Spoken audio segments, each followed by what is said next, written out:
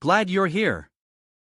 If you enjoy our content, make sure to subscribe and support us by donating. Now, let's dive into the story of I Just Want to Be Beaten to Death by everyone right here on GMT Recap. In the dark office, not a single person was in sight, only the glow of the computer screen and the sound of typing in the corner of the room. Eula sat in a chair, a red band wrapped around his forehead, jotting something down. His face was haggard, with dark circles under his eyes. Suddenly, Eula collapsed from the chair to the floor. He reached out, trembling, and grabbed the edge of the desk.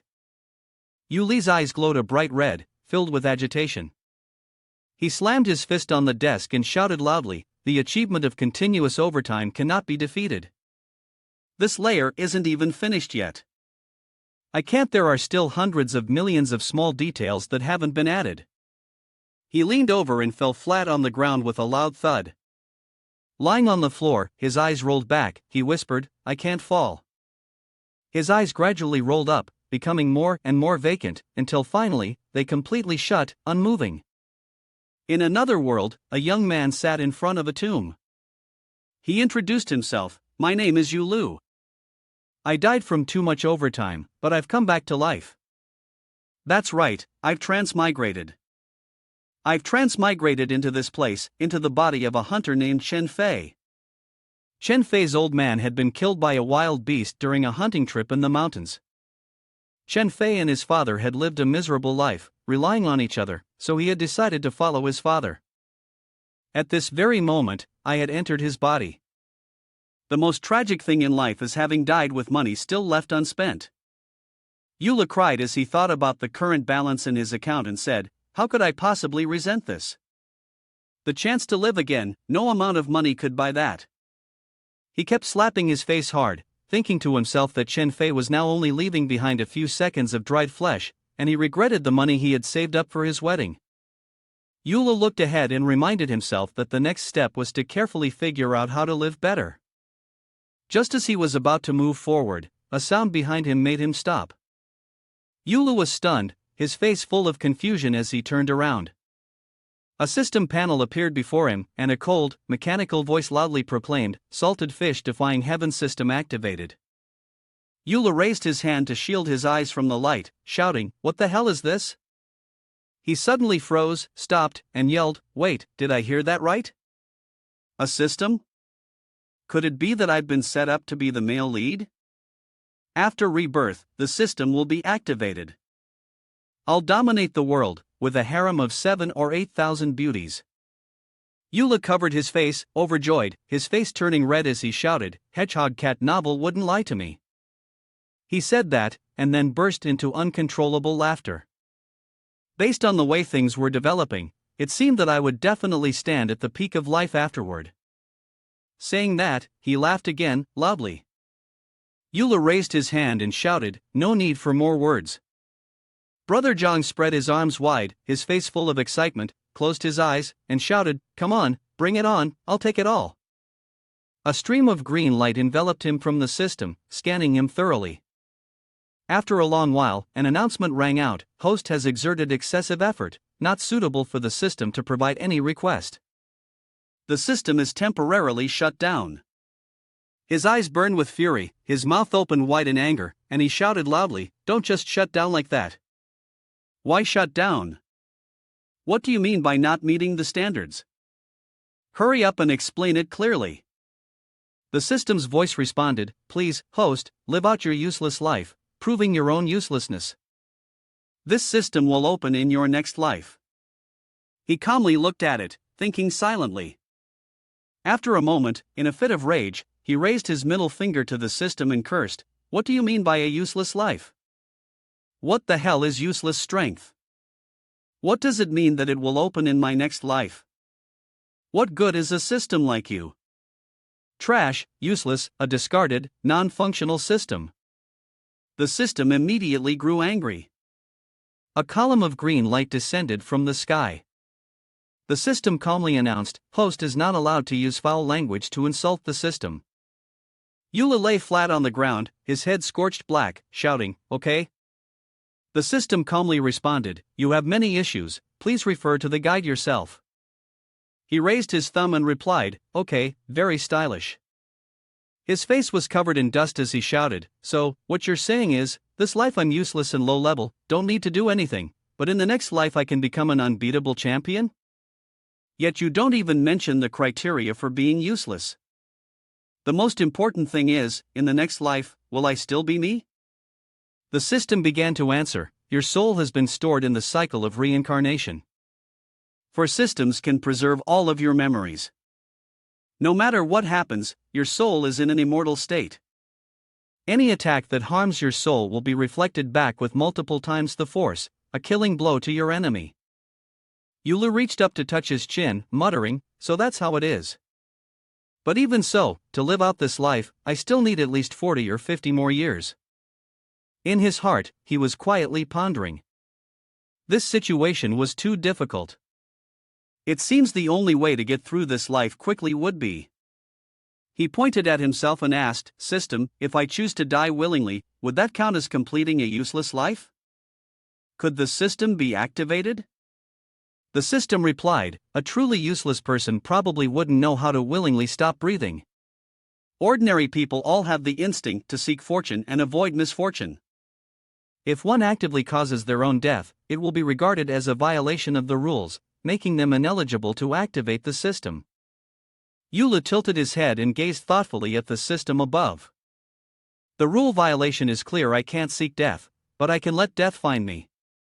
He stared at it and asked the system, "One last question, is my true identity Yulu or Chen Fei?" The system answered without hesitation, "The true identity is based on the body. Your true identity, host, is currently Chen Fei." Upon hearing this, he was delighted. He slapped his hands together and shouted excitedly, "All right, in the coming days, I'll try my best to live out this useless life." The system panel in front of him immediately turned bright red, flashing a warning. The system's voice echoed, "Are you sure you truly don't know how to make an effort?" Yu Li's face immediately darkened as he muttered, "Are you done? Get up." He sighed and answered, "I'll live this life free of desires and demands." The system panel displayed the words, "Wish you a smooth journey on the path of uselessness. If you have any further questions, feel free to consult me anytime. Goodbye." He gave a brief thumbs up and replied, "Okay." A flash of blue light flickered and disappeared. Yula stood there, lost in thought, staring at the sky above, silent. He gently pressed his lips together, then suddenly burst into a wicked laugh and said, "A system is just a system. No matter how powerful its functions are, it doesn't have a brain. It's useless, so what does it have to do with Yulu and me?" He clenched his fist and stepped forward, saying, "Now that I understand the situation, in order to quickly reach the next life where the system is unlocked, my goal in this life is to use external forces, high efficiency, and meet the requirements." A sound echoed in the sky above the forest. He shouted, "Go seek death." At night, in the demonic sect Soul Bewildering sect, a unified loud shout rang out, "Heaven protect the saintess, bring glory to our sect." Below the high platform, a crowd of people were shouting frantically, "Eternal life for 10,000 years, may we forever endure." A figure in black appeared on the platform, laughing loudly and shouting, "Well done." The slender, delicate hands grasped a pale pink pearl. The saintess of the Soul Bewildering sect, Shui Qingmi, held the pearl and said, "The enchanted divine continent is a demonic artifact left behind by high-level ancient cultivators. With it guarding us, the Soul Bewildering sect will surely rise to become the grand demonic sect." The black-clad crowd below shouted in unison, "Congratulations, saintess, congratulations, saintess." Suddenly, bright red rays shot out, speeding toward Shui Qingmi. Struck, she let out a small cry and raised her hand to shield her eyes.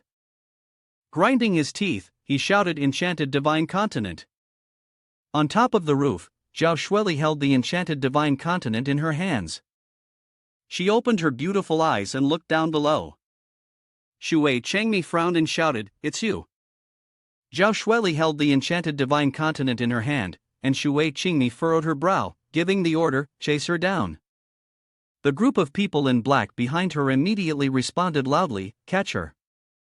Don't let her escape." The daylight shone on Yuli's hut. The window was slightly opened with a stick, and a sigh echoed from inside the hut. He lay flat on the small bed, thinking to himself, there's no suspicious situation to seek death in. This is quite a tough challenge, huh? I don't have any intention at all. He reached out and touched his stomach where the continuous growling came from. He frowned and groaned softly. So hungry. Eula tilted his head, thinking. Thinking also consumes energy, right? Dying of hunger could be considered breaking the rules. But the deep forest and high mountains. Where can I find food? Hunt wild animals? Suddenly, an idea flashed through his mind, and he blurted out, deep forest and high mountains. The sunlight streamed through the window. He braced himself against the cold and shouted, I'm someone who sits in front of a computer all day. How could I be skilled at hunting? This situation is exactly what I want to live, but it's also very hard to keep living, isn't it? On the hunting path, there's danger dying from getting lost, falling, being bitten by prey. Any of these could happen. I guess in about 3 to 5 days, I might end up following Chen Fei's father. Eula laughed loudly, his eyes shining brightly as he dashed forward, shouting, What are we waiting for? The bird quickly took off, flying swiftly out of the forest. He stood tall, shouting loudly, Come at me, my life is all in your hands. A wild boar with long tusks was charging towards him. He let out a loud yell. I'm about to be reborn as a king. The wild boar was almost within reach. Eula stood still with his hands on his hips, watching the large tusks come closer. The tusks arced upward. Suddenly, his hands moved on their own, reaching for the tusks. He was startled and screamed loudly. His mouth dropped open as he shouted in a piercing voice, What's happening? Why are my hands moving on their own? Eula suddenly bent over, forcefully tossing the large wild boar behind him. The boar was thrown far, breaking the earth beneath it. He remained in a state of shock, exclaiming, Oh my God, could this be Chen Fei's conditioned reflex as a hunter? Within the wings, Eula stood tall, staring at the boar lying motionless on the ground. The sunlight gently shone down, and Euli's face darkened as he stood frozen in place. Frowning and pursing his lips, he muttered to himself, Chen Fei, oh Chen Fei, why are you such an incredible hunter? You insist on making me inherit your expertise and knowledge. His eyes reddened, and in a fit of anger, he yelled loudly, The plan to die in the deep forests and high mountains has failed right at the spot. Am I really supposed to wait here for another 40 or 50 years? Should I just die already if a rock falls from the sky? The hut was immersed in silence, not a single sound to be heard. A fire fell from the sky, piercing through the roof of the hut. His eyes widened, almost popping out of their sockets, as he shouted at the top of his lungs, hitting his own house. He was astonished, yelling, Really? Did they actually throw a rock down? And they didn't even hit me? What's the point of throwing it at my house? Eula quickly ran inside the house, raised his hand to block the dust, and looked at the wreckage inside as a coughing sound echoed. He asked, What is this? Before him lay a series of wooden planks scattered on the ground. He picked up one of the planks and said, What bad luck! He hugged the piece of wood tightly, murmuring, Now I know where to stay. Suddenly, he jolted and let out a startled scream. Eula let out a loud cry when he saw Xueli, unconscious, lying on the ground. Eula pursed his lips and stared intently at Zhao Xueli. He carefully approached her, tilted his head to look up at the roof, and whispered, Falling from the sky, and equipped with a long sword, this is exactly the legendary cultivator. The sword he referred to was quietly lying on the ground. Eula cautiously moved closer and said, A cultivator who descends to this level isn't too bad, though I wonder if they're still alive or already dead. He pressed his ear to her chest, listening carefully, attempting to sense something, and then shouted, There's not even a heartbeat left, it seems like they're beyond saving. He raised his head, looked at her, sighed, and remarked, Such a young girl, so pitiful. His face suddenly turned pale and purple, standing frozen in place. Zhao Xueli stared at him with wide eyes, silently observing. Yulu, now frightened, took several steps back, opened his mouth wide, and cried out, "Miss, you mustn't misunderstand, I only wanted to check if you were still alive." She softly called out in pain. He sat dazed, staring at her in confusion, when a small stone fell from above and struck his head. In the forest, the high branches blocked some of the sunlight. Yulu, sitting near Zhao Shueli, said, "We can't stay in this house any longer." He looked at her calmly and said, "Right now, the only thing I can do is let you treat your injuries here. I'll go fetch some herbs for you." He turned his head and sighed deeply, frowning as he thought to himself that he didn't know how much longer he could stay. Behind him, Zhao Shueli was slowly removing her cloak. A sound came from behind him, and she called out, "No need." Yulu turned around in surprise and asked, "What?" He was instantly stunned, his eyes widening to the point of almost popping out of his head as he stammered, You, miss, what are you doing?" Her hand gently curved, creating ripples of water, and from within two white jade bottles, two vials appeared. Zhao Shueli looked at him and asked, "I have medicine here, but right now I have no strength left. Could I trouble you to apply it for me?" Two streams of blood immediately spurted out onto the ground, and Yulu couldn't stop the bleeding. He still reached out towards the two bottles, asking, "Are you sure?" Zhao Shueli turned her back to him and replied, "A cultivator doesn't mind the small details." Yulu took the medicine bottles and approached her cautiously, calling out, "It's not that you don't mind the small details, it's that you're being too generous." She heard this and responded, "I'm sorry to trouble you." He dipped his fingers in the medicine and raised his hand, about to apply it to her back, but then suddenly paused. His eyes widened, and he silently thought to himself, gazing at the intricate wounds on her flawless white back, he muttered, "The wounds are too severe." He placed his hand down to apply the medicine to her back. As soon as he touched her, the medicine immediately began to absorb. The wound quickly began to close at an astonishing speed. He gazed at the wound gradually healing and asked in astonishment, "This medicine is remarkably powerful. Is this the treasure of immortal cultivation?" Yulu, somewhat skeptical, cautiously inquired, "Miss, what about these wounds?" Zhao Shueli lifted her hand to pull up her sleeve and replied, "It's a long story." She then clasped her hands in front of him and introduced herself, "I am Zhao Shueli, a disciple of the Asking Sword sect. Thank you for your help, brave sir." Yulu stared blankly at Zhao Shueli and, clasping his hands, said, "I am Yulu, a hunter." He fell silent for a moment, deep in thought, before pointing upwards with his finger and stammering, My name is Yulu, a hunter." He pointed directly at the sky and asked, "Miss Zhao, how did you fall from the sky?" She excitedly recounted, "A few days ago, I learned that the demonic sect Soul Bewildering sect was plotting a grand scheme. To prevent the suffering of innocent lives, I went there to exterminate demons and destroy their path. Unfortunately, I was too weak to match their strength, and they pursued me relentlessly." Zhao Shueli turned to look at him and said, "After that, I fell here and crashed into your house. But don't worry, brave sir. Once I return to my sect, I will make sure to compensate you." Yulu turned his head and sneered inwardly, "You came alone to attack a sect, are you an idiot? And yet you're still alive, truly impressive." He turned to look at her and asked, "Miss Zhao, do you have any plans now?" Zhao Shueli turned her head to look at him and said, "The grand plan of the demonic sect has been thwarted, and the magical artifact they lost will certainly not be something they'll give up on. There will definitely be more major moves in the future. I must immediately return to Asking Sword sect to report this." Suddenly, her eyes widened. Then, Zhao Shueli leaned against a tree and spat out a large mouthful of blood. Yulu was startled and shouted, "Miss Zhao." He hurried over, concerned, and advised, "Miss Zhao, your injury is severe, and if you encounter danger along the way, you might not be able to handle it." She raised her hand to cover her mouth, letting out a groan, and said, "Can I trouble you to escort me back to the sword sect?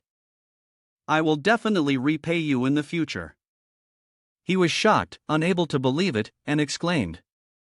She immediately shook her head and denied it, "Forget it, it's too dangerous." Yulu looked at her and asked cautiously, "Miss Zhao, how far is Asking Sword sect from here?" She sighed and answered, "At least half a month to get there." The sound of the forest echoed as he inquired, "There will surely be assassins from the demonic sect hunting us along the way, right?" "Not wrong, you could say the situation is extremely dangerous, basically a life or death situation." The eyes of the monster opened as it heard him speak. "All right, I understand." He covered his mouth with his hand, chuckled lightly, and then asked, "System, if I escort this young lady and get killed by an assassin along the way, that wouldn't break the rules, right?" The system's voice responded, "Although incompetence will not actively engage in chivalrous acts, if one helps others joyfully and then dies unexpectedly in an accident, it does not count as a violation." Zhao Shueli immediately shouted excitedly, "Asking a mere mortal like you to escort me is too abrupt. You shouldn't agree, and I won't force you." Eula covered his mouth and called out. He gave a thumbs up and pointed to himself, saying, "Not abrupt at all. I've already agreed." She shouted in confusion, "What? You agreed?" He turned and walked away, replying, "Yes." Eula pretended to call out loudly, "Miss Zhao, you, for the sake of the people, are risking everything by charging into the den of tigers and dragons alone. Although I, Eula, am just a mortal, I know righteousness, so of course, I must stand with you against the demons and villains, advancing and retreating together." Zhao Shueli's eyes widened in disbelief, thinking to herself, "This person is lying, but I don't sense any malice. Why is that?" "Never mind, heading to Asking Sword Sect is more important." She looked at him, confirming with a question, "Are you sure about this?" Eula didn't turn around as he replied, "Of course, especially since there's the matter of the reward. I believe I'm blessed with good fortune." With that, he burst into laughter. She politely said, "Then I'll have to trouble you, hero. The demon sect's assassins could be upon us at any moment, we should set off quickly." He agreed, "All right, give me a moment to prepare." Eula glanced at the tombstone and said, "Elder Chen, I'll borrow your son's body for a while. I'll make sure to die quickly so that he can rest in peace." A voice rang out from the sky, "In these deep forests and mountains, I can't possibly die. If we run into a few demon sect assassins on the way, won't it be easy for me to die?" He laughed loudly, then turned around and called, "Miss Zhao, are we heading out?" She quickly responded, "Yes." Meanwhile, at a tall wooden gate, a loud voice cursed, "A bunch of useless fools." The group of black-clad individuals lowered their heads, listening to the scolding. "Zhao Shueli, damn her, ruining our soul-bewildering sex plan that we've worked on for 50 years. A pair of slender legs stepped forward. Shui Qingmi raised one leg and shouted, "I will not let you off." She glanced downward and frowned, then shouted, "Zhao Kuani." An old man in black, leaning on a cane, stepped forward. He muttered softly, "Greetings, holy maiden." He bowed his head and listened to her instructions, "Zhao Kuani, you are a master of our sect." Shui Qingmi raised her voice and commanded, "I order you to hunt down Elder Zhao Shueli, who wields the sword of the Asking Sword Sect, and also to bring back the demonic artifact, the enchanted divine continent." Zhao Kuani lowered his head in respect and responded, "Rest assured, holy maiden. Leave it to me." Suddenly, his eyes widened. A man in black appeared, holding a cloak, and said, "Even a lion must use all its strength to catch a rabbit. Zhao Shueli's combat abilities are unmatched, do not underestimate him. To ensure there are no flaws, take this with you." The man released the cloak from his hands. Zhao Kuani reached out and grabbed it, his eyes widening in shock as his pupils vanished entirely. He exclaimed in excitement, This is really for me?" Shui Qingmi calmly replied, "It's temporarily for you to use." She looked at him with a promise, "If you can kill Zhao Shueli, you will be rewarded." He knelt on the ground, shouting, "Thank you, holy maiden." She smiled cruelly and said, "Zhao Shueli, not only are you gravely injured, but you've also inhaled the soul-guiding incense, which will allow me to track your every move. You can't escape." In the darkness, a breath of air slowly rose into the sky, near the burning fire where Eula was. He was sleeping soundly. Zhao Shueli stepped closer, approaching where he lay asleep. He opened his mouth wide, letting out a deep, contented snore. Her hand reached out, drawing closer to him, gently resting on his chest before slowly slipping inside his shirt to rub gently. His eyes cracked open slightly, a hint of suspicion in his voice as he asked, "What's going on?" Joshua, her face flushed, exhaled warm breath as she continued to touch his chest. His eyes immediately widened in surprise. Blood began to trickle from his nose, flowing down both sides of his face. He thought to himself, is this a sensitive moment? Things are moving too fast. Eula glanced at her, silently thinking, this is really quite stimulating. Joshua, still blushing, leaned closer to his ear. She parted her lips slightly, exhaling into his ear, and whispered, "They're here." Eula, confused, pondered in silence. His brows furrowed as he let out a confused sound, "Huh?" Joshua blushed and called out, "Be careful, the people from the soul bewildering sect are coming." He jerked upright, asking, "Really? Where are they?" His voice echoed in the space as he quickly inquired, "Are there many of them?" Her voice came as a reminder, "Shoo, keep your voice down." He stared blankly at Joshua, who was kneeling on top of him. She turned her head to the side and said, "That person is extremely cautious, not coming any closer. The foul spell from the soul bewildering sect is the mountain shamanic art. The one in these bones will awaken the 7 emotions and 6 desires. Look carefully, don't you see a layer of pink mist around here?" He turned his head to look at the pink mist outside. Eula observed it and said, "So that's what it is. No wonder my mind was full of images about healthcare and sex education just now." He raised his hand to cover his mouth and coughed loudly, "I knew it. After all, I've watched so many movies, I almost lost my way myself." Joshua looked at him, exposing that the mountain shamanic art only affects women. Hearing that, he blushed, feeling embarrassed. Suddenly, Joshua bent over and started coughing uncontrollably. He was startled and asked, "Miss Zhao, are you all right?" Her face was flushed, sweating, and she replied, "I can still bear it for now." The full moon shone brightly above. Eula extended his hand to help her sit up. He brushed the sand off his knees, stood up, and asked, "So, what should we do now?" Joshua gasped and answered, "At the moment, there are 2 ways to break this situation. One is that I still have a trump card, but the killing power of this card is too strong." He was stunned as she continued, "After using it, the enemy will surely die. Perhaps you might die with them too." Hearing this, his eyes brightened and he cheered. "Really? Really? No problem, I agree, use it quickly." She closed her eyes and gently called out, thinking that the soldier would definitely not agree, right? "I can't let an innocent benefactor die with me." His face darkened, and he felt a deep sense of urgency. "Please don't, I agree," Zhao Shueli calmly explained. "Secondly, the location of the enemy is to be found by you, then I'll draw my sword and kill him." Eula pointed at himself and asked, "I have to find him?" She looked at her hands and murmured, "It seems like we need some kind of magical artifact to conceal our movements. Right now, my familiar is not as strong as before, so it can't locate him. But since you grew up in the forest, perhaps amidst the tangled woods, you might be able to find his trace." He furrowed his brows and stared at her intently.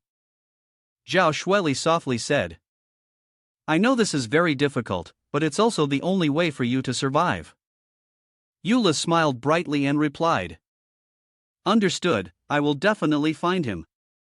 He raised his hand to make an OK sign, smiling to himself, thinking, "The chance for me to die unexpectedly has come." Dear readers, see you in the next book. A dark figure was hiding behind a tree not far away. Zhao Kuani was wearing the invisible cloak, sneaking a glance at the 2 people. He thought to himself, the saintess's divine concealment garment is indeed powerful. Not only can it avoid the detection of a cultivator's spirit servant, but it can also conceal my presence from the senses of others. Zhao Kuani looked at the 2, silently thinking, even if their hands touch, they won't be able to perceive what I am. I am nothing. He glanced at the man, stood up, and said, "Once the mountain shamanic art sinks into Joshua Li's mind, I'll act immediately to kill her." Wait. Hold on. He looked at Eula standing up and whispered, "It would be a shame to kill her like that. If I could, along with her, expel the yin and replenish the yang, not only would we reach bliss, but I could also obtain her original essence. My cultivation would soar." The man had appeared behind a tree, tilting his head and looking at him. Zhao Kuan-yi was unaware, still silently calculating. Moreover, the woman still possessed the enchanted artifact, the enchanted divine continent, which I had just seized from the soul-bewildering sect.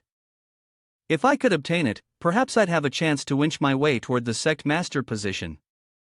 He saw the man holding a bow, looking around, and was shocked, thinking, "Huh?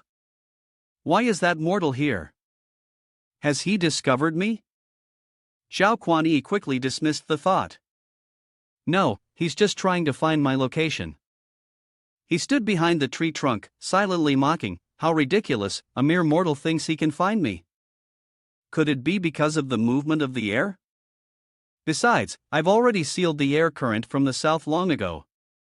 You can only assume I'm in the south. In reality, I'm in the north." He laughed loudly. "Didn't expect that, did you?" He shrank back, trying to hide, but suddenly his eyes widened in shock. An arrow sliced through the air, speeding towards Zhao Kuan-yi. He cursed under his breath, "Damn it!" The arrow shot straight for Zhao Kuan-yi's eyes. He immediately raised his hand, generating a force to block it. Under the high-hanging moonlight, the arrow was snapped in two by Zhao Kuan-yi. Yulu was startled, his eyes widening in disbelief. He shouted, "It's over. My plan has failed." He panicked and yelled, "My position has been exposed." He clutched his head with both hands, screaming frantically, "How could one arrow hit me so easily?" A minute ago, Eula had been holding his bow and arrow, scanning his surroundings, deep in thought. The mountain shamanic art was blowing in from the south. The enemy is in the south, so if I shoot to the north, there's no way it'll hit. He raised his bow, aiming perfectly. Every arrow shot was supposed to be beyond the protective range of Zhao Shueli. This spot is an open area with no cover. Yulu immediately knocked an arrow, aimed at that spot, and in his mind, he ran through the plan. When I go to retrieve the arrow later, the enemy, hiding there, will reveal themselves, and without hesitation, they'll kill me. Next, a person in black rushed out and swung a sword towards Yulu, shouting loudly, "Die!" Then he cried out and fell down, "I am dead." A tear fell from his eye onto the ground. Eula sobbed and muttered, "My plan was so meticulous, but, my friend, why did you have to hide there?" He bowed his head and sighed, "I guess I'll have to wait for the next opportunity. If the enemy has come, Miss Zhao will certainly not let him go." Eula looked up at Zhao Kuan-yi, quickly escaping, and cursed, "Damn it, running right in front of me." He turned his head to look at Zhao Shueli, who was trembling behind, and pondered, "Why is Miss Zhao not making a move?" Eula scratched his head in confusion and asked, "Why didn't you act just now?"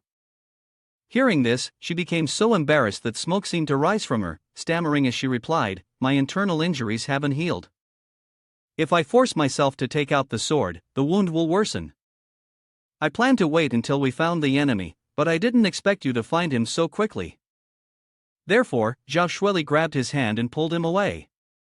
Immediately, Yuli's face filled with panic as he watched his arm being pulled. Her face turned bright red, and she shouted with force, "Let's do it again. This time, I will definitely seize the opportunity to kill him." He panicked and forcefully pulled his hand back, shouting, "I'll try, Miss Zhao, you hang in there a bit longer." After that, Yulu began placing an arrow on his bow and said, "This time." He furrowed his brows, raised his head to look ahead, and called out, "There's no way I'll hit again."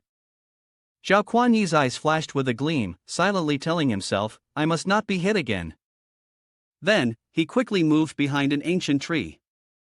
Under the moonlight, Zhao Kuan-yi swiftly darted through, leaving only a shadow. He hid high in the tree and let out a mocking laugh. Ordinary people could never guess I would dare return to the same position.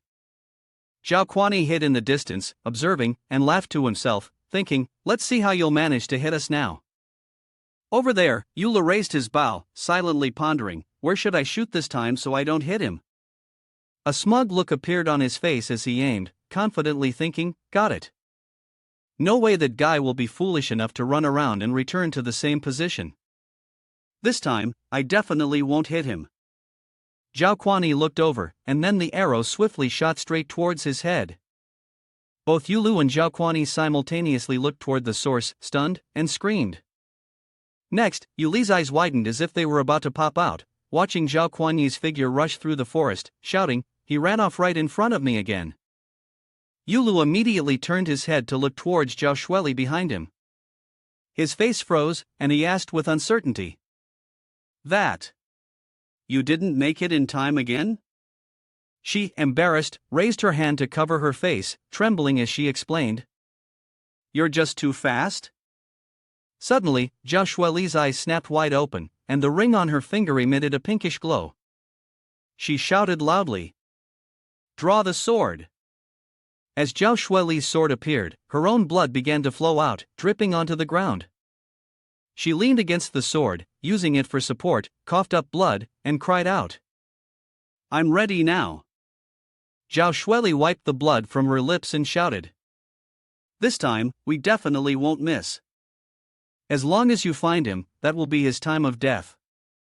Yulu, seeing her like this, remained uncertain and asked, "Are you sure you're all right?" He raised his sword high and silently prayed, "Great Elder, please, just give it your all. Please, for the love of everything, don't let me hit the wrong target." Meanwhile, Zhao Kuani soared into the air, looking back at the two of them, and thought to himself, "The effects of Zhao Shueli's medicine are about to take full effect." He quickly rushed towards them, making a decisive decision. "This is the last chance. Whatever happens, I'll gamble it all, live or die." Yulu raised his bow, aimed at the sky, and pondered. "Where should I shoot?" Zhao Kuani anxiously thought, "Where should I hide?" His arrow was constantly aimed at him. Both of their minds were thinking simultaneously, "No matter where I shoot, it's not safe. No matter where I hide, it's not safe." Then, Zhao Kuani sat on a tree branch. Yulu squinted, thinking to himself, "I must find a spot, he definitely won't hide there." His eyes widened as he muttered to himself, "I must find a spot, he definitely won't shoot there." Suddenly, a flash of light appeared. Zhao Kuani immediately appeared behind Yulu and shouted, "Got it!" He appeared above his head. Yulu also raised his bow, aiming carefully. Both of them simultaneously shouted, "It's here!" Zhao Kuani looked at the arrow in front of him, thinking, at this moment, the arrow is only 2 centimeters away from me. He panicked and thought, "I can't dodge in time anymore. This damn guy must have seen me, he's pretending he didn't." Zhao Kuani stared wide-eyed at the arrow so close to his face and shouted, "After all this, you're clearly mocking me. You're shameless and despicable." The arrow struck him, and he screamed, shamelessly. Yulu, seeing this, felt his vision blur, cursing inwardly, "Are you sick or something? Why the hell do you have to scream right in front of my arrow?"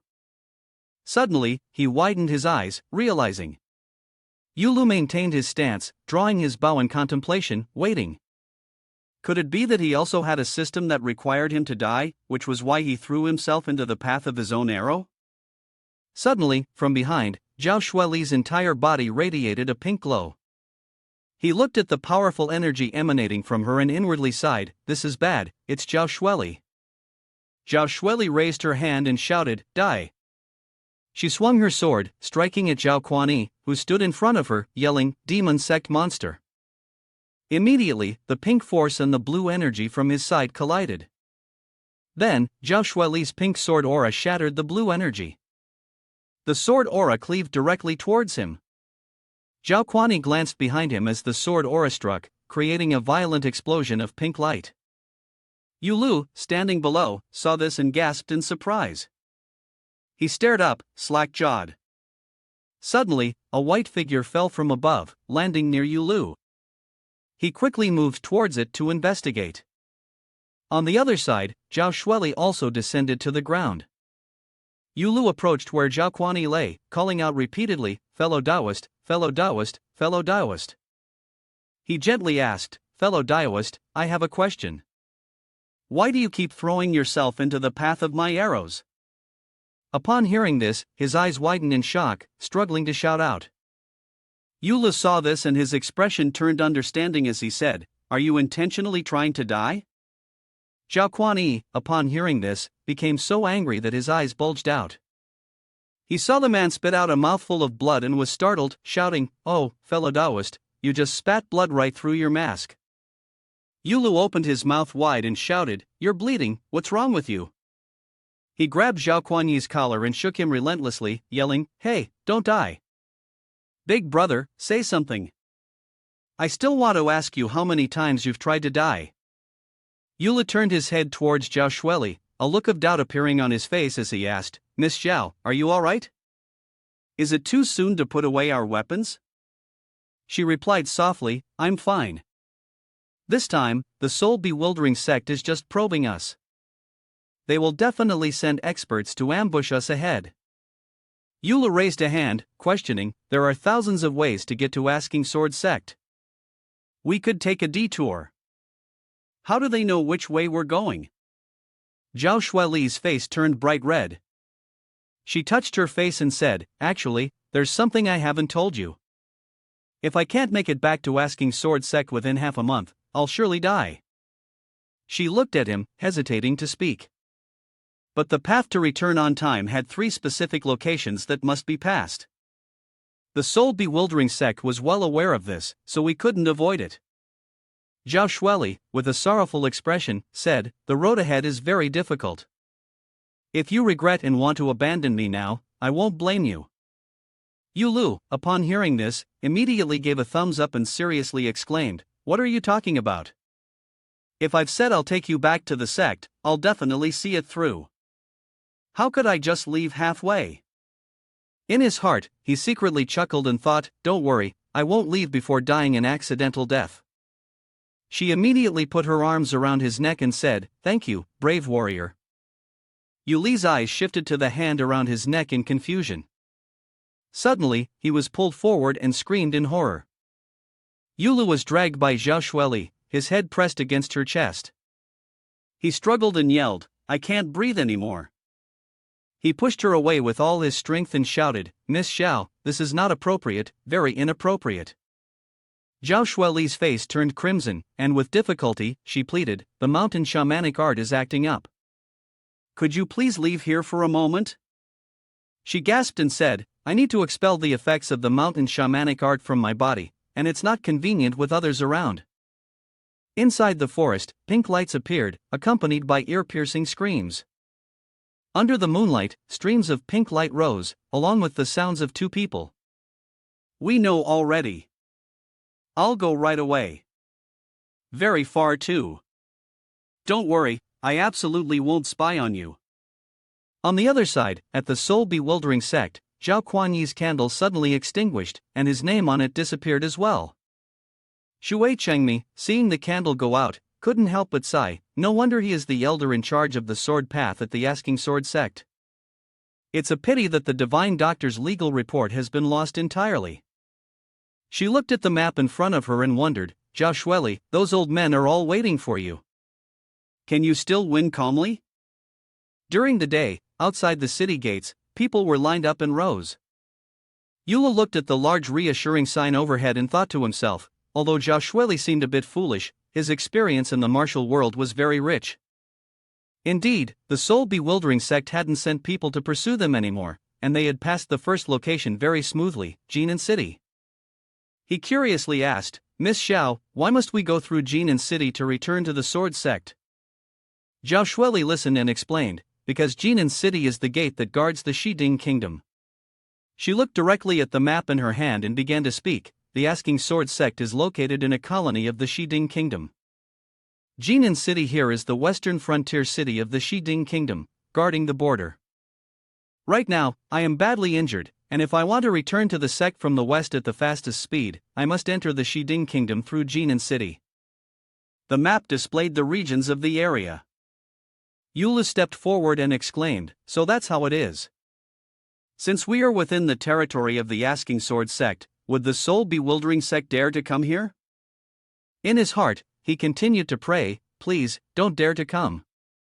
My plan of an unexpected death relies on you guys. Joshua, with a serious expression, shouted, the Asking Sword sect is the #1 righteous sect, and the soul-bewildering sect will not dare to act recklessly. But from afar, the demonic sect has always resorted to any means to achieve their goals. To stop me, the next ambush will grow more and more dangerous. It can be said to be a life or death situation. Upon hearing this, Yuli's eyes sparkled, and he clapped his hands in secret joy. Life or death, whatever. Soul-bewildering sect, hurry up and come. The two walked along the street, and in his heart, he muttered, my small, tender, and delicious life is craving for your big knives to the point I can't stand it anymore. At night, in a room, a groan was heard. I can't stand it anymore. Now all I can do is long for death. Behind the screen, Zhao Shueli was standing and showering, revealing her seductive figure. On the other side, Yu Lu, who was planting banana trees, saw this and had a nosebleed. He closed his eyes and cursed in his heart.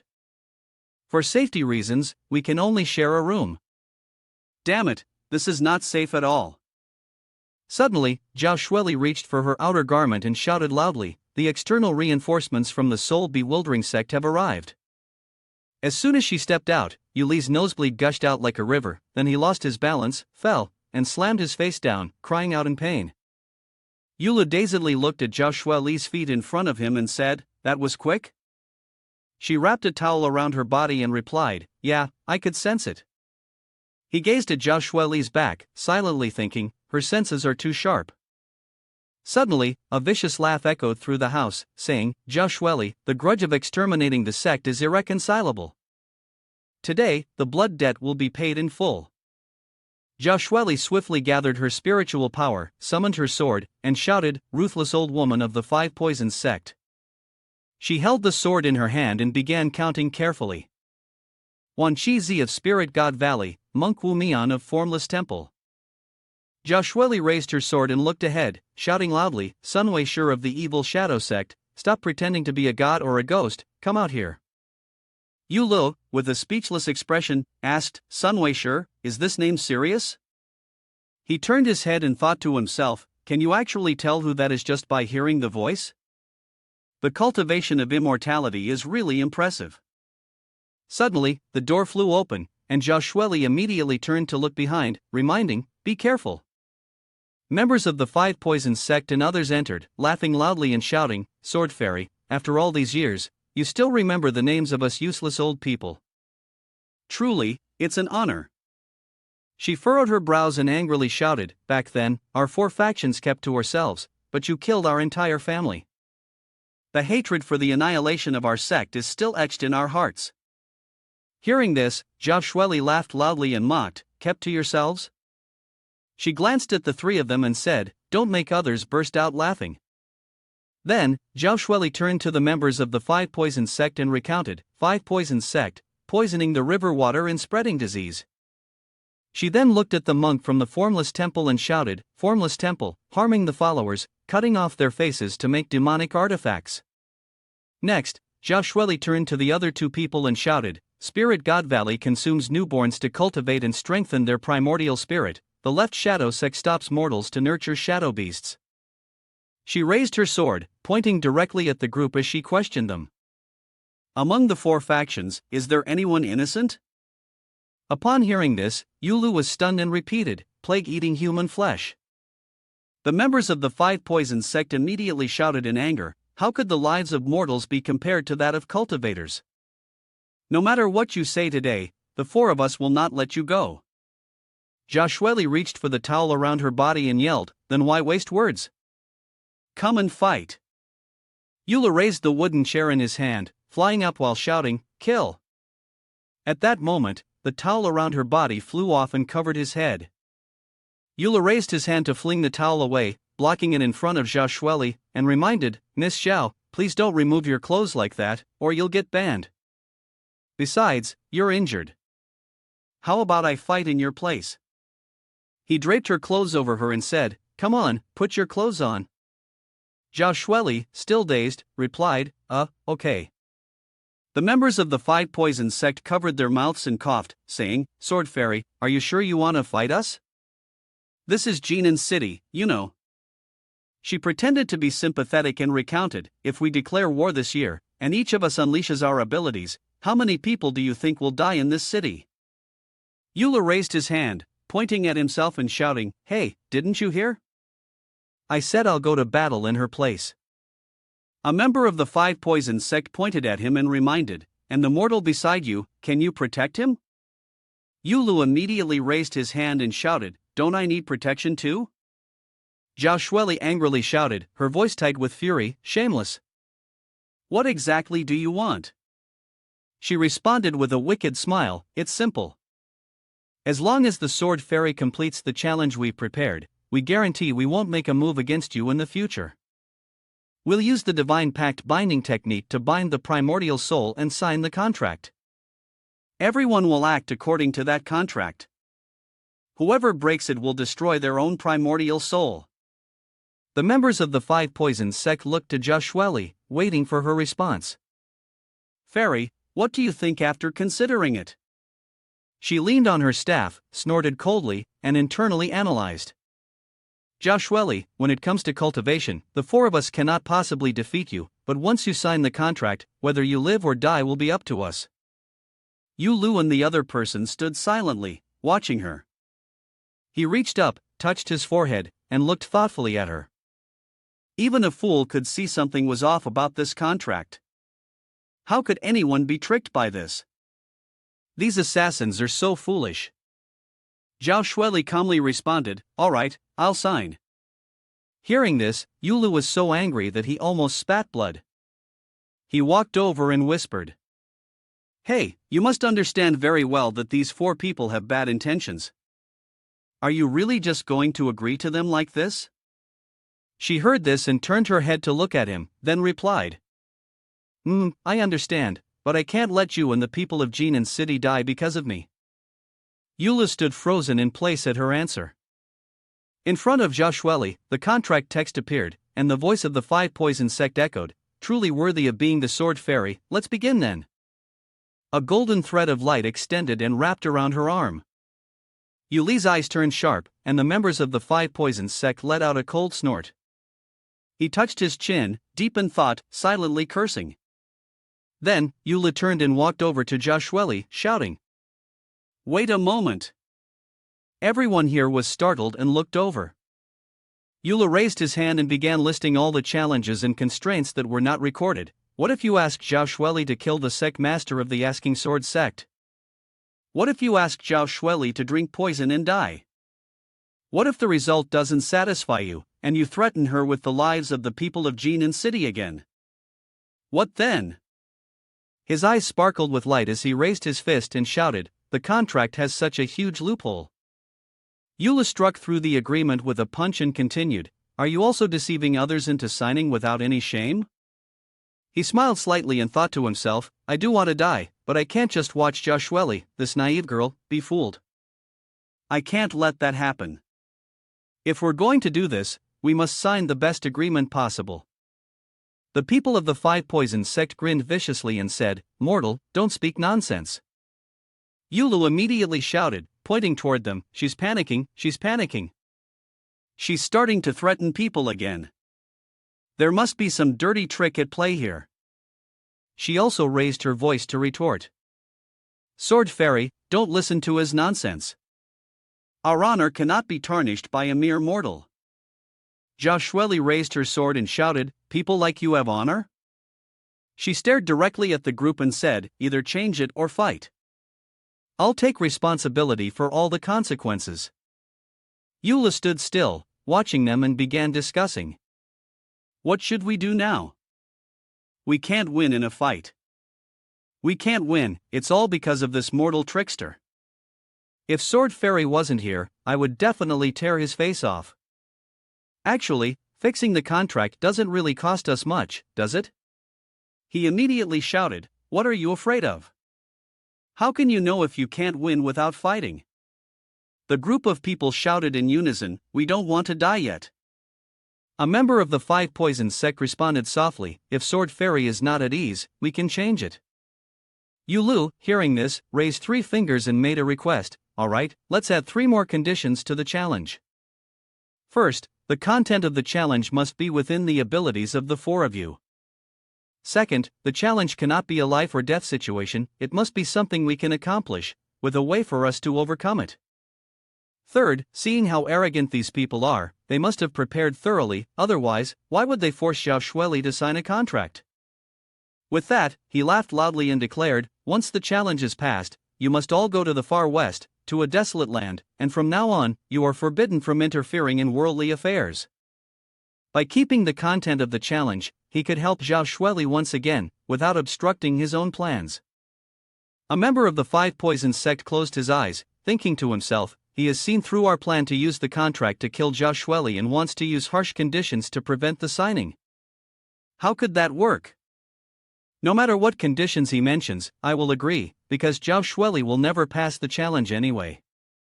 Yulu calmly suggested further. We also want to add Yulu to any part of the contract that involves Zhao Shueli. She pointed her staff towards him, shouting loudly, fine, this is trouble you've brought upon yourself. A mere mortal who doesn't know the vastness of the heavens and earth, you will surely regret this. He inwardly sighed, thinking, if I don't sign, I'll be the one to regret it.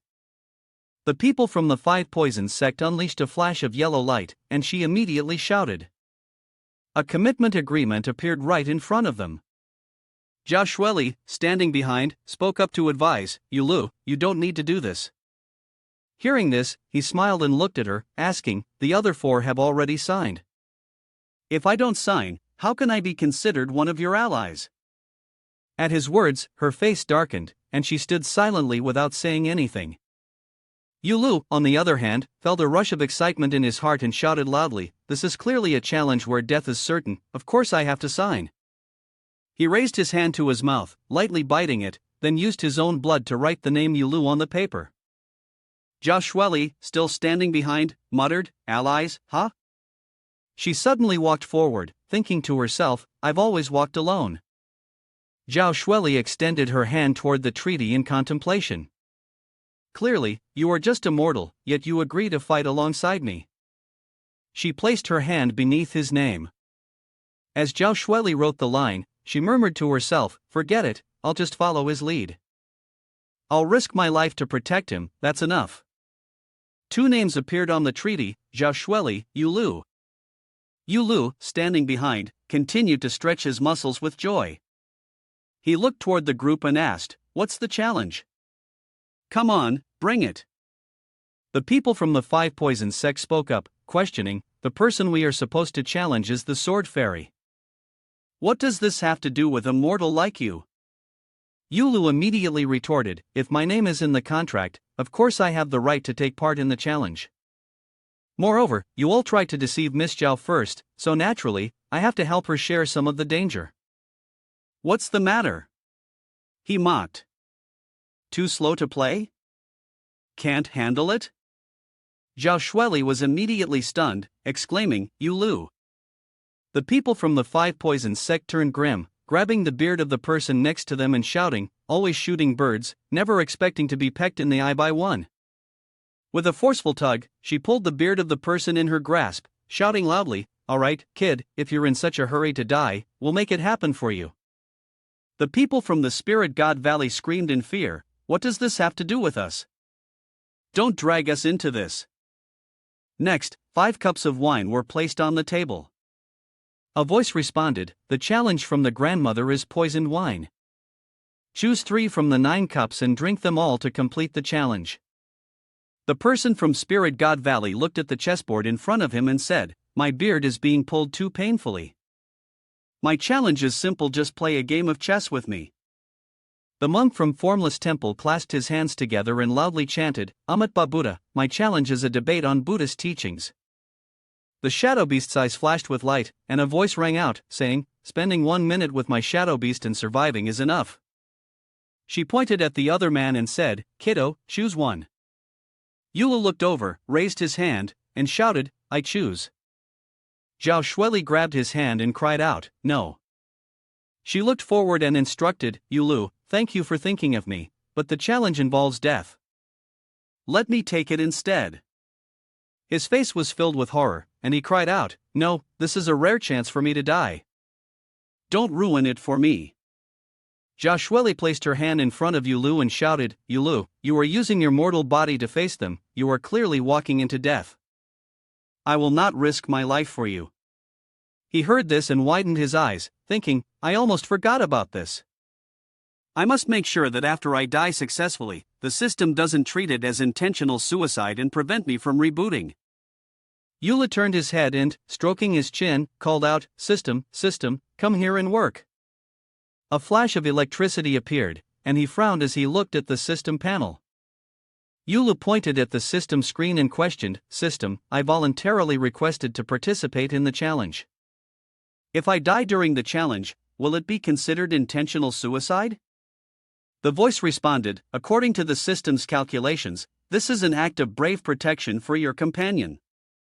The screen displayed the answer, it's not certain you will die. Not counted. Hearing this, Yula felt relieved and thought to himself, that's good, now the only problem is Joshua. I need to find a way to convince her. He looked at his arm in front of him and sighed, looks like I'll have to use that trick after all. Yula looked straight ahead and said seriously, so, you're just like the others, thinking I'm useless and unworthy of completing the demonic sex challenge. Joshua, hearing this, was startled and looked back at him. Yula quickly walked past her, continuing, all this time, I thought we were like close sisters, trusting each other. We even signed the contract together. Didn't expect all of this to be just my one-sided wish. From beginning to end, you have always looked down on me as a mere mortal. His face darkened as he lowered his head. Zhao Shueli hesitated and explained. Yulu? Two members of the Five Poison sect in Spirit God Valley, wearing black sunglasses and flexing their arms, shouted loudly, they're fighting, the fun is starting. Yulu raised his trembling fist and shouted. He turned his head, revealing his sparkling eyes and said, I'm not listening. The two of them froze in place, then simultaneously turned their heads to the side and made a retching sound. Joshua, panicked, screamed, don't come near, go away. Yulu, hearing this, pouted and replied coquettishly, okay then. She screamed, speak properly. His eyes were full of seriousness, the corner of his mouth lifting slightly as he thought, the first challenge I'll pick is ruthless old woman, of course, I'll choose the poison wine. A quick and effective death like that. If it weren't for the fact that suicide is forbidden, I would have used it a long time ago. The members of the Five Poison sect quickly swapped the wine cups, and she pointed ahead, laughing loudly, from top to bottom, each row chooses 1 cup to drink. After finishing 3 cups, you will have passed the trial. According to the requirements in the contract, not all of these 9 glasses of wine are poisoned. Whether or not one can find a wine that is not poisonous depends on the skill of the person. Yula looked at the glasses of wine on the table, deep in thought. How about just picking 3 at random? After all, there are 9 glasses, it's impossible for all 3 of them to be safe at the same time. He crossed his arms, staring at the glasses intently as he analyzed. But last time, the invisible man, all 3 times, was hit by arrows. To be safe, we should. Yula furrowed his brows, thinking to himself. However, the first row of these 3 rows of wine was completely clear, and there was no way to tell any difference. Then, he picked up a glass, sniffed it, and rubbed his chin. It doesn't smell like anything. Yula picked up another glass and exclaimed, this second one smells a bit fishy. Suddenly, his eyes widened in surprise. After drinking it, Yuli's entire body went limp. He shouted, ugh, my legs are numb, my arms are numb too, I'm going to fall. His eyes bulged, and then he immediately collapsed onto the ground.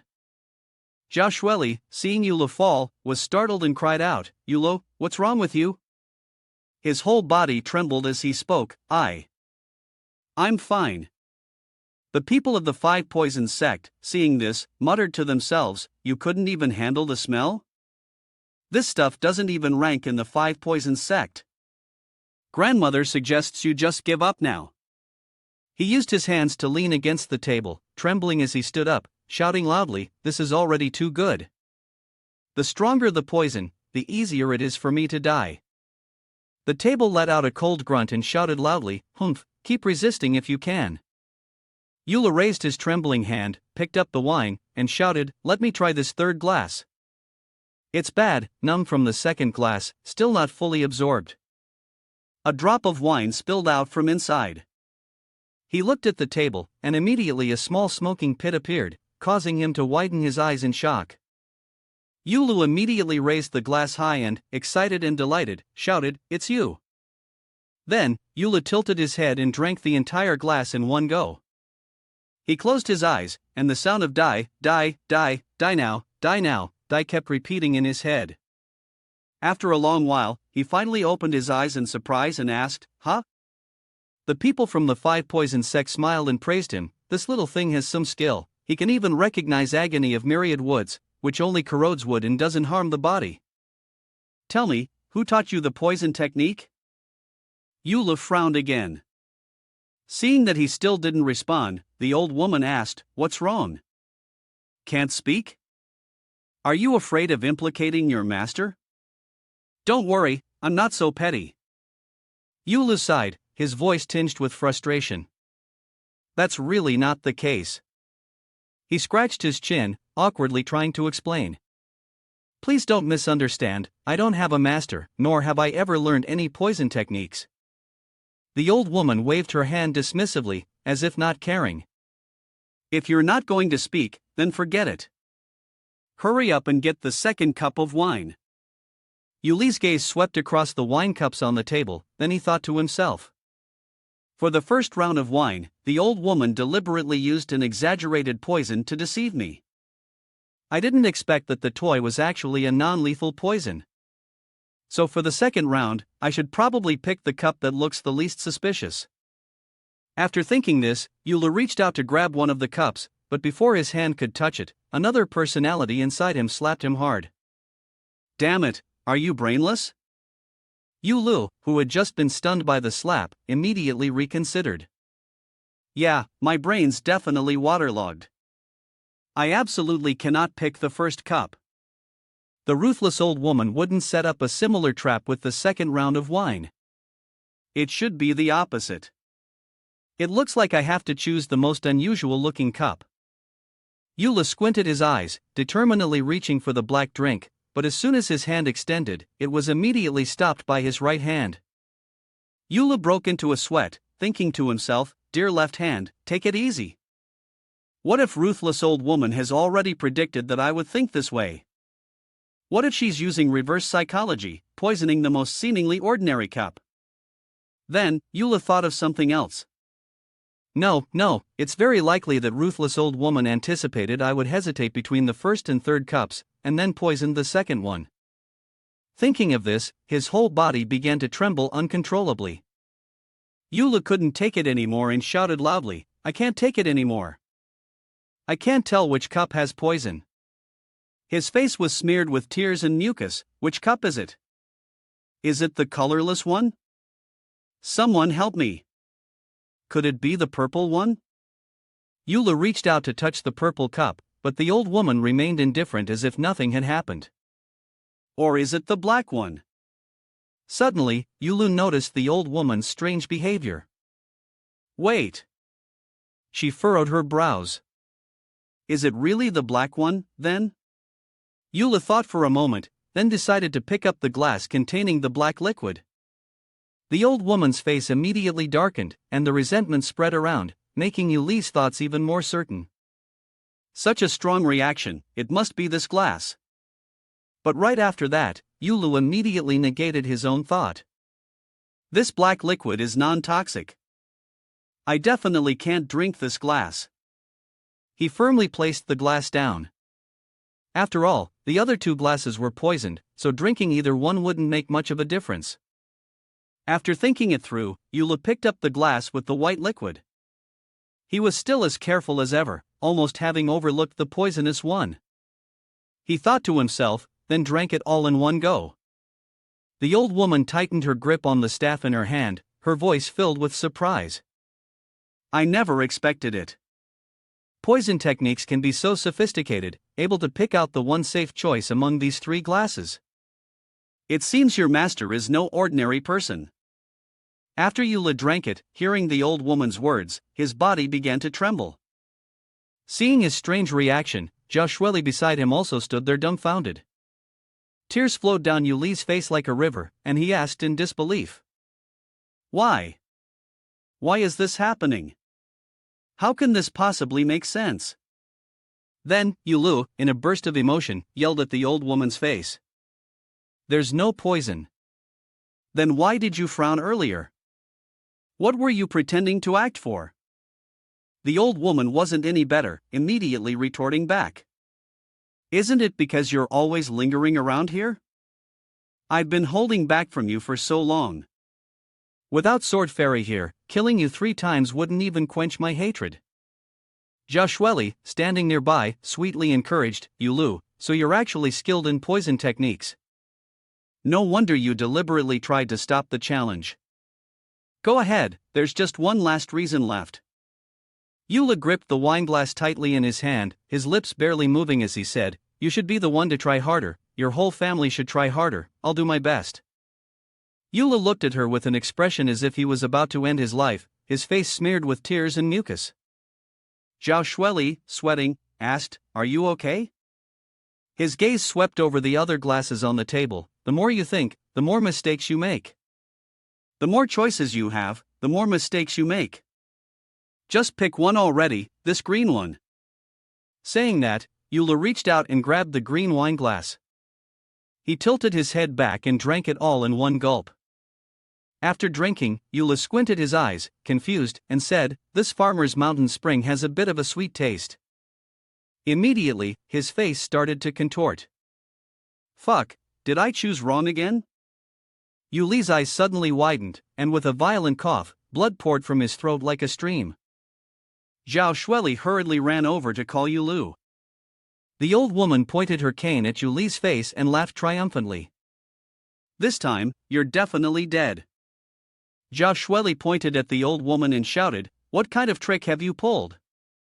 The old woman calmly said, although he was able to avoid the first 2 rows of poison wine, no matter which cup he picks from the 3rd row, death is certain. All the wine in the 3rd row is poisoned. The old woman laughed maniacally, ha ha. She paused for a moment before continuing, only when you drink the 2nd cup in the 1st row, the 3rd cup in the 2nd row, and the 2nd cup in the 3rd row. After drinking all 3 cups of poison wine, their toxins will neutralize each other. Then, you'll be safe. This is the only way to survive my challenge. The old woman glanced at Yulu. What a pity, now he will only live for at most 2 more hours. Suddenly, Yula raised his head and, with a dazed expression, said, Old lady, are you sure I've drunk poisoned wine? I feel completely fine, in fact, I even want to go dance some disco. Dance disco? Zhao Shueli was stunned, completely not understanding what he was talking about. The old woman remained unfazed and calmly said, You're just reflecting on your past now. Then I can rest easy. He panted in response, then, with a smile of joy, thought to himself, Damn it, after being tortured for so long, I can finally die. Seeing Yuli's delighted expression, the old woman puzzledly wondered, This kid's been poisoned, so why is he so happy? Never mind, dealing with Zhao Shueli is the priority. She turned her gaze to Zhao Shueli and said, Sword Fairy, there are still 3 challenges left, and this time, no one can help you. At that moment, Yuli's voice rang out. Wait, I'm not dead yet. Why is it her turn? Yula pointed his finger at the old woman's face and angrily declared, If I can still last 2 more hours, then I'll be the one to take on the challenge. For the next challenge, I choose to play chess. He grinned mischievously, thinking that the remaining challenges would only guarantee his path to death. Come on, push me to my limits. After a while, Yuli's chessboard had turned into a battlefield. Both of them were playing with all their might. Move, move, move, move, move. The old man was just as quick with his hands. Useless, useless.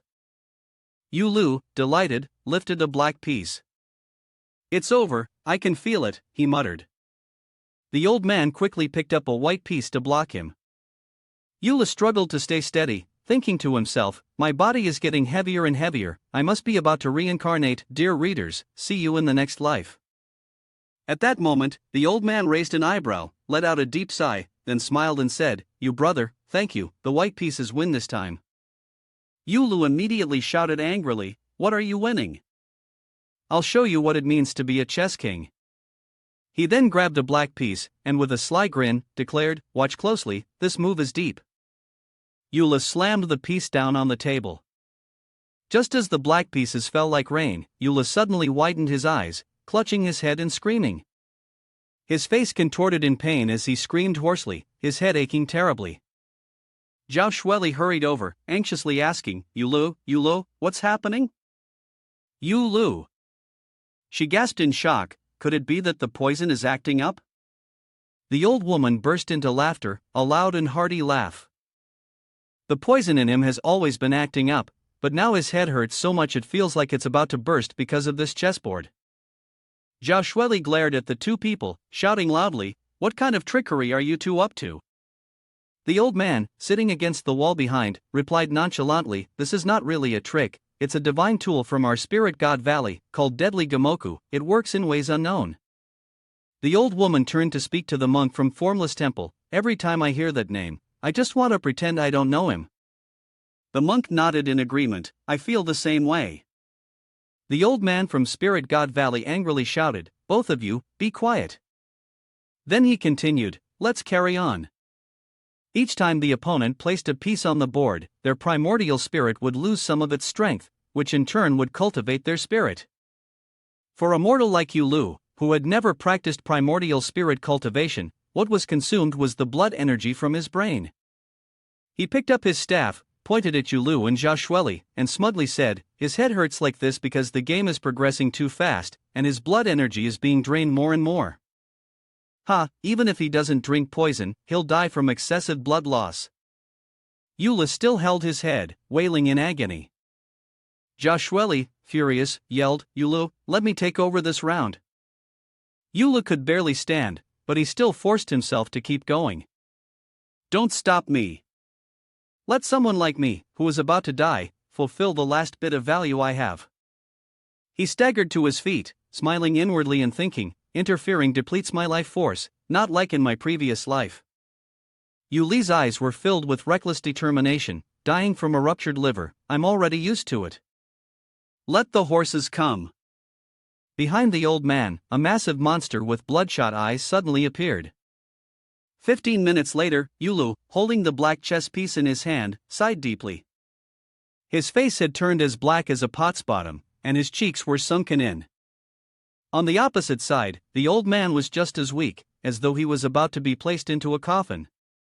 Yula struggled to keep his bleary eyes open, gasping for breath. He was on the verge of collapsing, but he picked up another piece and placed it on the board. The old woman sneered triumphantly, "He won't last much longer." Zhao Shueli, standing nearby, immediately tensed up. She anxiously shouted, "Yulu, stop.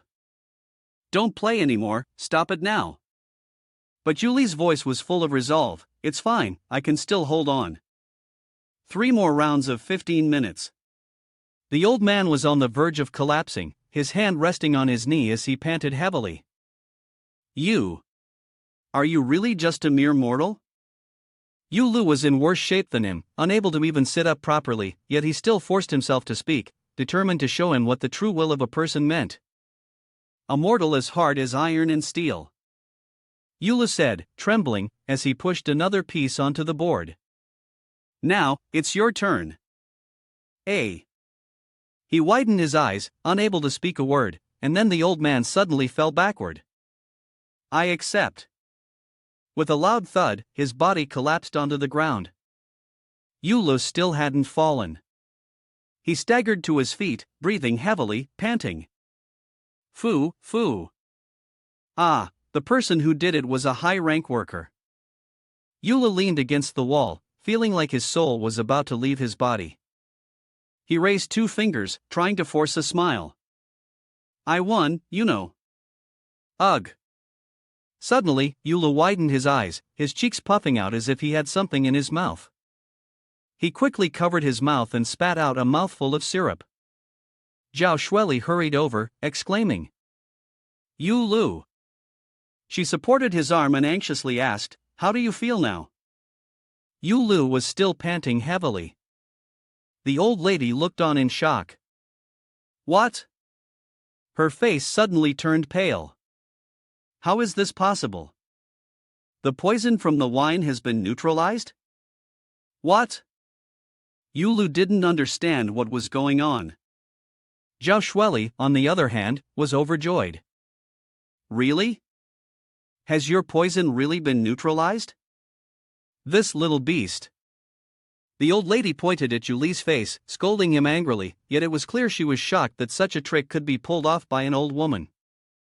She turned around, laughing, as if it was all a joke. Still thinking of a way to neutralize the poison. It's really infuriating. She didn't pay any attention at all. Yuli's face, at this moment, was nothing but blank and clueless. He had no idea what detoxifying even meant. His body staggered, and in his suffering, he repeatedly muttered, "The poison's neutralized, the poison's neutralized, the poison's neutralized." The old man finally managed to sit up, curious, and asked, "Old madam, don't tell me you're just fishing for an opportunity in the chaos? What trick did this kid use, after all?" Old madam's face darkened, and she angrily replied, "I fear he has known for a long time that your game was not a game of chess, but one of life force. So, from the moment he chose the poison wine, he was already planning, intentionally picking the third glass, meteorite firework." Meteorite firework? Hearing this, both the old man and Yula widened their eyes in confusion. Old madam paused for a moment, then explained, "Meteorite firework is a secret poison of the 5 poison sect, extremely blood-binding. After it's consumed, the potential of the poisoned person is continuously stimulated, their spirit becomes 100 times more invigorated, until their life force becomes so strong that the body can no longer withstand it, causing a fatal burst." She clenched her fist. "Just now, he used your game of chess to neutralize the energy and blood force triggered by the meteorite firework. Until the effects of the poison were completely exhausted. Of course, the poison has been neutralized, but you were also affected by the potential activation of the meteorite firework, which led to your loss in the game." The tone of the old madam was filled with an unexpected use of words. Even the creator of the meteorite firework would not have come up with this. Yulu, upon hearing this, stiffened suddenly, frozen for a moment. He raised his knife, glaring and shouting, "Damn, has this old woman lost her mind? What the hell is she explaining? The whole royal capital wouldn't understand what you're saying, and I didn't know any of the cups had poison in them." Sun Weisher stepped forward and said fairly, "The old lady is overthinking. How could he have known about the challenge in advance or devised this scheme so quickly? It seems more like a coincidence." Seeing him so calm, Yulu, surprised, snorted. He was so moved that tears almost fell. Yes, exactly, at least someone's thinking." The old madam still didn't believe him, frowning and asking again, "A coincidence?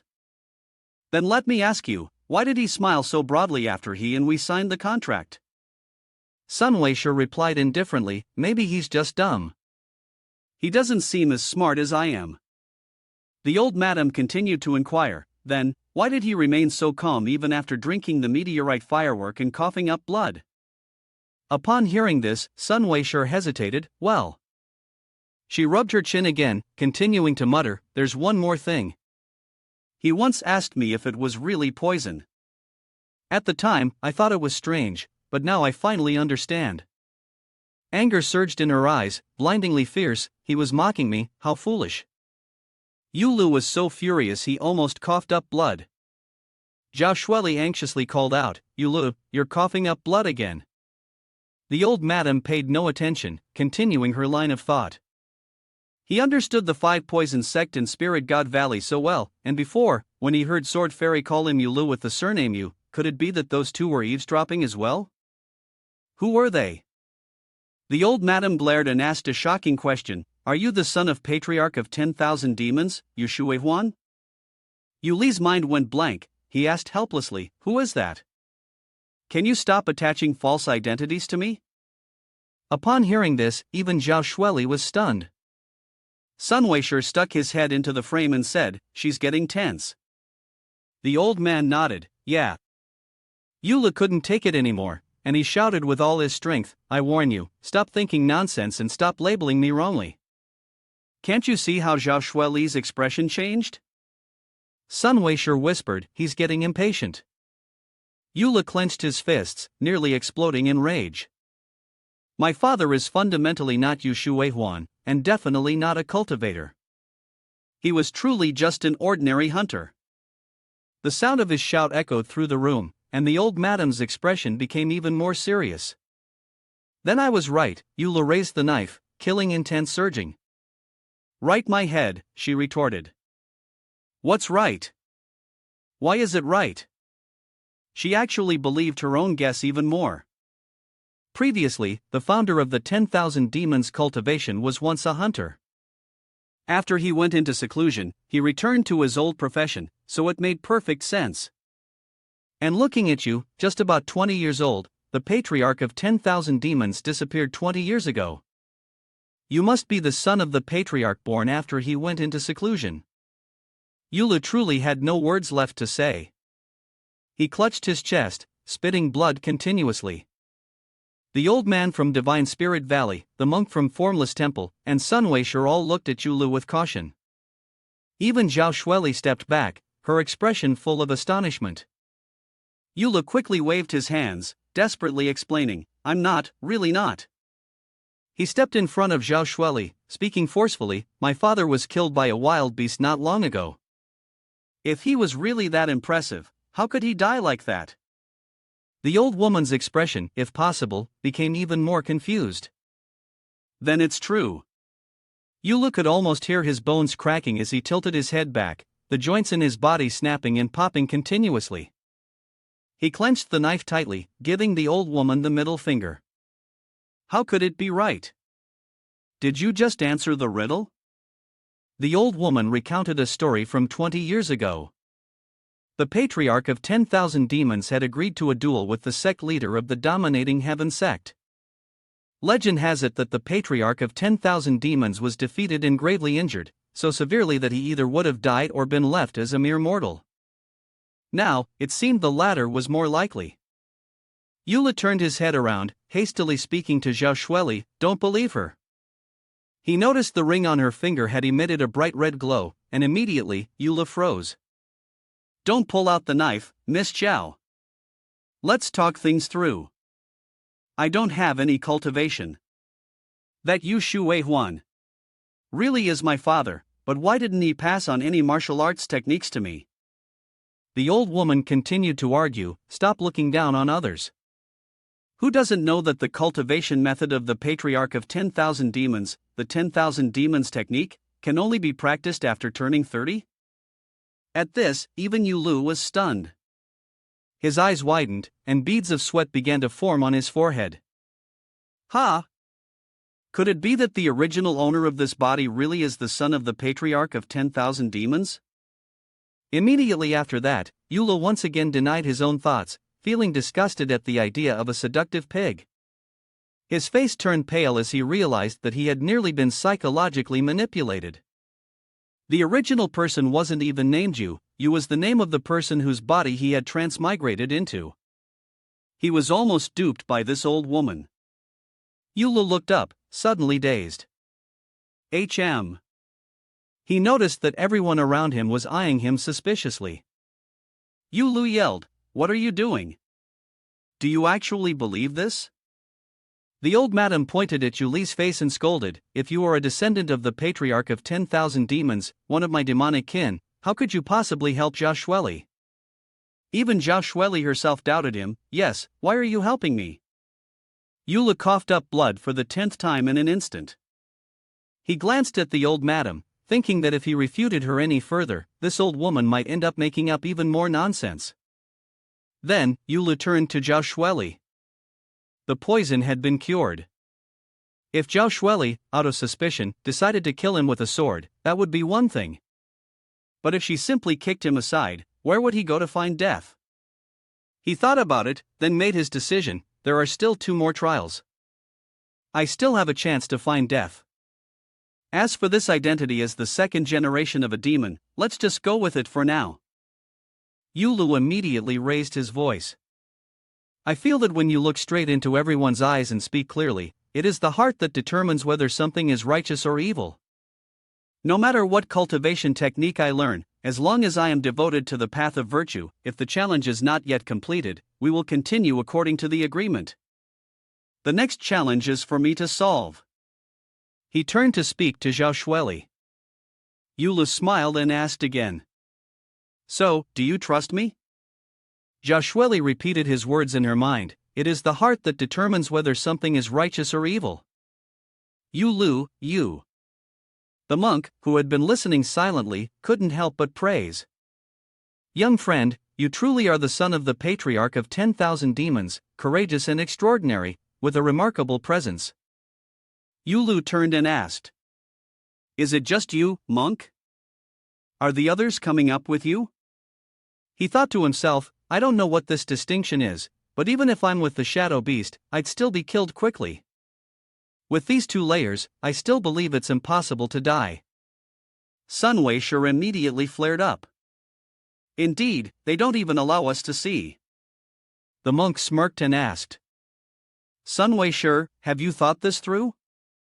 Sun Weisher replied. Of course, old man, you're provoking me. Then, the 2 of them simultaneously knelt down on the floor, clinging tightly to Yuli's legs, wailing and shouting. Young lord, young lord. The monk lifted his head, his eyes sparkling as he said, the patriarch of 10,000 demons once served as the abbot at our formless temple. Sun Weisher also added, the patriarch of 10,000 demons once led our Tai to a shadow. If you are the son of the patriarch of 10,000 demons, then you are our young lord, and we willingly admit defeat. Yula couldn't help but turn pale at the attitude of the 2. The old madam angrily screamed, You 2 traitors, shameless. Then, the elderly couple hugged each other and cried out loud, not calling for the 2 of them anymore. Yulu and Zhao Shueli exchanged glances, both filled with confusion. Yula smiled wickedly. Familiar faces were still familiar, but the test had to continue. Come on, let's continue. The monk and Sun Weisher quickly shouted, No, no, no, there's no need, we admit defeat. He was not giving up, grabbing them by their collars and shaking them violently. Come on, take out the magic weapon and the shadow beast. In truth, he was secretly thinking, let me die already. The 2 quickly pleaded, Young lord, spare our lives. The old man, stunned, asked, This is too terrifying. Can we even make it out alive? The old madam answered, I don't know. At that moment, the old madam suddenly exclaimed, Ah, I understand now.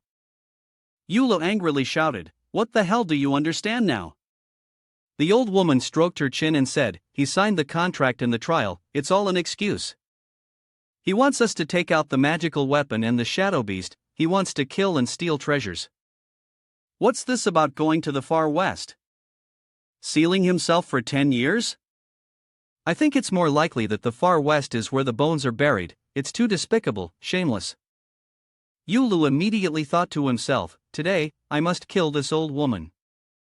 Sun Weisher widened his eyes and sighed, Why, oh why, did the ancestor have to give birth to someone like you? The other 2 are just as bad, accomplices of evil, demonic spies. Zhao Shueli, unable to bear it any longer, swung her sword and shouted, Enough. This farce should end now.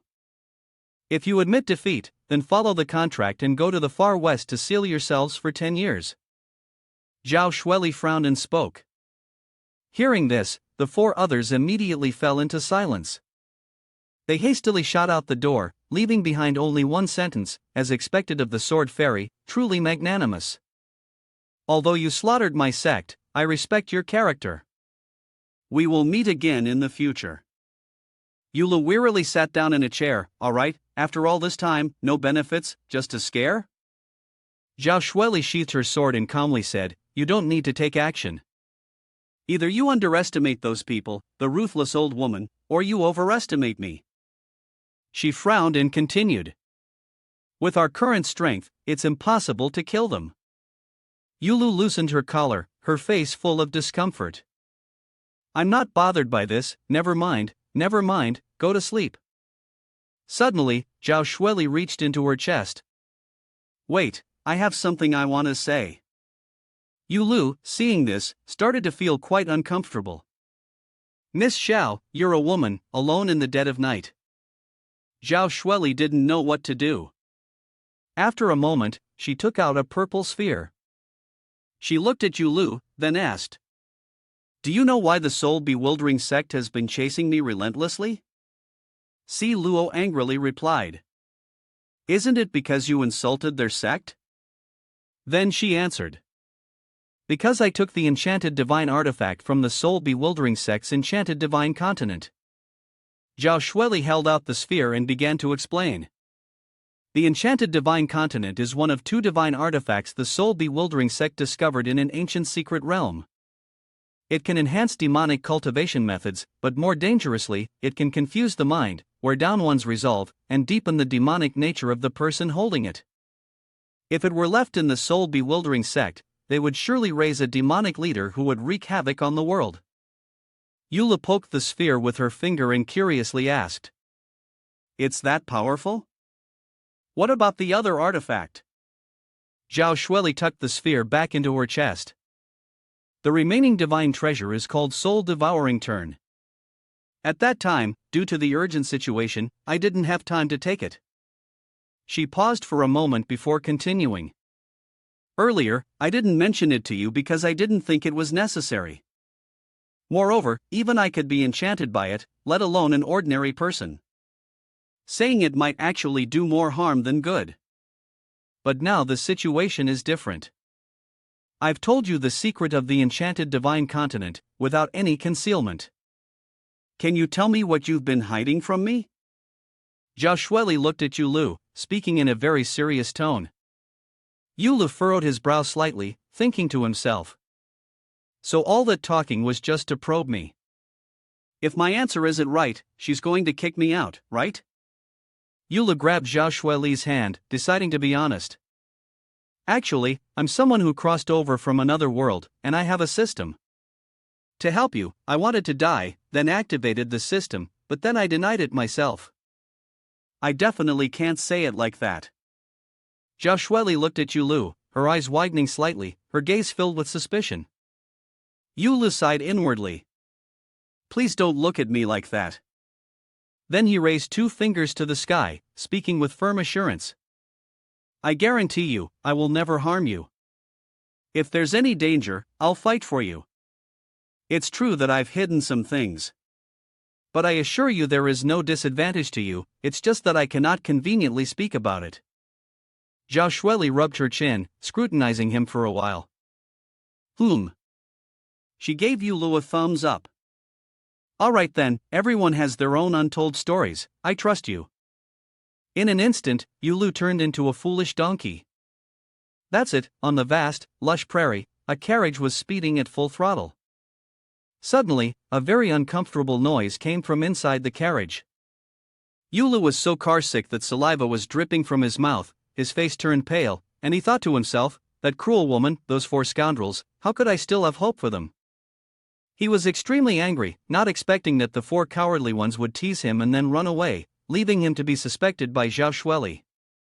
Zhao Shueli looked at Yuli's condition and, worried, said, Yulo, what's wrong? I didn't expect you to react so strongly. At that moment, Yula suddenly jolted. He stuck his head out of the window, let out a loud vomit, and all sorts of greenish-yellow bile came pouring out. Zhao Shueli hurriedly moved closer, trying to comfort him. Hold on a little longer, this part of the journey is very safe, we're almost at the inn, once we get there, you can rest. Yula slumped against the window, feeling miserable, and thought, safe? Who needs safety? Quick, let me die, I want to die, just keep vomiting like this. After a while, the carriage finally stopped at an inn called Ling Kalai Fu. However, there was not a single person in sight outside, and even the main door was tightly shut. The two of them entered together, and Yulo asked in confusion, this inn is the only place to stop along this road. It's usually bustling, so why is it so quiet today? She furrowed her brows and said, something unusual is bound to be a trap. The soul-bewildering sect must have been lying in ambush here for a long time. Yulu immediately felt dizzy and disoriented. I've given up all hope. Compared to being killed, I would rather die from vomiting, it would be faster. At that moment, a small foot stepped out, and the little bell on her ankle jingled pleasantly. Zhao Shueli, you've finally arrived. The woman in front of them had an exquisite figure, her face sharp and alluring, incredibly seductive. Yu Lu, after taking a look, continued to have a headache. Ugh. But suddenly, he widened his eyes and stared at the woman, as if something clicked in his mind. Right after that, hurried footsteps rang out. Zhao Shueli immediately became alert and looked around, while Yu Lu, stunned, asked, "What's going on?" A group of men in black rushed toward the red-haired woman. Yu Lu saw the situation and suddenly understood, this formation is full of drama. He was visibly delighted. Shui Qingmi smirked and sneered, "I didn't expect those 4 useless fools to be so incompetent, allowing you to come here unscathed. Killing is best done with one's own hands." Upon hearing this, Zhao Shueli and Yu Lu both widened their eyes in unison. Zhao Shueli furrowed her brows and asked, "Why is it you?" Shui Changni arrogantly retorted, "What's wrong? Are you scared?" Yu Lu, still as clueless as someone who had fallen from the sky, asked in confusion, "Is she really that strong?" Shui Qingmi didn't say anything more, and instead leaped high into the air. She laughed out loud, "Ha!" The 6-winged soul sealing formation had been set up long ago. Immediately after, the assassins charged straight toward Yu Lu and Zhao Shueli. Shui Chengmi shouted loudly, "Zhao Shueli, today I will make sure you die here." The souls quickly surrounded Zhao Shueli and Yu Lu. Zhao Shueli calmly drew her sword and slashed each one down. She furrowed her brows and growled, "With just you lot, you think you're worthy?" Then, Zhao Shueli charged straight at Shui Chengmi, carving a bloody path. But before she could do anything, a figure leaped ahead of her. Yu Lu was so delighted, he looked as if flowers were blooming on his face. Using the speed of a lightning strike, he rushed up to offer his life. Let me give you my life." Yu Li's face was covered in tears and snot, using all his strength to charge forward. "Here's your life." Shui Chengmi didn't expect to encounter such a reckless fool. She froze with her sword in hand. Poof. Then, she dropped her sword, her face pale as if she had seen a ghost. She screamed loudly and quickly fled. The assassins, seeing Shui Qingmi in such a state, couldn't help but gasp in shock. With a loud thud, Shui Qingmi collapsed face first onto the ground.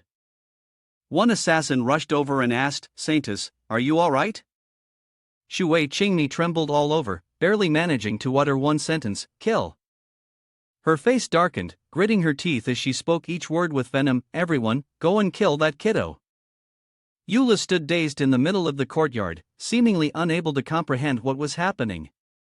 As soon as the command was given, the assassins charged at him in unison. But before they could even touch him, a layer of pink protective energy erupted, sending the group flying backward. Yu Lu stood there, watching the chaotic scene unfold, momentarily speechless.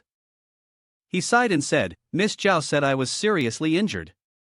Is this what being seriously injured looks like? Can I at least get a chance to die?" Zhao Shueli said, "The elder sect master of the soul-bewildering sect is the strongest. You will still die under my sword."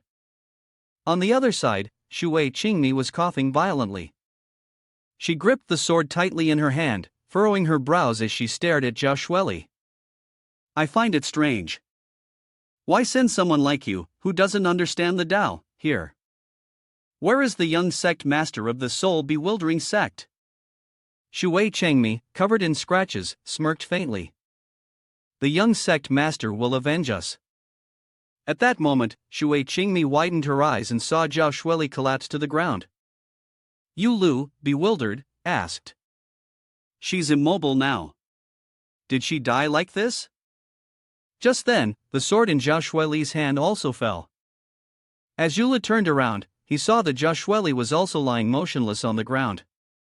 He hurriedly approached and helped her up. "Miss Zhao, are you okay?" Zhao Shueli closed her eyes, struggling to respond. Cough. "I used my last bit of strength to break through their encirclement. Now I have no power left, I'm afraid even you could kill me. Yula broke out in a cold sweat, thinking to himself. I don't think you were lucky at all. On the contrary, you're quite skilled. While supporting Zhao Shueli to her feet, he said. This woman seems very powerful, but who would have thought she'd be so fragile? Zhao Shueli looked at him. Furrowing his brows, he explained, Shui Qingmi is the saintess of the soul-bewildering sect. She's incredibly skilled at using seductive doctrines to ensnare people's hearts, but she doesn't know how to fight. Her injuries are too severe, so I'm helping her to the end to rest. Yula helped Zhao Shueli take each step, completely unaware that someone had appeared behind him. Moments later, a sharp sword thrust toward them. Zhao Shueli, with quick reflexes, noticed it and pushed Yulu aside. Be careful. Yulu was suddenly shoved and widened his eyes, not knowing what to do. He could only watch as Shui Changmi, who he hadn't noticed approaching, thrust a sword straight through Zhao Shueli's abdomen. Zhao Shueli coughed up blood, trembling as she called out, Shui Qingmi. Shui Qingmi let out a cruel laugh. I knew I wouldn't be able to defeat you. Pretending to be defeated, pretending to be dead, it was all to give you this one strike.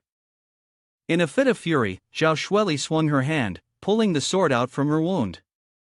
When she stood there clutching her stomach, Yula rushed over in haste, Miss Xiao. He pressed his hand over her wound, panicked, and asked, Are you okay? On the other side, Shui Qingmi had finished her strike and was already turning to flee. A cornered dog is the most dangerous. I'm not going to stay and play anymore. Young sect master and I will be waiting for you at the river's edge. She turned her face, smugly threatening, You must come there, if not, the common people at the Chutao River's entrance will have to be used as offerings for the soul-devouring turn. Yula shouted in fury, Is that all your evil sect knows? Threatening others? But she's already gone. Yula stood still, swearing in anger, cursing the bastard on the opposite bank of the river. The sunlight shone down on the rows of houses, and the leaves of the trees gently swayed, making a soothing rustling sound. At that moment, a loud bang shattered the peaceful atmosphere. A brilliant golden light shot straight into the sky. The person was the young sect master of the soul-bewildering sect, with a golden head like Son Goku, his cold eyes looking down at the ground. Shortly after, a cold smile appeared on the young sect master's lips. The people below, including Shui Qingmi, cheered in joy. The young sect master has emerged. The young sect master has emerged. Awesome! The young sect master spun a few times in the air before landing in a super cool pose. The crowd below whispered, Why did the young sect master spin so many times? He seems to always do that when he flies. Scary. He ran his fingers through his long hair, looking handsome and proud, just like a peacock. Shui Qingmi clasped her hands. She lowered her head and said, Congratulations, young sect master, on your successful emergence. She hesitated and asked, Young sect master, what about Zhao Shueli? But as soon as she looked up, Shui Qingmi could no longer see the young sect master. Where did they go?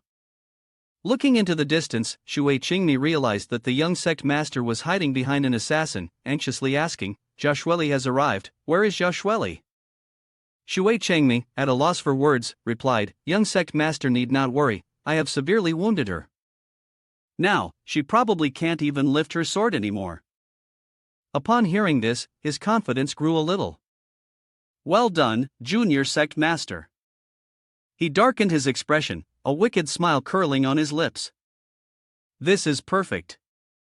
To refine the soul-devouring turn, I'll use the secret wing to forcibly elevate my Dao realm, at the cost of damaging my foundation. Now, I can easily kill Zhao Shueli, seize the enchanted divine continent, and heal my damaged foundation. The more he spoke, the more his true intentions became apparent. Shui Qingmi pondered in doubt, with a young sect master like this, is there truly no problem for the soul-bewildering sect in the future? In Zhao Shueli's class, the cultivation path was divided into 5 realms: human, magic, spirit, Dao, and heaven. Each realm was further divided into stages, with the pinnacle being tenfold heaven. The heavenly realm, tenfold heaven, she pointed to the pyramid. From top to bottom, it is the heavenly Tao spirit law practitioner Yulu. Yulu curiously asked. Is that so? Then what is your cultivation level? Zhao Shueli proudly replied. The tenfold heaven Tao realm. By the way, let me also mention, the young sect master of the soul bewildering sect is at the first layer of the Tao realm, and those wicked women are at the tenfold heaven spiritual realm. On the other side, a loud shout echoed, followed by a line of people handcuffed and forced to march forward. Their legs were tightly bound together, and they could only take small steps. One of the subordinates shouted, Kneel down, you mortals! A staff was raised high into the air, emitting a dense aura of spiritual energy. The young lord of the soul bewildering sect curled his lips into a cruel smile, the aura spreading in the space around him. The young sect master's eyes gleamed with a trace of malice. Today, I'll show you the might of the soul-devouring turn. With a swing of the soul-devouring turn, the souls of those mortals were immediately drawn away. The young sect master could feel the magical power surrounding his body, and he let out a satisfied laugh. Ha ha! He took a deep breath, his face full of delight. The souls of those mortals could be transformed into pure magical power by the soul-devouring turn. The mortals all collapsed to the ground, motionless. The young boss closed his eyes, lost in a trance as he mused. How will it feel when Zhao Shueli breaks through to the heavenly realm? I really want to taste it right now. He bared his teeth in a cruel grin. Before long, the morning arrived. At Ling Kalaifu, the soft rustling of leaves could be heard, accompanied by the cheerful chirping of birds. Oh my God, I can't breathe anymore. Eula sprang up from the bed, screaming loudly. He clutched his head and looked at Zhao Shueli's motionless body, panicked beyond measure. Zhao Shueli is dead, the mission to escort her back to the Asking Sword sect is over. I have no reason to fight the soul-bewildering sect at the river anymore, no reason to seek my own death. What should I do? What should I do? Eula grabbed his hair, pulling at it repeatedly, screaming and wailing. His eyes landed on Zhao Shueli's body, and he tried to calm himself. Clearly, there was only one last step left, there must still be a way. But all he received in response was the quiet stillness of the room, heavy and unsettling. Suddenly, Eula grabbed a butcher's knife, his eyes gleaming with a wicked light. I've got it, now that things have come to this. He smirked wickedly, thinking to himself, if I make her death even more miserable, the Asking Sword sect will definitely hunt me down with everything they've got, tearing me apart. Immediately after that, Eula angrily threw the knife to the ground and yelled. That author, are you crazy? What kind of damn plot is this? I'm jumping out of the screen right now and killing you. He then glanced over at Zhao Shueli, thinking to himself, she fell from a great height, crashed into his house, and was fine. Even with serious injuries, she was still able to break through the soul-bewildering sect's ambush. Her life force was even tougher than a cockroach's, how could she be ambushed? One strike wasn't enough, but it could be saved. It could definitely be saved. With that thought, Eula felt a bit more resolute. Eula closed his eyes and began ransacking his memory. How exactly should first aid be done? He looked at the two huge watermelons CPR, revived the heart and lungs, then glanced at Zhao Shueli's plump, peach-like lips' artificial respiration.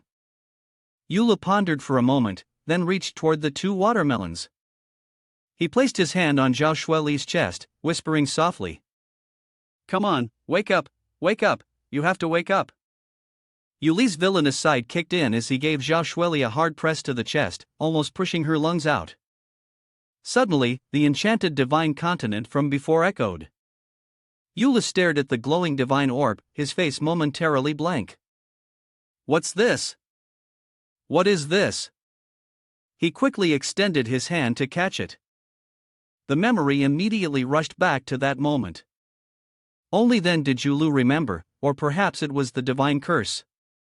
He didn't think much, directly tossing a few gems behind him. Get aside, don't delay me from saving people. The enchanted divine continent hit the ground with a thud, rolling wildly across the floor. Yulu didn't turn around, but he could feel it in the corner of the room, a bead of sweat suddenly dripping from his temple onto his forehead. Right after, Yulu opened his eyes wide. He turned back to look at it, then murmured, "That's right, it's the enchanted divine continent." The closer Yulu got, the stronger the aura emanating from the enchanted divine continent became. It seemed to be emitting a mesmerizing sound. "Everything you desire can be realized. Come, release me, and you shall have what you want." Yulu stared intently at the gem, his eyes starting to glaze over. He reached out to touch the enchanted divine continent. As he lifted it up, his eyes gleamed brightly, his face blank as if lost in thought. Suddenly, he broke into a mischievous grin. The enchanted divine continent was a recognized treasure, and if he took it, the soul-bewildering sect would definitely come after him. In Yuli's mind, he envisioned the scene where he would raise the enchanted divine continent and then flee. "Catch me if you can. Come on, try to kill me." The people from the soul-bewildering sect chased after him, unable to escape. Holding the enchanted divine continent, he walked back and forth, thinking to himself that this might be the moment for him to find his way to death. But the problem was, Yulu couldn't stop his tears from flowing. Since the moment he crossed over, his luck had been ridiculously good.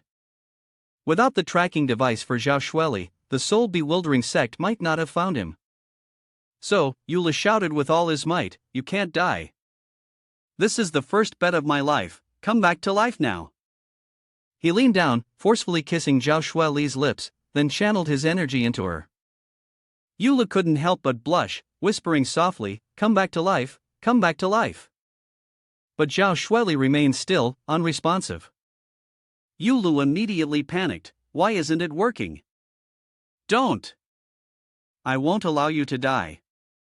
He looked up to the sky, screaming in despair, "What am I supposed to do without you?" Tears flowed from Yulu like a river. Why did it have to be you? Why wasn't I the one who was struck by the sword? He thought to himself that this was simply too unfair. Yulu collapsed next to Zhao Shueli's bed, suffering silently, thinking, "I've tried so hard, and now I can't even die in peace." Suddenly, a soft voice echoed. "Yulu." Zhao Shueji didn't know when she had opened her eyes. Her face flushed red, and she softly called out. Yulu immediately shouted in excitement, "She's awake! Amazing, she's awake!" At the Asking Sword sect on Mount Ho, the sun had already set, and the evening glow covered the entire landscape. Zhao Shueli was lost in thought. She had started cultivating from a young age, always striving to be brave and diligent in her practice. Her master had once said that if one wanted to reach the peak of cultivation, it was best not to get involved in matters of love. The book she had read back then said, "Little sister receives a love letter." At that time, the love letter for Zhao Shueli was even taller than her, which only caused her more frustration. She had vowed never to seek a partner in life and was determined to devote herself solely to swordsmanship. She had always upheld her resolve, believing that as long as she could exterminate demons and eliminate evil, she would be willing to give up everything. Even her own life. The moment Shui Qingmi's strike had hit her, she had known. Breaking the seal of the soul-bewildering sect at Duiko to survive and return to the Asking Sword sect was impossible. Yet, the enchanted divine continent lured people into the path of evil, corrupting them deeply. If it were allowed to exist on the world's path, it would surely bring about countless disasters. It was essential to bring it back to the Asking Sword sect so that the masters there could unite and destroy it immediately. There is only one way to bring it back to the sect safely: split into two groups, entrust the enchanted divine continent to Yulu, and let him take a different path back to the Cloud Sword sect. As for herself, she would go alone to Duiko, self-destruct her own body and all the magic tools, along with the soul-bewildering sect, to die simultaneously. Zhao Shueli's eyes flashed with sharpness. The most crucial point of this plan was whether Yulu could be trusted. Zhao Shueli recalled Yuli's upright and resolute demeanor and thought to herself. Although his words, "Whether something is righteous or evil is determined by the heart," resonate with me. At that time, Yula had said, "Whether something is righteous or evil is determined by the heart. No matter what kind of cultivation technique I learn, However, his concealment of his identity and intentions had always made Zhao Shueli feel uneasy. So, she decided to fake her death to probe Yulu. The words of the old madam still echoed in her mind. The timing is right, 10,000 Demons Patriarch disappeared 20 years ago. You are the child born after the 10,000 Demons Patriarch went into hiding. Zhao Shueli closed her eyes and lay on the bed, her heart full of impatience. Yulu, tell me your true intentions. Suddenly, she felt Yula pressing against her chest and, puzzled, wondered. Huh? What is he doing? Could he be looking for the bewitching divine orb? Then Yula let out a pleading voice. Wake up, you must wake up.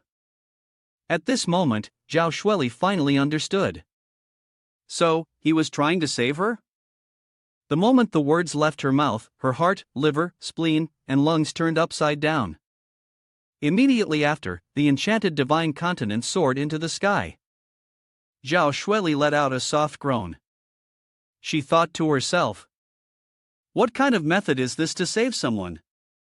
Luckily, the bewitching divine orb caught his attention. But if he gets the enchanted divine continent, what will he do then? But Yula directly tossed the bewitching divine orb into the corner of the room, the worthless piece of jade turning into a heap in the corner. Don't get in the way while I save her. Zhao Shueli broke out in a cold sweat. He actually threw away the bewitching divine orb like that? It seemed he had no ulterior motive for it after all.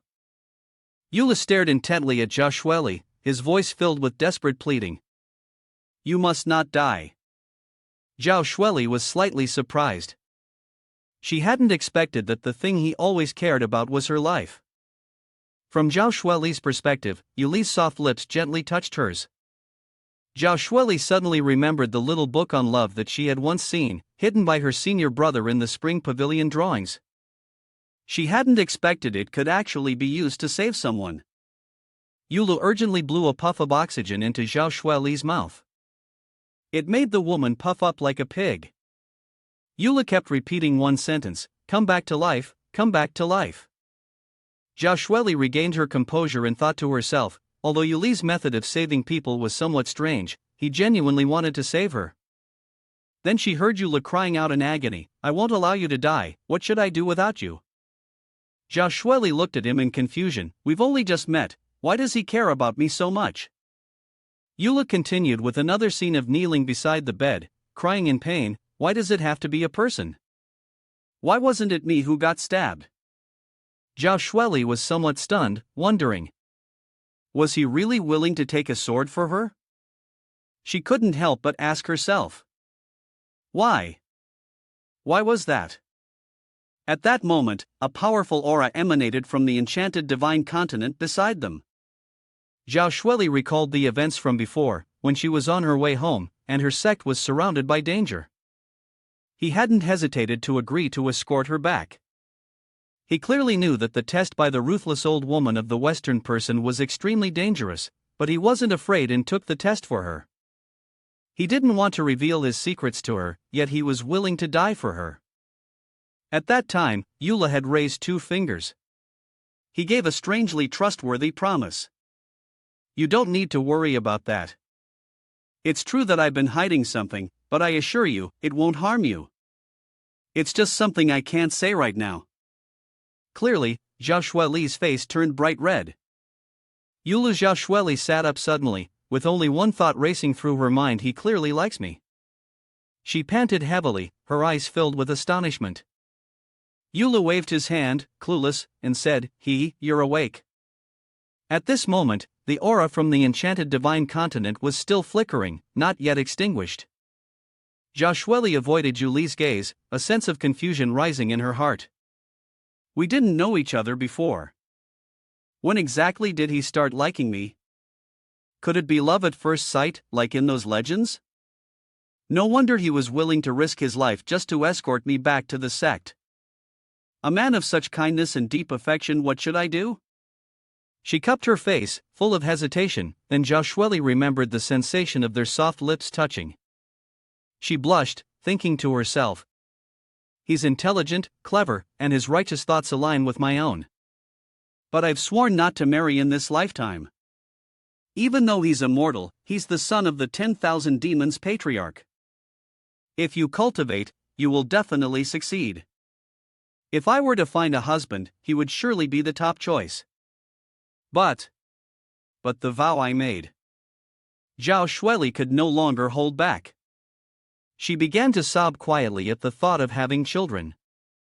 Unable to suppress herself, she raised her hand and struck the wall with all her might. The wall next to her immediately cracked open. Zhao Shueli lowered her head, her entire being filled with resentment. If breaking the vow means breaking my Tao heart, then my perseverance for 100 years cannot be shattered in an instant. Zhao Shueli, I am not an ordinary woman. You Lu, do not love me. It will lead to no good result. She frowned and thought to herself, though she only thought it. In Zhao Shueli's eyes, Yu Lu now appeared to be the kind of carefree, romantic, and charming figure. You've finally woken up. How do you feel? Zhao Shueli clutched her chest and whispered with a sigh, how could he be so handsome? Then she resolutely covered her eyes with her hands. Zhao Shueli, you must persist. Watching Zhao Shueli's erratic behavior, Yu Lu thought to himself, is she thinking about how to punish me? She seems so distressed. I have to stay calm, not scare myself, and wait to hear what she plans to say. Yu Lu, there's something I need to tell you. Help me up, will you? Yu Lu immediately agreed. Alright, but Miss Zhao, please get dressed first.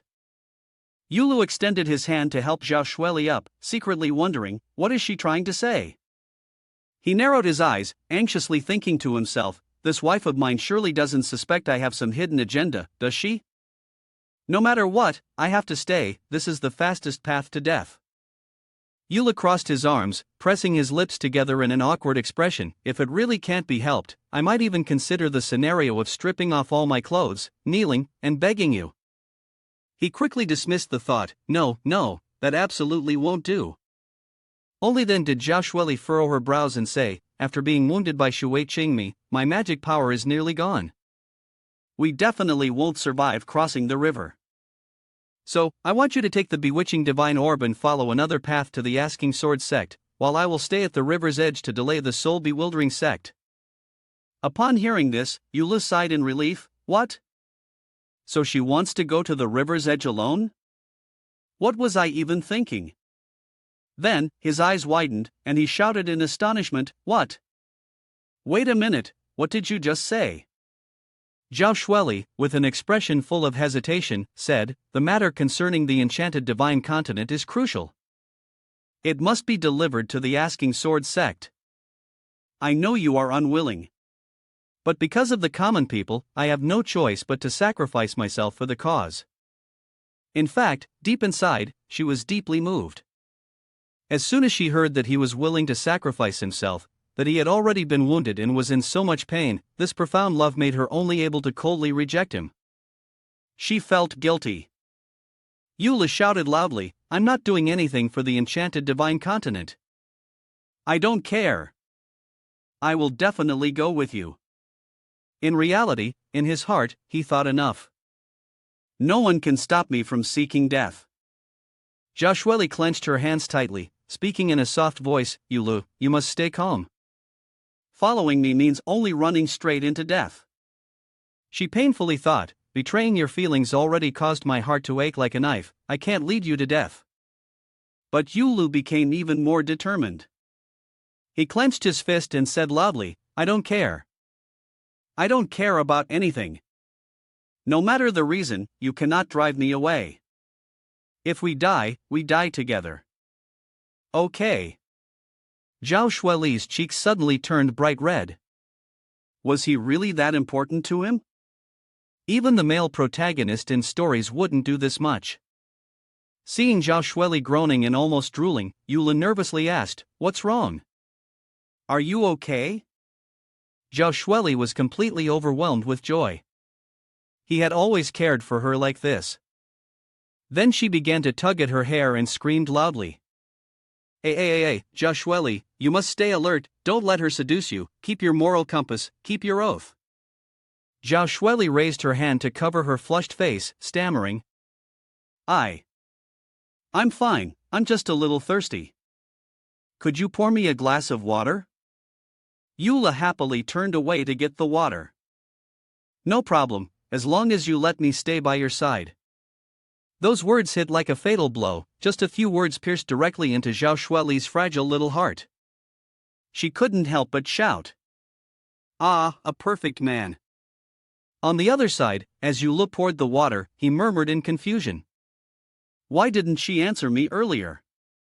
Could it be that I upset her so much she lost her composure? Honestly, I don't have any reason to seek death. I must be the one deliberately causing trouble. Why didn't the system warn me when I caused unnecessary trouble? Could this thing have a bug? He squinted, rubbing his chin, thinking to himself. Yulu lowered his head and repeatedly called out. System, system. The system immediately appeared. Yulu quickly asked. Hey, system, I'm asking you, if I want to die with Zhao Shueli, is that against the rules? You're not stopping me? A brief frame of text quickly appeared, and now the system would analyze the host's recent behavior. Following that, all the previous events flashed across the screen. Suddenly, the system went silent for a moment. Yula quickly asked, What's wrong? The system's voice sounded, followed by the analysis data. Both of you still have a chance of survival, it's not certain death. Furthermore, you truly have enough reason to take the risk, it's not a violation of the rules. Hearing this, Yulu became even more confused. Huh? Enough reason? What is that supposed to mean? He thought to himself, it was a misstep, she was someone who foolishly prioritized love above all else. When Yulu returned to the room, Zhao Shueli immediately asked, Yulu, why are you so insistent on coming with me? She took the cup of water from Yuli's hands, thinking to herself, let him calm down first, then carefully reconsider the matter. He would soon realize that everything he had done was actually pointless. Yula smiled confidently, as the system had just provided him with the answer to this question, and he could simply copy it directly. He then looked at Zhao Shueli with a soft gaze, his voice gentle as he said, because you are alone, and if you cross the river like this, you will definitely die. If the two of us go together, there might be a chance of survival. Two people going together. Zhao Shueli immediately became dazed, then asked again. Don't you care about the enchanted divine continent causing chaos in the world? Don't you care about your own life? You actually want to go with me to face death, to fight for an ambiguous chance of survival on my behalf? Yulu immediately nodded without hesitation. Yes. Zhao Shueli stood stunned in place. Never before has anyone placed my life above everything else like this. She muttered to herself. Two people together. Yulu immediately repeated the words. Two people together. Zhao Shueli's body began to tremble, absolutely no regret. Yulu quickly raised his hand and swore, with no regret. In Zhao Shueli's mind, fireworks exploded in the sky at that moment. She thought to herself. What oath? The enchanted divine continent, I no longer care. To go to his heart, to go with him and exterminate demons and the Tao, in these days facing death, I want to be reckless. Zhao Shueli's gaze became full of determination. Alright, then the two of us will go together to fight for life. Hearing this, Yula smiled and replied. I will definitely do my best to help you come back to life. He thought to himself, Miss Zhao, although I don't understand why you suddenly had an epiphany, I truly thank you for making it possible for me. At that moment, Zhao Shueli felt as if she were floating in a space as sweet as honey. She closed her eyes tightly, blissfully thinking, so this is what it feels like when you let go of all your burdens and just feel free. At that very instant, a thought flashed in Zhao Shueli's mind. She opened her eyes wide, her expression turning serious. But after struggling so much to break her vow, she found herself unable to come up with any way to be with Yulu. The so-called fight for survival was, in fact, hopeless from the start. Zhao Shueli looked at Yulu with deep concern. Yulu is so good to me, and yet all I do is lie in bed, sick and helpless. No matter how I think about it, there's nothing I can do. Eula broke into a cold sweat. Why is she looking at me with such worried eyes all of a sudden? What can I do for her? In her mind, Zhao Shueli immediately started running through countless romance scenarios, but none of them seemed right. She unconsciously clenched her fist. No, there's still one thing I can do for him. Zhao Shueli stared at Yulu, an earth-shattering idea forming in her mind. She could still consummate the marriage. She sat on the bed, smiling as she said to Yulu, Yulu, I suddenly remembered a poem. Come here, let me read it to you. Yula stared blankly for a moment, sighing. Why suddenly want to recite poetry? Was it because she had to go seek her death tomorrow? Preparing an epic poem to boost her fighting spirit, perhaps? That must be it, right? Come here, sit down, Zhao Shueli called. Yulu immediately complied. All right, by the way, what's the poem? Zhao Shueli blushed and began to recite, passing through Yayang Roadchen, I gently provoke the waters, using runes to inspect strange worlds, converging with Ha's harmony. Yulu listened, then immediately nodded in approval. Not bad. Zhao Shueli closed her eyes and continued, silent spring flows without trace, receiving sounds reflected on water with gentle affection, little river sparkles faintly awakening, early stars stand atop the summit.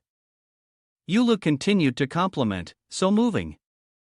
Encouraged by the praise, Zhao Shueli went on, reciting a string of words, like dragon leisurely glides and pounces, initially appearing like a tame beast, later turning fierce, great mystic roars like a raging storm, small mystic clangs like whispered words, the storm scatters mixed shards, large pearls and small pearls fall on jade plates, flowing like warblers and blossoms alive, torrents cascade, ice descends in disaster, icy streams are cold yet completely frozen, utterly impassable.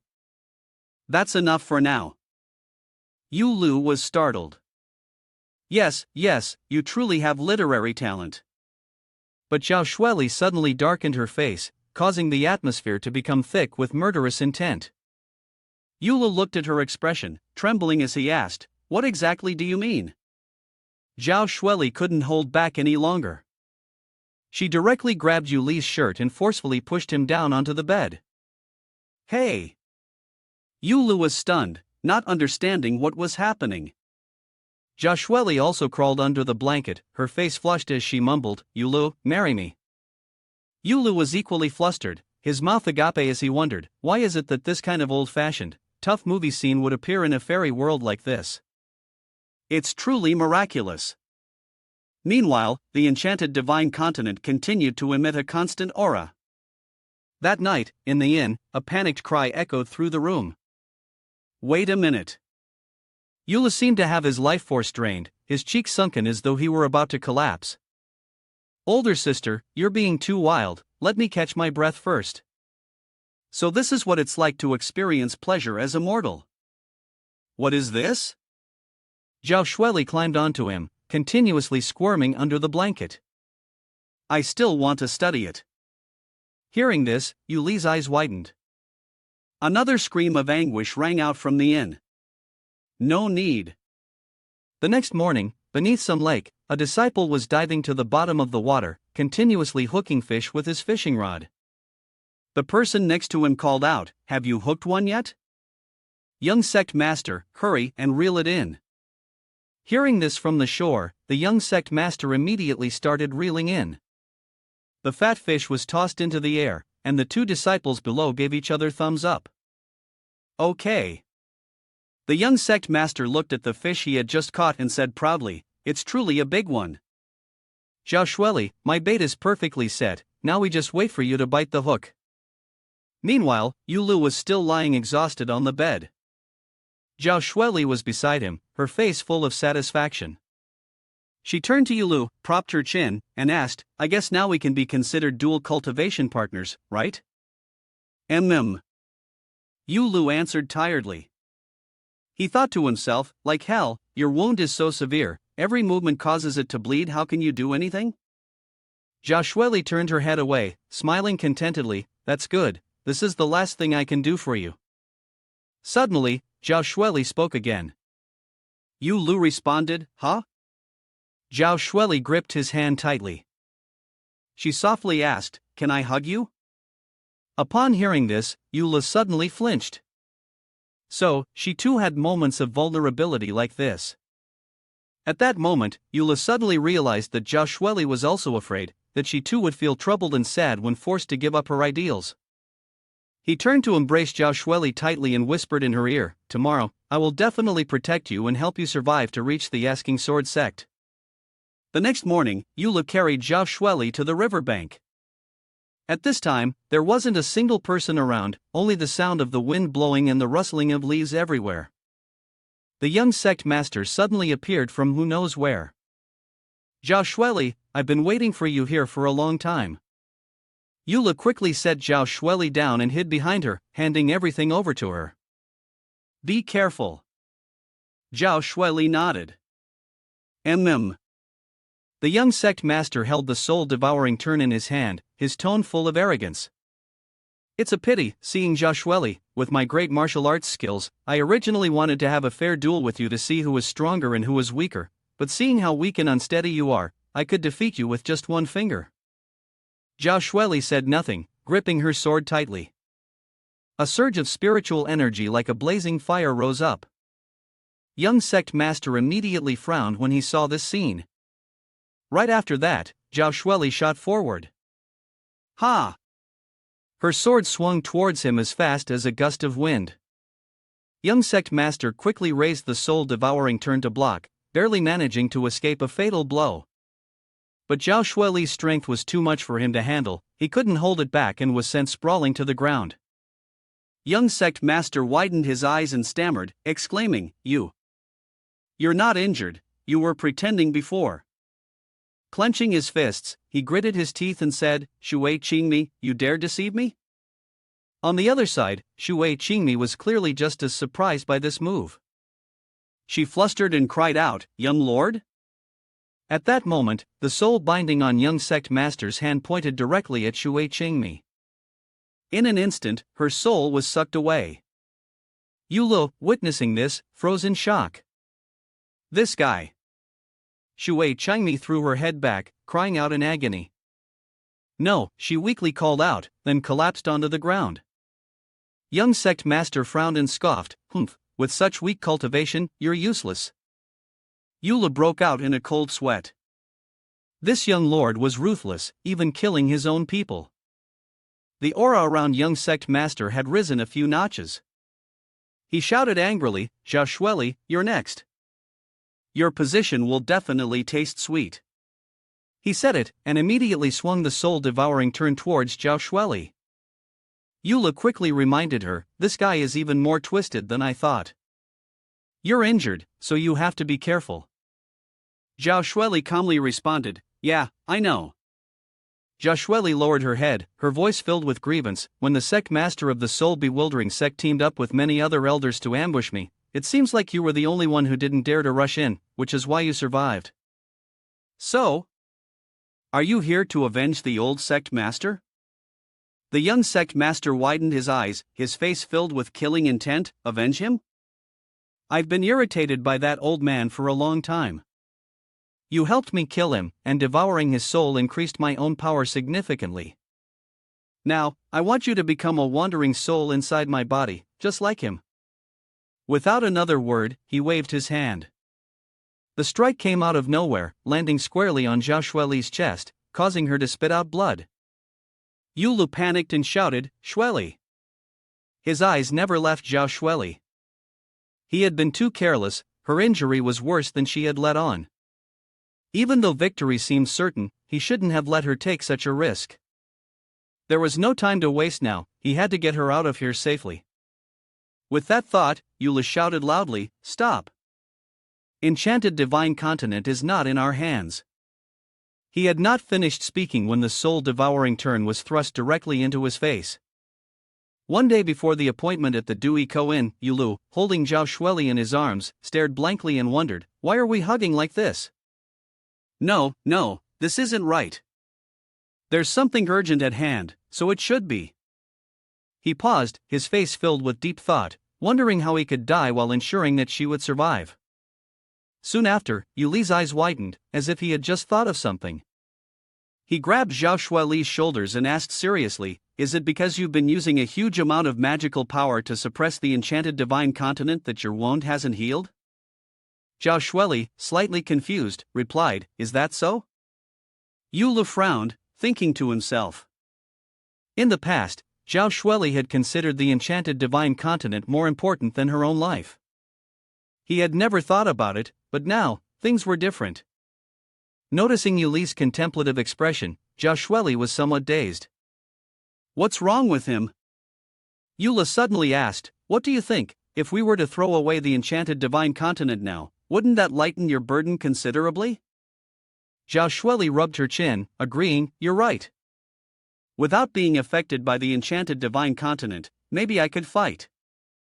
If I happen to win, you won't need to take any risks." Now, at Duiko, Yula looked at the soul-devouring turn in front of him, stammering as he said the last sentence, "Enchanted divine continent, we can no longer keep it." He stood in front of Zhao Shuali, shouting loudly, "I've hidden it. If you kill us, you will never get it." Hearing this, the young sect master finally retracted the soul-devouring turn. He smirked and said lightly, "So, what do you want now?" Yu Lu didn't answer immediately.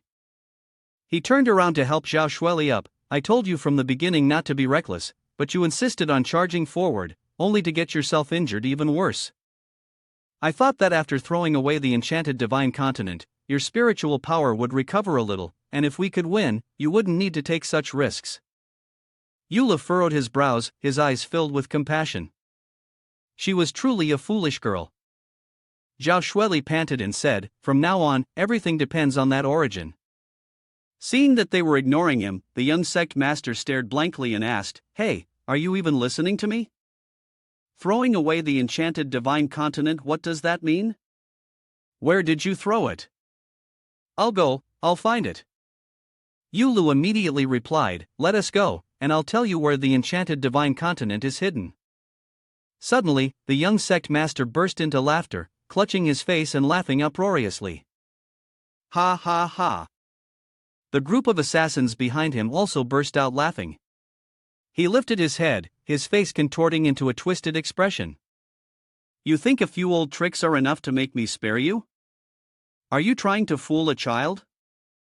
I have every movement of yours in the palm of my hand. If I send someone to search, they'll find the enchanted divine continent in a moment." Yula broke into a slight sweat, unsure of what to say. The young sect master, seeing his silence, became even more smug. "You think you can scare the sect master with such childish tricks?" He continued to boast. "We have eyes and ears all over Jinan City.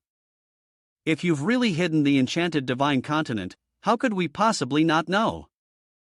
Yulu smiled enigmatically. "Even Zhao Shuali doesn't know I've hidden the enchanted divine continent. You really think your spies could guess that I entrusted it to a merchant I don't even know?" He stared directly into the young sect master's eyes, a sharp gleam flashing in his own. "Are you so sure your spies know every move I make? You must be certain the enchanted divine continent is no longer with me, right?" But the truth was, you hadn't received any intel on this matter. The young sect master glanced down at the soul-devouring turn, frowning in thought. The soul-devouring turn showed no response. Indeed, the enchanted divine continent was not on him. "But," he said in a low voice, "do you think it's that easy to sway me?" "It's not. My soul guard turn can sense the enchanted divine continent. As long as I check each merchant who's been here, I'll find it right away." Yulu didn't say anything, only curling his lips and letting out a cold snort. He thought to himself, "Delighted, even if you do find it, it's useless. I've used a special device to lock it up. Without the key, if you try to force it open, the enchanted divine continent will explode, taking out anyone nearby." "That's exactly what I mean." The young sect master, confused, asked, "Is it the artifact of the secret sealing sect? If you try to break it, it'll explode, right?" Eula scratched his head, casually agreeing, "You're quite knowledgeable." He secretly thought, "Damn, I was just making that up. Does something like that even exist? Please don't let anyone find out I'm lying." Yulu approached, threw his arm around the young sect master's shoulders, and whispered, "Come on, let me tell you something. Killing Zhao Shueli just to vent your anger won't do anything for the development of the soul-bewildering sect. On the other hand, the enchanted divine continent can nurture strong individuals. Which one is more beneficial, you can see for yourself." The young sect master was immediately mentally manipulated. He nodded. "Now that I think about it, that makes sense." His eyes once again revealed concern. "But I still can't let you go. What if you lie or pull some trick? What would I lose then?" Yulu whispered again. "Then let's each give in a little." The young sect master curiously asked. "But how?" Zhao Shueli sat to the side, stunned, wondering what they were even talking about. Yulu looked directly into the young sect master's eyes and said seriously, "You let Zhao Shueli go first, and I'll stay behind to guide you to find the enchanted divine continent. But you must sign the Gushinshi's fixation spell with me, ensuring that the soul-bewildering sect won't hunt Zhao Shueli down in the absence of the sect master." He frowned, silently calculating. Whether this person was telling the truth or not, receiving the intelligence about the location of the soul-bewildering pearl was the most important thing. Once he got that, he wasn't worried about not being able to kill Zhao Shueli. He nodded. "All right, I agree." Seeing that they weren't fighting as she had expected, Zhao Shueli was even more surprised. Then, the two of them simply drifted apart a bit. After returning, Yulu raised two fingers casually and said, "It's settled." Zhao Shueli had no idea what that gesture meant. What was he trying to say by raising two fingers? She smiled and said, "Anyway, as long as you're okay, that's what matters." At that moment, Yulu looked panicked, pointing behind and shouting loudly, "Damn, a flying saucer!" Zhao Shueli turned her face to look behind, seeing only butterflies fluttering. She didn't know that Yula had already darkened his expression behind her. Just then, a loud smack rang out. Zhao Shueli, caught off guard, immediately took a punch to the back of her neck. Yulu lowered his head, calmly responding, "Fine." He then clasped his hands together, creating a loud smack. Yula smirked faintly. "Apologies, I lied to you. I never intended to tell you the location of the bewitching divine orb, because the notification system won't allow the enchanted divine continent to fall into the hands of the soul-bewildering sect." Upon hearing this, the young sect master immediately exploded in rage. "What did you say?" His anger surged, and in an instant, his spiritual power enveloped his body, erupting like a volcano. "A mere mortal dares to play me? The worst part is that he's led himself into a dead end, achieving a perfect conclusion." At that moment, a turtle claw raised and wiggled a few times. Yulu placed the turtle on his head, and the man and turtle continued to signal each other. "Come over here." The young sect master was now seething, continuously muttering, "I want to skin you alive, nail your fingers, straighten your spine, and whip you to death. Take your blood. Death by 1,000 cuts and dismemberment by 5 horses, I want you to live a fate worse than death." Yulu sighed, losing patience and urged, all right, stop threatening me." "Is that all you can do? Hurry up and make your move, face me directly." The young sect master raised the soul-devouring turn high, shouting loudly, "I want to consume your 3 souls and 7 spirits. I want your soul to scatter and your spirit to dissipate, never to be reincarnated." Yuli's eyes instantly lit up, and he cheerfully said, Come on. But then he folded his arms and pondered, "Wait. Your soul scatters and your spirit dissipates?" Suddenly, Yulu remembered the instructions from the system earlier.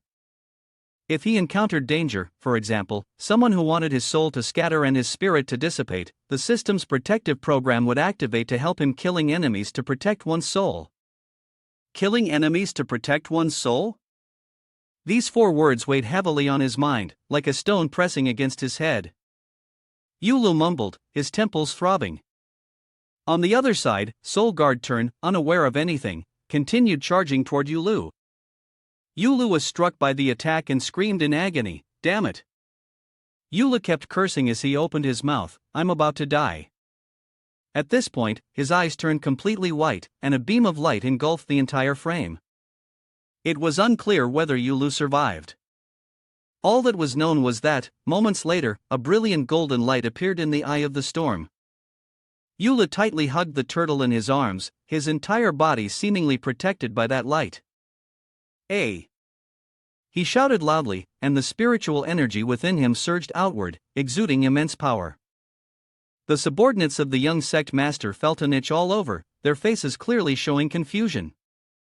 "What is that? Hurry and run, don't look anymore, what is that thing?" "Just run first." The beam of light shot down from above, and the group hurriedly retreated in panic. "Hurry up and run, brothers!" The ground trembled violently, and deafening rumbling sounds echoed. The young sect master stood frozen in place, staring blankly as he exclaimed, "What? What is that?" Immediately afterward, he vanished. "Eh?" The young sect master widened his eyes, his face unable to hide the shock and disbelief. Then he was blown away, his body turning to ash.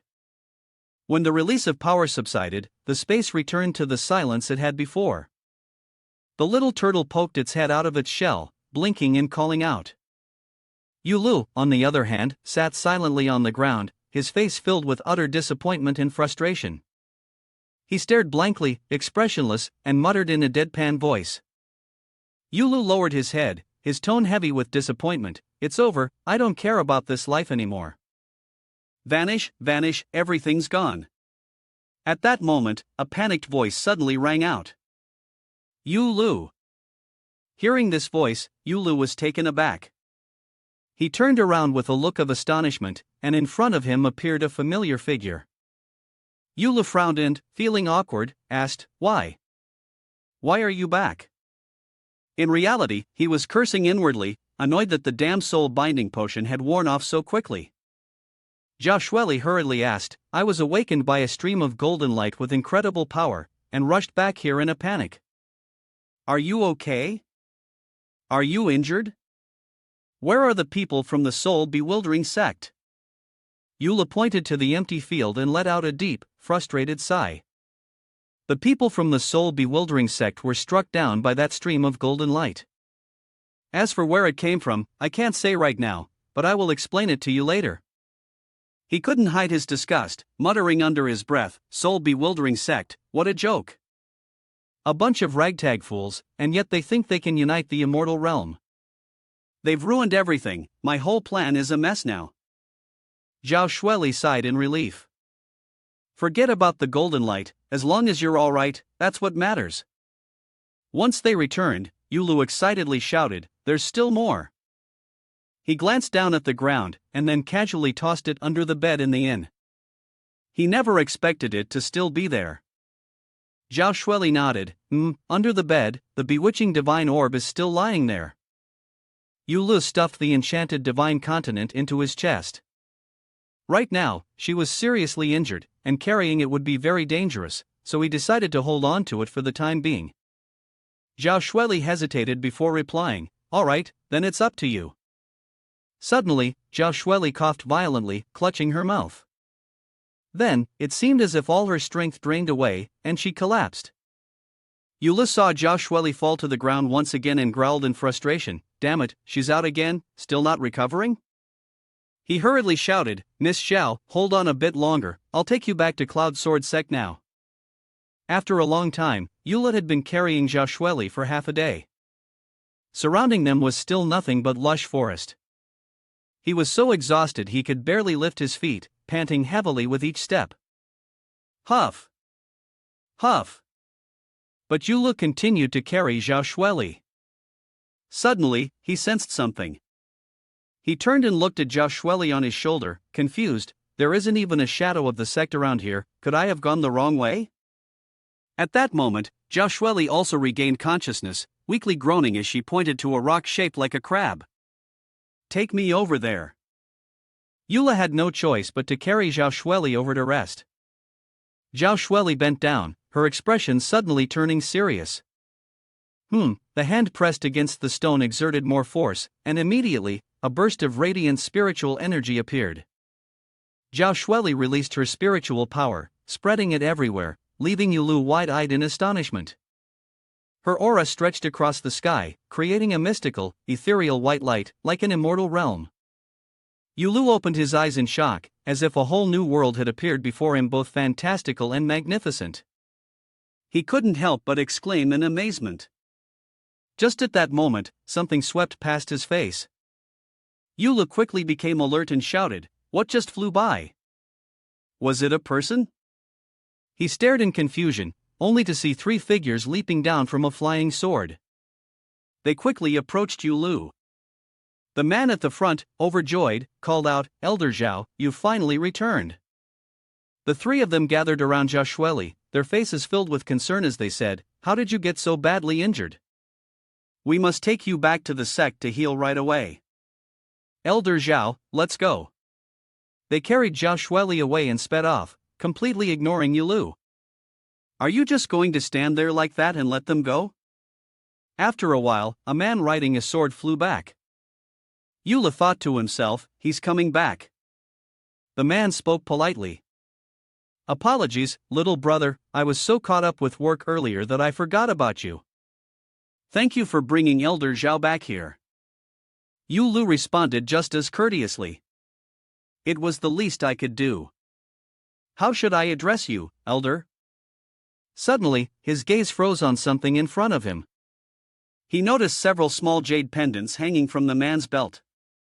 Each pendant emitted a sharp, clanging sound, like the crowing of a rooster. "Guang Elder, come quickly, fifth senior brother is heartbroken again." "Guang Elder, do you really need to wear a helmet when you go fishing?" "Guang Elder, the goose in the backyard is out again, attacking people." "Guang Elder, Guang Elder, Guang Elder." Yulu could only remain silent upon witnessing the scene, while Elder Guang had reached his limit. He opened his mouth and shouted, "I told you I would be there right away." At that moment, the jade pendant in the center emitted an urgent voice, "It's bad, Elder Guang." As soon as Elder Guang heard this, his expression drastically changed. He quickly responded, "I'm coming right now." Yulu, still standing on the other side, was left bewildered, wondering, what's going on? Elder Guang, carrying Yulu along, flew on his sword while explaining, "Warrior Yu, not far ahead is the residence of the sect leader." Yulu, holding onto his leg, thought to himself, "Flying on a sword is so convenient?" I just heard a whoosh, and the immortal sword shot straight into the sky. Elder Guang arrived at the door and respectfully bowed, calling, "Sect leader." Seeing this, Yulu couldn't help but sigh, no wonder it's an immortal sect, so pure and focused. As the wooden door opened, the lavish interior scene struck Yulu like a slap to the face. After seeing it, Yulu could only stand there dumbfounded, unable to utter another word of praise. Immediately after, long-legged, slender-waisted female attendants stood in a long line, respectfully greeting, "Greetings, Elder Guang. The sect leader is in the water pavilion at the rear hall, everyone." Yuli's gaze remained fixed on their legs. Blood started flowing from his nose like a stream. He pointed at the scene in front of him and honestly asked Elder Guang, "Are you sure this is the residence of the sect leader? It's not the palace of a tyrant king who exploits and drains the labor of common people, is it?" Elder Guang just muttered a response, "Probably." Yulu then followed him across a vast lotus pond. Elder Guang approached the sect leader and reported, "Sect leader Warrior Yu, the one accompanying Elder Zhao has arrived." The sect leader chuckled and looked at Yulu, "Ho ho ho, Warrior Yu, before you is an old man with a long beard and hair as white as snow, almost touching the ground. This is Elder Zhang Junhai." Zhang Junhai smiled politely and said, "Warrior Yu, you have worked hard." Yulu was somewhat incredulous. Could this rough, crude old man really be the leader of the foremost orthodox sect in Cultivation? Zhang Junhai then asked, "Warrior Yu, tell me about what you two experienced during the journey." The three of them sat together in a pavilion. Yulu began recounting everything. "That day, I had just returned from a hunting trip when a massive meteorite like this one suddenly popped up. After that, it was. Before long, time had passed considerably. Yula held the enchanted divine continent in his hand and handed it to Zhang Junhai. This thing could slowly eat away at one's heart. Zhao Shueli was severely injured, her mind not clear, and holding on to it would be dangerous. Now, I ask that you take it back, sir. Zhang Junhai reached out to take the enchanted divine continent and smiled, saying, the reason that girl Shueli is able to return here is all thanks to young hero Yu. If there's anything you need, just let me know. I will definitely do my best to fulfill it. Yu Lu nodded. Before, while riding the sword, Elder Guang had said, Warrior Yu, I have some matters to handle. Please accompany me to this place first, and we'll head back afterwards. We'll meet the sect leader later. Yu Lu naturally complied. All right, as you wish. Elder Guang politely replied, thank you for your understanding. As the sword descended to the ground, someone below hurriedly called out, Elder Guang. He asked, what is it? The person, clearly flustered, said, Elder Guang, 6th junior brother was injured by a demon while on a mission. Elder Guang frowned and said, he sacrificed his life to eradicate the demons and eliminate the path of evil. Even in death, he would have no regrets. You all should properly arrange his funeral. Yu Lu, standing behind, nodded. At the moment, there is a disciple lying motionless ahead, his face pale. Suddenly, Yu Lu widened his eyes and exclaimed, that's right. He looked at Elder Guang and spoke seriously, I want to join the Asking Sword sect. Outwardly, Yu Lu said that, but in his heart, he was actually overjoyed. The Asking Sword sect is a great place to sacrifice oneself. If I join the sect, I'll definitely be able to die quickly, directly reincarnate, and activate the system. Zhang Junhai stroked his beard and reminded Yu Lu, cultivating in the Asking Sword sect is very grueling, ordinary people can hardly bear it. Our sect appreciates the hero who brought Elder Zhao back and is willing to reward with treasures from the WVN continent as a gesture of thanks. Don't you want to be a rich person in the mortal world? Yu Lu immediately declined, I have no interest in such worldly desires.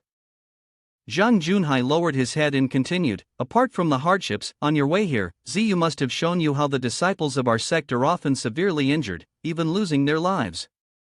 Yu Lu immediately replied, without hesitation, aside from the dangers of battling demons and eliminating evil, I understand these things. Zhang Junhai spoke again, the sect's cultivation methods are not ordinary. If you're careless, you may become possessed by fire and demons. At best, you'll become a cripple, at worst, you could lose your life. Aren't you afraid? Yu Lu smiled and responded, I'm not afraid. Hearing that, Zhang Junhai immediately spoke with satisfaction. If that is the case, I will give you a chance. Today happens to be the day when the sect recruits disciples once every 5 years. If you pass the assessment, you will be able to become a disciple of our sect. Zhang Junhai turned to Elder Guang and asked, Ziyu, what stage is the assessment process at now? Guang Ziyu immediately reporting to the sect leader, only the final stage of Rising Sword Peak remains. Zhang Junhai turned to Yu Lu and said, I will make an exception and waive the other assessment sections for you. You may directly participate in the Rising Sword Peak trial. If you pass, you will join the sect. If you do not, then so be it. However, the gold, silver, and jewels will still be given to you as usual. Yu Lu immediately cupped his hands and thanked him. Thank you, sect leader. As the two of them left, Wang Ziyu instructed, go with Ling Er to the assessment area. She will guide you. Yu Lu replied, understood, I will take my leave now. After Yu Lu departed, Wang Ziyu asked, sect leader, did you want to discuss something with me? Zhang Junhai rubbed his forehead, his expression clearly darker. Ziyu, I have a bit of a headache. Upon hearing this, Wang Ziyu immediately became alarmed. What? Sect leader, you are a person of immense strength. Even if Mount Tai were to collapse before your eyes, you would not bat an eyelash, and yet now you are saying you have a headache? Then he also began to have doubts. Could it be that the surname you had something unusual about it? That's why you stopped him from joining the Asking Sword sect. Zhang Junhai looked into the distance and slowly said, he is definitely not ordinary. He certainly didn't come from a hunter's background. You know the situation with that girl Shweli. She only knows how to use a sword. If a powerful practitioner of the demonic path wanted to infiltrate, they would avoid swordsmanship and seek another way. Moreover, Shweli destroyed the soul-bewildering sect while seriously injured. Do you think a person with Shweli's cultivation level could have done that? Upon hearing this, Wang Ziyu immediately understood. So you're saying that you didn't defeat the powerful demonic practitioner Elder Zhao, but that person with the surname Yu? Zhang Junhai took out the enchanted divine continent. Look at this enchanted divine continent. As soon as Guang Ziyu saw the gemstone, his eyes seemed to fixate on it. Guang Ziyu exclaimed. Enchanted divine continent, get a grip, Ziyu. Zhang Junhai gave his face a light slap. Guang Ziyu seemed to come back to his senses and said in astonishment, I understand what elder means now. The enchanted divine continent is always with him. How is it that he is not affected by it at all? Zhang Junhai's voice became serious as he continued, although his body is mortal, if his Tao heart reaches the heavenly realm, even if his desires are awakened, he will not be affected by the 6 emotions and 6 desires. Naturally, the enchanted divine continent will not be able to deceive him. In his eyes flickered a look of disbelief. A mortal body, a mind in the heavenly realm, could such a person truly exist in this world? Guang Ziyu exclaimed, full of incredulity. How could this be? When I arrived, I had already investigated him, and he was clearly a mere mortal, with no cultivation whatsoever. Even the most basic knowledge of immortal cultivation, which any common mortal should know, he didn't even have. Zhang Junhai raised his face to the sky, gently stroking his thick beard. Ziyu, the heavenly realm cultivators whose Tao hearts I've known throughout history are only 4 in number. Guang Ziyu stood stunned as the headmaster began to list them. The sword demon from 500 years ago, the supreme Taoist from 2000 years ago, the swordless Taoist from 6000 years ago, and the founding ancestor of our sect, Dong Duzi. The appearance of each of them marked a pivotal moment that changed the entire world.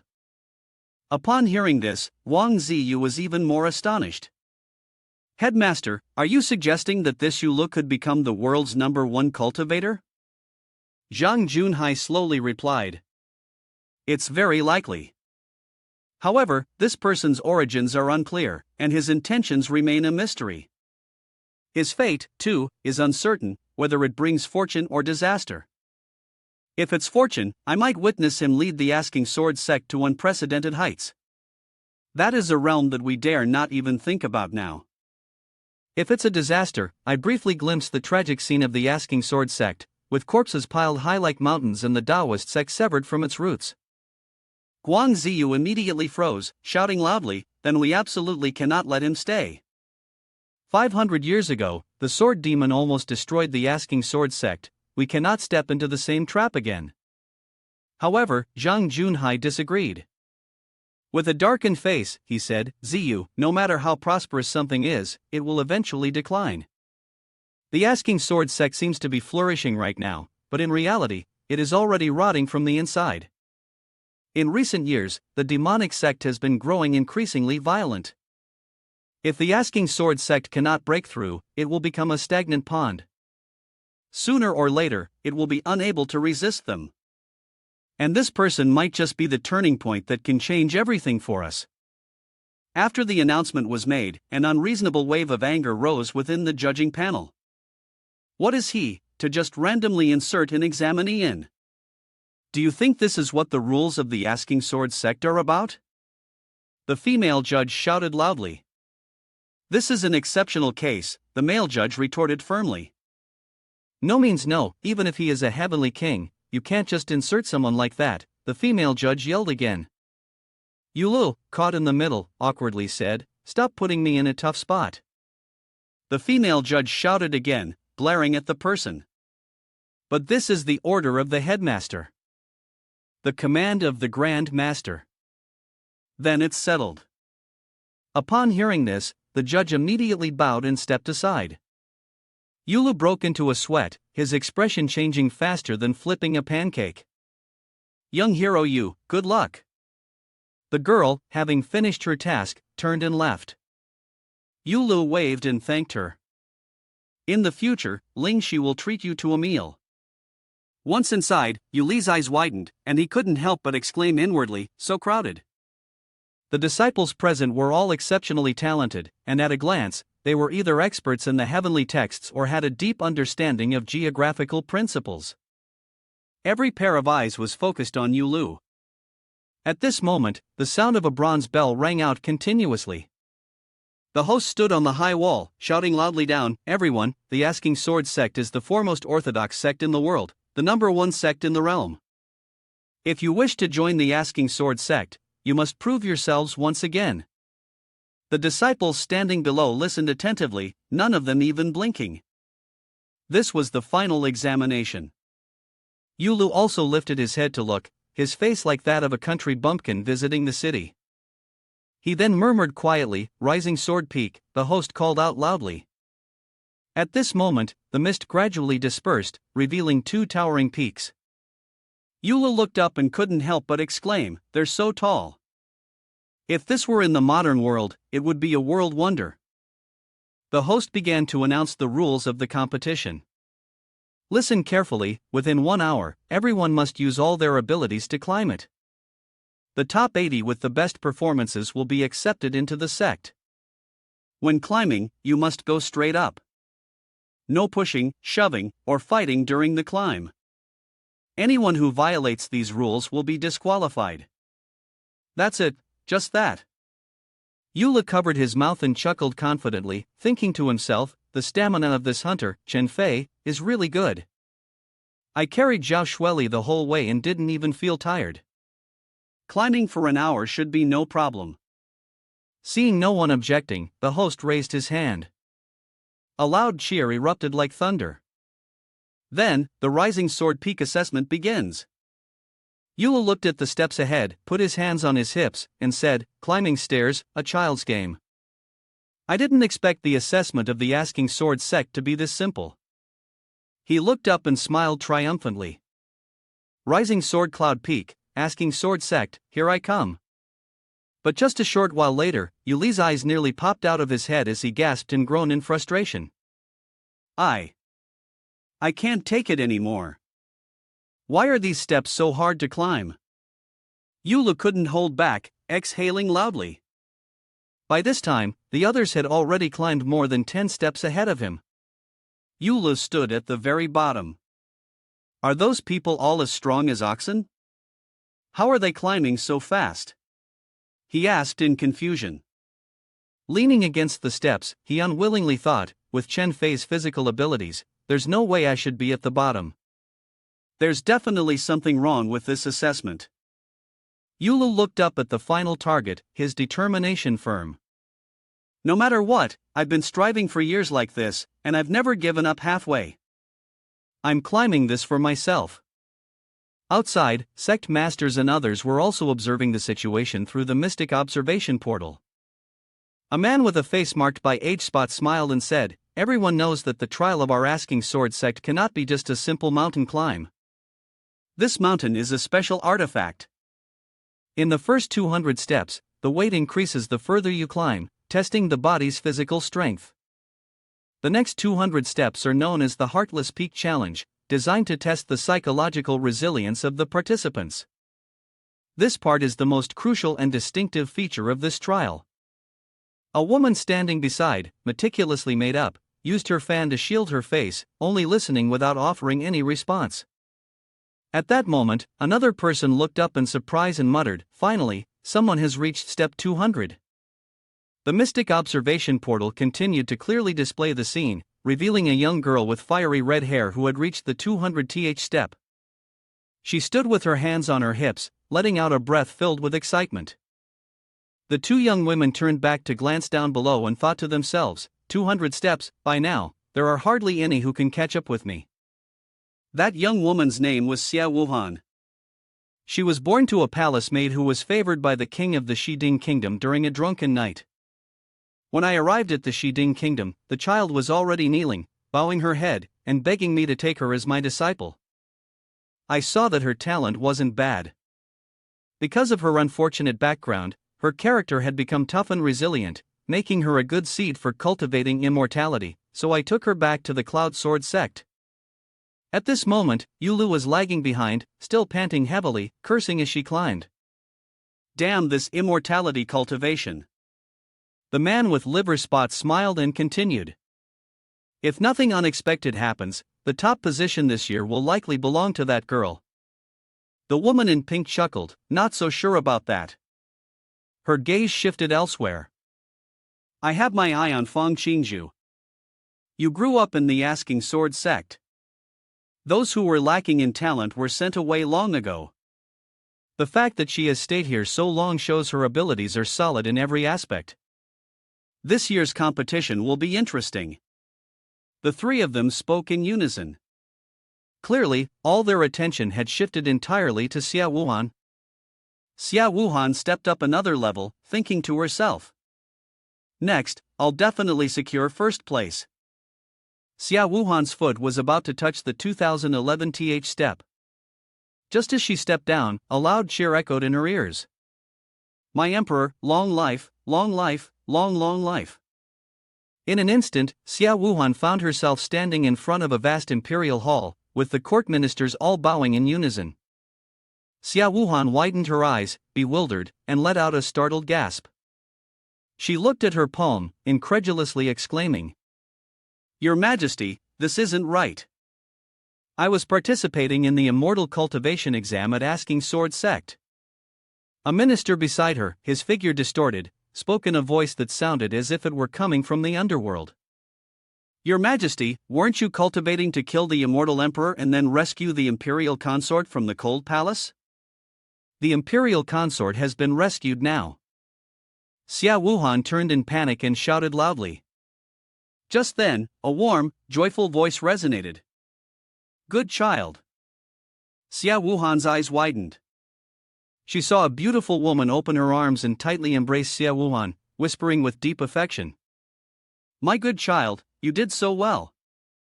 To have a daughter like you, I truly am blessed. Xia Wuhan stammered in response. Mother, you're all right? So good, so good. Xia Wuhan closed her eyes, savoring the feeling of maternal love. As long as mother was fine, everything was enough. Mother, I missed you so much. She didn't pay any attention, as her mother, holding her in her arms, had skin as pale as a corpse, and her eyes were wide open, as though she wanted to devour her alive. In reality, Xia Wuhan's eyesight had dimmed, and a disciple behind her, who had just caught up, was completely bewildered. Ha! The old man was so furious that his body trembled. This rotten little girl, really, how could she be so absorbed in the first illusion? The woman in pink stared at Xia Wuhan and spoke in a calm voice. From the 101 ST to the 399 step of the Sword Peak, it is a trial of the heart's path. Your disciple is still young, with a heart full of obsessions, her Dao heart is unstable. In this regard, Qingju is far superior. The young man didn't care that Xia Wuhan was struggling, he simply moved forward. As soon as he stepped onto the 2011 essay step, his expression changed slightly. Before him were countless beautiful women of all kinds, each of them sweetly calling out. Young master, young master, young master, cultivation is so hard, why not come here and have some fun with us? Come here, young master, let's play some exciting games together. Feng Qingju said nothing, only gripping the sword tightly in his hand. He closed his eyes and forcefully slashed forward. Immediately, the illusions before him began to distort, and the clothes of the women were torn apart simultaneously. The sensitive sound continuously echoed. Feng Qingju tightly shut his eyes and calmly said, This illusion is nothing, nothing to be afraid of. Whatever test you have, just throw it at me. Massive gold ingots fell from the sky, and he sliced them in half with a single strike. Even when the legacy sect's patriarch appeared, Feng Qingju cleaved through him. As for the mysterious cries echoing from nowhere, he remained undisturbed, swiftly eliminating them. Feng Qingju took a deep breath, his expression unchanged. The elder from the Asking Sword sect laughed with excitement. Was it really that easy? No wonder people are watching him. Fang Qingzhu has the potential to reach the Dao realm. Shan Yang, the elder, was so furious his hair almost stood on end. Go on, girl, keep it up, another elder hastily asked. Hey, are you alright? Meanwhile, Xia Wuhan was still standing there in a daze. The disciples who had reached the 2011 step were also in a similar trance, their eyes unfocused, dazed as if lost. Yu Lu, having only managed to climb 188 steps, confusedly wondered, what are they all stuck on over there? Then, he reminded himself, forget it, no time to care. Taking advantage of the moment, he quickly caught up. On the observation platform, the female elder was grinning widely with joy. Xingzhu reached 421 steps, seeming to have hit his limit, but this was still considered his best performance in hundreds of years, Elder Shan Yang exclaimed in despair. Wuhan, get up, child. At this moment, Wang Ziyu walked over and asked, how's the assessment progressing? The three elders responded in unison with an exclamation. Oh, Elder Guang is here, Elder Zupai smiled and announced. The assessment is nearing its conclusion, and the number of people on the mountain path is basically settled. Currently, the person in the lead is Fang Qingzhu with 421 steps, and in second place is Xia Wuhan with 390 steps. Wang Ziyu praised with satisfaction, good. His gaze suddenly stopped at the final segment, the first from the bottom, specifically on the person who was stuck at 193 steps. Wang Ziyu frowned, thinking to himself in confusion, the sect master said he was impressive, so why is he performing so poorly? But maybe this is for the best, anyone who could bring great disaster to the sect should still complete this assessment. At this moment, Yu Lu was still using all his strength to crawl upwards. I can't give up, I must pass this assessment. Finally, he reached the 200th step. He pulled his leg up and stepped onto the second step. Immediately, the scene before Yu Li's eyes changed. Ha! What? Another one, just to be sure. His eyes widened in shock. Yu Li suddenly realized that he was naked. Panicked, he screamed, oh my god, where are my clothes? And where's a gue? A gue? Looking around carefully, Yu Li discovered that he was in the king's bathroom. The beautiful women surrounding him were all completely naked, playing and teasing without restraint. Stop! Your Majesty, please come here. Yu Lu was stunned, huh? Huh? Where am I? How did I end up here? Wasn't I taking the assessment? The women, seeing that he wasn't responding, continued to entice him. Your Majesty, please come here, come and catch us. Why aren't you catching us? Haven't we served you well? One girl rushed over and hugged Yu Lu tightly. He froze, letting out a sound of surprise. Yu Lu squinted at them with a slightly hostile expression. Then, with all his strength, he punched the girl, sending her flying into the air, shouting angrily, this is wrong. A naked girl popped up from the bathtub, coyly saying, what's so great about immortality? She blushed and shyly invited him, stay here, we'll make you feel good. Before she could finish her sentence, a knee appeared in front of her. Yu Lu, with all his might, kicked her straight back into the tub. He rubbed his hair, frowning and said, I didn't come here to cultivate shallowly, I came here to die. Yu Lu turned around again. This time, he realized that the scene from before had disappeared. Was it an illusion? The little turtle also let out a cry, drawing Yu Li's attention. He quickly hugged the turtle to his chest. Ague, you're okay, that's great. He tucked Ague into his robe and smiled, saying, let's keep climbing. No matter what, we must pass the test today, I can't afford to delay the plan anymore. The elder of Asking Sword Sect said in surprise, oh, someone has caught up. Elder Zhu Pai glanced at them and immediately recognized the figure. Wasn't that the kiddo who was lagging behind? He had always been behind. Elder Shan Yang asked in surprise, caught up? Elder Zhu Pai responded, yes, the sect leader arranged this. Half of the assessment time had passed before he even reached level 200. I didn't expect that after level 200, his speed would increase so rapidly. He looked at Yulu, climbing quickly like a machine, and angrily shouted, "This brat!" Elder Shan Yang couldn't believe it. How is he moving so fast?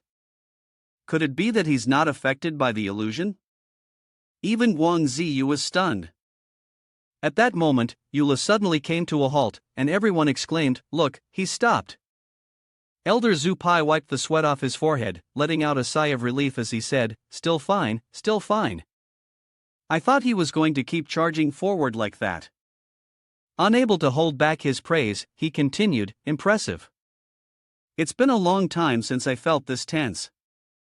The candidate recommended by the headmaster is truly remarkable, even Elder Shan Yang must acknowledge it. Though a ranking of 350 isn't that outstanding, it's still unprecedented for someone at the bottom of the rankings to leap straight into the top 10 like this." Guang Ziyu, at this moment, completely changed his view of Yulu. His eyes widened, and he watched in intense concentration. At this time, Ague also stuck his head out and asked with concern, "Are you okay?" Yula sat down on the steps, feeling a little troubled, and said, "I'm fine, just a bit tired. Also a bit hungry, really craving some stir-fried noodles." Leaning against the steps, he casually continued, "I took a quick look earlier, and there are still 9 people ahead. If this keeps up, I should be able to pass the assessment. Maybe I'll just keep going like this, hide out like some of those immortal protagonists, avoid the dangers, and avoid dying too soon." Another personality immediately punched Yulu, knocking his head to the side. "Hide your head, huh? Are you afraid of dying? Are you scared? You came here looking for death, didn't you?" Yula covered his face, stood up again, and said, "I forgot about this setting. Well, I'll keep climbing. I'm going to win first place." At that moment, the female elder widened her eyes and shouted, He's standing up again. I must rush up there." Yuli used all his strength, bent his legs, and ran straight to the top.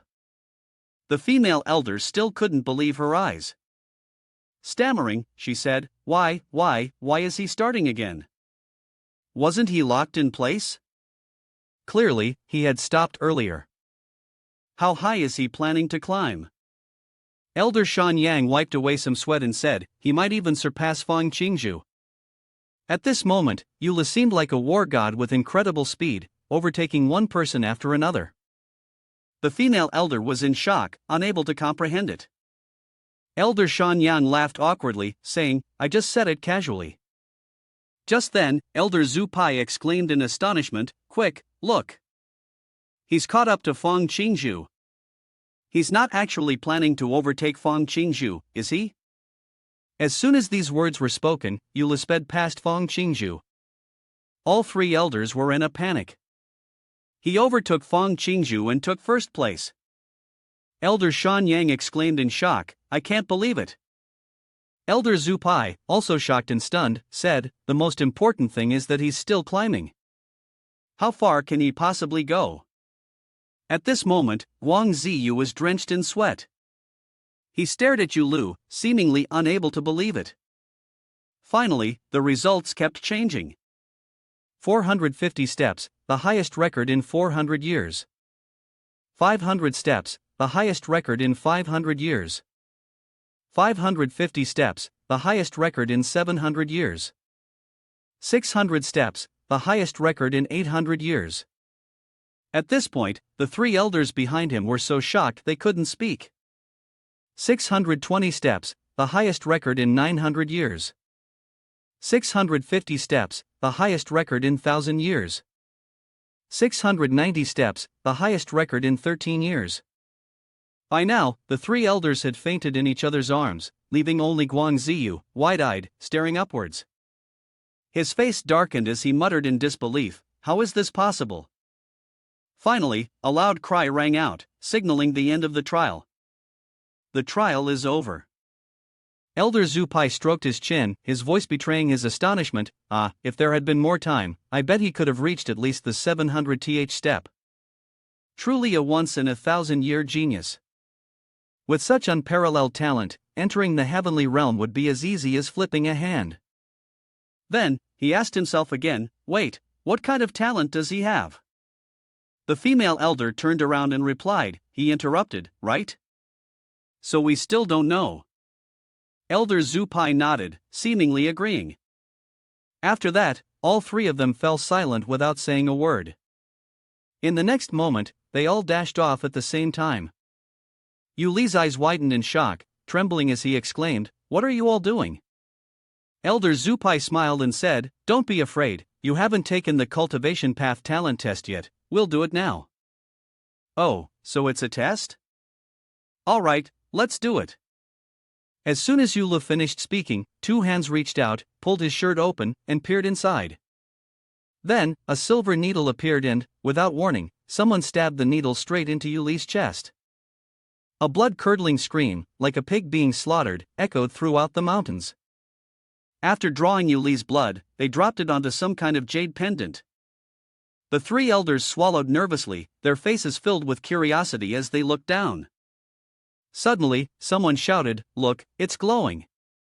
When they saw the jade pendant glow, Guang Ziyu was even more shocked. Meanwhile, Yulu, clutching his chest with tears in his eyes, cried out, "It hurts so much." Seeing the three elders turn to look at him, Yulu was startled. "What now?" But Elder Shan Yang only said, "Go back first." Yulu breathed a sigh of relief. Is it already over this quickly? Well, it's done, so tiring, it's all over, my leg is completely useless today. Yula stretched and directly turned to leave. After Yula had gone, the three elders were filled with disappointment. Why is he of such low rank? Elder Zhu Pai said with a dark face. We weren't expecting someone with extraordinary talent like Fang Qingzhu or Xia Wuhan, but even a medium-tier talent could steadily enter the Dao realm. Elder Shan Yang couldn't believe his eyes. How could someone with such a good temperament, such a strong will to cultivate, have such poor talent on the cultivation path? The female elder was full of sorrow and lamentation. Damned heaven, are you crazy? This setup is completely unreasonable. Only Guang Ziyu clenched his fists and fought with relief. Thank goodness, he frowned, his talent is low, he didn't even pass the entrance examination. But then, a loud shout full of dissatisfaction echoed, stopping him. Why is this? Asking Sword Sect has never taken in a disciple with such low talent. Zhang Junhai calmly responded again. Ziyu, you still don't fully understand the concept of fate. One cannot arbitrarily interfere with fate. The more you try to meddle, the more you lose control over it. Guang Ziyu, still unwilling to accept, asked again, but clearly, we know his talent is inferior. Yet, we keep him here. Isn't that interfering with his fate? Zhang Junhai stroked his beard, his demeanor as calm as ever. It is true that he relied on himself to overcome Rising Sword Peak. On the other hand, if we were to expel him out of fear that he might bring disaster, or keep him simply because we covet his luck, that would be the real interference with fate. He paused for a moment before continuing, you must let things take their course and keep him here, making him an official disciple like the others. If he cannot break through within 5 years, he will have to leave, just like anyone else. Guang Ziyu's face darkened, but he didn't know how to counter that. His expression became serious. Keeping him here was fine, but he had to be watched carefully to prevent any trouble. In the dormitory of the new disciples, Yula had only a pillow and a blanket. He lay lazily on the floor, feeling at ease and thinking to himself, finally, some rest. He looked at the stone in his hand and thought, right, Joshueli asked someone to give me this. Flowing Shadow Stone said that it could be used to contact her. I wonder how she's doing. I heard that her Dao heart was injured, and she was taken to some place called the Medicine King Valley for treatment. It seems quite serious. Yulu murmured softly, Joshueli, I hope you recover soon. Inside the disciples' classroom, everyone was chattering excitedly. Rising Sword Peak was really tough today. Just 10 steps, and I nearly collapsed. I made it to the 20th step, and it was easy for me. Another person said, what's the point of bragging? If you're so capable, go compete with Fang Qingzhu and Xia Wuan. They're ranked first and second, certified by the judges. Someone asked in surprise, wait, what's Xia Wuhan doing? Xia Wuhan reached out and squeezed Lu Yuer's two melons. Yuer, have you been secretly practicing some cultivation technique? The room immediately fell silent. The disciples all thought at once, what kind of dangerous aura is that? Zhao Shueli trembled, stuttering, cultivators should have a pure Dao heart. How could you say I'd been secretly practicing anything? Xia Wuhan laughed, I was just kidding, just kidding. At that moment, Yula pushed the door open. He stood in the doorway, bracing himself against the cold and said, Hello, everyone. The others jumped in surprise and shouted. Yula still didn't understand the situation and, confused, muttered, why is it so quiet? As soon as the disciples saw the scene in front of them, they were all stunned. The female disciples turned beet red, but not because of Yulu. Instead, it was because in the midst of the shock, Xia Wuhan had somehow ended up falling right into Lu Yuer's mouth. Yula watched this unfold, his face blank for a moment. Inside the classroom, Xia Wuhan's face turned crimson as she shouted, Who's the reckless one here? Yulu, flustered, took a step aside and said, Sorry, I didn't see you standing at the door. Please, continue, young lady. Suddenly, one of the disciples in the class couldn't hold back and shouted loudly, It's him. The genius who climbed 690 steps of the rising sword peak. He's actually in the same class as us. Upon hearing this, others began to recognize him too. He's the one who ranked first at Rising Sword Peak. So impressive. Wow, he's incredible, making it so far, way farther than the second place person. He's just too strong. Big brother, what's your name? Yulu, putting on his most handsome pose, lifted his chin and introduced himself, My name is Yulu. You flatter me. Xia Wuhan growled, Do you think you're above me? She angrily shouted. Hearing that, Yulu and the other disciples froze. Xia Wuhan is angry. Xia Wuhan drew her sword from her chest, her voice filled with resentment. The person in first place is truly ridiculous. What I can't stand the most is your petty smugness. As for character and talent, the person who truly deserves to be in first place should be Feng Qingzhu. She pointed the tip of her sword directly at Yuli's face, shouting loudly.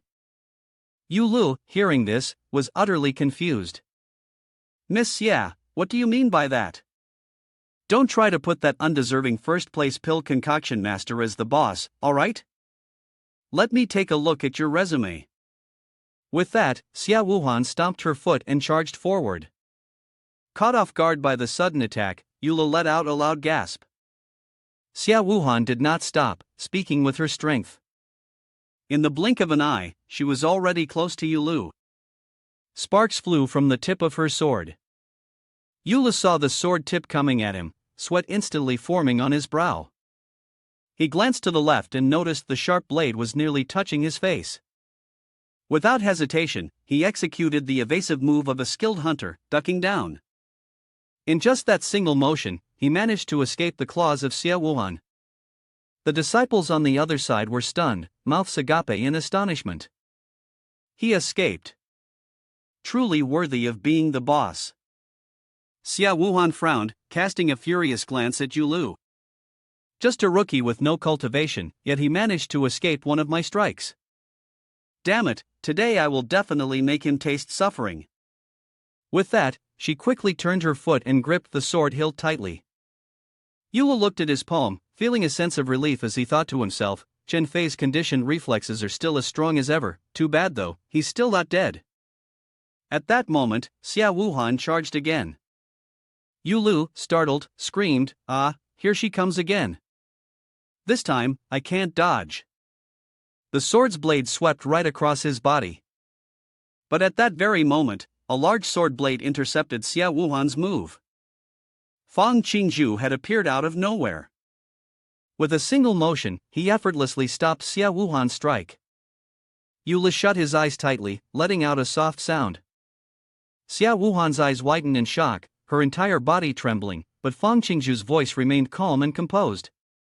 Junior sister Xie. Yula finally regained his composure, realizing he hadn't died. Fang Qingzhu continued, your sword shouldn't be used on fellow disciples like this. It should be used on ghosts instead.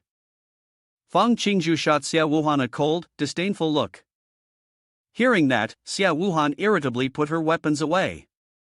She was unwilling to accept it and continued to argue. So what? Are we supposed to be afraid of those treacherous little people? Besides, there's that guy behind you who was disrespectful to me earlier. Yu Lu, standing behind, quickly laughed to smooth things over.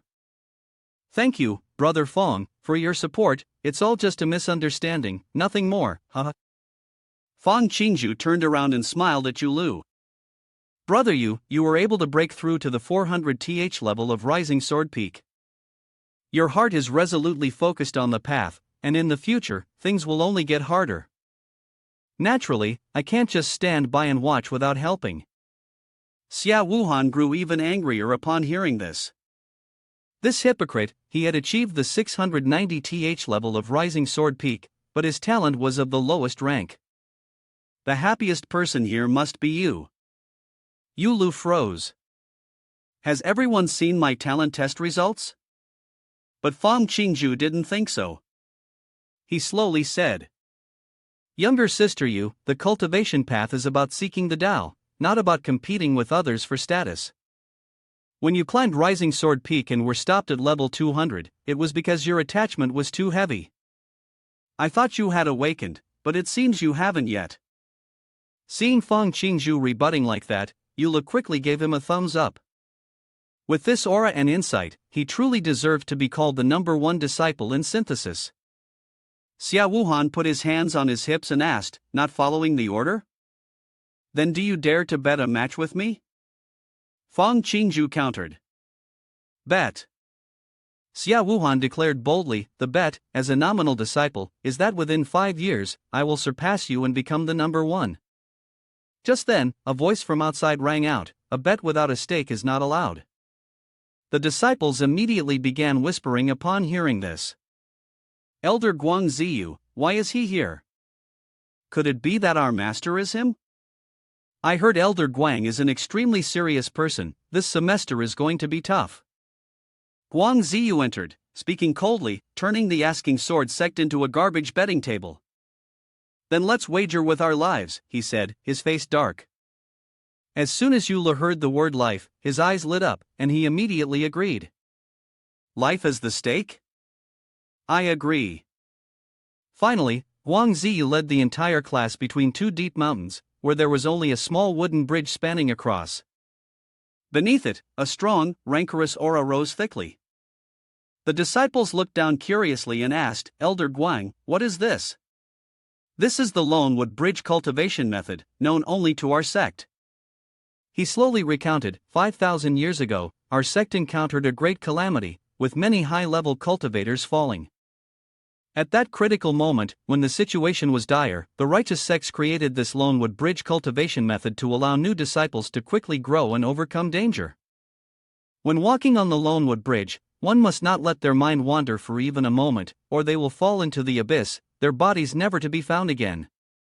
It can be said that life and death are decided by one's own will, but as long as you can conquer the fear, you will forge your heart and increase your cultivation level.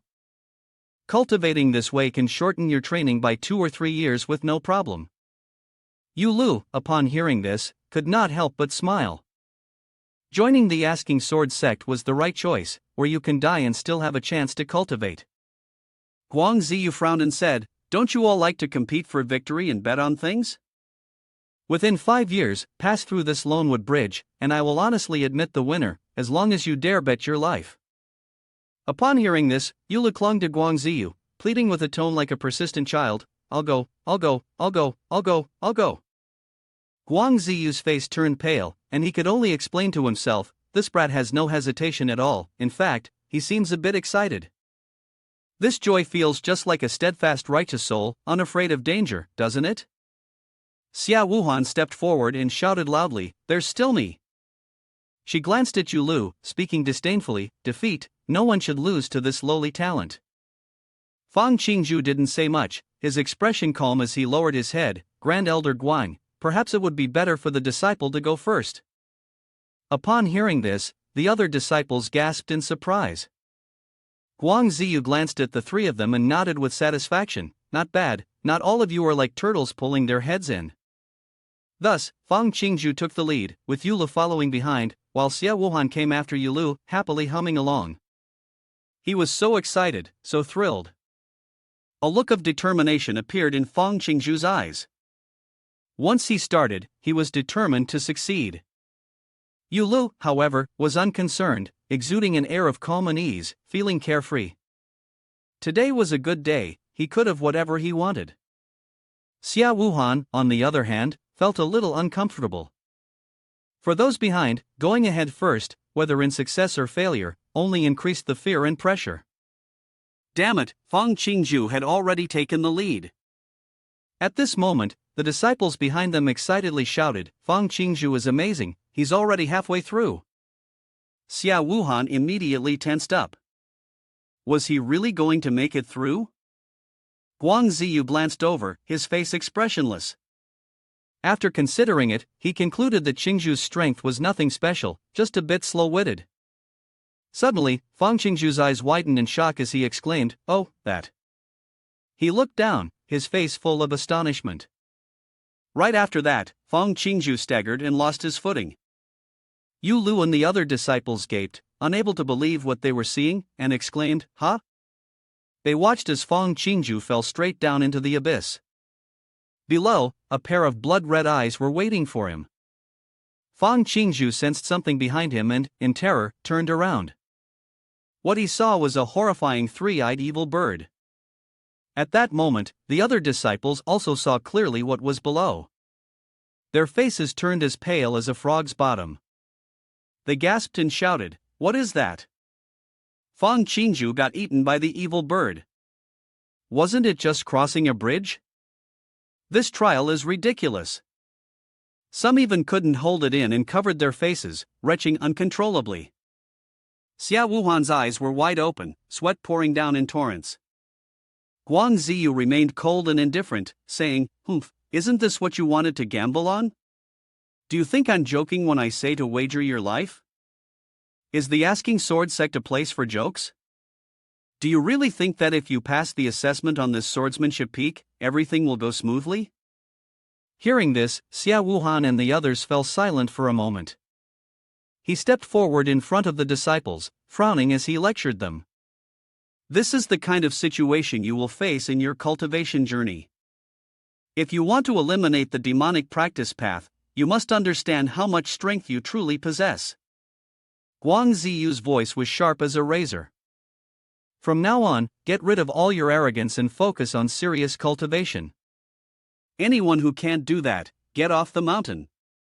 What Elder Guang said about eliminating the demonic practice path was not wrong, but walking on a bridge where death could strike at any moment was not something to take lightly. They were still lecturing, not noticing a foot stepping onto the bridge. Guang Ziyu kept talking. "I've already said it, those who are afraid don't have to go. This is your choice. If you've made your choice, then deal with the consequences yourself." Yu Lu, hearing this, asked, "So no matter what happens, Elder Guang will not offer any help? Is it because the disciple was eaten by the giant bird?" Guang Ziyu affirmed resolutely. "Of course, if you're scared, you can always step back." Yu Lu looked down and thought to himself, "Fang brother, I'm sorry." Although he really wanted to strike Elder Guang hard across the face, this was a golden opportunity. After thinking for a moment, Yulu spread his arms wide and continued walking forward. Guang Ziyu's face remained expressionless, but deep inside, he already had an answer. The solitary wooden bridge was fundamentally about facing the fear of death, being afraid while walking, panicking during training. As a result, Xingzhu fell in the blink of an eye. A mere mortal could never pass. If he had fallen off the cliff, he would have died instantly. His gaze was fixed on Yulu, and he thought to himself, the asking sword sect will avoid this disaster. But at that moment, the disciple's astonished exclamations sounded like thunder in his ears. He made it across. Yulu bit his lip. He actually made it across safely. In a place where no one could see, Yuli's face was filled with deep disappointment and frustration, and he muttered a few more curses. He angrily shouted, "Who was working against me?" 30 minutes earlier, a foot had silently stepped onto the bridge. Yulu, walking with glee, had said, "This narrow solitary wooden bridge is so easy to fall off." He waved his hand repeatedly, trying to make his body spin. "Ah, why did my foot slip? I fell. It doesn't feel like enough." Yulu tilted his body to the other side, and immediately, his body plummeted downward. The disciples screamed in panic. "He's fallen, he's fallen." Guang Ziyu was equally delighted. "Fall down, fall down." But suddenly, Yulu reached out and grabbed the wooden bridge tightly. He spun once in mid-air, then precisely bounced back to the same spot. With a loud thud, his feet firmly landed.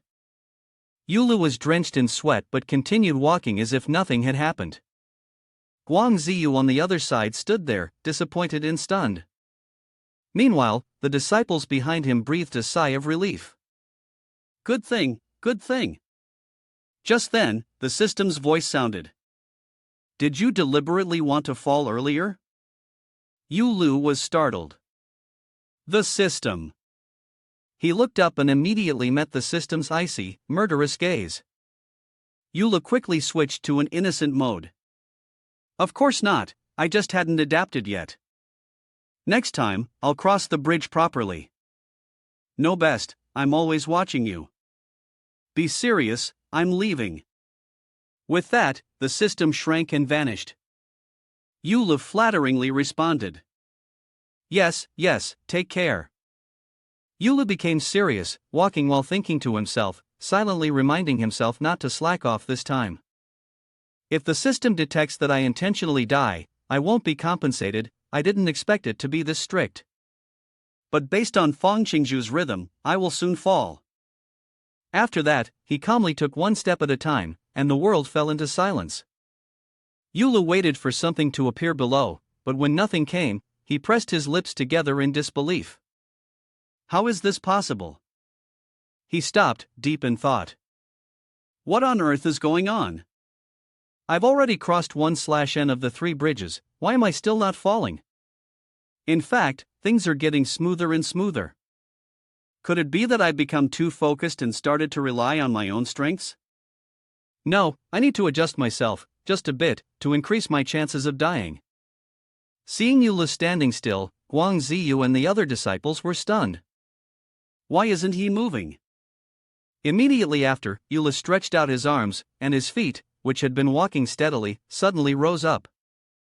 Guang Ziyu's eyes widened. What is he trying to do?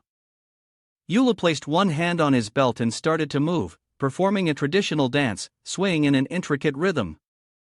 The disciples, being from ancient times, naturally had no idea what it was. What kind of martial arts is that? Then, Yulu stood on his toes, making his body bob up and down. The disciples were drenched in sweat, confused and exclaiming. Isn't he afraid of falling? Yulu did not stop, continuing to stamp his feet on the bridge. He spun in the air, striking the pose of a hawk flapping its wings. Guang Ziyu was stunned. He had overcome the fear of walking on the single wood bridge without being overwhelmed, and yet he could still remain alert enough to execute such a high-difficulty move. Could he have done this? After testing the system, Yulu thought to himself, I've jumped, and the system hasn't reacted. My gaze has become sharper, so does this mean I've exaggerated it further? Immediately, Yulu let go of himself, allowing himself to fall forward. The onlookers felt as though lightning had struck out of a clear sky. Look, what's he going to do now? Yulu broke out in a slight sweat, curling his lips into a sneer, and the editor said, Here, there are still 8 super-level, 360-degree, perfect jumps. Watch how I, the little master, show you. In less than a second, another version of Yulu broke the script, charging out and kicking this Yulu, causing his head to twist sideways. Look at your grandmother's legs. How do you expect me to draw in such a difficult situation? Just die already. Yulu tilted and fell. The disciples watching this were startled, shouting, "What's happening? Why did Yulu suddenly fall down? Keep going, stay strong." Yulu placed both hands on his chest, his face filled with immense satisfaction. At last, he had succeeded. Although the process had been a bit strange, it didn't matter how it happened. The wind was so gentle, as if something was supporting him. The feeling was so real. Yulu was lost in thoughts about his impending death, completely unaware of the enormous hand that had appeared to catch him. When he opened his eyes, he found himself standing on the other side of the bank. Yulu was furious and shouted, "Who was the bastard that saved me just now?" Then, his face turned gloomy again. "Where are the people who said they would eat me? How come there's not a single one?" The disciples behind him all shouted in unison, "Big brother you, boss, boss, boss." Guang Ziyu's face had turned pale at this point, and he was frozen in place. The hand of Guang Ziyu still carried spiritual energy, and even he didn't understand why he had saved him. On the other side, Xia Wuhan clenched her fist and stepped forward, thinking to herself, "I can't lose. Yula made it, so I must be able to do it too." A supporting actress immediately noticed her. Xia Wuhan hadn't given up yet, she wanted to cross the bridge. Xia Wuhan rubbed her chin and thought, "I can't be stiff like Fang Qingju." And so, Xia Wuhan leaped up high. The group behind screamed loudly, "Quick, look!" She chose the same path as Yulu. But it lasted only for a second before Xia Wuhan fell straight down. The disciples, in a panic, screamed, "Another person's dead. Number 1 and number 2 are gone. I don't believe it." Yulu tied a hat onto his head, exhaling a heavy breath, and scoffed, "Others might die, but I'm fine." Then, Yula suddenly surged forward, loudly, and ran back from the other side. One of the disciples behind, stunned, exclaimed, "Elder Guang." Yulu didn't wait for anyone to come pick him up, he ran back himself. "This kid, Guang Ziyu, looks grim. He just went through such a perilous trial, yet still has the strength to come back? Who exactly is he?" But in just 3 seconds, Yula had already stood before Guang Ziyu. He screamed loudly inside his mind, "If there's darkness, there must be darkness. Why is everything going so smoothly for them? Even if I wanted to die, it wouldn't matter." Yula scratched his scorched head, dazed, and said, "Why does my head feel a little hot?" The other disciples screamed in horror, "Oh my god, Yuli's self-immolated." Yula jumped in shock, and Guang Ziyu immediately tapped the disciple's head with his staff, leaving him speechless. Self-immolation? This is a cultivation technique aimed at achieving solitary woods effect, enabling Yulu to advance to the first level of human realm. If cultivated in a normal way, it would take 3 months to succeed. But now, he only needed half an hour to achieve it. A disciple behind them dissatisfiedly shouted, "Isn't this breaking the rules?" "Unfair," he added. Wang Ziyu responded with a question. "Unfair? I've given you all the same opportunity, but you couldn't overcome your fear." Yulu, on the other hand, accepted such a great risk, and this is the result he deserves. Then, Guang Ziyu raised 2 fingers high, and a small flicker of spiritual light appeared at the tips. Immediately after, a bird from the bottom of the abyss flew up. The other disciples were thrown into a state of panic. "Elder Guang, the giant bird has flown up. It's too dangerous." Guang Ziyu coldly interrupted, "Quiet, it's not a vicious bird." They saw the bird open its mouth and spit out 2 figures. The nearby disciples immediately recognized them. "Look! Isn't that Fang Qingju and Xia Wuhan? They're still alive." Guang Ziyu waved his hand and coldly called out, "Get up, how long are you 2 planning to sleep?" Upon hearing this, Fang Qingju and Xia Wuhan simultaneously opened their eyes. Guang Ziyu gently patted the giant bird's head and slowly said, "Cultivators often take death as their companion. The Asking Sword sect has always made the eradication of the demonic practice path its mission. The matter of Zhao Shueli, Elder Zhao, I'm sure you've all heard of it." He paused for a moment, then continued. To fight for victory, but be so afraid at the outset, unable to take even a single step forward. Don't even think about cultivation. Upon hearing this, both Fang Qingzhu and Xia Wuhan blushed with embarrassment, not daring to say another word. Guang Ziyu, riding on the back of the bird, called out from above. The show ends here. Just a reminder, it's best not to take advantage of the fact that no one is around and try to walk over the bridge looking for death. His face darkened as he warned them, adding, "If you're not afraid, you'll understand for yourselves what it feels like to step onto that bridge. Once you fall, you won't be able to rise again." As the bird flew away, the people below finally snapped back to reality. It's gone, it's gone. Only Yulu was so angry that the veins on his neck bulged. No wonder. He angrily grabbed a knife and muttered to himself, no wonder the system didn't show itself. It turns out that Elder Guang knew beforehand. With Elder Guang here, I wouldn't die. When I was stepping in mid-air, it was definitely Elder Guang who caught me. Yula scratched his head and said, I must take the chance and go there alone next time when no one is around. Lu Yuer walked over to Yulu, smiling sweetly as she asked, Senior brother you. Could it be that you knew in advance that Elder Guang wouldn't let us die, right? You're really impressive. Can we cultivate together in the future? Yulu asked, surprised. I am Lu Yuer, gently introducing myself. I am Lu Yuer, your junior sister. Yulu looked at the woman standing before him, feeling a bit confused. Is this the adorable junior sister of my cultivation partner? He then formed an X shape with his two fingers, pouting and responding, No, that's not going to work. Lu Yuer quickly stepped back, signaling him to stop looking at her like that. Yulu folded his arms, thinking to himself, I just want to die. If I form connections with people around me, it's going to be troublesome. I can't make the same mistake as Shueli and become a powerful person. Plus, I can't reveal my true identity. With that thought, he resolutely turned and walked away, leaving behind only one sentence, cultivation has always been my sole purpose. Junior sister, don't waste your time on me, and don't come looking for me again. After hearing that, Lu Yuer's face turned darker than a pot bottom. She quickly retreated. I'm sorry, I was being rude. I won't bother senior brother you again. She then turned and left. Seeing this, Yula let out a sigh of relief, feeling lightened. That night, in the dormitory's backyard, Zhao Shueli was quietly talking to Yulu in the small room. You're asking what kind of person Guang Ziyu is? Elder Guang is cautious by nature, very responsible, and also very enthusiastic. Whenever any disciple needs something, they go to him. Why are you asking about these things?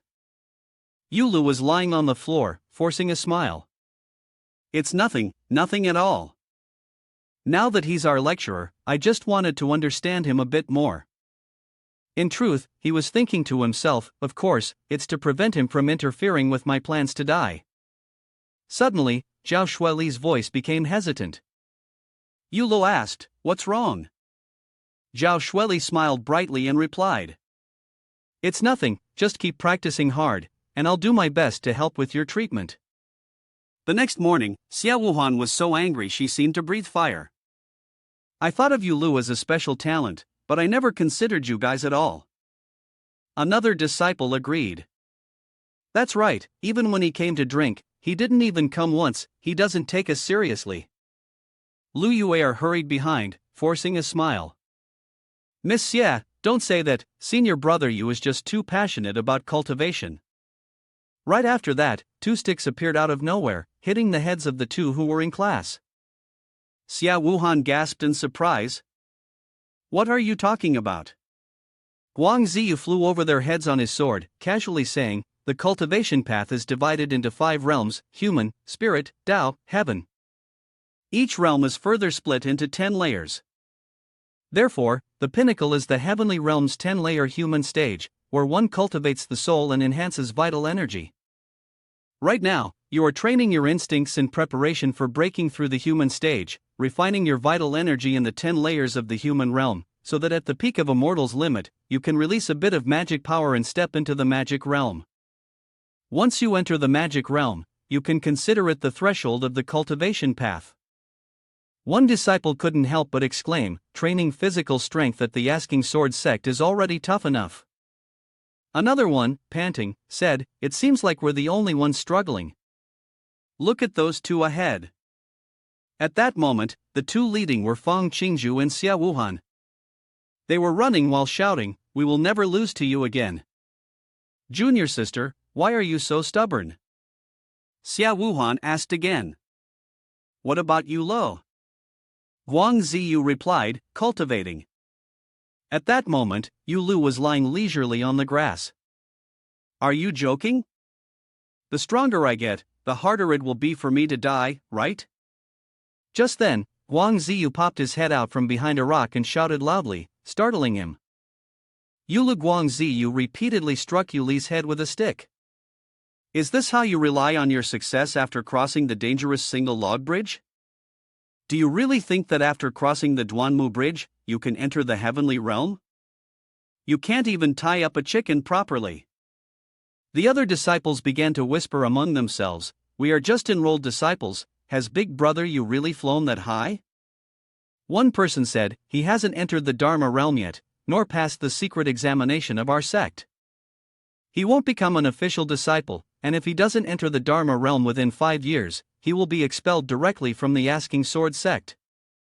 Guang Ziyu immediately noticed and shouted loudly, you over there, do you also want to be whipped? The three disciples quickly turned around. No, no, no. 3 months later, Eula looked at the sweat dripping onto the ground and said tiredly, there's no way to get through these days. He knelt down on the ground, completely disheartened. In the past 3 months, I've crossed the Duanmu bridge 450 times safely and have ascended to the mortal realm of the sixfold heaven. Eula wiped the tears from his face, feeling utterly disappointed. There hadn't been a single accident. When will I ever die? When will I die? Suddenly, a voice sounded, full of disbelief. 450. Xia Wuhan hid behind the rock and whispered. 450 times, we practiced tirelessly day and night for 3 months before we reached the triple heaven realm.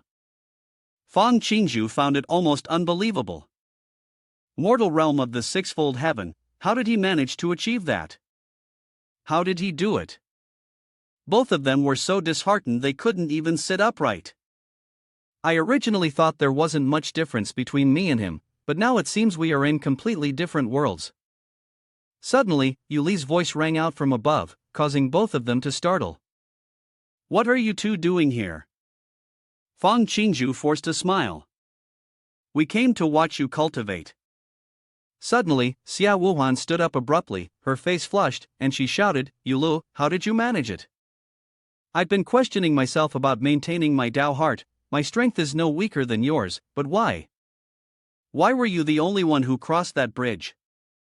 Eula broke out in a slight sweat, thinking to himself that even someone as proud and lofty as Xia Wuhan was asking for guidance. But I'm not a good reference.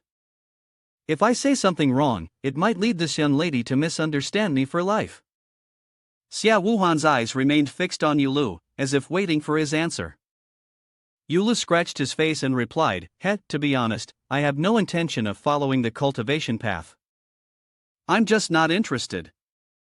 If you're asking how I did it? Well, I've always been like this. Has it always been like this? Xia Wuhan and Fang Qingzhu both asked, their heads full of question marks. Yula paused for a moment, then continued, I have always believed in one saying, if you don't risk your life in madness, you won't succeed. Seeing Yu Li's weathered appearance, both Xia Wuhan and Fang Qingzhu were momentarily stunned. Xia Wuhan widened her eyes, as if possessed. Immediately, a flash of light seemed to spark in her pupils. With a loud bang, Xia Wuhan's heart seemed to explode, the shockwave so powerful it felt like it could trigger World War III inside her head. After a moment, a panicked voice was heard, this is bad, master. Guang Ziyu shouted urgently. The disciples in the lower courtyard, Zhang Junhai, frowned in anger, you're at it again. Don't worry about it. Guang Ziyu, frustrated, interrupted.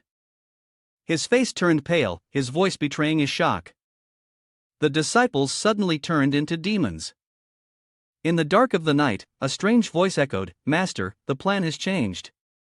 We can enter the secret realm tomorrow." Another person, surprised, responded, "The Cloud Sword sect actually helped that stubborn old fool break the rules. Is it because of a disciple named Yulu?"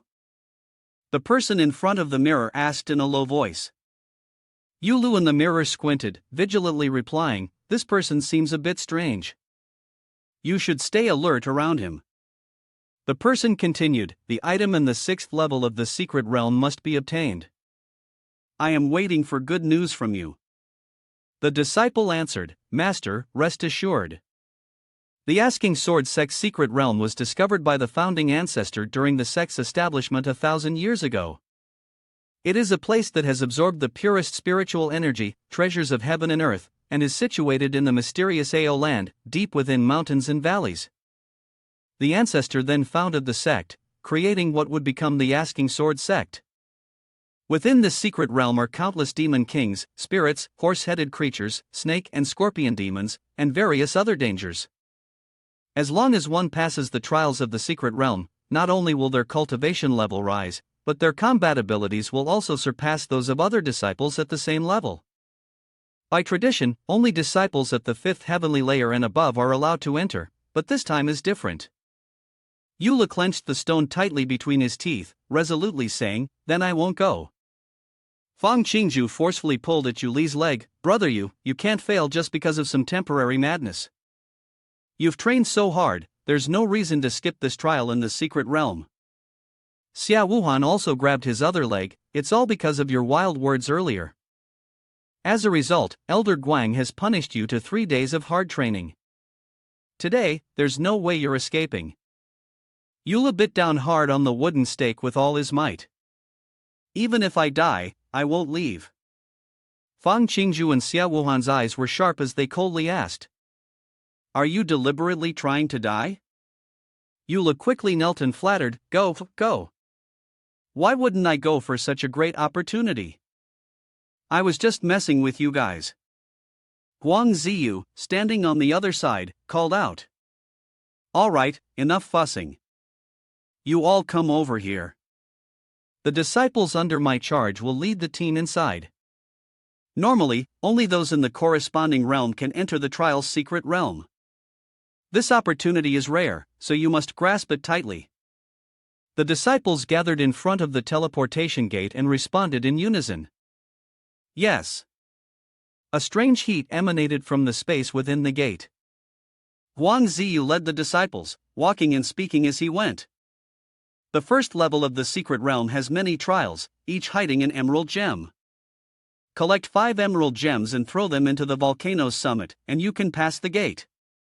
At that time, you will also be rewarded.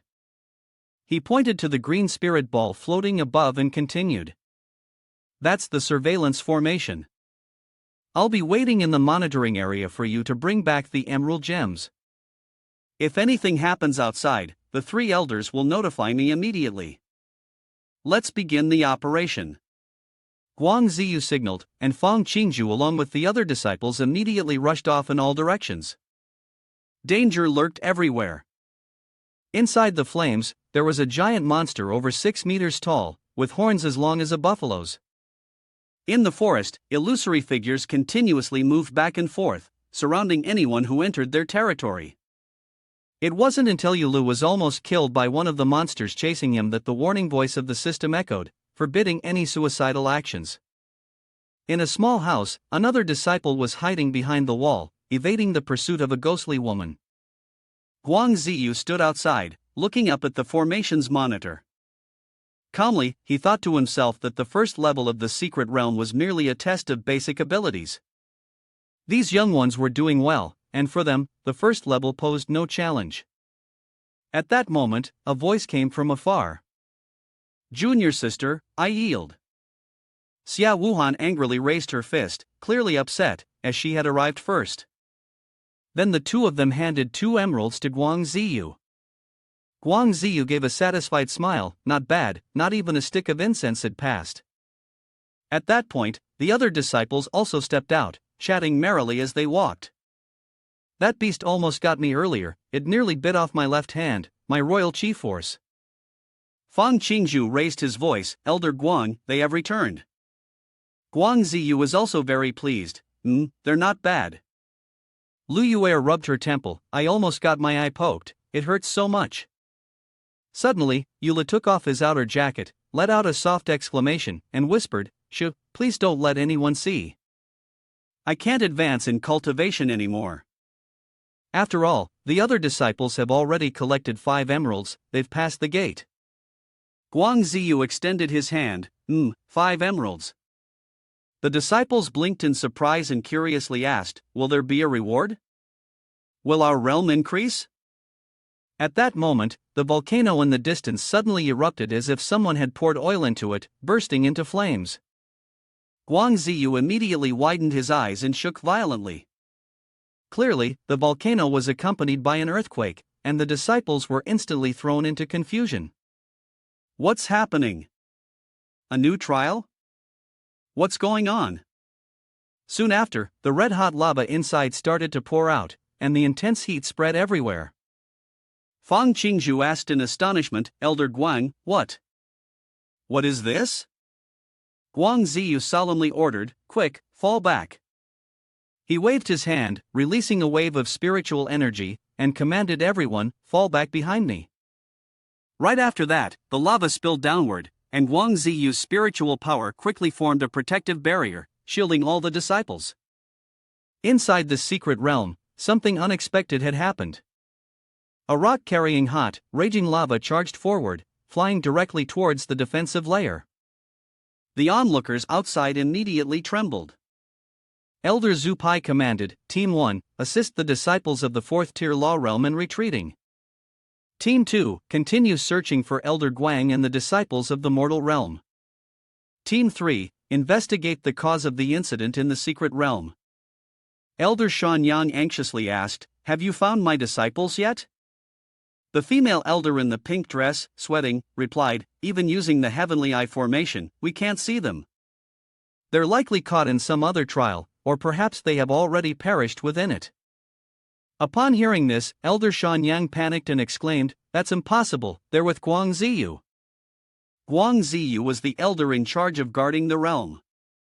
The female elder hesitated before replying, but the heavenly eye shows that Elder Guang's situation is quite dire. Meanwhile, the disciples inside were desperately holding on. They anxiously shouted, Elder, why hasn't the rescue arrived yet? The beasts in the secret realm are too powerful. Are we going to become food for them? Don't worry, Guang Ziyu was fighting the demon beast while doing his best to reassure. He spread his arms to face a giant demon beast, his voice full of determination, I will definitely get you all out of here. Saying that, Guang Ziyu swung his sword down fiercely. Eula hurriedly rushed over, Elder Guang, I'm here to help you. Xia Wuhan and Fang Qingzhu hurriedly shouted, Guang Elder, we're here to help too. The 3 of them were immediately scolded loudly by Guang Ziyu, stay where you are, you girls are still too weak.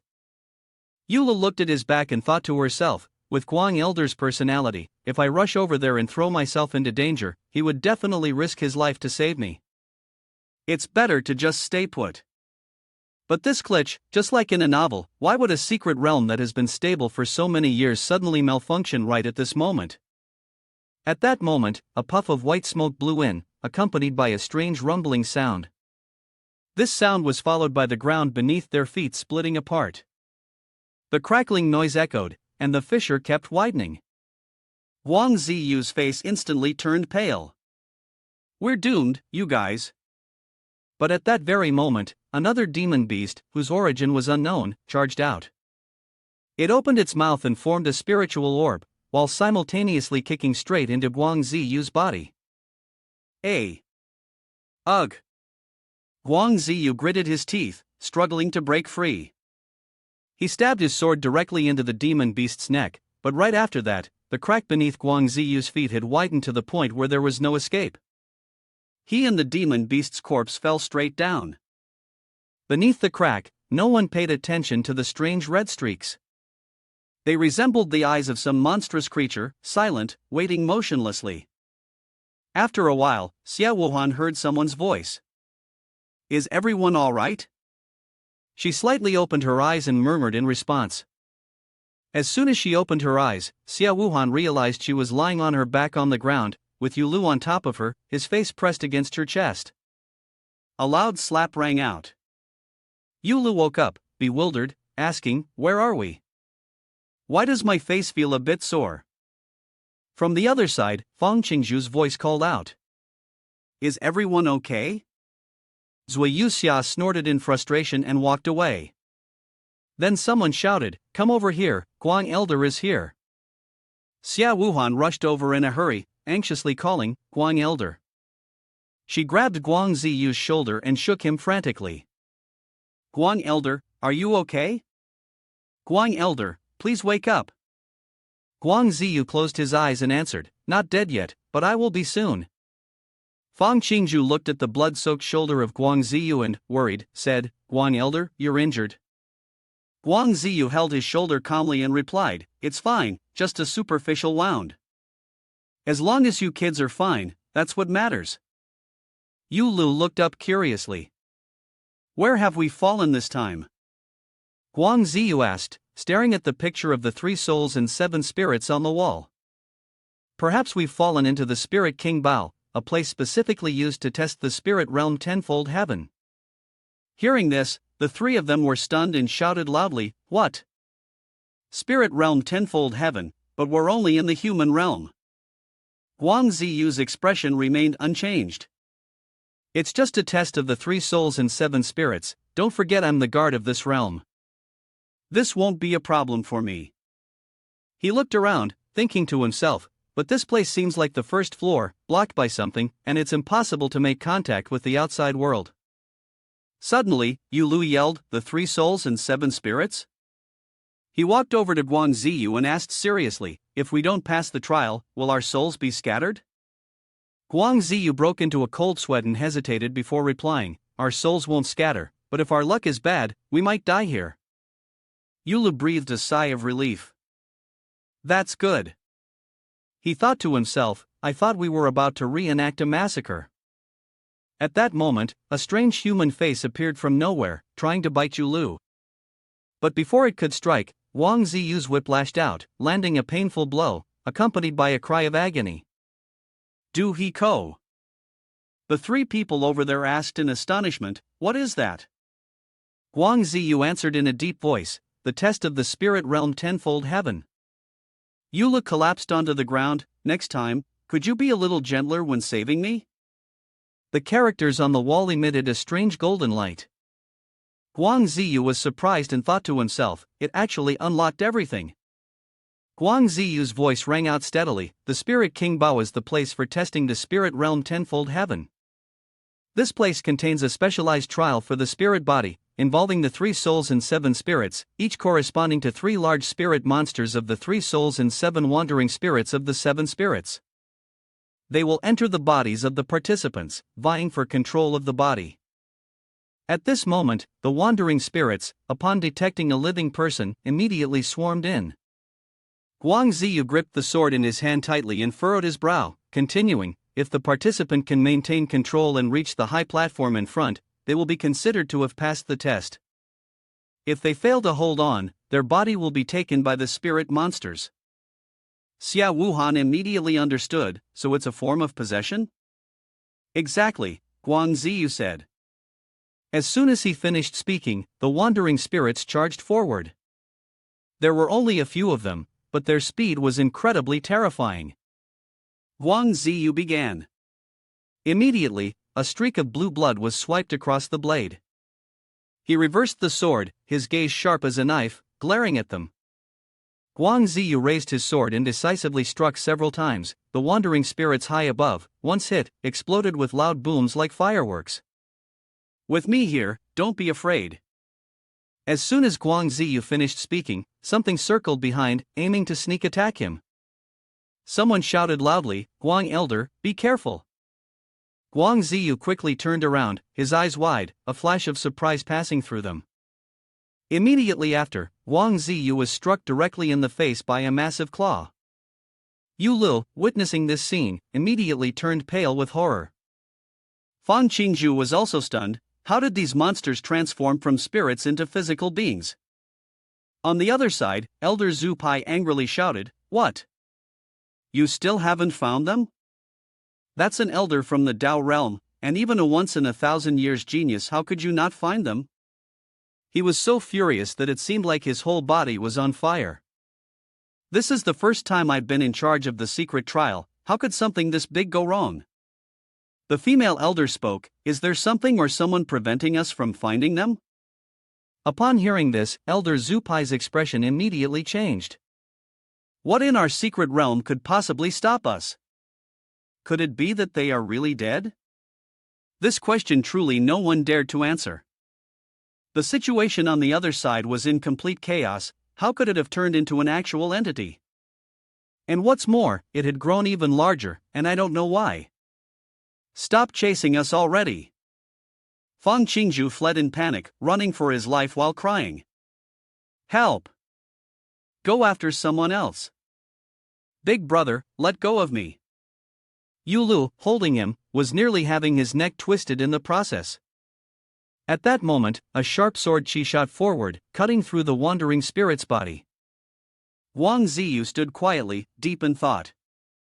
The information couldn't get out, reinforcements hadn't arrived yet, so why were there such monsters appearing in the Cloud Sword sect's secret realm? We must quickly pass the trials and get the disciples out. Staying here any longer would only increase the danger. The wandering spirit, cut in half, collapsed on the ground, its wound beginning to emit thick smoke. Then, its body began to heal, returning to its original form. The disciples were horrified and shouted in unison, "It's coming back! Why can't we kill it?" The wandering spirits rose again, charging forward in swarms. Wang Ziyu's face darkened as he raised his sword once more, continuing the battle. He opened his eyes wide, gathered all his strength, and swung his sword directly ahead. The ground was immediately split in two, and rocks and earth scattered in all directions. A wandering spirit removed its mask, releasing a fierce blaze of fire that was still burning intensely. The sparks shot straight towards Guang Ziyu. He widened his eyes and instantly raised his sword to block. Swish! With a sharp sound, the sword's blade sliced through the air. While continuously countering the attacks, Guang Ziyu thought to himself, "The strength of these monsters has increased." At that moment, Xia Wuhan shouted from behind, "Guang Elder!" Guang Ziyu turned his head and noticed a dark shadow rushing towards them, attacking the disciples with terrifying speed. A. They could only scream, their mouths wide open, completely at a loss for what to do. At that instant, a foot came flying. Xia Wuhan, already prepared mentally, still felt a wave of fear as his eyes widened. All he heard was a small crack as something landed, followed by a blinding red light. Eula stood frozen, sweat quickly soaking his forehead. "Guang Elder!" A loud scream echoed just as the claws of something neared Guang Ziyu. Ugh! Guang Ziyu had no time to react and was immediately pierced in the back by the creature, blood gushing out like a torrent. He suppressed the pain and swiftly turned around, slashing the wandering spirit to death.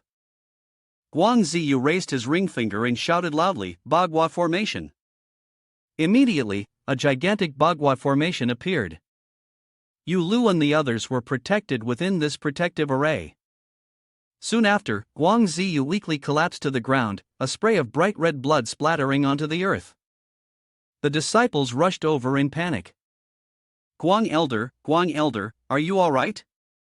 Guang Elder, are you still okay?"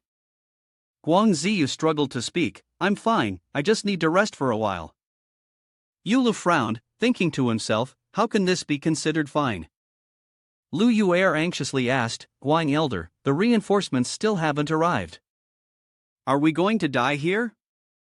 A female disciple with pink hair spoke up, saying, "Are there demonic creatures here? Are we really unable to leave?" Guang Ziyu bowed his head, completely at a loss for how to respond. Xia Wuhan tightly gripped the blade in his hand, frowning as he said, Guan Elder, if we've caused you trouble, then don't be cowardly now. If we're going to die, let's perish together with them.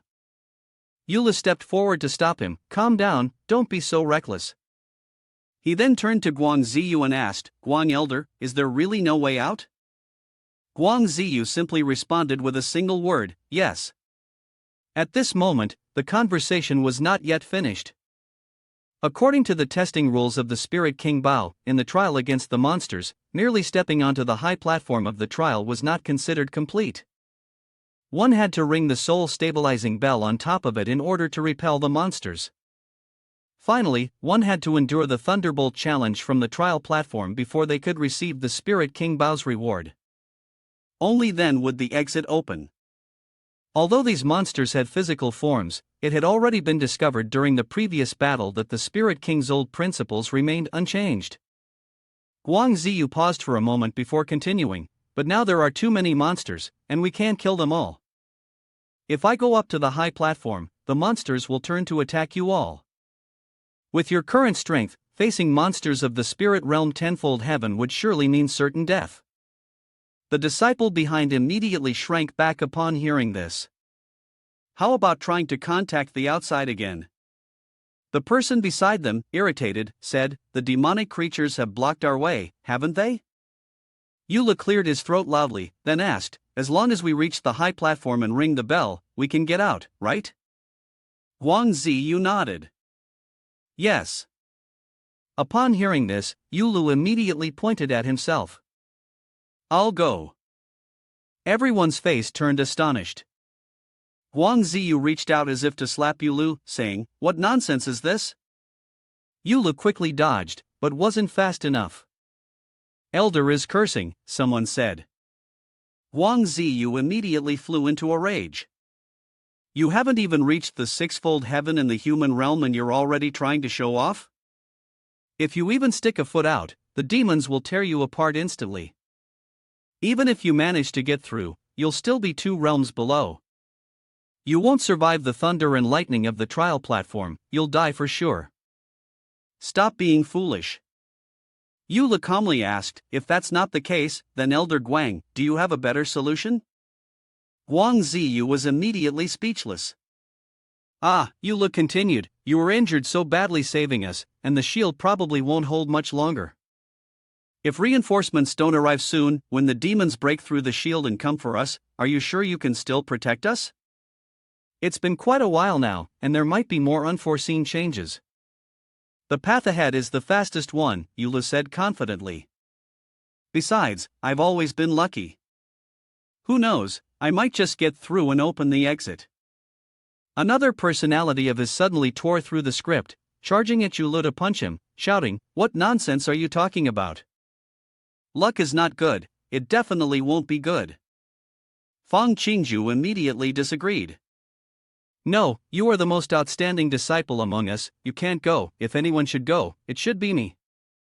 Before he finished speaking, Xia Wuhan patted him on the shoulder, stepping aside. You all used to compete for everything from me, this time it's my turn.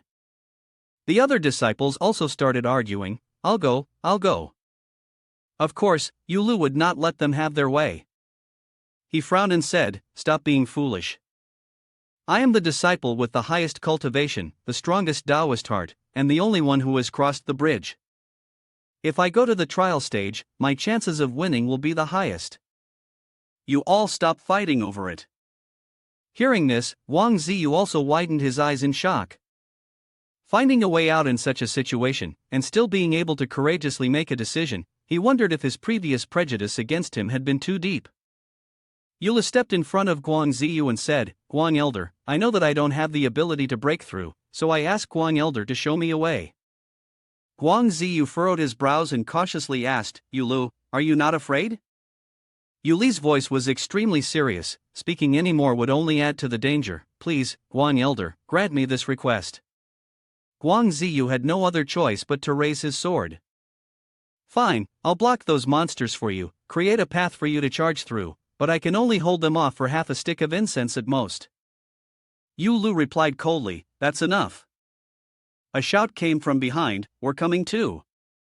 Yulu immediately turned around and warned, "I've told you, don't do anything foolish." But the two of them, full of energy, said, "We're the first and second combination. As far as actual combat strength goes, we're no weaker than senior brother. Moreover, the more people there are, the higher the chances of success. We can support you." Seeing their brave appearance, Wang Ziyu was even more surprised. He then sighed helplessly. Fine, you can all come along. Even if I have to sacrifice my life, I'll protect you all." With that, Wang Ziyu led the three disciples toward the high platform. Yu Lu and the others rushed forward in unison. Sweat poured down his face, and his extreme tension was evident. Deep down, he was screaming in helplessness. I'm doomed, I'm doomed. Even if I manage to pass the spirit realm tenfold heaven trial, it'll be hard to keep my life." At that moment, the strange creature charged at them, aiming straight for Yu Lu. Suddenly, Xingzhu appeared from nowhere, forcefully pushing the old man. As a result, he was caught off guard and had a chunk of his arm bitten off. His scream tore through the air. A Yulu was lucky enough to escape, only slamming into the nearby wall. He immediately shouted loudly, "Xingzhu!" Though his whole body was trembling, Xingzhu still firmly said, "Yulu, don't worry about me. I'm just trying to keep myself from passing out and hold its legs. There's nothing to be afraid of, what's there to be scared of?" Hearing these words, he couldn't help but be stunned. The image of the bloody scene suddenly flooded his mind. The pressure weighed heavily on him. At that moment, Wuhan loudly reminded him, "Hurry up. Yulu, I can't hold on much longer." That was when Yulu snapped out of his thoughts. His steps grew more determined. How could these people always act without hesitation? He rushed forward with a sense of duty, ready to sacrifice himself for someone unrelated. Finally, in the center, there was a throne. By now, Yulin had gradually made his way to the last few steps, gasping for breath. Before him was a bell. Gasping, he muttered, "That's Zhuzhenhun." Gasping, the bell emitted waves of dark energy.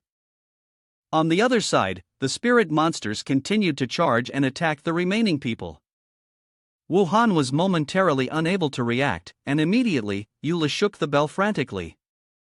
The sound echoed throughout the room, and at the same time, a wave of power enveloped the spirit monsters. Seeing it stop, Wuhan remained alert but then froze. Success! Above, Yulu was also dazed, motionless, and finally stood still. The spirit monster's hand had been restrained, but unexpectedly, it began to move again, rushing toward Wuhan. This caused Yulu to panic as he stared at the bell in his hand. Why isn't it working? Why isn't it working? He looked fearfully down at his teammate while shaking the bell a few more times. What should I do? What now? How can I make them stop? The bell was shaken violently, over and over again. Damn it, why isn't it reacting? What's going on? Let's see. Finally, the bell exploded. Yula stared in shock, his eyes wide. Why? However, a bead appeared. He stared blankly and muttered. What is this? Upon seeing it, Xingzhu, down below, urgently reminded him. That's a demonic artifact that has affected the monsters. Don't let it fall into their hands. At that moment, the spirit monsters also took notice and sensed the power of the bead. Yu Lu, in an instant, became their primary target. He gripped the bead tightly, fully alert. For some reason, he ended up putting the bead straight into his mouth. Forget it, it got stuck in his throat. Everyone, both teammates and spirit monsters, immediately sprayed the adhesive and swallowed it. Oh, what's strange is that the spirit monsters that were being sucked away look at those monsters. The gloomy, cold underground dungeon, and now all the spirit monsters had been sucked into Yuli's body. Yu Lu, you're as good as dead. With the spirit monsters entering his body, Yu Lu was sealed and floating in mid-air. Seeing this, Xingzhu hugged his wounded arm and said, "This is bad, the spirit monsters won't treat Yu Lu as a test subject, will they?" keeping them 2 realms apart. Wang Ziyu was also horrified. The spirit monsters had turned into physical entities, and now they were being swallowed by Yulu. No one knew what would happen next. However, contrary to their expectations, after a while, Yulu started dancing like an idiot, jumping around uncontrollably. The 3 of them, Ziyu, Qingzhu, and Zihan, watched in stunned silence. Zihan was the first to step forward and punch him. Yulu, wake up. Don't turn into an idiot. Look at how serious the situation is. Yuer anxiously demanded, Guang Elder, please think of a way.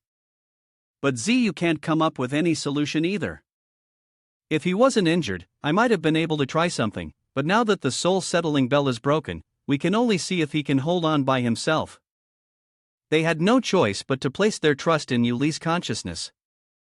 Yula had to make it through. At the same time, it seemed like the building around them was slowly collapsing. Inside Yuli's body, his soul was drifting.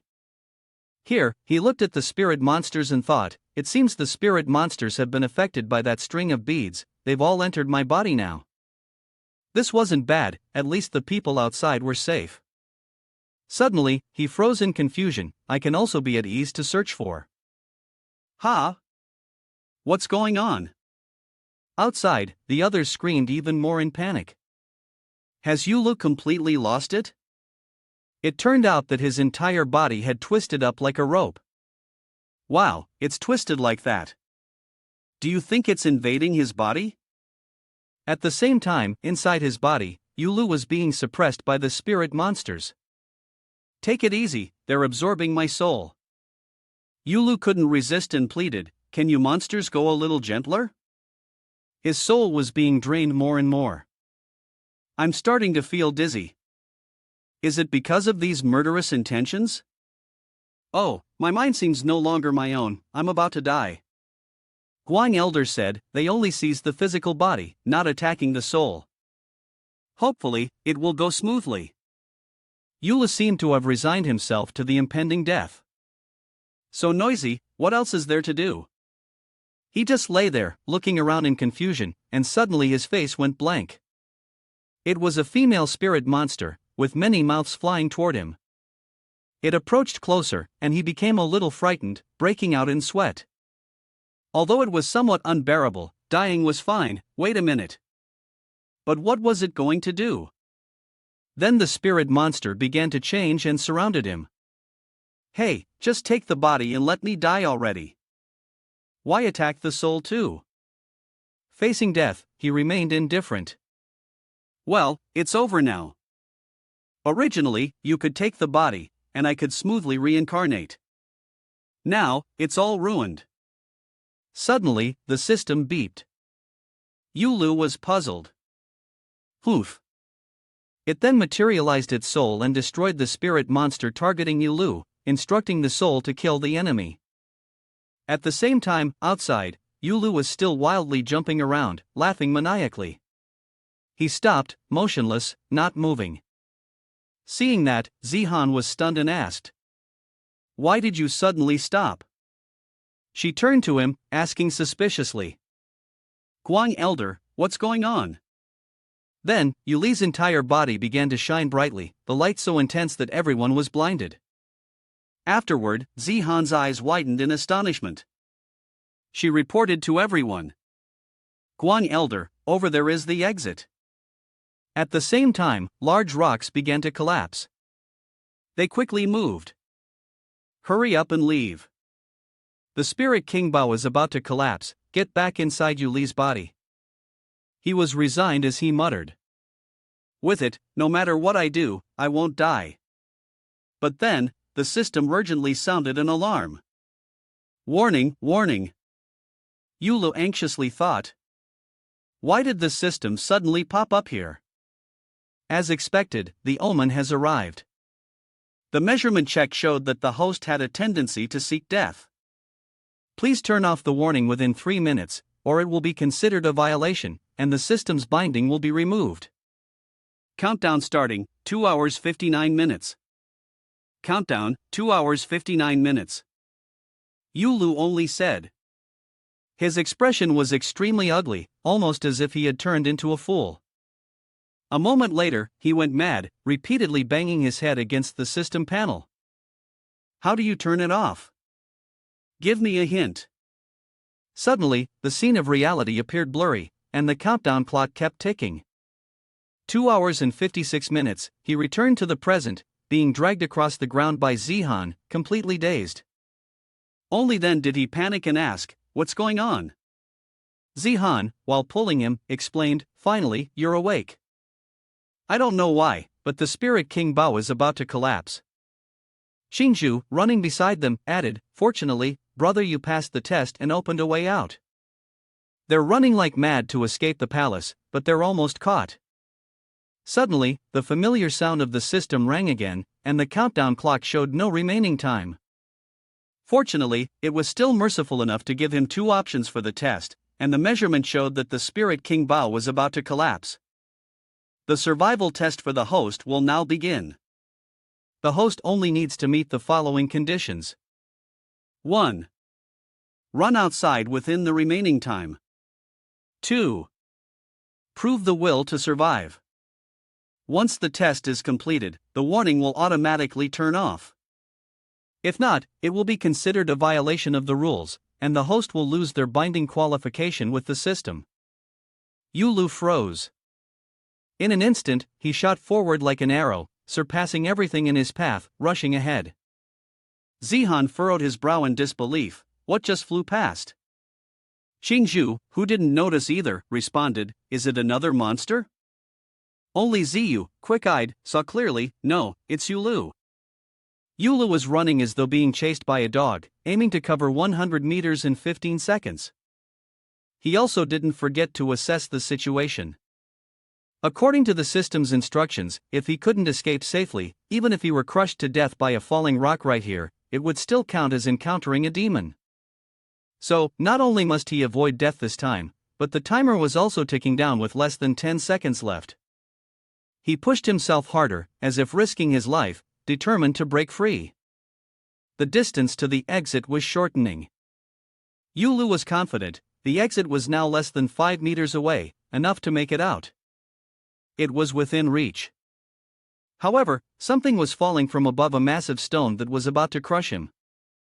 Yulu looked up in confusion, and then, he was struck with terror, unable to believe what he saw. Damn it, the timer was down to 0. The huge rock was about to block the exit. Suddenly, 2 arms shot forward in a blur. In that moment, he was finally shoved out of the way. When the countdown timer finished, there was no way out, it was completely blocked. The system displayed a congratulatory message, congratulating the player for passing the test, and the warning was turned off. However, Yulu was not the least bit happy. He stood frozen, in disbelief, exclaiming, "The person who pushed me earlier was incredibly fast. The notification has been sent. Found them, where are they?"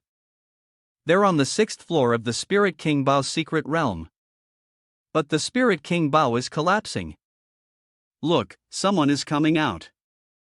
On the screen, only Yulu was seen kneeling in defeat. Why was it just him? Where was my disciple? The elder of Asking Sword sect questioned the organizers, "Where are the rescue teams? Why haven't they reached the 6th floor yet?" The person hesitated and explained, "There's been an issue with the secret realm. The Spirit King Bao is collapsing, and the rescue team has been blocked midway.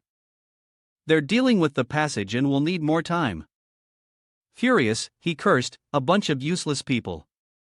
Then, he called out to Shan Yang, "Old Shan Yang, you two stay behind to monitor the formations. I'll go rescue them myself." Shan Yang wanted to join, saying, "I'll go with you." Elder Dawn's daughter of the Asking Sword sect shouted loudly, "Why are you being so rash? You're just like him.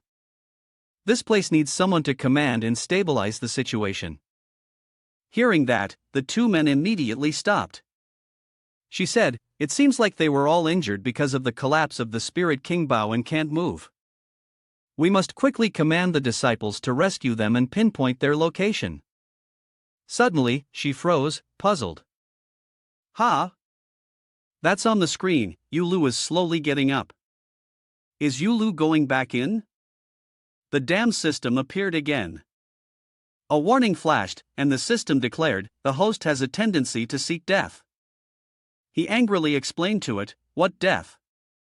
I want to go in and save people. But the damn system was still stubborn. The host's words did not align with the behavior of an ordinary person. Performing a rescue mission was serious and beyond the scope of a normal person's good intentions. Eula still refused to continue confronting it. Someone was trapped under a rock, and if he didn't go rescue them, it would be too late. There were others as well, still stuck inside and definitely trapped. However, the system was resolute in not allowing it. The host had no obligation to those in need of rescue and would be considered to have violated the rules. After hearing that, he gritted his teeth in anger, violate the rules. At this moment, he strongly opposed it, frustrated, cursing the system, violate the rules, everything is a violation. Then, disregarding the consequences, he ran off. Now I am Yulu, not Chin Fei. Even if it's about saving the world, it's Yuli's responsibility, it has nothing to do with Chin Fei. Just because a normal person sees someone in danger doesn't mean they have to help. Has your CPU malfunctioned or something? It seemed that these words had reached the system, which no longer hindered him. Yulu continued, I don't know why you chose me in the end. I've done my best to push the boulder, and I don't know what good I can bring to you in this lifetime of mine, but this person got injured because they were trying to save me. Zihan was trapped under the stone, but Yulu quickly freed her. Are you telling me to just leave them to their fate? I can't do that. Not just her, if I'm the only one who can save them right now, I'll save everyone. This time, the system remained completely silent, and he spoke again, you don't want me to die like this, do you? Now I'm absolutely sure. I don't want to die either. The system still didn't respond. At the same time, the large stones fell one after another. The sound of heavy breathing mixed with the falling rocks as he continuously carried one person after another out of the cave. Then he rushed back into the cave without caring about the danger. Suddenly, the system's voice that had been silent until now spoke up. Beep, 2 minutes left. He asked, what's wrong now? It replied, this place can only hold up for 2 more minutes before it collapses. Only Guang Elder remains. If you die in there, the system will definitely consider you in violation of the rules. Hearing that, he confidently said, you won't have that chance. Inside the cave, Ziyu hesitated and tried to stop him. Let me down. Yulu, attempting to persuade him, said, it's not certain even one person can make it out. Yulu quickly interrupted him, if Guang Elder doesn't want me to be sacrificed, then stop talking. I will definitely get you out. However, his body was already reaching its limits, his stamina almost depleted. He subtly said, Guang Elder, you'll have to endure some hardship. Hearing that, he didn't understand. Then, without hesitation, Yulu carried him and Ziyu was thrown straight outside. He crashed into the rock outside, leaving Yulu exhausted and unable to move. Another rock fell, and he helplessly looked up again, but his eyes showed no signs of fear. The rock finally hit the ground. Ziyu was safe outside, breathing heavily. However, his eyes radiated absolute trust. Yulu, we have always seen you as a great threat, always believing that you would bring tremendous disaster to the Asking Sword sect, and we never wished for you to stay in the sect. Yet, you risked your life to save senior brother, to save me. Kiddo, you mustn't let anything happen to you. Inside the cave, Yuli's breathing could still be heard, though his entire body ached with pain. This time, Yula struggled to speak one last word. This time, I'm probably really going to die, he thought. The system wouldn't really penalize me for breaking the rules, would it? It turned out that both of his legs had been crushed by a heavy rock. Oh well, whatever, I'll just start over. Meanwhile, the cave continued to collapse slowly, and a rock suddenly cracked and fell. He begrudgingly accepted his fate. All right, collapse faster already, he muttered angrily, clenching his fists. Who would have thought that when I want to keep living, it would be like this? But then, he reluctantly let go of his clenched fists. The rocks might as well fall accurately. Just aim for my head and make it a quick death. I'd rather die instantly than suffer too much. Then, the rock flew down, heading straight for his face. Suddenly, a flash of light shot out from nowhere, striking the rock and shattering it. Yulu widened his eyes in shock. A person from the outside stepped in, fortunately arriving just in time. He tried to prop himself up to look at the person, but due to the backlighting, he couldn't clearly see the man's face. Yulu, you're safe now. Seeing this, he looked completely helpless. Oh, it's over, he relaxed and lay flat on the ground. This damn system, I knew it, when it really matters, you can't just disappear like that. After a while, he was assisted and carried out. Is anyone left behind? Xiao Lu, go check, Ziyu asked worriedly. Hurry and get those people out of there, be careful. You two go over there and help. The elder of Asking Sword Sect reported. With injuries like this, he can still be saved, don't worry. Upon hearing this, he sprayed some medicine, not saying a word. Even Yulu was embarrassed to the point of muttering angrily under his breath. No wonder your system is so good at calculating. Suddenly, a bolt of lightning struck from nowhere, killing Yulu.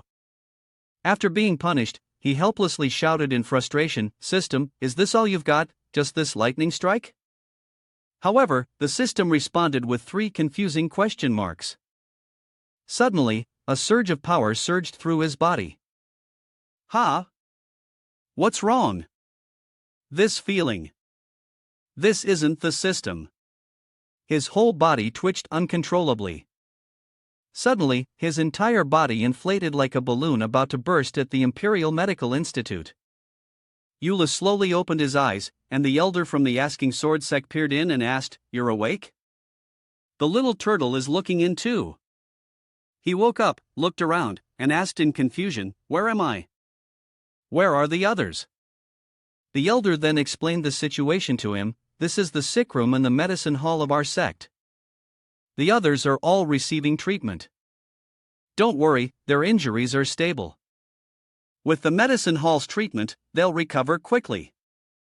After hearing this, he slowly tried to recall his memories. "I remember being struck by lightning, and then..." He slowly sat up and continued, "It felt like something entered my body, like I was about to explode." The elder helped him sit up, recalling how dangerous it was at the time. The reward for the Spirit King Bao was originally intended for someone at the spirit realm tenfold heaven, but all of it was suddenly forced into a person at the mortal realm, like him. The difference in cultivation was so vast, it was like trying to stuff an elephant into a cat's mouth. He would have exploded and died instantly. Fortunately, the elders of the medicine hall arrived just in time. The healers, some with needles, some with saws, rushed toward his bloated abdomen. They even used a welding machine to seal the holes. Their unparalleled medical skills, along with their boundless love for their disciple. He recounted it all, his face filled with joy. The essence of the people flows into your soul, relieving the burden on your body, allowing it to return to normal. After he finished speaking, Yulu immediately asked, "What is the reward of the Spirit King Bao?" The elder of the Asking Sword Sect grinned and answered, "I've heard from others about what you experienced in the Spirit King Bao. You sacrificed yourself for everyone, stepping up to the high platform to face the trial. Though the difference between the enemy and us was vast, you relied on your strong will and the heart of the heavenly realm Taoist to overcome the trial and open the way out." Suddenly, the story seemed a bit off, and he wondered, "Huh? Who are you talking about?" But the elder didn't pay attention, instead encouraging him, patting his shoulder. "The reward of the Spirit King Bao is something you truly deserve, and after that, you even risked everything to return and save others." Then he was pulled forcefully, the elder holding him tightly to the point that Yula coughed up blood. The elder was deeply moved, and gently spoke to him. "Yulu, I am truly proud that the Asking Sword Sect has a disciple like you." "Enough." Yulu angrily pushed him away. "Now, is there any hidden danger left for me?" The elder was puzzled. Hidden danger? Upon hearing this, he stood tall, confidently giving a thumbs up. Surely not, the good things are numerous. However, he kept hearing the chanting of the elder. Right now, your soul and spirit are continuously growing stronger. In other words, you will become increasingly stronger. Your body will automatically expel impurities, and your alertness will be greatly enhanced. The meridians will be able to be completely refined, which will extend your life. He was overwhelmed with a headache and pleaded, "Please stop chanting, Master, please stop." After that, the elder of the Asking Sword sect took Yu Li's hand with full trust and summarized, "Now you have surpassed the law realm and can begin cultivating directly toward the spirit realm." He wasn't happy at all, instead, he was in complete panic. My God, how relentless, isn't it going to be even harder to die now? Seeing the situation turn impossible, he decided to use an excuse, I feel a bit tired. Let me rest for a while. The elder trusted him and left. You're right, you just woke up. Rest for now.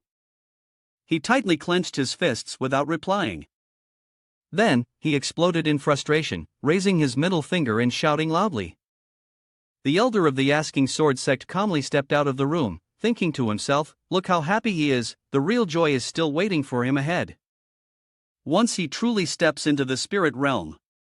These experiences will undoubtedly serve as a strong support to help you soar higher. Except for the 3 Yu, Feng, Zhua, and Guang Ziyu who were injured, the other disciples suffered only minor injuries. The healing herbs from the sect are very effective in treatment. At the medicine hall, with the help of the cultivators there, many disciples have recovered and regained their strength. Guang Ziyu's wounds are quite severe, compounded by the destructive energy of the spirit King Bao, and will require several days of treatment.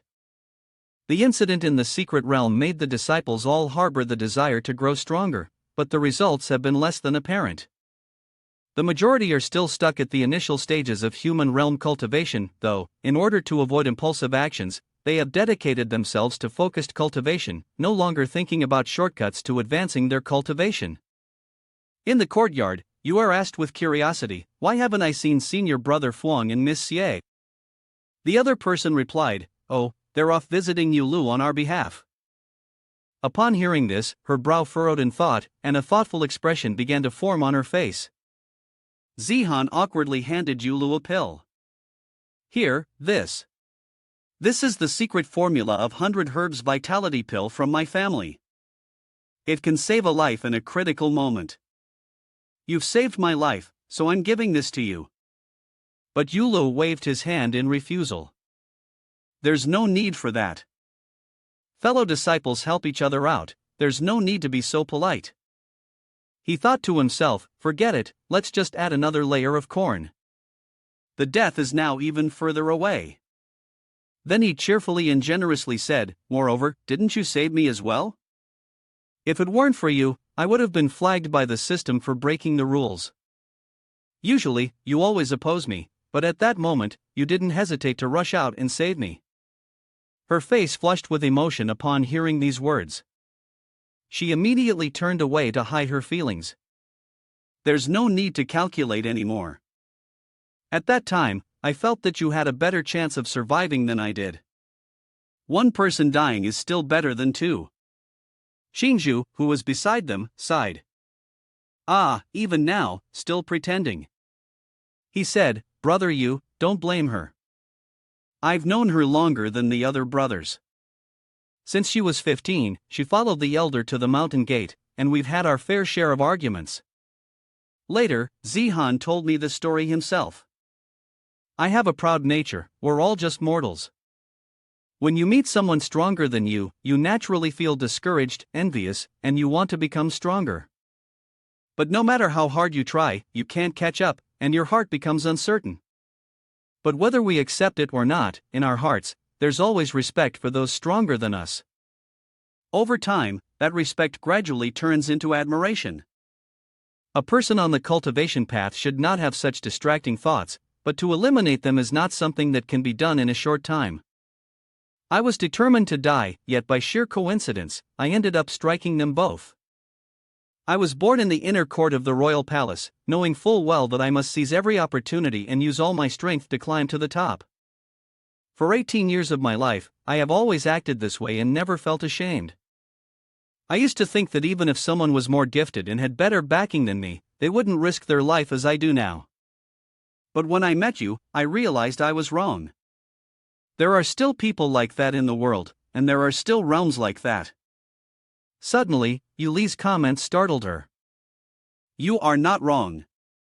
Your attitude is truly serious, and I sincerely praise you. You indeed have a stronger will than others. Zwa sister, you will definitely be able to fulfill your wish for revenge. Upon hearing that, a wave of warmth washed over Zihan. Shinju suddenly broke the silence and interrupted. Finally understand. Immediately, she punched both of them on the heads. Sorry, the things from before were my fault. I'm really sorry, he said, feeling aggrieved. You can talk all you want, but don't start fighting. At night, in the dense forest, the leaves fluttered brightly. Splat, a handprint was clearly visible on a rock wall. What is this? The two elders from the Asking Sword sect have come to inspect the ruins of the Spirit King Bao. It seems you were right. The secret realm and the collapse of the Spirit King Bao were not caused by an earthquake but were destroyed by someone using their magical power. Suddenly, a sense of unease surged. The old madam was worried, and it seemed that the person's cultivation had reached the heavenly realm, which he agreed with. Then, the two of them exchanged a glance, filled with doubt. The only person who had entered these two places was Guang Elder. And when he returned, they called everyone together, including a few of the mortal disciples. Eula spoke out in displeasure. Didn't they say it's best not to move around while recovering? What are we doing here? Seeing his dissatisfaction, the elder replied, No need to be tense, I just want to inform you all of the results of the investigation into the incident in the secret realm. We found that the problem in the secret realm was caused by someone secretly interfering, and that person is hiding among those who entered the Spirit King Bao along with you. We haven't called all of you here yet because of this. The news immediately shocked him. What? The culprit is hiding among us? Who is it? Have they been identified yet? However, the culprit has not yet been found. It's also because of this matter that I haven't called the others here yet. Then he turned around and introduced a person, who was the Gao Elder. He will perform a type of magic on you all, there's no need to be afraid. This is a special magic from our sect. The practitioner will see the deepest secrets in each person's heart, from which they will find out who the culprit is. Upon hearing this, Zihan's expression changed drastically. She disagreed and questioned, What? So does that mean we will reveal all our private secrets? How can that be? At the same time, Yue also voiced her doubts. What about those who have entered the Spirit King? Is it only the four of us? The elder of the Asking Sword sect responded, The others have been taken to the adjacent room, separated for a quicker investigation, but it's all for the safety of the Asking Sword sect. You must follow the arrangements of the elder. After that, everyone was subjected to the magic for investigation. At first, Eula sat calmly, thinking to himself, My father's involved, but it has nothing to do with me. Once he's done, he'll just go back to sleep. It wasn't until the elder's hand gradually moved closer that he suddenly remembered, Damn it, if my memories are seen, my identity as Chen Fei will be exposed. To restart the fish system, there are only two ways. One option is to obediently remain a small fry under the identity of Chen Fei and live out the rest of his natural life. The other option is to use the identity of Yu Lu and find a way to die as soon as possible. But if an investigation were to happen now, whether under the identity of a time traveler or as Chen Fei, everything would be exposed. All actions taken under the name of Yu Lu would be attributed to Chen Fei. Sweat poured from his forehead like a stream. He panicked, thinking about what he should do next. Of course, the elder noticed it too. He stayed and asked, What are you nervous about? Hearing this, he panicked and hastily explained, I'm nervous because You have many secrets, just like others I've encountered before. Don't worry, I won't reveal them. The hand continued to move closer. Yulu turned pale and thought, it's over, it's about to be exposed. Suddenly, the outside world shook violently, and everyone inside was puzzled. Then, the entire building collapsed. The elder from the Asking Sword sect was stunned and shouted loudly, "This aura! It belongs to a heavenly realm expert." In an instant, Shan Yang elder recognized the aura and quickly informed everyone, "Ding Tu Yuan, he is the culprit, Yang." Yulu asked in confusion, "Ding Tu what? What is it, Tu Yuan?" "Ding, what is it, Yuan? Is there someone like this among the registered disciples?" At that moment, Ding Tu Yuan exuded a strong killing intent, and he smirked. Through a spell, we saw the entire process in his mind, how he destroyed the secret realm and caused the Spirit King Bao to collapse. His true identity was that of a notorious traitor of the dominating Heaven sect. An elder of the Asking Sword sect spoke loudly, "A demonic cultivator who has reached the heavenly realm like him is considered a master in this cultivation world. Why is he pretending to be a disciple registered in our Asking Sword sect?" Yun Yang elder continued. "Because the ancient demonic cultivation technique is hidden in our secret realm," Ding Tu Yuan replied, still floating in midair. He then pointed directly at Yulu below and said, "It's all because of you. I spent so much effort to join the Asking Sword sect, find the inherited treasure in the secret realm, and yet you swallowed it." Upon hearing this, Yulu asked in confusion, "Huh? Was that string of beads an ancient demonic cultivation artifact?" Then, Ding Tu Yuan angrily charged down, aiming to kill him. "I originally planned to destroy the Spirit King Bao, and in the chaos, kill you and seize the treasure. But you damn lucky bastard managed to escape. Today, I will definitely tear you apart and take back what belongs to me." Immediately, two elders stepped forward to protect Yulu, carefully warning him not to rush in, and urged, "Yulu, quickly escape." However, the power of the opponent was so overwhelming that he could easily control both of them. "You think you can stop me with just the two of you? Dream on." The strike quickly moved toward Yulu. He didn't have time to resist and exclaimed, This is truly an unexpected delight." Suddenly, from a distance, an object shot toward them. It was a sword, flying rapidly, blocking the attack aimed at him. The sword emitted an overwhelming force, it was the pure brightness sword. "The sect leader has made a move," one of the elders from the Asking Sword sect immediately recognized. The sect leader has made a move. Seeing the opportunity to die slip away, Yula thought with disappointment. Such a shame. Then, the sword flew straight toward Ding Tu Yuan.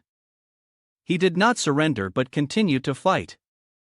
Hundreds of crows suddenly appeared from nowhere, surrounding him in defense. A man gently waved his hand, standing on a small mountain opposite the enormous flock of crows. Suddenly, a warning sounded. 3 dragons 9 spirits sword energy, quickly shield your eyes. Immediately after, the sword emitted streams of emerald light, quickly spreading out and attacking the crows. Even Ding Tu Yuan was blinded by the intense light. And the large column of light engulfed him. Yulu, still on the ground, ignored the orders and opened his eyes to observe his surroundings. Suddenly, he smiled in amusement. His face now looked soulless, grinning wildly. "Catch me, huh? Don't mess up." But just as he finished speaking, his eyes widened. "Ha!" The emerald light finally took effect, forming needle-like projections that pierced out of his body. In the end, Ding Tu Yuan exploded, and the booming explosions in the sky could be seen. Yula stared in shock, his mouth agape. Zihan couldn't help but admire, "Sect leader, you're incredible. With just one stroke of the sword, you were able to destroy a heavenly realm expert from the demon path." Once everything settled, Zhang Junhai descended and landed on the ground. Immediately, everyone knelt and bowed in respect. "Sect leader, I wish to learn magic." Only Yulu was still in shock, wondering how this could be such a coincidence. He thought in confusion, the culprit ran out at the critical moment, almost as if they were taking the bullets for him. But the one being helped was definitely not him. There had to be someone else. Suddenly, a hand gently grasped his. Junhai's expression remained calm, with no sign of emotion. Mm. Yulu was startled and exclaimed, "When did you get next to me, old man?" Suddenly, the elder poked him a few times with 2 fingers. Seeing this, Xingju was confused, and Yulu was even more puzzled. Junhai then explained, "I just heard that the demon cultivator said you swallowed a demon object, and I was worried you wouldn't be able to withstand it. I didn't expect you to be unaffected. However, extracting the demon object while ensuring your safety is very difficult, so I temporarily sealed it inside your body to avoid any unforeseen issues later." The elder bowed in thanks. The sect leader had thought this through thoroughly. After finishing the task, Junhai said, "You've all worked hard. Take the injured disciples back to rest, and Yulu, stop being so confused." "Ha? Unforeseen issues? Where's the problem?" However, the elder asked, "Haven't you investigated yet? Are you not going to investigate anymore, Yulu?" The elder from the Asking Sword sect replied, "Didn't the sect leader tell him to go rest? What else is there to investigate?" As the day gradually came to an end, in the afternoon at the medicine hall, someone came to bring medicine for Yuer. "Junior sister Yuer, drink the medicine." She took it and then drank it all in one go. Seeing this, the person praised her, "Well done, this medicine is really bitter. No one's ever drunk it all in one go like you before." After listening, Yuer happily responded, "It's nothing compared to the hardships I've been through before. Finally, that person has left, so you should rest now. I'll turn off the lights for you." She answered, "Yes." With that, the lights were turned off. Late at night, the moon had risen high and was full. A mysterious voice echoed, "Have you obtained the technique?" The one who responded to that voice was none other than Yuer. An inept disciple, failure in the mission resulted in Lung Lubai's death. Return to the past, and you must remember your identity as an orphan. The Origin Demon Venerable has compassionately accepted you. A strange man, cloaked in darkness, led Yuer and another young girl. From now on, you must be loyal to the Origin Demon Venerable. Anyone who disobeys will be discarded. Young Yuer innocently asked, "Will this be our home from now on?" The other girl tightly hugged her and said, "Yes, as long as you obey, you won't have to wander the streets, hungry and thirsty, and you will never be abandoned again." And so, Yuer dreamed of delicious food, but the reality was far too cruel. Years later, the other girl, along with many others, were all killed by Yuer. You must obey. You must kill everyone to become a full-fledged woman. At this moment, Yuer's gaze was cold and ruthless. One must remain loyal to the venerable master. It seems you have been enchanted, otherwise, you would not have been left behind. In the center, someone stood observing everything. He wore a mask and said, "You are Lu Yuer, the victor of the saintess competition, are you not? Well then, you are quite obedient. I will take you as my disciple and have you inherit my position." She respectfully responded, "Master, in these 3 months since I entered the Asking Sword sect as a spy, there have been great changes in the demonic path." After the largest sect of the demonic path, the soul-bewildering sect, was eradicated, its territories and resources were torn apart by other sects. Due to the uneven division, the already chaotic demonic path is now further fragmented, with the strong devouring the weak. Returning to the dormitory of the lower court of the Asking Sword sect, before entering the secret realm, a screen appeared before Yuer. This chaotic situation was an opportunity for the Origin Demon Venerable to spread his power and also a chance for you to prove your loyalty and repay the sect. She responded seriously, "Please instruct me, Master." He then recounted, "Many years ago, when I was being hunted, I left half of my spiritual power in the secret realm of the Asking Sword sect. Go retrieve it for me. Once I regain my power, the Origin Demon Venerable will be united once again." After listening, she couldn't hide her shock, thinking, "Has Master's heavenly realm first heaven power been reduced to just half?" Then Yuer took on the mission, and the disciple will definitely complete the task. She recalled the designated location, where 2 people were guarding it. She explained that the secret realm was the most heavily guarded place in the Asking Sword sect, and it would be nearly impossible for her to find an opportunity to enter. Fortunately, due to Yuli's outstanding performance, the sect leader gave a few disciples the chance to enter the first floor of the secret realm to train. The Spirit King Bao was on the 6th floor of the secret realm. After discussing with Lang Lu Bai, we used magic to create an earthquake on the 1st floor. The secret realm already had a passage leading to the 6th floor. The earthquake caused everyone to fall into the Spirit King Bao. Because of the large number of people, we managed to conceal our identities without being detected, but the success or failure entirely depended on Yulu. The spell I had worked hard to find was swallowed by Yulu. Once we go outside, the guards will be watching, and there won't be another chance to act, so before going out, we need to find a way to retrieve the steel ring. Therefore, I ordered Lang Lu Bai to collapse the Spirit King Bao, and while everyone was trying to escape, I would strike and kill Yulu to retrieve the magic ring. However, Yulu turned out to be so skilled at escaping, dodging every falling rock. Meanwhile, we were unlucky and got hit by falling rocks while chasing after her. To avoid being detected by the Asking Sword sect, we had no choice but to give up. As for Yulu, he successfully managed to escape. In the urgency of the moment, we didn't even have time to erase all traces at the Spirit King Bao. As soon as we entered the full story, Yuer's master immediately criticized us. Useless disciple, the mission is failed, and now Lang Lu Bai is dead too. His words grew harsher. Good for nothing, you left so many traces, and you even caused Lang Lu Bai's death. Do you want to go back or not? She trembled in frustration. Useless disciple. However, she then confidently asserted, if the Asking Sword investigates, the magic on Lang Lu Bai will be discovered. Only my constitution can avoid it. I can still bring the spiritual power back to the master. Though we lost a talented person like Lang Lu Bai, we successfully made sword seeking a trap for defense. For now, they won't investigate further. My relationship with the Origin Demon Venerable will never be exposed. Nevertheless, he was indifferent and even more furious. I don't want to hear any of this. If you didn't bring back the spiritual power, don't even think about returning. Upon hearing this, Yuer froze. She immediately knelt and pleaded, Master, please don't abandon your disciple. Disciple will do anything to kill Yulu and retrieve the magic ring. The night was still falling outside. Yulu was suffering from severe insomnia, constantly wondering who it could be. Lang Lu Bai of the Heavenly Realm would rather commit suicide than let that traitor go.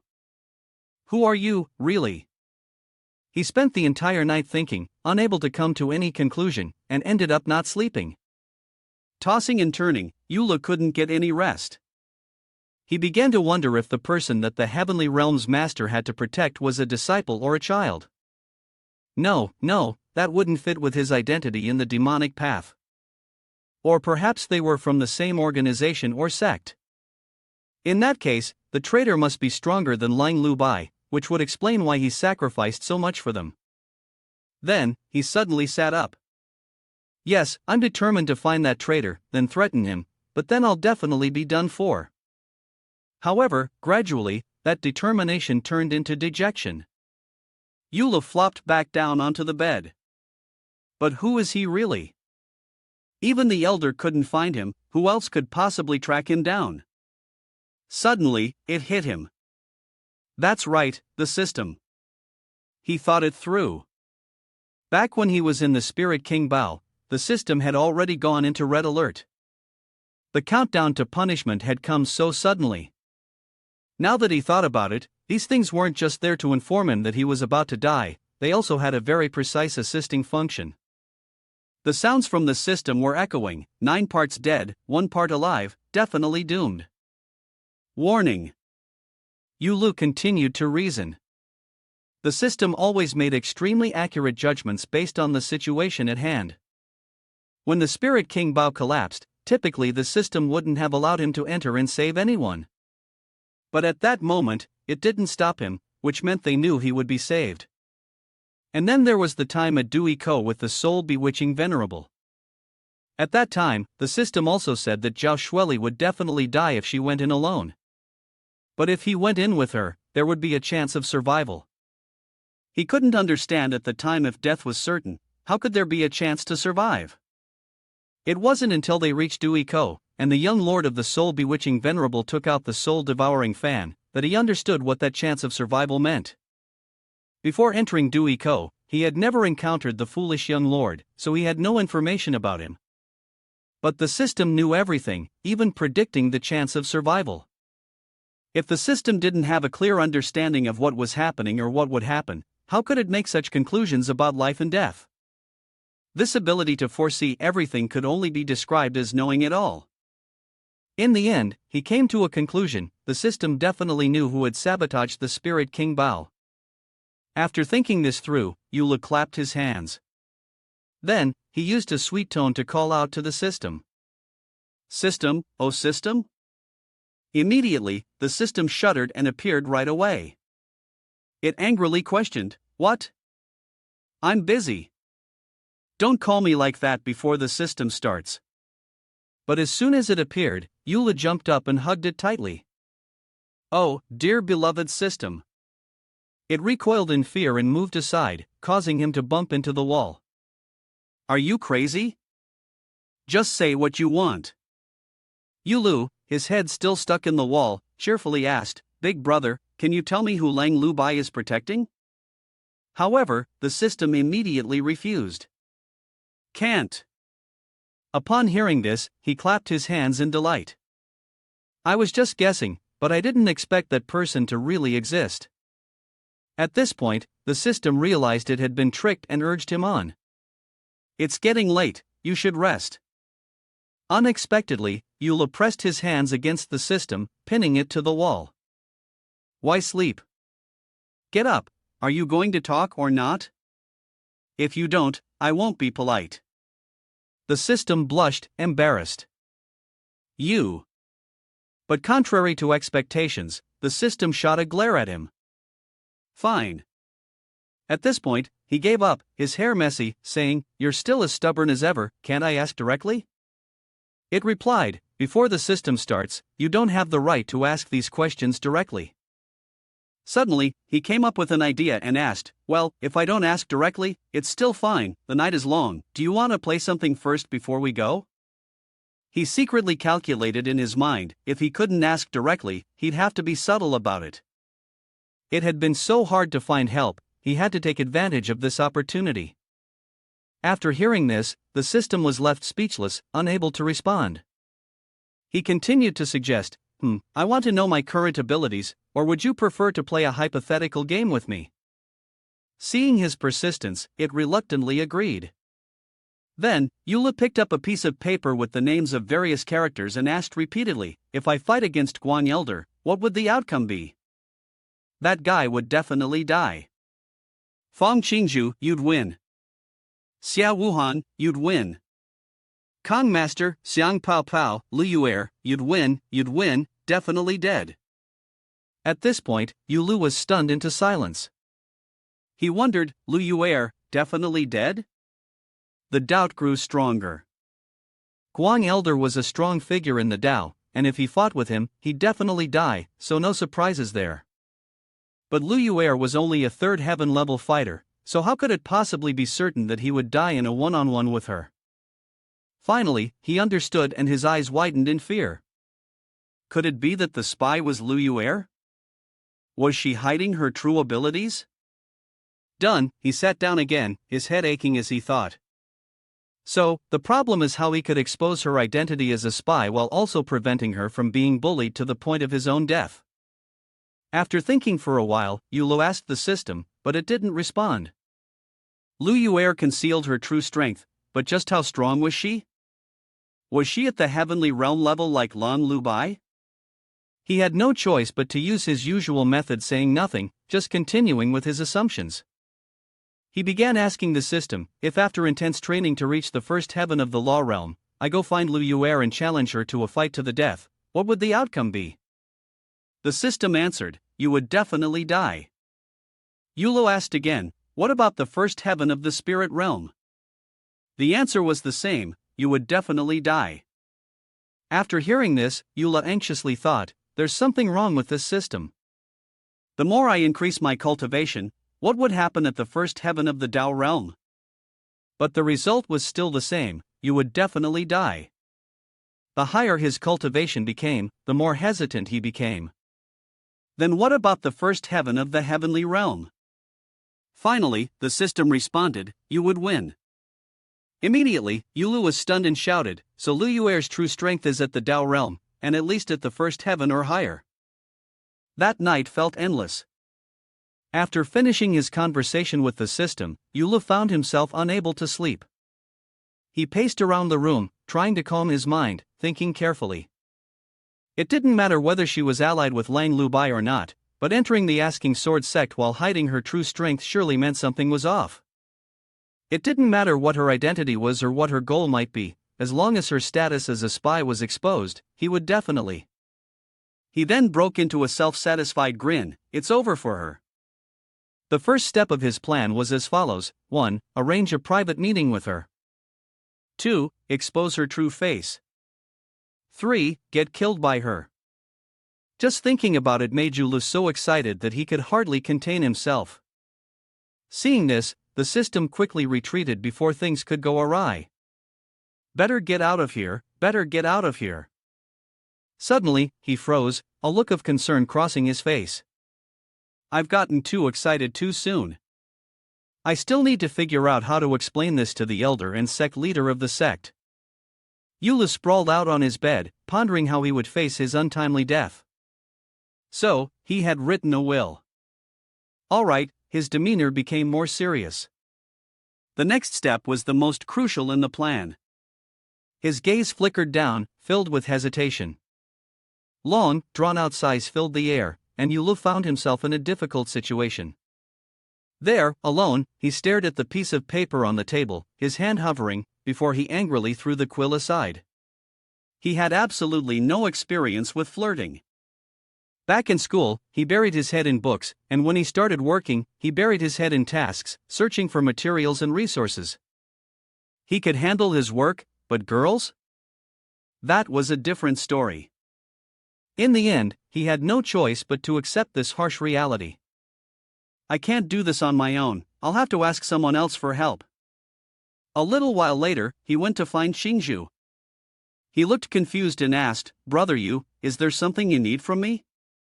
Yulu awkwardly responded, I want to get a little closer to junior sister Lu. Can you help me? Immediately, Xingzhu raised his eyebrows with interest and leaned in, junior sister Lu, getting closer. Yula stammered, trying to explain, No, don't misunderstand, I don't mean anything by it. But it seemed like Xingzhu wasn't bothered at all. He waved his hand teasingly, I understand. To his surprise, Xingzhu actually understood, you just want to get to know her better. Most people say that when they start. Yula thought to himself, puzzled, how does this guy know so much? Didn't he grow up in the mountains? Then, Xingzhu turned around with full confidence and assured him, don't worry, I'll definitely help you smooth things over. Yulu replied with gratitude, thanks so much. He added humbly, compared to the life-saving favor you did for me, this is nothing. Xingzhu quickly found Yuer. Alright, junior sister Lu, I'll arrange a meeting for the two of you right away. It's settled then, I'll go inform brother Yu. As soon as Xingzhu left, Yuer spoke up, sure enough, when you doze off, someone will come to offer a pillow. Are you really bringing yourself to the door? Her face was full of arrogance, why do I have such a charming face? A date had been arranged. It took place under a large ancient tree, with a wide swing hanging from its branches, big enough for Yulu and Yuer to sit on. Both of them were too shy to look at each other. Fang Xingzhu really knew how to set things up, this place was remote and desolate. But on the surface, that was how it appeared, while things inside were quite different. Yulu grinned excitedly, and Yuer cast him a venomous glance, thinking, no one to disturb us, this is the perfect place to ruin someone's reputation. Then Yula started complimenting her, you really look beautiful today. He kept a friendly smile on his face, thinking, I can't just expose Lu Yuer's true face directly. That would make her act, and that would be seeking death. The system would definitely trigger a warning. So last night, I stood in front of the Taoist realm, knowing everything without needing to say anything, designing a conversation that seemed normal at first glance, but was actually revealing a hidden secret. To let her know that I know she's an infiltrator. It turns out that last night he had asked the system. Tomorrow, if I say these words while meeting Lu Yuer, it won't be a problem, right? It answered, no problem. Yuer took the compliment, her face turning red. Thank you. However, few knew what she was really thinking. Last time, she had rejected him so decisively, and now she was coming to find him again. Clearly, she had some ulterior motive, but what did it matter? Today, she would die no matter what. Then, he continued, Junior sister, actually, I have something I want to tell you. At the same time, Yuer was already preparing her hidden attacks behind his back. She cheerfully asked, what is it, senior brother? Yula casually responded, I suspect that among the disciples registered, besides Lang Lu Bai, who is impersonating Ding Tu Yuan, there is still another infiltrator. Immediately, her eyes widened, and the hidden attacks were forcibly shattered. Yuer hesitated and asked, wait, what did you say? Noticing something strange, he frowned, what's wrong? She quickly tried to hide her confusion, it can't be. The elders already said it's fine, how could there still be an infiltrator? She was also nervously wondering if she had managed to hide everything from the elders to set the scene. There was no way a mere disciple could have noticed. But Yulu was very sure, and we just happened to discover it by accident. She told herself that she had to ask clearly why he said that.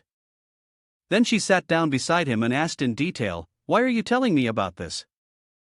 You should be telling Elder Guang, not me. Yulu immediately came up with a story, I don't have solid evidence yet, the sect can't be thrown into chaos just based on my words. Besides, the person who managed to evade Elder's probing abilities must have skills that are at least equal to his. So, I want you to investigate with me. She was still puzzled, why me? Aren't you afraid that I'm just some undercover spy? He sincerely, but falsely, replied, I'm not afraid. Your heart is as kind and beautiful as your appearance, how could you be a nasty, unpleasant spy? Upon hearing that, she couldn't help but blush. Well, still, stay alert. This person definitely has something to hide. Whether or not he knows the truth can be easily determined by testing his cultivation level. Yuer then cautiously asked, so who do you think, other than me, is the most suspicious among the disciples? Without hesitation, Yulu answered, Xia Wuhan.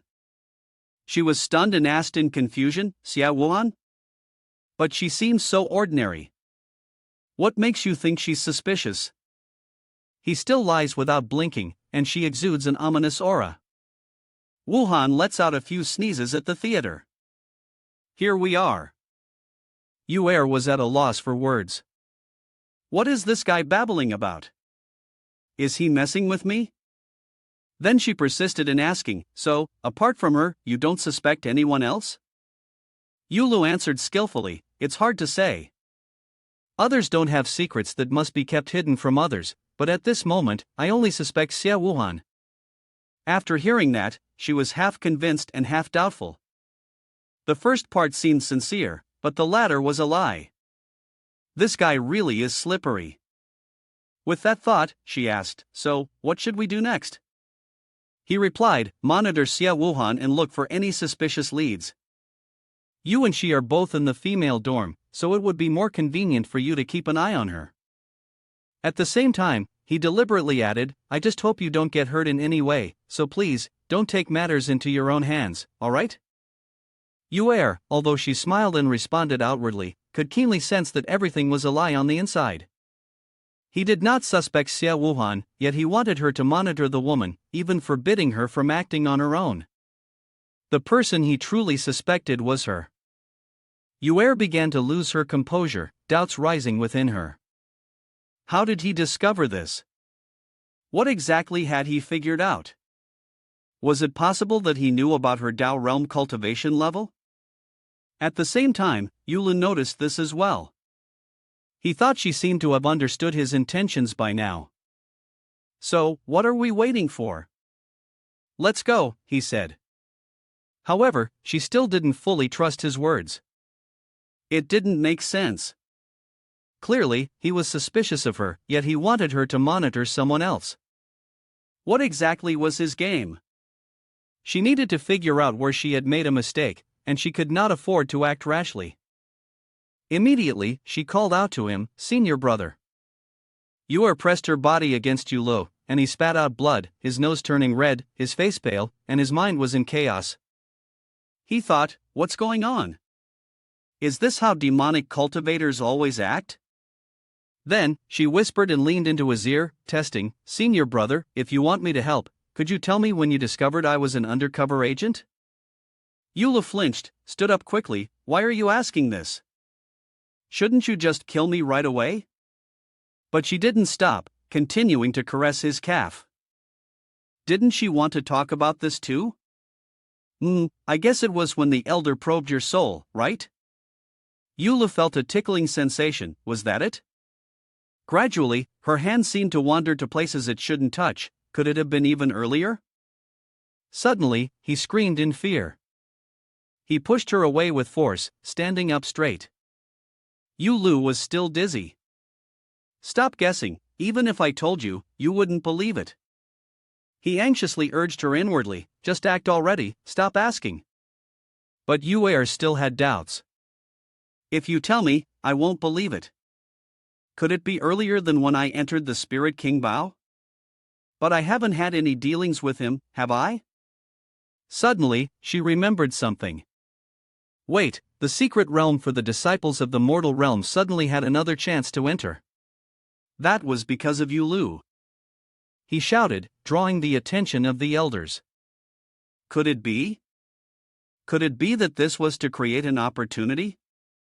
She misunderstood completely, causing him to feel somewhat anxious as he asked, "Junior sister, why are you looking at me like that?" He inwardly blamed her. Did this demonic cultivator have a problem with her brain? Did he need to make his intentions even clearer? Meanwhile, Yuer continued to speculate. So, on his very first day entering the sect, he began practicing the exclusive bridge, and his true power must have already surpassed the mortal realm, impossible to quantify. Was it because he wanted to break the rules for the elders? Was it to create an opportunity for himself? Yet, she arrived at an absurd conclusion. Could it be that he, on his very first day in the sect, already knew there was an insider among the registered disciples? Upon hearing this, he could only respond helplessly, "Junior sister, why are you suddenly spouting nonsense?" But she thought that the way he was hiding it was too obvious. She had guessed correctly, but it seemed so unreasonable. This plan was a highly confidential one of the Origin Demon sect, and only a few people knew about it. Who exactly was Yulu? How could he have known? No, there was still another possibility. Perhaps, before entering the Spirit King Bao, he had already discovered there was an insider among the disciples. Then, she anxiously asked, "Did Senior Brother already know that we would fall into the Spirit King Bao?" She thought that was why he set up this game, luring her into taking action and then quietly observing, from which he discovered her identity and intentions. At this point, Yula could no longer stay calm. "What are you thinking about?" he thought to himself, evaluating her silently. "Stop overthinking, who knows where your thoughts have wandered off to." Hearing this, Yuer blushed and replied, "You're right, Senior Brother, I've embarrassed myself. But I still firmly believe that he is avoiding me, and everything happening is indeed part of his plan." She was so excited that she couldn't hide her interest in Yulu. Now that the situation had unfolded as he wanted, he had taken another step to probe her. "It's been a long time since I encountered an enemy who calculates so meticulously, deviously, and secretly hides in the shadows like a venomous snake." Meanwhile, Yulu was struggling with the thought that her confused expression seemed to indicate she hadn't figured it out yet. "This won't do, I need to push a bit more." Then, he suggested, "Junior sister, you seem very tense. Let me push the swing for you." Just relax and think carefully, I'm sure you'll understand. Yue sat alone on the swing, letting him push. However, her doubts still loomed large. Is he truly hiding something? Could it be that he has other plans? What is his plot? She asked while happily swinging on the swing. Did senior brother really endure all of this just to catch the spy? She wondered. If you want to capture me, you could just ask Elder to investigate thoroughly. Why pretend like this with me? Yulu responded, do you think I have nothing better to do, so I act this way? Investigating further about the spy makes things more certain, and it will also benefit the sect. Then he furrowed his brows. This time, you've really crossed the line. Don't you understand yet? But she didn't reply. She didn't expect that someone like senior brother, who normally didn't care about cultivation, would think so much about the sect.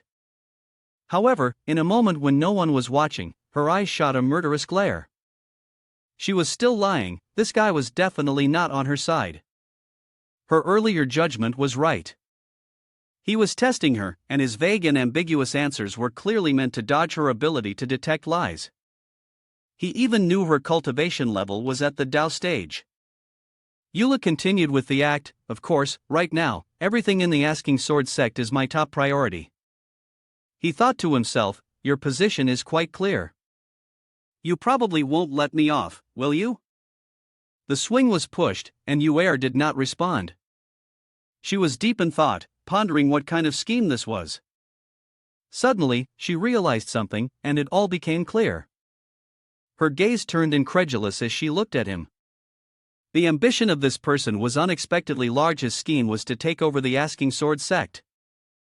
It could be said that her thoughts had become overly pessimistic. The plan of the Origin Demon sect had long been exposed. He hadn't spoken it aloud because he was warning her not to interfere with the Asking Sword sect. The Asking Sword sect belonged to him. Finally, the swing came to a stop. Eula said nothing, standing behind her neck, and he carefully began to move forward. In the next moment, he stood directly in front of Yue. In the blink of an eye, she kicked him hard, sending his beads flying. Behind him was a cliff, and he fell straight down, with the beads left behind at the top. Yue quickly picked them up, her expression showing immense cruelty. She gazed down into the endless abyss where Yula had fallen. However, Yulu did not die easily. He landed safely. A creature that seemed to be a demon slowly approached. A living being, youthful, with vibrant skin, while Yulu was feeling disheartened and reluctant to rise. The other person kept drawing nearer. Hope to escape. He slowly sat up, puzzled. Where is this? What's going on? He didn't notice the person behind him pressing close to his face. Finally, their eyes met.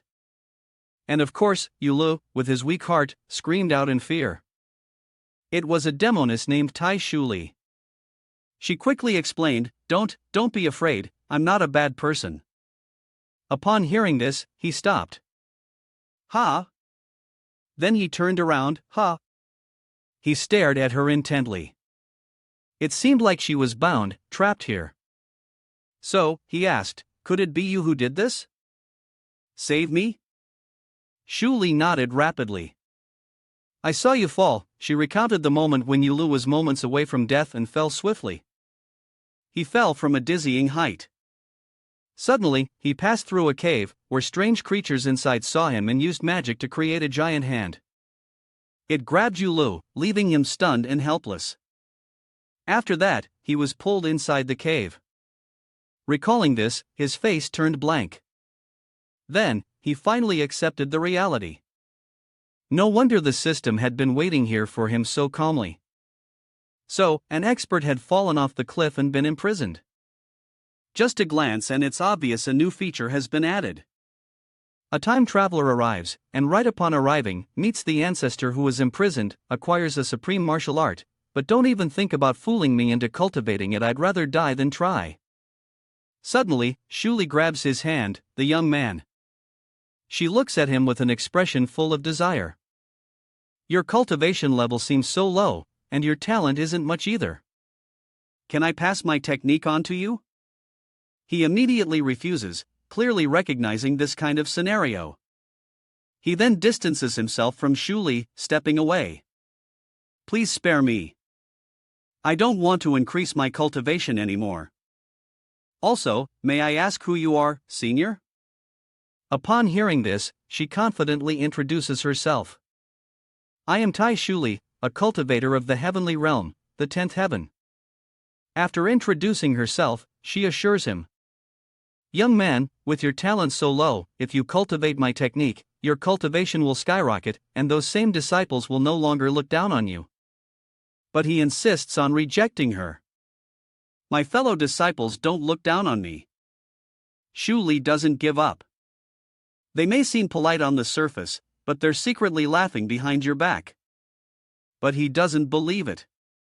No, they worship me. She continues. Your cultivation is so low, you're bound to fall far behind. No matter how you compare it to the highest level of cultivation, you'll always be inferior. You also explain to her that there is no distinction, we are indeed the best disciples, and it seems that we are even above the second, who has a unique destiny. I truly do not want to cultivate your technique, I don't want to become even more outstanding. After saying that, Eula turned and walked away. However, Shuli cannot ignore such a fat prey. She didn't hesitate and rushed forward, waiting for this day. He was startled and turned around. Ha! But it's too late. She's already been in your body for 6 years. Today, whether you want to or not, you will learn. Yuli's eyes widened as he screamed. Suddenly, he stopped. He innocently wondered, I'm fine, though. It turned out that Shuli hadn't done anything to him. She said, You are the only hope for me to get out, how could I bring myself to kill you? Today, whether you want to learn or not, we will begin. Shuli's playful laughter made Yulu, who was tightly bound, scream out. Don't! Back at the sect, the bead was being thoroughly examined. Yuer kept inspecting it and wondered what was going on. Why was this bead so devoid of spiritual energy, just an ordinary gem? Could it be that the spiritual energy has transferred to Yulu? Back at Yuli's location, he was curiously observing. Shuli's hand trembled as she pressed a stone against the rock face in front of her. I have. She drew another line downward to mark another day of confinement, a reminder of how long it had been since she last saw the sky outside. Back to the past, when Shuli was being chased. Soon, a group of people was pursuing her. Quickly, follow her there. She was running toward the cliff, capture her. Shuli panted heavily, fleeing for her life, but unfortunately, she encountered a rock wall. She calmly gazed down at the abyss below her, the depths so vast that they could not be seen. Seeing this, Shuli hesitated for a moment. The cliff! But at that very moment, the pursuers caught up. Quick, follow her, capture her. She thought, are they really catching up that fast?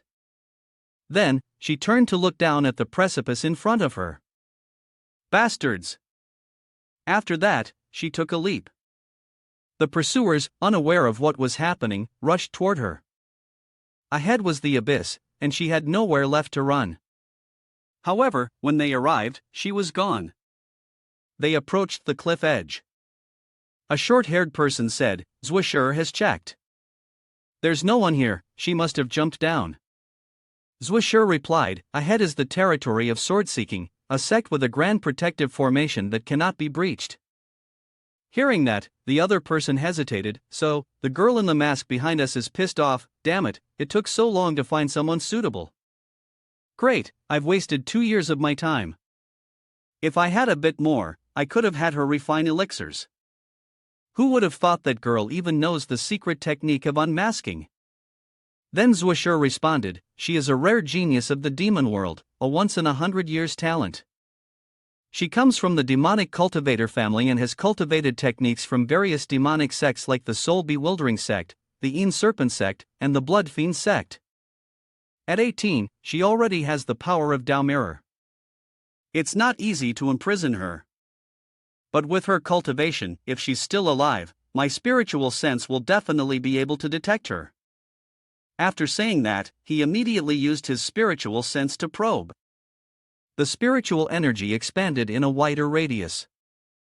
After a while, the masked girl asked again, "So, what's the result?" He remained silent for a moment, then casually replied, "Nothing, she's dead."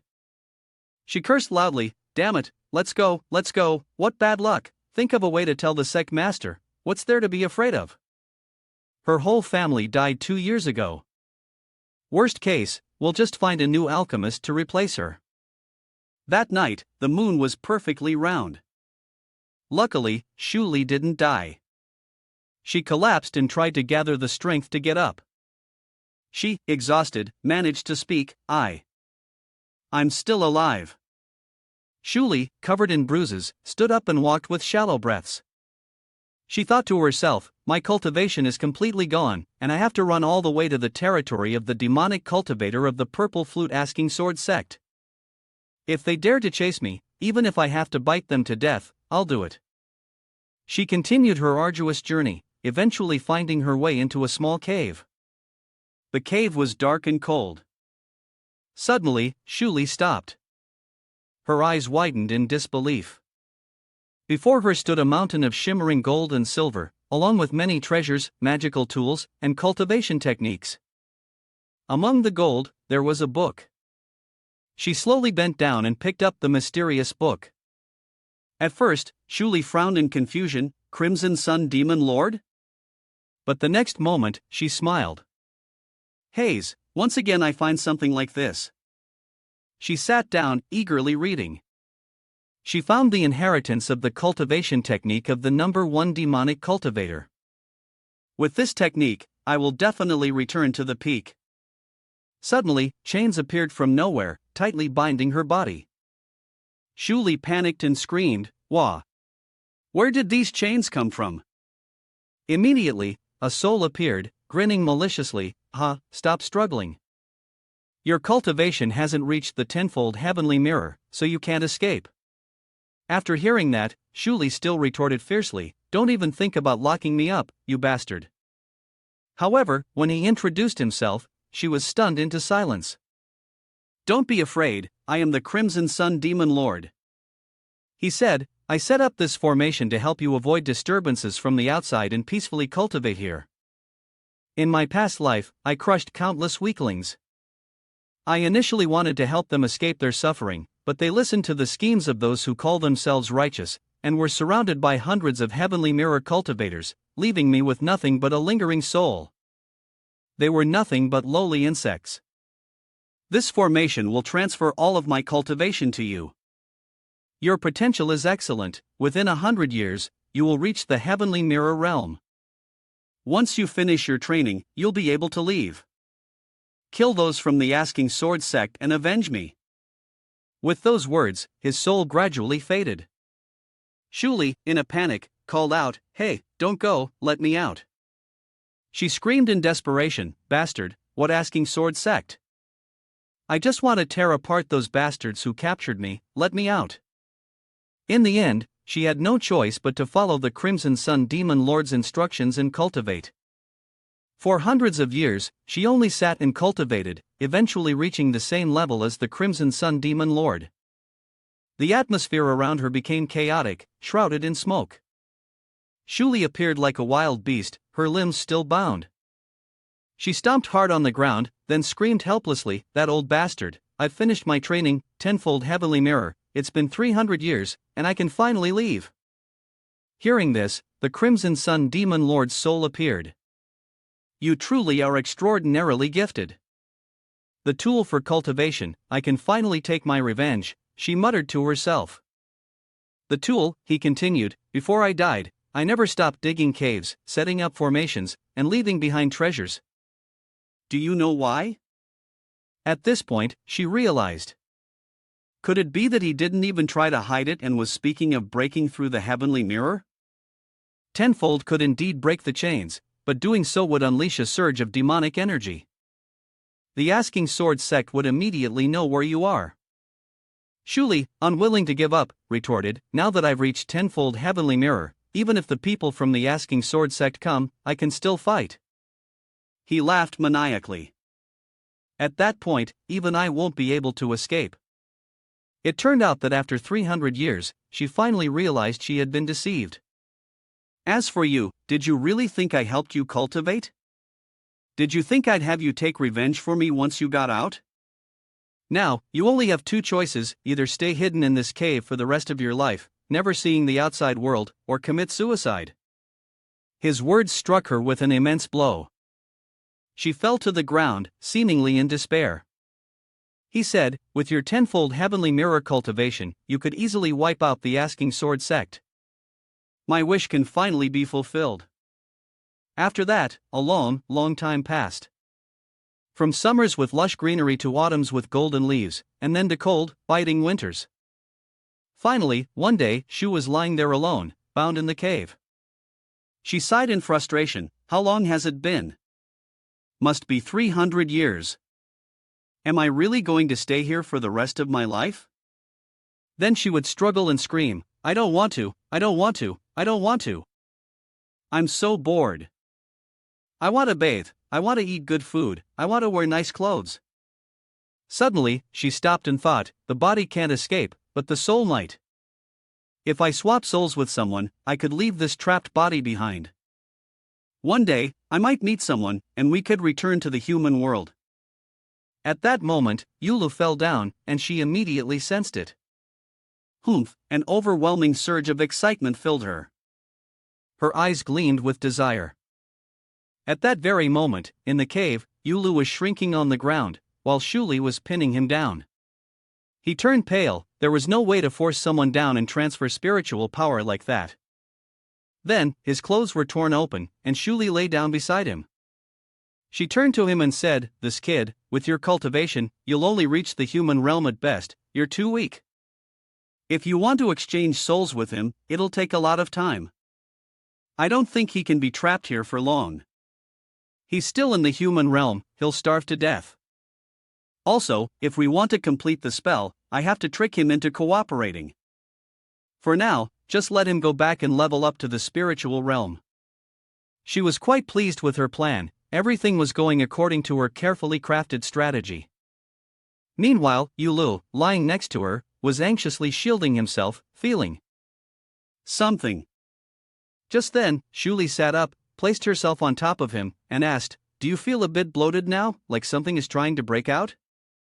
She smiled in delight. The soul transmission channel was complete. Unfortunately, at the moment, she could only transmit a small portion of the soul to threaten him a bit, forcing him to level up to the spiritual realm. At that point, he could complete the channel on his own. So, she threatened him, you're finished, I've just placed a dark spell on you. You've become my puppet now. Upon hearing this, Yulu was stunned. Immediately, she used magic to control him to sit up. She waved her hand, making Yulu run around her like a dog. Shuli smirked and laughed loudly, the power of life and death is in my hands.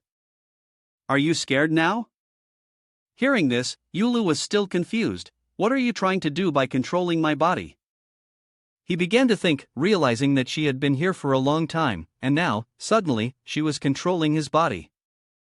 What was her goal? Body, soul, could it be? He then asked, Senior, are you practicing demonic arts? She replied, yes, I've been trapped here for a long time, over 300 years. Do you want to get out? Excited, she nodded. He understood now. So that was it. He then said, you're not putting in all this effort for cultivation, are you? You want to use me to escape. But for some reason, you can't do it yourself, and I have to fulfill some condition before you can, right?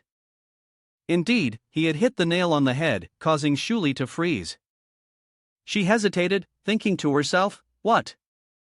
How did he figure it out? Are all the disciples who joined Asking Sword sect this year so smart?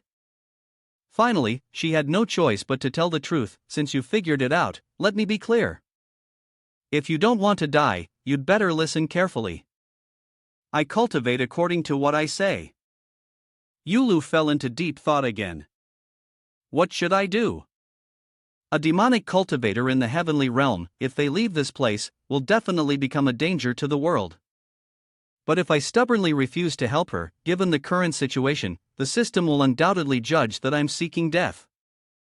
But she couldn't take it anymore and shouted. Hey, she loudly questioned, why hasn't your kid responded to me yet? Then, she muttered to herself and answered her own question.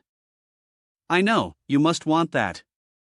A moment later, Shuli took out a pile of gold, silver, and jewels. She presented them to Yulu. All these treasures are yours. These precious books will also help you cultivate to the level of the Tao. Inside are cultivation techniques I've refined over hundreds of years. But the boy stepped back, refusing.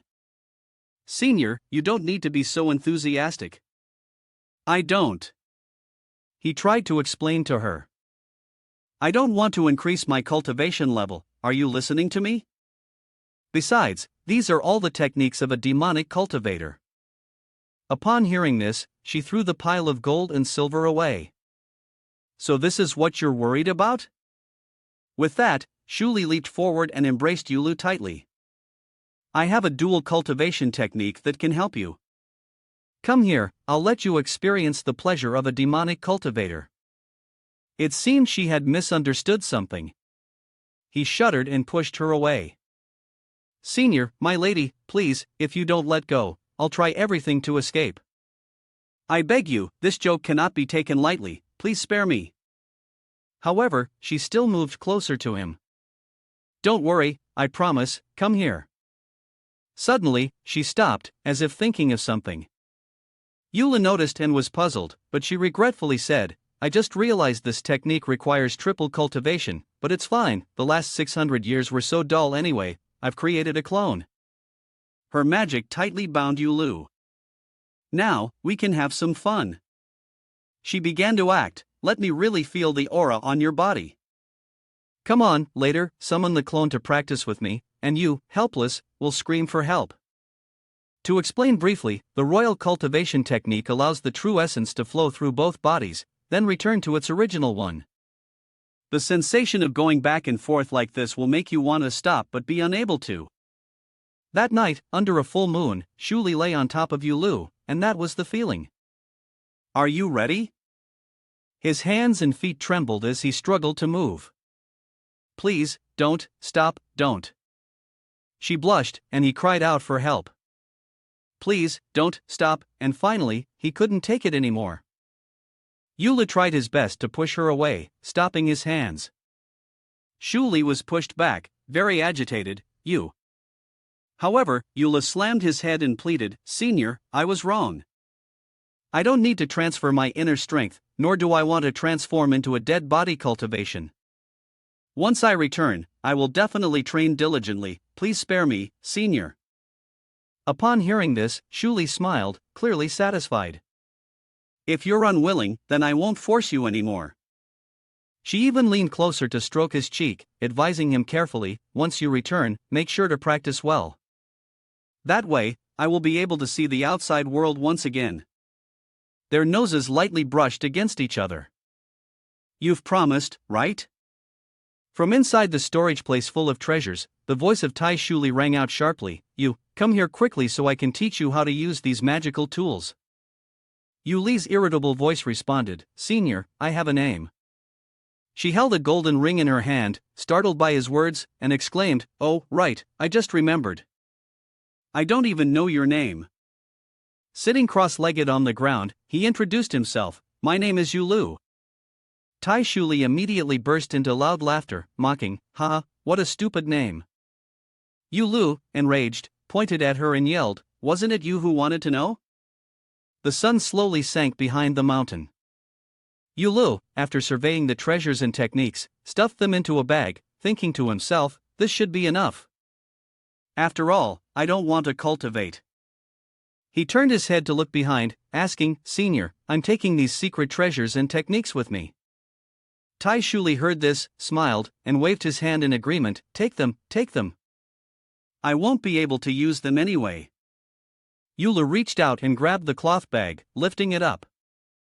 Then, with a grunt, he slung it over his shoulder and turned to leave. Tai Shuli, watching Yu Li's retreating figure, raised both hands and waved, shouting loudly, "Come back soon, I'll be waiting for you." After confirming that he had left, Tai Shuli placed his hands on his hips and let out a hearty laugh. Tai Shuli turned his head to look at the remaining treasures and techniques. Meanwhile, Yu Lu, carrying the cloth bag on his shoulder, raised his head to look at the cliff in front of him, lost in thought. He gazed at the sheer rock face, uncertain, and said, I wonder if I could just climb this cliff directly?" Yu Li's eyes widened, thinking to himself, "Let's give it a try." His legs trembled slightly, and he made an effort to push himself higher. Then, his figure swiftly became a streak of lightning as he climbed up. His hand stretched out, grabbing onto a protruding rock. Yu Lu looked up at the remaining cliff face, exhaling a sigh of relief. He raised his head to look at the top of the cliff and sighed. Climbing is really inconvenient. Yu Lu stood still, murmuring. The martial arts technique passed down by the senior was also sudden. His eyes widened in shock. Yu Lu tried to move, but his arms only trembled and did not budge. Seeing this, he exclaimed in astonishment, "Why can't my body move like this?" His feet trembled as they pressed against the stone wall, and a red phantom appeared beside Yu Lu, laughing loudly. It's been 600 years, and finally, I can see the outside world again." Upon hearing that voice, Yu Lu was startled, his eyes widening as he shouted, this voice. "Senior, you. Tai Shuli looked at Yu Lu and called out loudly, "My complete body is still waiting for you, but I've separated a fragment of my soul and entered your body. I can see what you see and hear what you hear." Yu Lu heard this, letting out a forced laugh, praising, "Impressive." She, upon hearing this, threatened, "Also, if you dare to tell those old men in the sword-seeking sect about me, I can use this soul fragment to kill you." Got it? Yu Lu heard this, dejected, and quickly responded, Okay. In his heart, he cursed silently. Reporting to the sect leader would only be considered an act of suicide by the system. When will they finally grant me more authority? He quickly gathered his strength and shot upwards, thinking, I'll just head back first and figure things out later. Suddenly, Yu Lu widened his eyes in shock, and then a loud crashing sound rang out. He reached up to touch his swollen head and exclaimed, "What? What happened?" Lu Yuer appeared on the cliffside, and seeing Yu Lu startled, she shouted, "It's you." 10 minutes earlier, loud shouting had echoed through the courtyard. Lu Yuer lay in bed, listening to the sounds of the notification. Her voice, filled with doubt, rang out, The bodyguards have discovered Yu Li's identity." From the red moon-shaped jade, a voice reported, "Report to the saintess, there isn't much information on Yu Lu. But according to ruthless old woman, he is the son of the 10,000 demons patriarch." Lu Yuer's eyes widened in disbelief. She sprang up from the bed, her face darkening as she shouted, "The son of the 10,000 demons patriarch." Lu Yuer quickly leaped off the bed, running off and shouting, "If that's really the case, we're finished. More than half of Master's cultivation is likely to go to him." She rushed off, thinking to herself that she needed to find him quickly. Alive or dead, I must see him. The sky above was a clear blue. Lu Yuer stood on the cliffside, shouting, "He must have fallen here." She looked down below, let out a breath, and then swiftly jumped down. The surroundings immediately sank into darkness. Suddenly, a loud collision sounded. Lu Yuer had a bump on her head and thought to herself, "This guy." She was surrounded by a pink glow, her body enveloped by the energy light from Tai Shuli. She soared into the air, muttering, "He hasn't died after all." A faint light flickered in his eyes. Lu Yuer felt the energy emanating from Yu Lu, and gasped in disbelief. The sensation made her eyes widen in shock. Her face darkened, "Mouth agape," she shouted, "tenfold heavenly realm."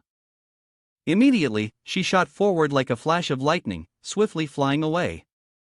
Lu Yuer quickly ran, secretly analyzing in her mind, "He hasn't revealed his true strength. As expected, he wants me to deceive myself and come to him. What does he want to do? Kill me? Can I escape?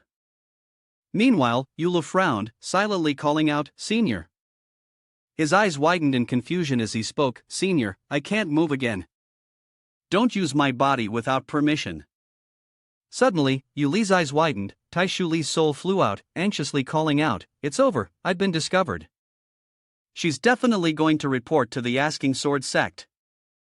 I haven't even escaped yet, and I'm about to die." He closed his eyes, reminding, "Senior, stay brave. Don't panic, she's also a demonic cultivator." She heard that and, with doubt, asked, "Oh, then why are your clothes identical? Aren't you both from the same sect?" Under the sky, the sound of Yulu responded, "This is a bit complicated. She's a demonic cultivator, pushed me off the cliff, and even specifically came here to find me. It's highly likely that I still have some use to her, and she won't tell the sect leader." The voice of Tai Shuli responded, "Oh, useless indeed, being knocked off a cliff by a little girl from the Taoist realm. If I hadn't saved you, you'd definitely be dead by now." He heard this and chimed in, "Exactly, if it weren't for you." On the other side, from a pavilion, an astonished voice echoed, "What?" The sect master of the demonic cultivator was startled and shouted, "A supreme expert of the demonic Tao, tenfold heavenly realm?" Lu Yuer, upon hearing this, confidently affirmed, "The disciple saw it with his own eyes."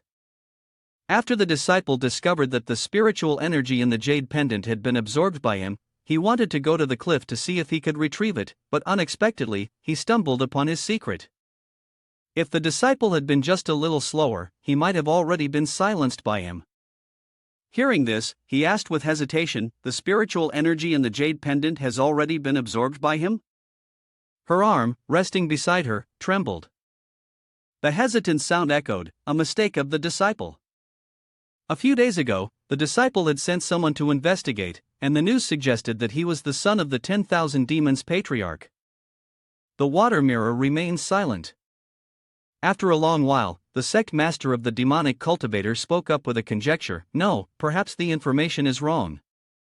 Yulu absolutely cannot be the son of the 10,000 demons patriarch." He thought of the person who would refute this. Before the 10,000 demons patriarch disappeared without leaving a child, it had been over 20 years since his disappearance. Even if he had a child, that child would not be older than 30, and thus could not have cultivated the 10,000 demons art, nor could he have reached the heavenly realm. The sect master of the demonic cultivator spoke again, denying, "Yulu absolutely cannot be the son of Yushuehuan.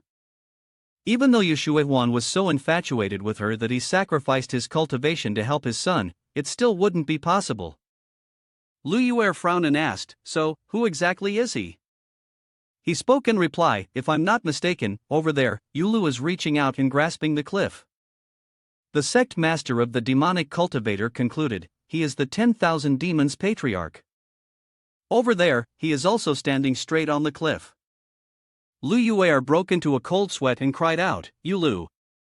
She frowned and looked at the water mirror in front of her, shouting, "How could he be the 10,000 demons patriarch?"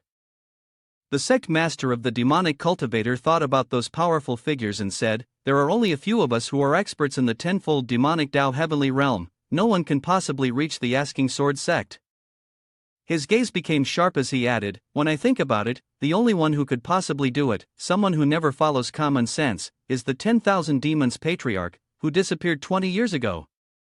Moreover, in the chaos before he vanished, there were reports that he had glimpsed the scene of realms above the heavenly realm. The sect master of the demonic cultivator muttered to himself, "Could it be that he has manifested at the Asking Sword sect? Could it be that the Asking Sword sect can help him advance beyond the garden?" A pair of feet appeared, walking down the corridor with a sharp sound. The feet stopped and stood still in front of the room's door. Inside, a voice sounded from the water mirror. The sect master of the demonic cultivator asked, "Did you say he deliberately approached me?" Lu Yuer quickly replied, "Yes, yes." The voice continued, "I understand now." Upon hearing this, she questioned in confusion, "What? What do you understand, master?" Outside, a hand reached toward the door. Inside, Lu Yuer was startled, and she heard the voice of the sect master of the demonic cultivator, "He is targeting your immortal and demon dual cultivation body. He wants to use your body for immortal and demon duel cultivation. Xia Wuhan stood at the door and cried out, "You air!" She flinched at the sound, letting out a scream. Lu Yuer's whole body trembled as she turned her head, revealing a face full of panic, stammering, "Miss Xia."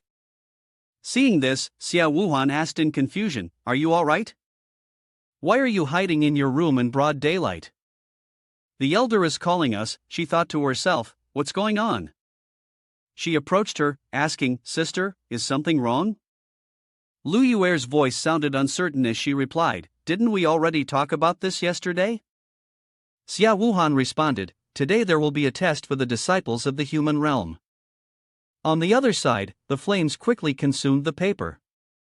Yulu widened his eyes and stared ahead, sitting still on the bed, silently wondering, "Before Lu Yuer manages to kill me, I can't reveal her identity just yet.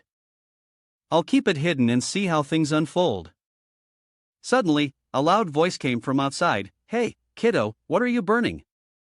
Yula turned to look at the spirit of Tai Shuli, shouting, "Senior, you're still here?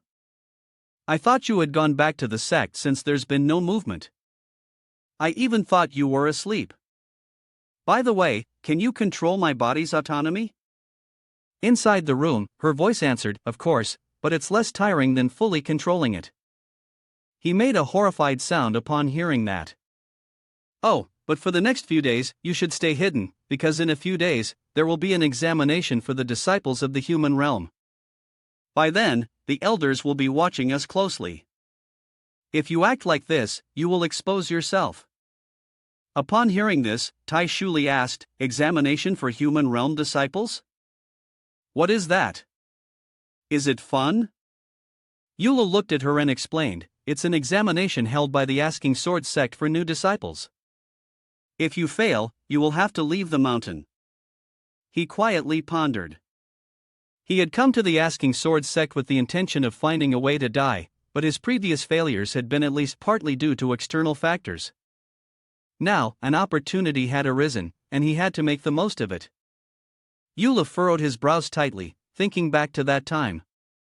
He reflected for a moment. He had 2 strands of spiritual power on him. The reward from the Spirit King Bao couldn't be erased. As for the other one, the sect leader had sealed the power of that jade pendant. He had to figure out a way to break the seal in order to add another power source. Tai Shuli flew around him, smiling reassuringly, "Don't worry. When I entered your body, you already sensed 2 very strong streams of spiritual energy. They are more than enough to push you to the spirit realm. It's just an exam, it will be easy for you." Yuli's face darkened, and in panic, he shouted, "Senior, please stop talking." She heard that and quickly responded, all right. He stepped out of the room, sighing deeply. Now, he had to go to the gathering to hear about the test. "You just hide there for now." The voice of Tai Shuli echoed. Got it. In the large classroom for the disciples, everyone was reporting in. A voice asked, "Brother Yu, we haven't seen you or Yuer since yesterday." Fang Qingzhu leaned closer to Yulu, asking, "Looks like things aren't going too well, huh?" He propped his chin with one hand and pushed Fang Qingzhu's face away with the other, replying, "That's right." In his heart, he thought, this guy actually finds this kind of thing interesting. Suddenly, Yuli's eyes widened, emitting a sound of suspicion. He looked at Lu Yuer's figure sitting in front, contemplating indeed, she was still there. It seemed that, aside from killing him, the tasks the spy had to carry out at the Asking Sword sect were also crucial. Taking the risk of being exposed, he still had to stay here. The soul of Tai Shuli emerged, laughing as it asked, "Is your little lover here too?" The soul of Yulu emerged, shouting at her, "Senior, now is not the time for you to make an appearance." Up front, Lu Yuer trembled all over, anxiously contemplating, not betraying him. Knowing full well she was a spy, she still acted as though nothing was wrong, just as her master had said. In her mind, she recalled the words of the sect master of the demonic cultivator who had instructed her to stay temporarily at the Asking Sword sect, continue completing her mission, and wait for Yushuehuan to reveal his true nature, luring the sect leaders and supreme elders of the sword-seeking sect into taking action to hunt her down. At that time, she would find a way to assist her son. Lu Yuer's face was filled with determination as she thought, so you want to use my body as a vessel for cultivation?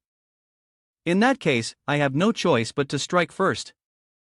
Under the blazing sun, the sound of the declaration rang out. More than half of the disciples who had registered to participate in the Rising Sword Peaks assessment had already reached the 4th level of the mortal realm. The elder of the Asking Sword sect shouted loudly, thus, in 3 days, disciples at or above the 4th level of mortal realm will enter the 1st level of the secret realm to participate in the assessment. A chorus of groans filled the lecture hall. After such a big event, they're not even canceling the assessment? I thought I could pass smoothly, but now it seems hopeless. I've finally waited for this moment. Xia Wuhan raised her fist, her face flushed with excitement, thinking to herself, the sooner the better. I'm sure I will pass. Fang Qingzhu looked at Yulu, whose face was filled with panic, and was puzzled. Indeed, the strength of the Asking Sword sect was profound, completely unaffected by the recent events. What's going on with senior brother Yu? He's been acting this way since earlier. Ahead, Lu Yuer lowered her head, her hands clasped together as she thought to herself, kill Yulu, I must kill him quickly, then I will no longer have to live in fear. The elder of the sword-seeking sect shouted, silence. He raised his hand to signal, and although he was still moving as usual, the rules of the secret trial had changed slightly. The elder of the sword-seeking sect thought of the volcanoes in the distance. In the past, in order to accommodate more people, the disciples were only required to collect 5 jade stones distributed across the challenging checkpoints of the 1st level of the secret realm, then bring them to the mouth of the volcano to pass the trial. They were not allowed to take more than 5, and any plundering of others' jade stones was strictly forbidden. Next, he thought about the 5 jade stones and spoke loudly. The power of the 5 jade stones was indeed a generous reward for the disciples at the human realm, but it was unfair to the other outstanding disciples and did not benefit the sect in nurturing talents. Therefore, for this trial, he raised his hand and announced, the sect has decided to implement new rules. A total of 211 jade stones have been placed in the 1st level of the secret realm. The group, including Yulu, gasped in surprise and shouted, no limit on how many each person can take, and plundering from others is allowed. The entire room fell silent as the voice of the elder from the sword-seeking sect echoed, the more jade stones you seize, the higher your cultivation will rise. Within the classroom, his voice continued, fighting must be done with determination. During the assessment, there will be patrols to prevent any of you from losing your guard.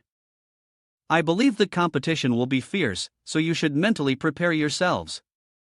One disciple leaned over and whispered to the person next to him, the assessment rules are even stricter now. It seems the matter of the secret realm still has some influence. Upon hearing this, Yuli's face darkened, and he remained silent. Under the sunlight, an excited voice broke out, it's so lively. Who knows, maybe this time we can leap straight to immortality. In the classroom, voices of discussion rose again, that's a good thought, but with Fang Qingzhu, Xia Wuhan, and Yulu around, who do you think we can defeat?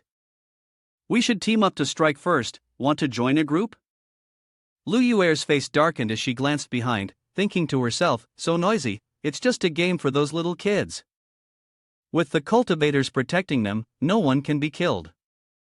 We can only make the most of the opportunities in the secret realm and create a prodigy of monstrous talent.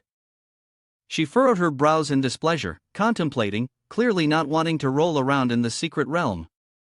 Even exposing the slightest trace could lead to being hunted down, which would be even more dangerous than the last time. But in Lu Yuer's mind, she was thinking about the cave from before.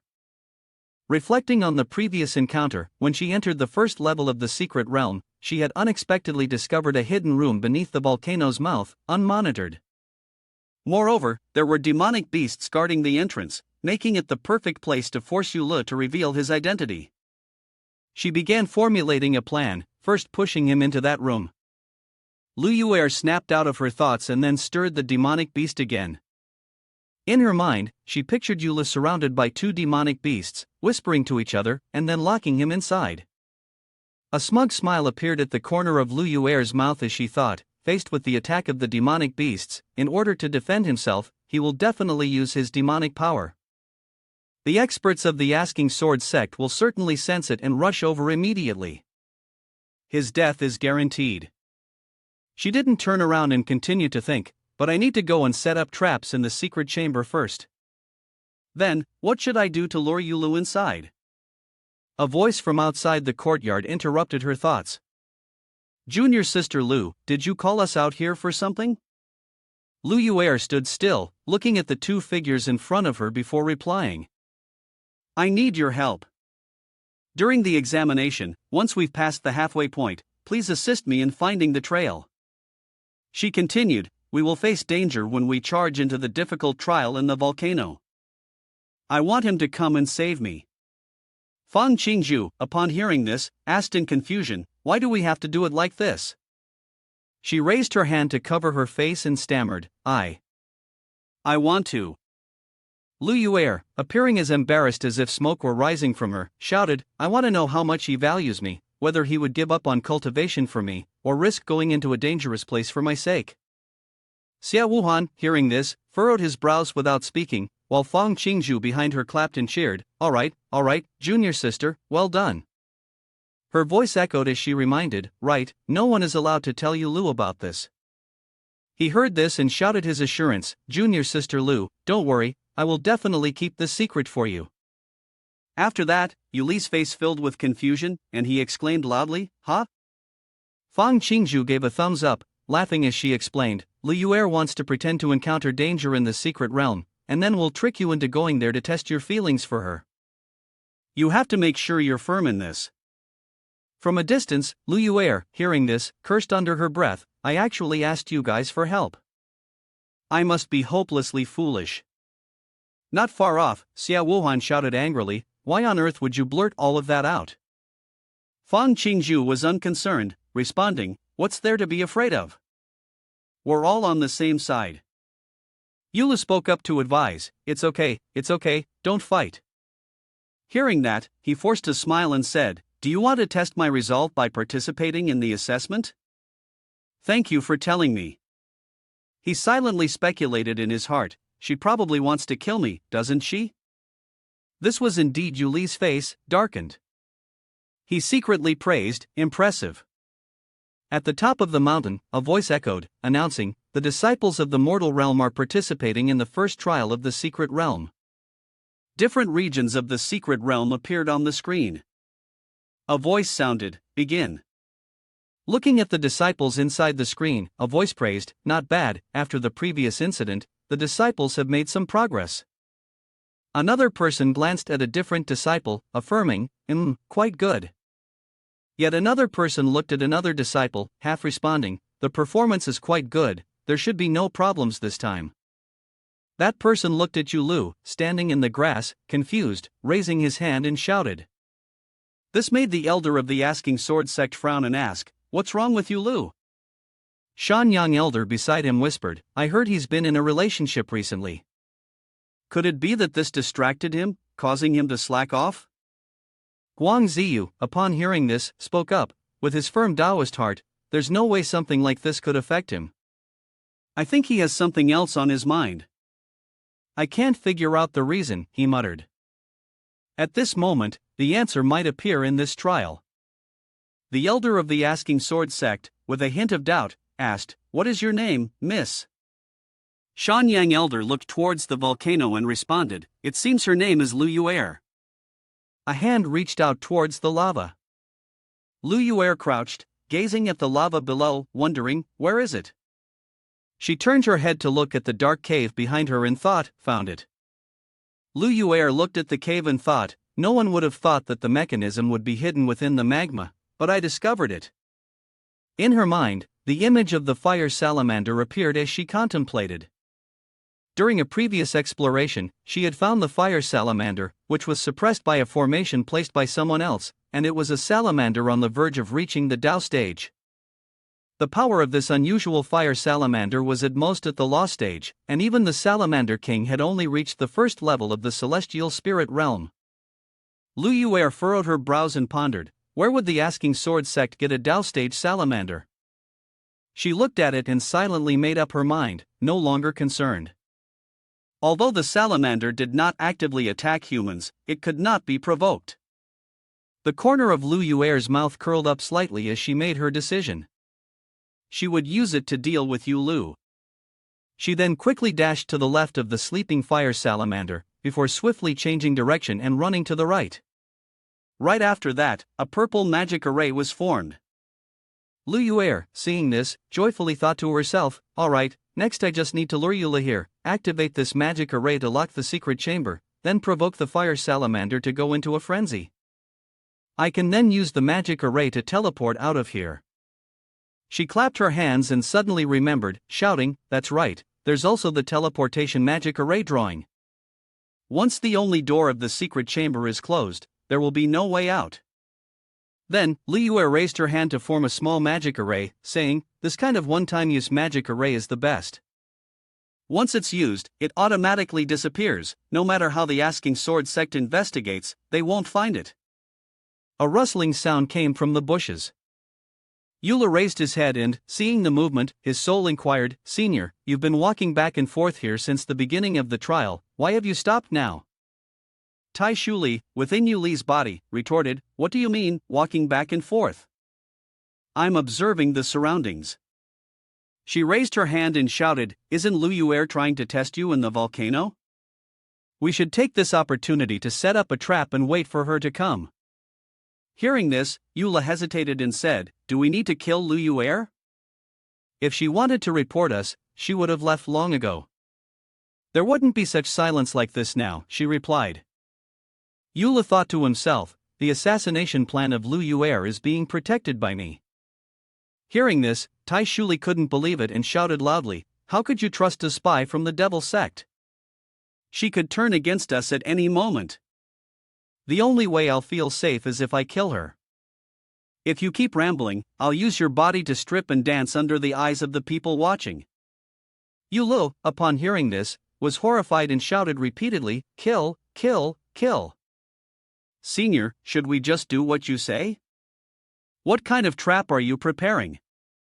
Tai Shuli gave a ferocious grin and said, if she chose a volcanic location, then of course, we must seize the opportunity and roast her with lava. The soul next to him thought to himself, a volcano, that sounds dangerously risky. It seems like if I'm not careful, disaster could strike at any moment. She raised her hand to remind him, later, you might have to endure some hardship. The soul of Eula looked at Tai Shuli, who was about to press his finger on his forehead, and became suspicious. Suddenly, he screamed in pain. Yu Li's soul cried out, Senior, what are you doing? My head hurts so much. Tai Shuli waved his hand inside Yu Li's body and pouted, just endure it a little. It's only a spell to gather a bit of information from your mind. Yu Li's soul let out a shocked exclamation in response. Oh, is that so? I'm not in pain anymore, Senior. At this moment, it was her turn to be stunned, her mouth hanging open as she screamed. A Yu Lu returned to his body, curiously asking, how is it? Have you finished checking? She furrowed her brows and looked at him, confused, shouting, huh, what's wrong? In the world within his mind, Tai Shuli looked at his naked body, raised both hands, and murmured in confusion, your soul's intensity is not what one would expect from a human being. Hearing this, he stood there in confusion. Then, she raised her hand and gathered a model of the mountain, exclaiming, forget it, my cultivation is weak, and the urgent matters come first. Come over here and take a look, this is the information that caused you to feel pain as if you were dying earlier. Yu Lu, seeing this, curiously asked, what is this? The voice of Tai Shuli responded, the internal structure of the volcano is arranged with a formation. He listened, then inquired, Senior, what exactly are you planning? She thought for a moment about the magic tool she had mentioned. The magic tool, the Ping Tai Su, which I gave you earlier, has the ability to block the movement of magical power. Now that we've confirmed the terrain and the arrangement of the formation inside the volcano, we'll find all the critical points of the formation soon. By using Ping Tai Su to disrupt things a little, the formation will become chaotic, causing the lava to flow out. Tai Shuli smiled faintly and urged, alright, let's go. We need to head to the volcano to find the key point of the formation. Tai Shuli's eyes sparkled as he exclaimed, a perfect trap, is there really such a trap? Yu Li's soul, hearing this, exclaimed in confusion, "What?" She looked at the formation and the fire salamander inside, excitedly recounting, "Do you see these formations? Each one is a trap. Once activated, it will immediately trigger the fire Vinjuan. Although this kind of beast is very gentle and obedient, it will not stop until it has bitten someone to death if provoked." Tai Shuli calmly added, "Moreover, this is a Dao realm Vinjuan. Even I would find it difficult to escape. Not to mention that the formation here is layered, sealing the entire secret chamber with no gaps. If you bring your little lover in here, she will definitely die." He objected, "She's not my little lover." Eula shouted excitedly, "Wait, what about the original plan?" Tai Shuli laughed loudly and said, "Forget the original plan. This plan is much better than Jamang's." She cupped her face with both hands and shouted, "What good luck! To have stumbled upon such a great opportunity, I don't even know who set this up." The spirit beside him exhaled a breath, thinking it must have been Lu Yuer. Suddenly, Tai Shuli stopped, her eyes wide with confusion. Her gaze fixed on a small purple light on the cliff face. Tai Shuli focused and exclaimed, "There's actually a teleportation array here." She reached out and touched the bottom of the array, muttering in doubt, "It's filled with spiritual energy. When the secret chamber is sealed, this will be the best escape route. Who could the person who set up this array be?" The spirit of Yulu beside him closed his eyes and speculated. "Maybe it's still Lu Yuer." Tai Shuli laughed and called out, "Whoever it is, I am very grateful to them." Hearing this, he was astonished and thought, "No, my body is still under Shuli's control. If she doesn't enter Manhwa and continues to chase after Lu Yuer, won't I end up empty-handed? Before I can reclaim my body, I must save Lu Yuer first." Yulu immediately spoke up to remind him, "Senior, does this plan have any flaws?" She turned to ask, "What flaws?" He looked toward the teleportation array on the cliff and explained, "Using a demonic array for teleportation, won't it cause a disturbance in spiritual energy? Won't it be detected by the sword-seeking sect?" The sound of Tai Shuli rang out, comforting. "It's fine, isn't there still something called the revealed willow?" Yu Li's soul immediately shouted loudly, "But what if they examine our memories? Our identities will be exposed." She hesitated and looked over, saying, "It won't go that far." He stared at Tai Shuli and exclaimed, "In fact, something similar happened in the previous secret realm. Everyone was captured and interrogated. The sect leader personally acted and forced a heavenly realm insider to self-destruct." Her eyes widened in shock, crying out, "Self-destruct?" Upon hearing this, Tai Shuli broke into a cold sweat and made a sound, thinking it over. She then exhaled deeply, reluctantly agreeing, "All right, then we don't need this teleportation formation anymore." Tai Shuli raised her hand and used spiritual power to modify the magic formation. Yulu, seeing this, was astonished and shouted, "Senior, what are you doing?" She continued altering the formation, replying, "All right, I'm simplifying the minor spell. The teleportation formation will break, then I'll lock all the secret chambers and hidden doors, and that little insider will still die." Yulu, hearing this, stared blankly and asked in confusion, "And there's still a hidden door?" At that moment, Tai Shuli within Yuli's body quickly moved, hurrying to pass through the wings. Yula quickly followed, thinking to himself, "I've spent half the day tricking her, I need to come up with another plan. I can't let her meet Lu Yuer." Suddenly, his eyes widened as he thought of something, and Yulu immediately shouted, "Senior!" Lu Yuer mysteriously disappeared, and a secret chamber suddenly appeared inside Mount Hua. The teleportation formation. I believe these two things might be related. Tai Shuli, upon hearing this, asked curiously, "Related in what way?" His voice rang out as he continued, "Perhaps when Lu Yuer discovered the testing arrangements of Mount Hua, she accidentally bumped into a mysterious figure inside the secret chamber." "The mysterious figure?" she asked suspiciously, "did he kill her?" Tai Shuli quickly refuted, "Impossible. Even if I wanted to kill someone in the secret realm, I would have to be extremely cautious. If someone dies, the sword-seeking sect will definitely trace it. How could he dare to act directly? Yu Li's soul echoed in agreement, exactly. That's why I think the mysterious figure must have hidden Lu Yuer in a secret place. We should prioritize searching remote, less traveled areas. She'll soon show up. Tai Shuli closed his eyes, pondering deeply before responding. That makes sense. Seeing this, Yula felt a surge of joy and thought to himself, as long as I waste Tai Shuli's time next, Li Yuer's life will be saved. Even such an excellent deadly trap was noticed by Tai Shuli. Immediately after, he quickly pointed out, there is no ticket booth behind Manhwa, and no one ever passes by there. Let's go over there and search. Hearing that, she exclaimed, okay. Suddenly, a figure rushed towards them. Tai Shuli turned around and shouted, someone's coming. Then, Lu Yuer's figure appeared in front of him. Her hand shot out, aiming to strike forward. Just as Tai Shuli was about to retaliate, Lu Yuer swiftly darted sideways and ran off, carrying a bag that appeared behind her. Tai Shuli immediately stopped and glanced back. Yu Li's voice echoed from above, shouting, Lu Yuer. He looked at the bag in Lu Yuer's hand and cried out repeatedly, this is bad, the senior's bag, it's been stolen. Then, she turned her head, jumped into the bushes, and disappeared. Tai Shuli's face darkened as he lowered his head and muttered to himself. Yu Lu, who was beside him, looked at him in confusion and asked, what are you saying, senior?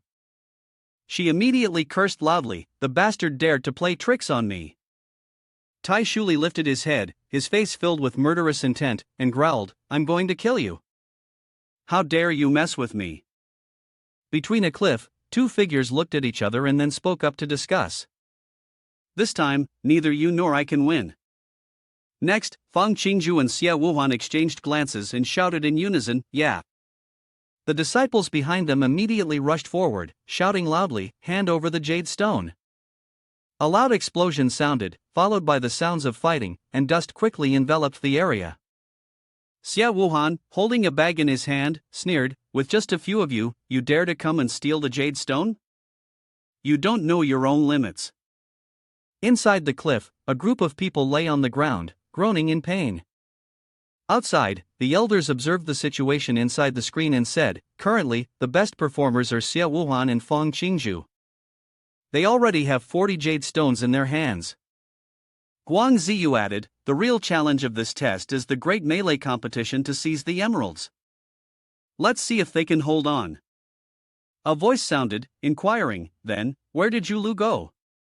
On the other side, Li Yuer glanced back, thinking to herself, as I guessed, to hide his identity, Yu Lu must have actively participated in the trial, collecting the jade stones he gathered and stealing them.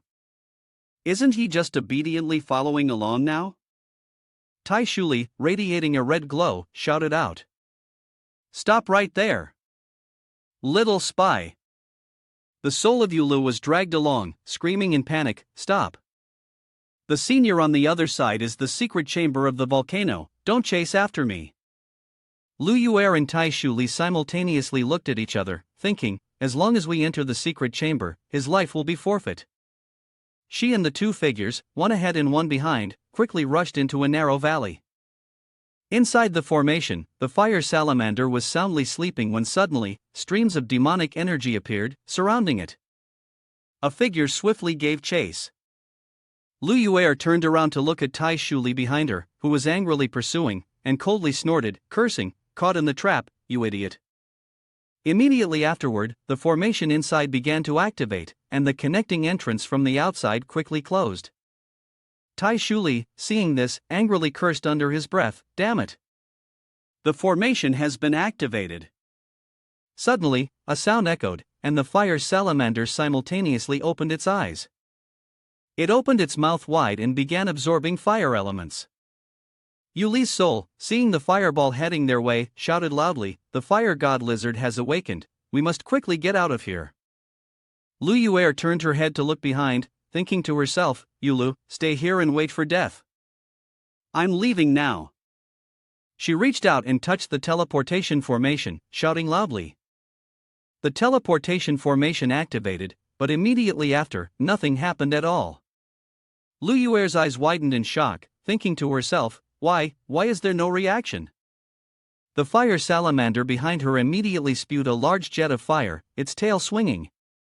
She stood still, astonished, and cried out, "What's going on? Start up this useless magic circle." Lu Yuer's face darkened as she thought, wait a minute, this is her looking at the strokes on the magic circle. She shouted, "Why are there extra strokes? Who did this? Who did it? Could it be?"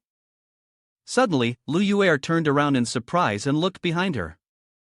There, Tai Shuli, with a face full of coldness, raised her fist. She extended her hand to block the fist, crying out, "Don't kill me."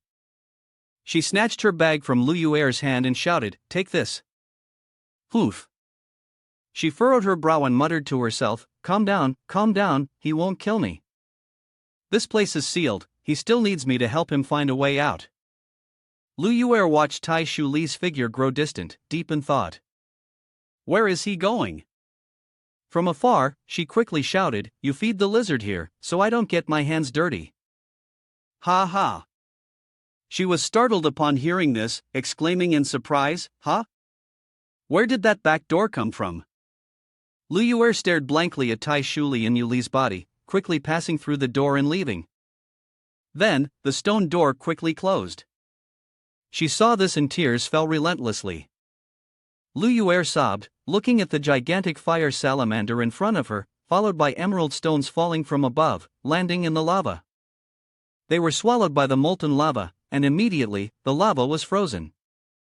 The two sword-seeking disciples stared in astonishment at the beam of light emanating from within the ice layer. One disciple reached out to touch the rising green light. The disciple with green hair beside him, also in awe, reached out to touch the blue light radiating from it. The young man with blue hair grasped the blue light in his hand from the outside. Outside the secret realm, the elders exclaimed when they saw this, "The jade stones in the checkpoint are almost depleted, just a little slower in retrieval, and they'll be easily stolen." Guan Ziyu looked up and said, "This test, after all, is meant to quickly improve their combat abilities. I hope these kids don't pay too much attention to this." An elder beside him shouted, "Ziyu, when will you fix this bad habit of yours, always caring too much?" He remained silent and didn't offer any further comments. Inside, Tai Shuli shouted at Yuli's soul, "I say, kiddo," her eyes are emitting red light in question. "Did you already know about this?" Tai Shuli, with a serious expression, scrutinized and questioned closely. "That little spy led me into the secret chamber and activated the formation, awakening the fire salamander. She is the deity," she said with wide, blank eyes. The soul of Yulu, seeing Tai Shuli faint, exclaimed in confusion, "Senior."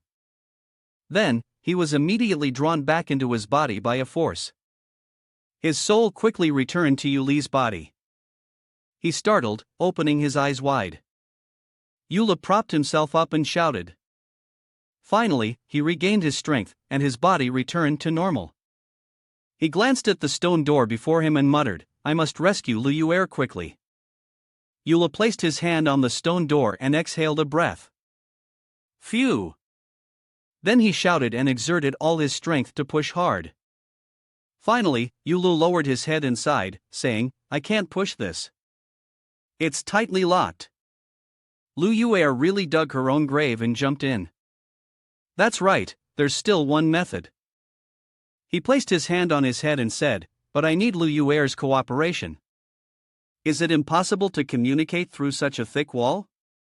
Suddenly, Yula stopped, puzzled as he heard Lu Yuer's voice. Yula pleaded, sweat beading on his face as he listened to her promise. "As long as you save me, I will surrender my body to you." After a while, Yula frowned, pursed his lips, and exclaimed, "Huh?" He slapped his hand hard against his forehead, shouting, "Why did it suddenly jump up to here? Wait, how can you be talking inside my head?" Lu Yuer, from inside, shouted urgently, "Don't worry about that for now."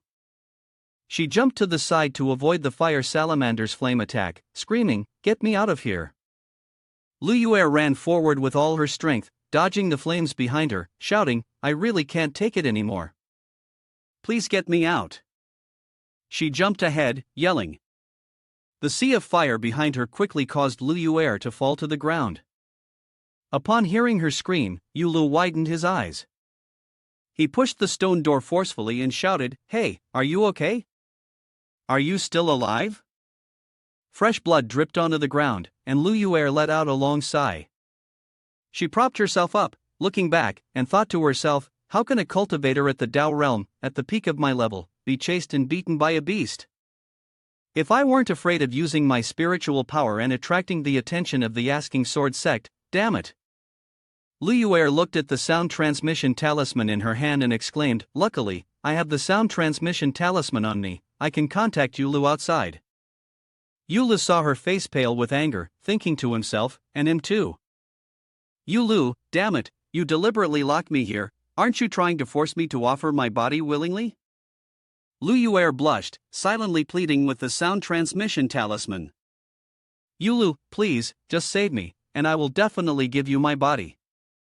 She kept thinking to herself, as long as I survive and get out of here, I'll still have a chance to kill him. A tear slid down her face, and Yuli's face became blank. Tears flowed down his face as he shouted, 20 systems ruined my youth, ruined my future." The voice of Lu Yuer's cry for help echoed in the space. "Yulu, are you still there? Why aren't you answering me?" He suddenly jolted up, shouting. "That's right, Lu Yuer is still here." Yulu sat cross-legged, staring at the formation model in front of him, muttering, "Humph, I suddenly feel like the formation calculations have become so simple, could it be due to some changes? It's even possible to perform some more complex, more refined calculations?" He closed his eyes and made up his mind, if that's the case, then I'll just go all in and make it a powerful one. Yulu raised the empty bottle, thinking to himself, "Lu Yuer, my future depends on you."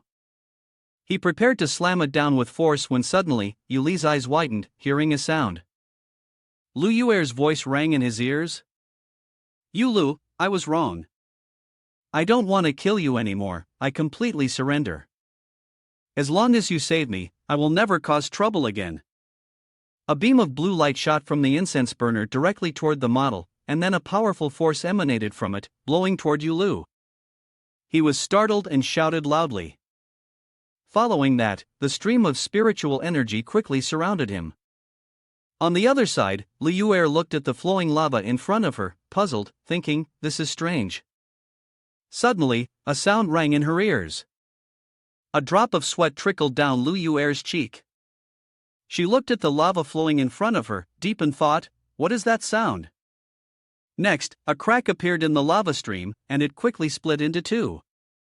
Lu Yuer was stunned, staring at the large hole in front of her, frowning as she quietly pondered, I just admitted my mistake, and he immediately acted. So, he must have heard in my mind that I still wanted to kill him, which is why he deliberately didn't help me. A sound of collision came from behind the rock wall. Lu Yuer turned her head and looked in that direction, thinking to herself, that lizard must quickly escape from here. She turned her gaze back, and beside Lu Yuer, a powerful explosion occurred. The smoke and dust slowly cleared away, and her voice was uncertain. Yulu, the elders observed through the screen, watching the disciples inside. The disciples who have passed the trial are absorbing spiritual energy from the volcanic mouth of the jade stone, no longer participating in the competition. Shanyang elder raised his head and spoke, even we do not know the exact location of the jade stone. For a disciple of the human realm to avoid the mountain defense formation at such a large scale is no small feat. Defeating the demonic beasts and finding the jade stone is already difficult enough, so they must focus on regulating their breathing. Wuhan is still surrounded. Wang Ziyu looked ahead and responded, using a bit of a tactic. Currently, neither of the two have gained any advantage. He is looking at the smoke rising from the volcano, shouting, the volcanic mouth containing the jade stone is protected by a formation. There is only one entrance, and beneath the ground lies molten lava. A group of disciples guarding the area shouted, the trial is about to end, we will defend here. If Qingzhu and the others want to pass, they will have to bring the goods to the door. A young male disciple with black hair reminded, but don't underestimate them, these two are very clever. If they are caught off guard, they'll find a way to escape from the side.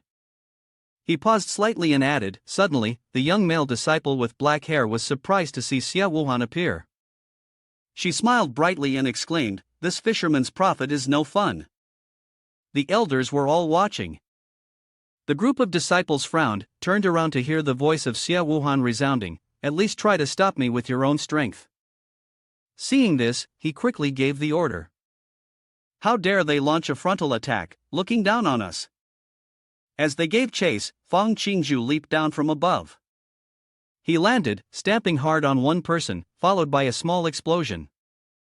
Fang Qingzhu looked at the disciples lying unconscious on the ground, their heavy breaths filling the air. Puff, puff, puff. He gazed at the group of people. A dozen men chased after a humiliated girl. Fang Qingzhu looked straight at the crowd and asked, "How do you want to compare skills with me?" The black-haired disciple quickly stepped forward and shouted, "Don't listen to his provocation." Half of them chased after Xia Wuhan. He furrowed his brows and shouted loudly, "The rest, follow me to capture Fang Qingzhu." Two figures quickly ran off. The young man with blue hair, while chasing, yelled in confusion, "This isn't right. Why isn't she heading toward the entrance?" The bald man beside him grabbed a whip and shouted, "We don't need to worry about that. First, stop her." He tightened his grip on the whip's handle, and then the whip swiftly lashed through the air. The bald man forcefully struck forward, with the whip aimed at Xia Wuhan in the distance. She ran desperately forward, but unfortunately, the whip wrapped around her. The bald man then yanked Xia Wuhan back with all his strength. Her face hit the ground, motionless, the whip wrapped tightly around her waist in multiple coils. He saw her figure being dragged and shouted, "Got her!" Xia Wuhan propped herself up, sitting up, breaking free from the long whip, panting heavily. Then, she swung a sharp blade, cutting through the whip's strands. Xia Wuhan stood up, looking ahead, gasping for breath. The two disciples saw her turn and leave, quickly chasing after her while shouting, "Stop, don't run." Reaching the peak, they yelled as they pursued her, "You're really a stubborn brat, can't you cry until you've seen the coffin?" Xia Wuhan ran, glancing behind to calculate the time. There was only 2 more moments left. "We don't have time to waste with them at the foot of the mountain, we can only break through head-on and charge straight to the mouth of the volcano." Her eyes widened as she silently analyzed, "They will definitely block us, but you must try your best to lead them around, avoid the entrance, and hold them off for at least 1 moment. Fang Qingzhu said, "That's easy, and if we fail, I'll make sure you have a good time." On the other side, the disciples stood watching from afar as the two figures faced each other. Fang Qingzhu stood still, silent and unspoken. The disciples raised their weapons, focused on him, and shouted loudly, "We must take the jade stone here." A black-haired disciple appeared behind Fang Qingzhu and shouted, "He can't be allowed to enter the entrance." His eyes quickly glanced back. Fang Qingzhu immediately rolled forward, dodging the sword strike.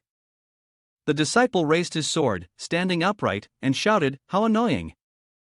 The group looked at Fang Qingzhu in front, hearing the black-haired disciple's encouragement, with less than a moment remaining. "Let's move forward, don't hold back." On the other side, Xia Wuhan's feet quickly carried her forward. Behind her, the remaining disciples hurried to catch up. Xia Wuhan immediately put in more strength to maintain her lead. When the disciples saw her stop, they shouted loudly, "What's wrong? Are you finally unable to run and planning to give up?" Xia Wuhan raised the bulging cloth bag and laughed, "Senior brother wants the jade stone, so here you go." She then forcefully threw it forward. The group of disciples stared up in shock as stones began to fall from above. From the heights, a series of rocks came crashing down. The 3 disciples immediately covered their heads, trying to protect themselves. Their heads were bruised, and they angrily shouted, "The jade stone was part of a trap." They looked up again, but Xia Wuhan's figure had disappeared. The 3 of them stood there, mouths agape, shouting, "Xia Wuhan's gone too." Suddenly, a voice rang out from the entrance, "The jade stone must be in Qingzhu's hands." Then, a sound came from the rock face as a blade was driven into the stone. Xia Wuhan gripped the blade tightly, driving it into the cliffside, thinking to herself, "I've held on for a moment. Now, you over there, don't fail." A black-haired male disciple swung his staff forcefully forward. He struck Fang Qingzhu with it, and Fang was hit, spitting out a mouthful of saliva. Afterward, Fang Qingzhu was sent flying backward for a considerable distance, with a sword stabbing sharply into the ground. He gripped the sword, using it as leverage, and let out a heavy gasp. Fang Qingzhu looked ahead and exclaimed, "Isn't that a bit too ruthless?" The black-haired male disciple calmly responded, "Without using ruthless measures, there's no way to subdue the number one like you." Fang Qingzhu fell silent upon hearing this. Suddenly, a voice called out from behind, "Xiao Gu." He turned to look, a look of confusion on his face. A bald-headed man quickly approached the black-haired male disciple and explained, "The jade stone in Xia Wuhan's possession is fake. The real one is in Qingzhu's hands." Upon hearing this, the disciple bared his teeth in a fierce grin. The black-haired male disciple laughed loudly, shouting, "Ha! Qingzhu, you've miscalculated, hand it over." Fang Qingzhu frowned and said nothing. He then looked toward the entrance, letting out a soft snort. "Hoof." Fang Qingzhu gazed at it, silently thinking to himself, "The entrance is right in front of me." He dashed forward quickly, shouting loudly, "Then I won't pretend anymore, let's lay it all out." Next, Fang Qingzhu tightly gripped a swollen bag and threw it away. The disciples stared in astonishment as the bag flew high into the air. They shouted in excitement, "Jade stone," their feet stomping hard on the ground. Xia Wuhan rushed out from one side, extending her hand towards Fang Qingzhu and said, "Hey, stop being dazed." Her hand reached out with force. Xia Wuhan grabbed his hand and quickly pulled him along. She glanced back and yelled angrily, "Useless, turning yourself into a bear like this." Fang Qingzhu heard this and gritted his teeth, retorting, Same. Looking at the two broken stones in his palm, the sound of excitement immediately erupted. "What's going on?" The black-haired disciple exclaimed in shock. "This is stone mixed with jade." On the other side, pieces of jade stone quickly fell into the lava. The disciples looked at the two figures in the distance and shouted with all their might. "Xiao Gu, look over there, it's Xia Wuhan's group." He saw this and angrily shouted, "Bastards, fooled? We've been tricked." Outside, someone clapped his hands with force. Shan Yang Elder clapped and laughed loudly, "How wonderful, this was not easy at all." In this case, both of them are surely about to break through the 10th level of the human realm. The Elder of Sword-Seeking wants to laugh in praise. Xia Wuhan led half of the people to clear the way for Qingzhu, causing the disciples to mistakenly believe that everything Qingzhu threw was jade stones. As a result, they diverted their attention, allowing Qingzhu to pass through without obstruction, showing courage and wisdom. Guang Ziyu raised his head to look at the screen. From within the volcano, his voice echoed, announcing, "Everyone, there's less than half a moment left until the end of the trial. Please hurry and retrieve the jade stones." Fang Qingzhu, hearing this, asked in confusion, "Less than half a moment, but what about Brother Yu? Why can't I see him?"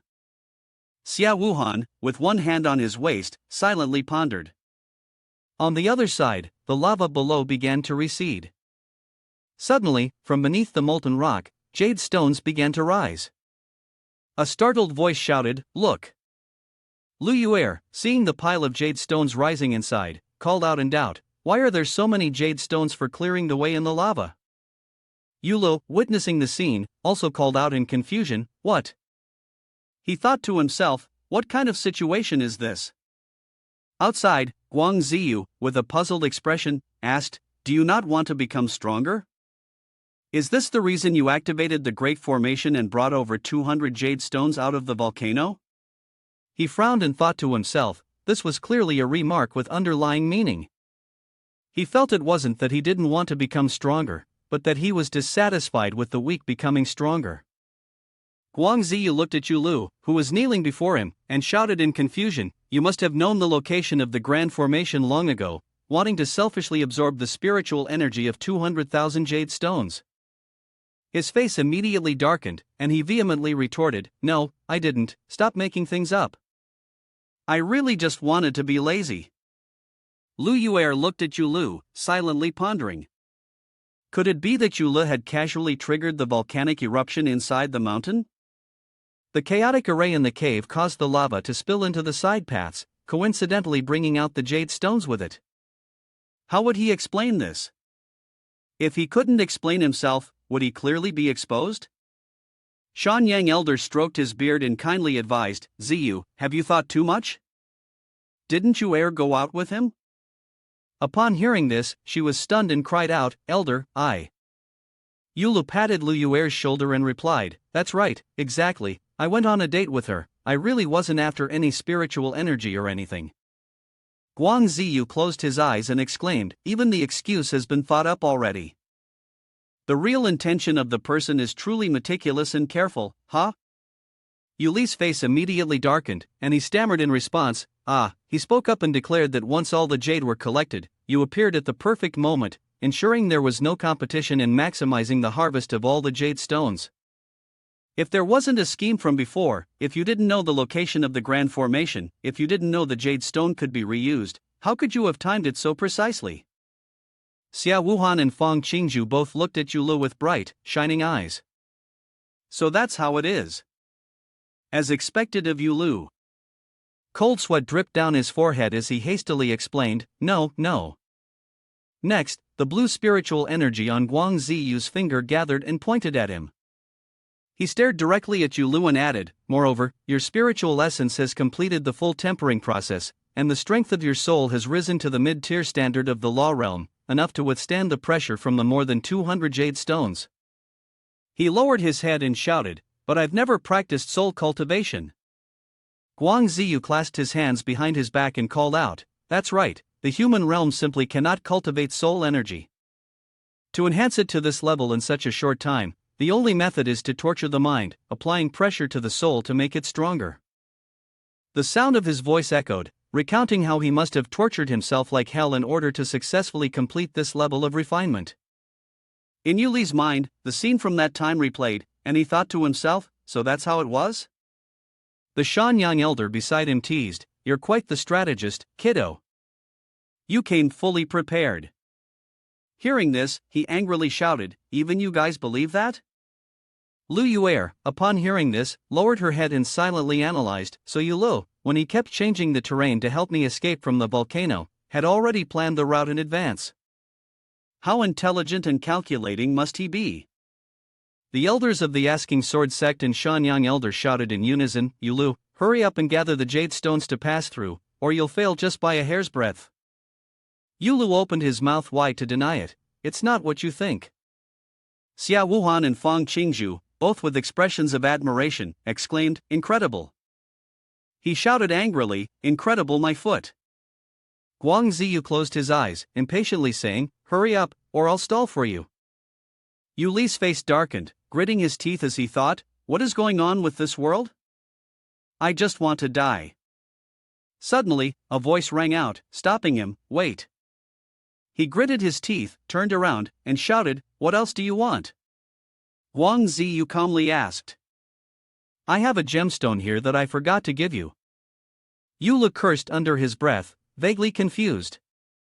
Then, a stream of white energy rushed toward a volcano erupting with blue energy. The group of Guang Ziyu stared in shock, eyes wide with surprise. Yulu gazed at the volcano, which was erupting with blue energy, and startled, he shouted, what is that? He watched as the blue energy gathered into a circle and shouted loudly, Elder, what's going on? Blue energy spheres flew toward him, quickly entering Yuli's mouth. The onlookers saw him swell up from the energy and cried out. Yulu! A voice of concern rang out. Yuli's eyes emitted blue light, pain etched on his face, as he screamed, I think I'm going to die. Guang Ziyu immediately rushed toward Yulu. Gathering energy in his hands, he struck toward him. Guang Ziyu hit the lower part of Yuli's body, and Yulu screamed in agony, don't! Ah! Gritting his teeth, he shouted, let me die already. Stop! Ah! Guang Ziyu shouted, continuously channeling spiritual power into Yulu. What is this little pain worth? He suppressed his discomfort, furrowing his brow as he pondered silently. The person who usually communicated the pathways expends great mental energy, but in his case, it had been smoothed over with ease. Guang Ziyu's hand quickly absorbed the energy, with streams of blue light rushing toward him. Fang Qingzhu, standing nearby, was startled at the sight. The group, witnessing the surrounding dust cloud, anxiously inquired, "Elder, how is it? Is Yulu all right?" The dust slowly began to dissipate. Yulu quickly sat up, his body now covered with green dots and lines that connected them. The two elders gasped in astonishment, shouting, "Phasing realm! He has surpassed the human realm, directly advancing to the phasing realm." He sat there, bewildered, calling out, "Ah!" Yuli's face turned dark as he muttered under his breath, "I'm not dead. I made it." From the volcano, a voice echoed, giving instructions, "This trial has ended, but don't think you've won yet. When you return, you must refine the power gained here and strengthen your foundation." Guang Ziyu quickly took to the air, saying, "Now, it's up to you." As he was flying off on his sword, a voice called out, delivering urgent news, "Guang Master, something has happened. The Master's summoned has encountered a problem." Guang Ziyu was startled, astonished, and shouted loudly, "What did you say?" That night, in a room, a murmuring voice echoed, "Art Realm." Lu Yuer, who was standing in the bathroom, thought to herself, the endless demon lord had shattered the chains of cultivation laws and advanced straight into the art realm. She sat down in the bath basin, pondering and asking herself, "So he has found a solution to this, and he no longer needs me. Then why did he say that?" The image of Yulu from the past appeared in her mind. "Although I have reached the art realm, you must not forget what you should do." Her face flushed as she analyzed, "He was talking about me keeping my promise back then, so he could use my body and blood for his own cultivation, right? But he doesn't need that anymore. Besides that, what else could he use me for?" A sound of speculation echoed within the room. It seemed that an image flashed in her mind, and she exclaimed, "He doesn't want my body, but my real body inside the cave full of gold." A loud voice cried out, "Impossible to ignore." Tai Shuli emerged from the pile of gold, deep in thought. The trap in that secret area was clearly set up by the traitor, but there was always an excuse. He had been circling around me in the secret realm. And you won't let me kill that traitor. And the high-level monster awakened while I was there. She frowned, wondering, wait, is Yulu on her side? Deceiving a 6-year-old girl like me into working for them.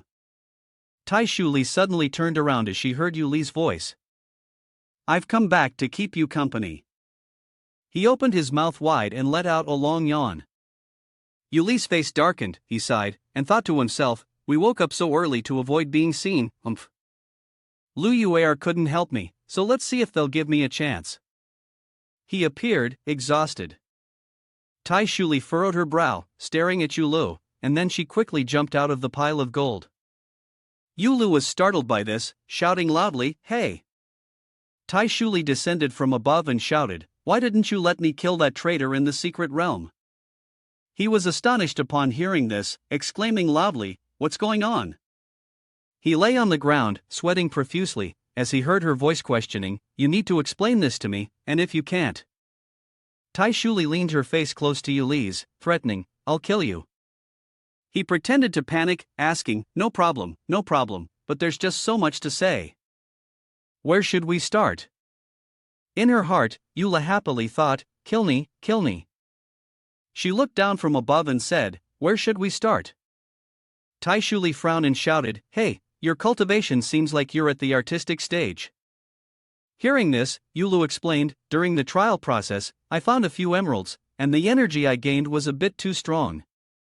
Everything happened at once, and I couldn't stop it." She stared at him, lost in thought. Tai Shuli looked at Yulu and analyzed, "This is really useful. I think it would take at least 2 years to complete the soul replacement ritual for Yulu. I didn't expect him to progress so quickly. Demon Lord of the River, I didn't think this would happen." He then grew suspicious and wondered, what is going on? Why is she smiling? Yula looked at her arm raised toward her head and asked, "Hey, do you want me to tell you what happened?" Hey! Next, his face was pulled up and pressed against Tai Shuli's chest. She smiled brightly and exclaimed, Yulu, you're truly amazing. Yuli's head struggled to break free, making protesting sounds. Stop. After a long while, a book titled The Escape Plan lay on the ground. Tai Shuli picked up the book, joyfully thinking, I can start preparing now. Yulu, from behind, called out, Hey, raise your hand to say goodbye, I'll leave right away. She did not turn around to answer, all right, hurry back, don't let yourself get caught. Goodbye. Yuli's hand gripped the cliff, and then he jumped up with force. Yula stood up, looking down below, silently reflecting, this time is easier than the last. He exhaled, thinking to himself, the 2 Grand Secretary Lay didn't listen to anything I said. I feel like something's wrong with her. Anyway, the more I investigate, the more I feel that my death is being constrained. After all, my biggest enemy is the system. Guang Ziyu appeared behind him, calling out.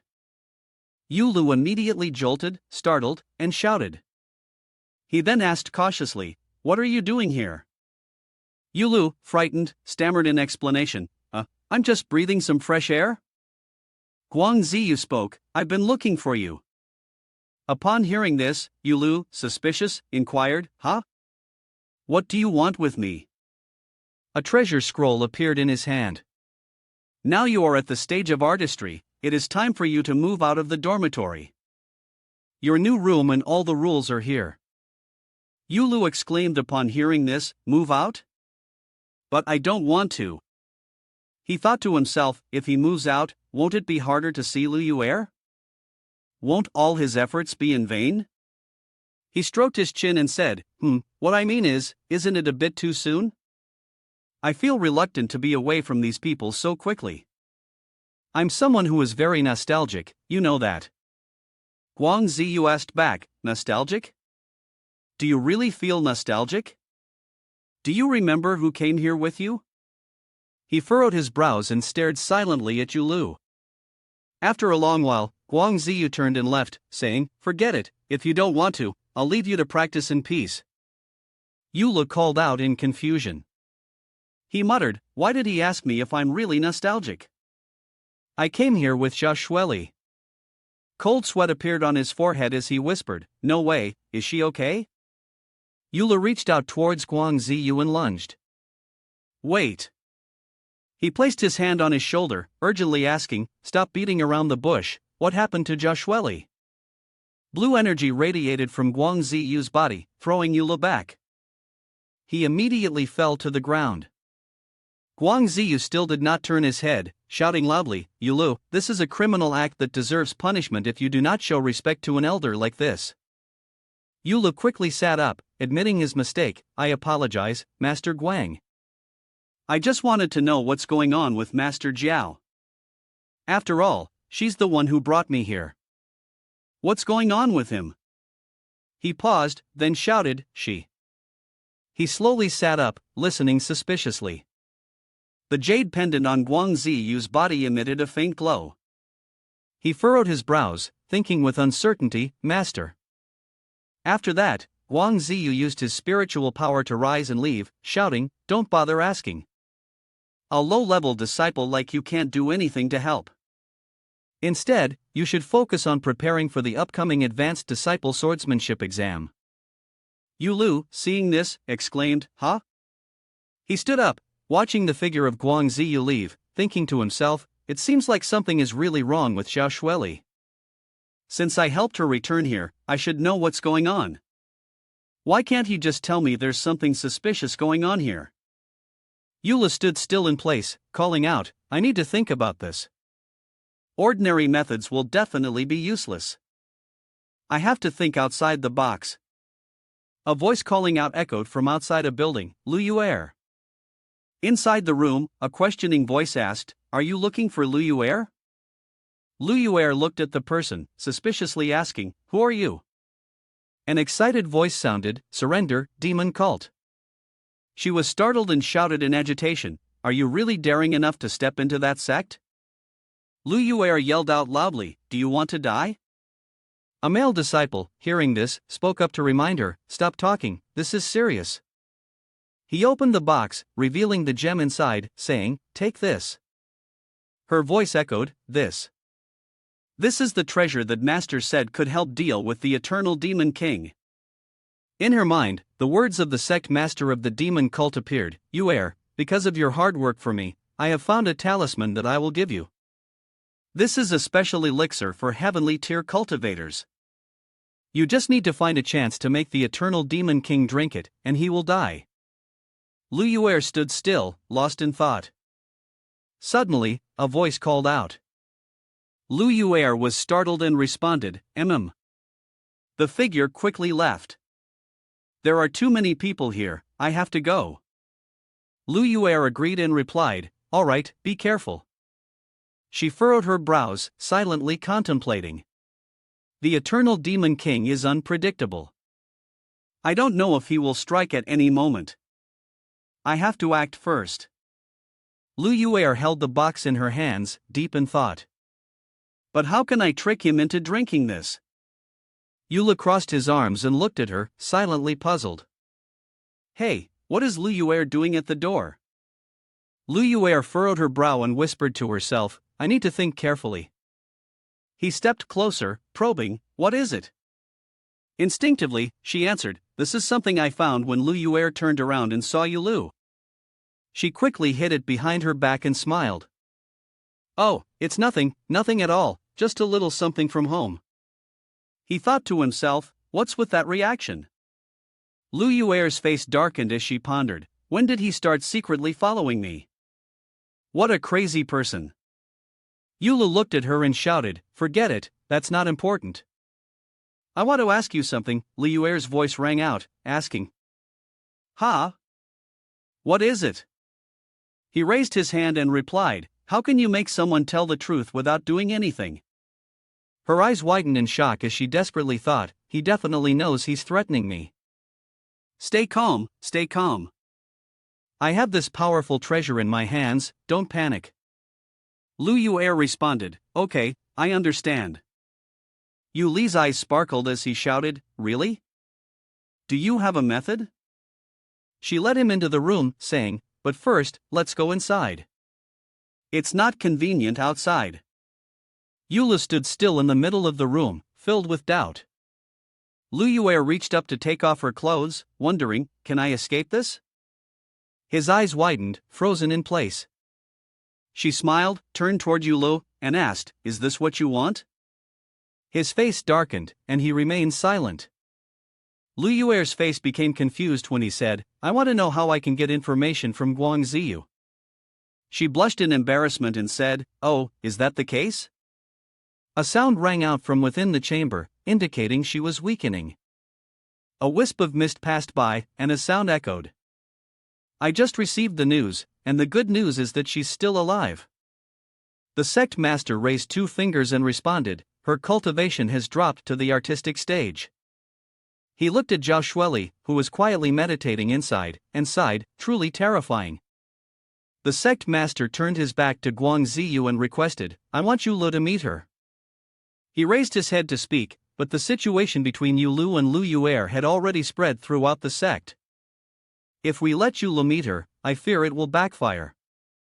The hand cried out, "Master, Shueli and I started in this sect together, and we are friends. I will not take such risks." The sect master opened his eyes and uttered a contemplative sound. A loud shout echoed from above the hallway, "What? The elders in the sect secretly did such things with the female elders?" Someone holding a piece of paper yelled, "With such evil in their hearts, the gods will punish them for this." A crowd of disciples gathered. How can they just sit there and watch? Can they even be considered human? A male disciple inquired. "What is that guy talking about? Has he discovered something?" A person with a darkened face exclaimed. He sneered and then put his arm around the disciple beside him, explaining, "What, you don't know? How can you not know about Zhao Shueli? She fell in love with a low-ranking disciple and was thus imprisoned." Another person crossed his arms and asked, "Where did you hear this rumor? I've never heard of it." A disciple with a horn doubted. Besides, Elder Jiao is a heavenly realm master. How could he have any relationship with a low-ranking disciple? The group looked toward the painting being discussed, staring at the image. This is the truth. Is that Jiao Elder? Impossible. The black-haired male disciple raised his hand to cover his mouth, letting out a dry cough. I asked you. Jiao Elder is a very famous elder. Has anyone seen him recently, or heard anything about him? The people around denied it. I haven't, no way. Taking everything into view, a voice of admiration rang out. He really plays the role well. Lu Yuer, using a telescope, said, those 5 spirit stones are worth a lot. The day before, she was shocked and asked, do you really want to find Joshueli's whereabouts through Tidu? Lu Yuer furrowed her brows, puzzled, thinking to herself, is this the real reason he's come to this sect? Does he really dare to fight with an elder? Eula slapped her on the shoulder, calling out, didn't you still owe me a favor from when we were in the secret realm? This is it. She hesitated, saying, I have a plan. Deep in thought, she considered, this is an opportunity. I could ask the elders of the sect to deal with him. Yulu asked, startled, really? Lu Yuer immediately responded, yes, we could create a terrible rumor about an elder being imprisoned by the sect for refusing to abide by the unspoken rules of that level. Under the pressure of everyone, Huang Ziyu will be forced to reveal the true whereabouts of Zhao Shueli. He slapped his hand and shouted loudly, what a brilliant plan! He'll spill it all himself and save us a lot of trouble. Lu Yuer frowned, thinking to herself, everyone will do anything to protect their reputation. This is the secret I've been trained in for many years. Eula closed his eyes, stood still, then turned his head to look at her, contemplating, wait a minute, there's something off about this girl. Yuli's gaze became sharp as he analyzed, if she joins that sect with all these rumors and blames herself, pouring fuel on the fire, that sect might try to kill me over this. He sighed and thought, I'd definitely welcome that first, but right now, before I figure out what's going on with Zhao Shueli, I can't afford to die. Yu Lu, with a serious expression, shouted, so what? Change the story, turn it into a female elder falling for a lower-level disciple, but punished by the master, a real-life version of the Pearl Python and Cloth Destroyer girl. As long as I'm the center of attention. Guangzi, you can't do anything to us until Zhao Shueli steps forward to clarify everything. Lu Yuer, uncertain, asked, you mean you want to participate yourself? He doubted in his heart and wondered. He was willing to draw the full attention of the cult, why was he not afraid of his identity being exposed? Inside the room, she began to analyze. There was no way he would play the final hand. He must be planning to deal with me and Zhao Shueli, then escape. Lu Yuer furrowed her brows, speculating that after this, there would be no way to escape. She stood up straight, determined not to let me act first, and then spoke, probing, is this really the only reason you came to find me today? Don't you want to do anything else? Seeing the scene before him, his face turned bright red as he shouted, what are you doing? Inside the room, Lu Yuer's voice rang out, I still remember our agreement in the secret realm. This is a special item of my family, Eula said, looking at the blood bead and exclaimed, a special item. She held the box out toward him, explaining that it was an extraordinary medicine for men, allowing them to experience boundless pleasure. Yu Li's face immediately turned red with embarrassment. Lu Yuer exhaled a warm breath, saying, come here, Yu Lu. She stepped forward, making breathy sounds as she moved closer. Yu Li's face darkened, his breathing heavy, as he reached out and shouted. Ah, then you just grab that box and shout loudly, we ask for the house. Next, Eula quickly ran off, shouting, I will let you repeat those rumors. Lu Yuer stood still, puzzled, and said, he's gone. The sect master and Guangziyu stood above, listening to the conversations of the disciples below. What? Zhao Master was imprisoned for falling in love with a lower-level disciple? Yes, I heard it's because she and Master Guang have been engaged for a long time. I also heard that Master Guang is the sect master's illegitimate son, otherwise, why would they imprison such a famous elder? Below, the crowd angrily shouted, the elder should not behave this way. That's right, Asking Sword sect is known to be a righteous sect, and the elders owe us an explanation. Guangzi, you called out from above, that kid Yulu came up with such a plan just to get some information about Shueli's location. The sect master next to him laughed and replied, Ziyu, you really don't judge people well. Shueli's soul was damaged, and you've tried everything to heal it, but it hasn't worked. Let him try. He responded, disciple understands, but I've been with Shueli for a long time, I must be cautious. I will allow Yulu to visit the sword stone platform. He closed his eyes, hesitantly asking, sword stone platform, you allowed him to go, even though he has just entered the stage of artistry. Aren't you afraid it will kill him? Guangzi looked at Yuli's figure and shouted, let's wait and see, we need to observe how determined he is to help Shueli. On a moonlit night, beneath that roof, a voice rose, sword stone platform. A piece of paper floated in front of Yulu. He lay back with his feet crossed, reading the paper. This was the tomb of the first founder of the Asking Sword sect. According to legend, an item passed down by the founder was hidden here, and only the most devout followers of the Asking Sword sect could uncover its mysteries. Yulu read each word on the paper. Over thousands of years, many followers had tried to uncover the secret, but on their journey, either their spirits had broken, or they had fallen onto the path of the devil. He pondered, falling onto the path of the devil? Isn't Asking Sword sect famous for its purity? How could something like that exist? Then he shut his eyes tightly. Forget it, it's not my concern. Yulu wondered, Guangzi, you lit incense there. Could there be something serious going on? I can't just sit still. He sat up, resting his chin in his hand and analyzing. He only gave me 3 days to prepare. I need to master the use of my artistic phase as quickly as possible. Then, a thought flashed in my mind, I should go see Grand Secretary Lei, she must have a way. The full moon shone brightly over the forest, Yula thought to himself, this time I must survive. In the room, Lu Yuer spoke to the magic mirror, don't worry, the master's demon-slaying pill, I've already given it to the eternal demon king.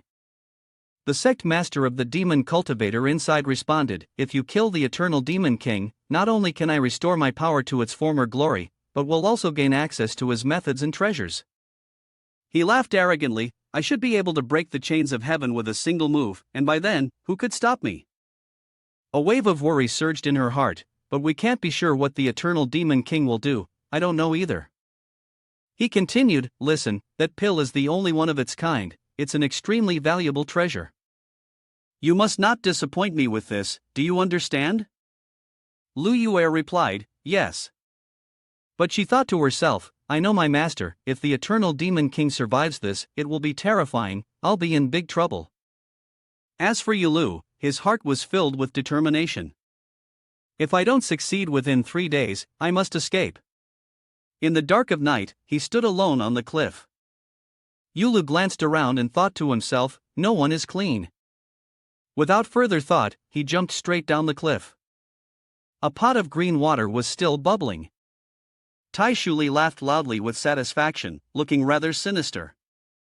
Wait until I complete this divine soul reviving pill with this. She imagined the scene where she and Yulu were sitting together, and he asked, lady, why are we eating hot pot? Tai Shuli answered, I've been locked up for too long, I just want to eat together. He picked a piece from the pot. Oh, fish balls. She secretly rejoiced inside. As long as he ate it, his soul would be temporarily sucked into it, and he might become an empty shell. Yulu would fall dead. As the memory ended, Taishuli smiled and thought, my soul will enter and merge with his body, and as for Yulu, I'll take him outside and put him in my body before the pill dissolves. Suddenly, she shouted, finally, I can escape this place. Then she thought for a moment, but what about the others? Is this a bit too much? But she quickly dismissed the thought, it's fine, at least he won't die. Suddenly, a voice echoed through the door down the cave, is the lady here? We need you to do something. Taishuli was startled, stammering, and shouting, I am not here, I'm so scared, why has he come back, I'm not ready yet. Taishuli flustered, thinking of all possible ways. What should I do? Suddenly, an idea came to her. Yulu entered, wondering, is no one here? Is there any way to boost my energy during this artistic phase? Suddenly, he stopped. He looked at her with a vacant stare. I've underestimated you. Tai Shuli had unknowingly jumped into the pot she was brewing and thought to herself, good thing you're smart. He then asked, can something as disgusting as this be used for a bath? She sighed, somewhat embarrassed, and said, don't question a beauty like that, what are you here for? Yula calmly exclaimed, I need to be stronger. Tai Shuli was startled and muttered, finally, you've changed. Her voice echoed, there was a way, but he quickly asked, his tone rising, but how? Yuli's pleading voice rang out, lady, please, I really want to be stronger within 3 days. Tai Shuli stepped out of the pot. He continued, I need Guang Ziyu to tell me where Zhao Shuili is. She smiled and approached, maybe. But there is a price to pay. In the cave, a voice echoed. A price? Tai Shuli responded. Don't you know? In my demonic arts, there is a technique called heart link transmission. You hold the puppet, and all you need to do is grant the other person full control over your body and repeatedly chant the same incantation. Tai Shuli's gaze became resolute. Once the flow of spiritual energy in the meridians forms the memory of the meridian circuit, the puppet suddenly soars into the sky. Yula paused, his eyes widening in disbelief. It's flying. He asked, is it really that powerful? She smiled joyfully. I am your senior, aren't I? It's a bit like origami. If you fold it the same way over and over, the paper will remember the creases, remember the folds. She appeared cheerful, but in her heart, there were sinister thoughts. If he agrees, I'll get to test out my new body first. Yulu, standing beside her, continued, but if I am the paper and you are the master, even if you leave creases on me, isn't it true that any damage to my body would be irreversible? Tai Shuli replied calmly. Your choice. Seeing that he didn't respond, she asked, what's wrong? Are you scared? Si Luo's eyes suddenly narrowed. He glanced down and then spoke. Lady, please face me, the voice commanded. Tai Shuli, somewhat confused, continued, so, in order to become stronger, you would pay any price.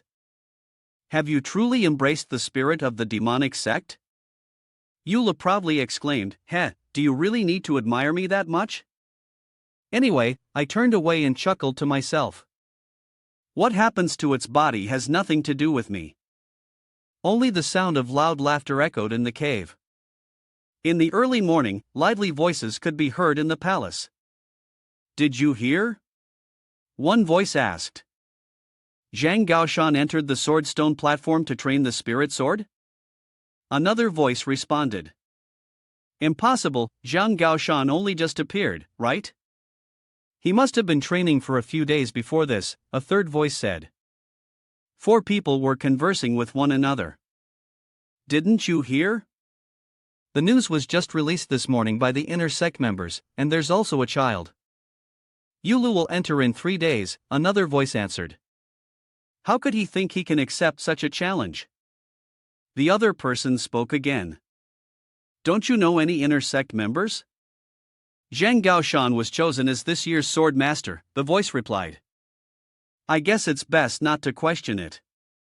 They must know what they're doing. Qingzhu and Wuhan just stood and watched them speak. Both of them suddenly had the same question, will Yulu enter the sword platform? Fang Qingzhu said, the swordstone platform is where they select the next swordsman. Will you really make it there right after breaking through to the artistic stage? Xia Wuhan responded, no surprise there. Remember on the Wendan Bridge, Yulu was the one with the strongest spirit and intelligence. He tilted his head and thought, you're right, it's strange to think he started at the same time as us, but in the blink of an eye, he's already rising up to challenge the sun and the moon. It might take me an entire lifetime to get to where he is now. Suddenly, Fang Qingzhu noticed something and shouted, hey, that's Yulu. He just appeared and disappeared in a flash. When did Tai Shuli get into his body? She asked, Yulu, have we been discovered? Why are they chasing us? Yu Li's soul appeared, angrily saying, "Are you stupid? Who's the genius who thought of sneaking into the female disciples' bath and taking their clothes?" The women in the bath, filled with indignation, stared after him running in a skirt, shouting, "Catch that pervert!" Was that Yu Lu? Fang Qingzhu asked in disbelief. His voice was full of astonishment. It was him. We were right. Xia Wuhan also stared, replying, "I guessed so." It was definitely him. The soul of Yu Li shouted angrily, "Scholar, please go back to the cave immediately, you're being too cruel. I shouldn't have let you train me outside the cave, we need to hurry and go back right away. We were almost caught." She glanced over and said, "This sect is really strange." He, enraged, retorted, "That's coming from your mouth." The two of them stood, looking at the mountains and the patch of green grass. Tai Shuli softly explained, "Interesting. That peak is emitting some kind of energy, it's very powerful, but ordinary cultivators can't sense it. Only we, the cultivators of this path, can." Yulu replied, "Ridiculous, that mountain is where the swordstone platform is, the site of the tomb of the first sect founder. What kind of demonic cultivator would go there? They'd die." She jumped up, "Who cares? Let's go check it out." He angrily demanded, "At least change your clothes first." At the swordstone platform, a sword covered in magic was embedded in the roof. A voice rang out, "It's been an hour, I wonder if Zhang Gaoshan will succeed this time." Murmurs of conversation filled the air. No matter what he did, he would surely do better. Yu Lu looked over. Everyone was looking up at the sword, shouting loudly. Zhang Gaoshan was walking out, and a flash of blue light flickered in the sky above. The sword suddenly glowed, releasing spiritual energy that surrounded him. Blood stained Zhang Gaoshan's face, and holding the sword in his hand, he stepped out with an expression of disgust, saying, "Such a pity." Zhang Gaoshan tilted his head and let out a deep sigh. Alas, he then immediately spat out a mouthful of blood. The crowd around him, upon seeing this, shouted, "Hey, you!" Zhang Gaoshan's eyes widened in shock, his mouth agape. He then raised his hand, gathering spiritual energy into his palm, and instantly the blood on his face vanished. He immediately regained his dazzling, radiant appearance. Seeing this, the people around him began to loudly murmur. Even when seriously injured, did he still care about being clean? Was this really him? Or was he suffering from obsessive-compulsive disorder? Zhang Gaoshan closed his eyes, his face filled with confidence as he said, "I have surpassed the 5 levels required to become a swordmaster." The other disciples immediately exclaimed in shock, "Zhang Gaoshan really surpassed the 5 levels? Among all the swordmasters, he is the only one who succeeded in the trial while still in the artistic stage. Zhang Gaoshan is now the #1 cultivator of the artistic realm." Hearing this, he closed his eyes and said, "Unfortunately, in the end, I did not gain the approval of my ancestor's sword." The disciples standing next to Zhang Gaoshan, who was sitting cross-legged gathering energy to strike, spoke up in advice, "You can't say that. The sword of our ancestors is an ancient relic, and while it can be found, it should not be sought." Weren't there sword masters in the past who failed to obtain it? Suddenly, everyone noticed he was maintaining his position to channel spiritual power and asked with suspicion, "Hey, what is Zhang Gaoshan doing?" Zhang Gaoshan was carving symbols onto the scroll in front of him, and on the scroll appeared the words, "Sword Trial Number 9, Failure. Reason for failure, my clothes were accidentally torn, and I could not continue." Other lines of text continued to appear as he carved, "Sword Trial Number 10, Failure. Reason for failure, I needed 3 breaks, and I could not continue. Sword Trial Number 11, Failure. Reason for failure, the weather was bad today, and I could not continue." Zhang Gaoshan looked up and muttered, "Sword Trial Number 12, Failure. Reason for failure, I did not obtain the sex relic." The lines of text that he had just spoken appeared on the scroll. Suddenly, Zhang Gaoshan was startled and stopped. Tai Shuli, within the body of Yulu, clasped his hands behind his back and called out, "Good morning, everyone." Below, seeing this, he asked, "Is this the place where the sword trials are held?" Who are you? She shouted loudly upon hearing that. Do you care who I am? Zhang Gaoshan lowered his head and replied affirmatively, you must be a new cultivator in the art stage who will participate in the Eula challenge. Tai Shuli turned around and looked back, asking, and you? Suddenly, she asked in a suspicious tone, shouting out. Ha? Tai Shuli pointed at the scroll floating high above and asked, what is this? Zhang Gaoshan looked at the words on it and introduced, records of my previous challenges. Upon hearing this, she exclaimed in astonishment, you've failed 12 times. Tai Shuli covered her mouth with her hand, then curiously asked, you're so weak, why do you still want to try again? The crowd around them gasped in surprise upon hearing this. Zhang Gaoshan closed his eyes and said, I've passed 5 levels, now I just need Sword Patriarch's approval. Tai Shuli closed her eyes and confidently replied, no one will approve you. Why do you still want to try again? She calmly asked. Do you think you failed just because your clothes got damaged? Tai Shuli was taken aback and yelled, are you stupid? Zhang Gaoshan's face immediately darkened, his brows furrowing as he shouted, you were so rude and arrogant, constantly mocking me. You're trying to provoke me. What about me? She heard that and, not understanding, shouted, am I provoking you? Why would I want to provoke someone who has failed 12 times and still has to write it down to remember?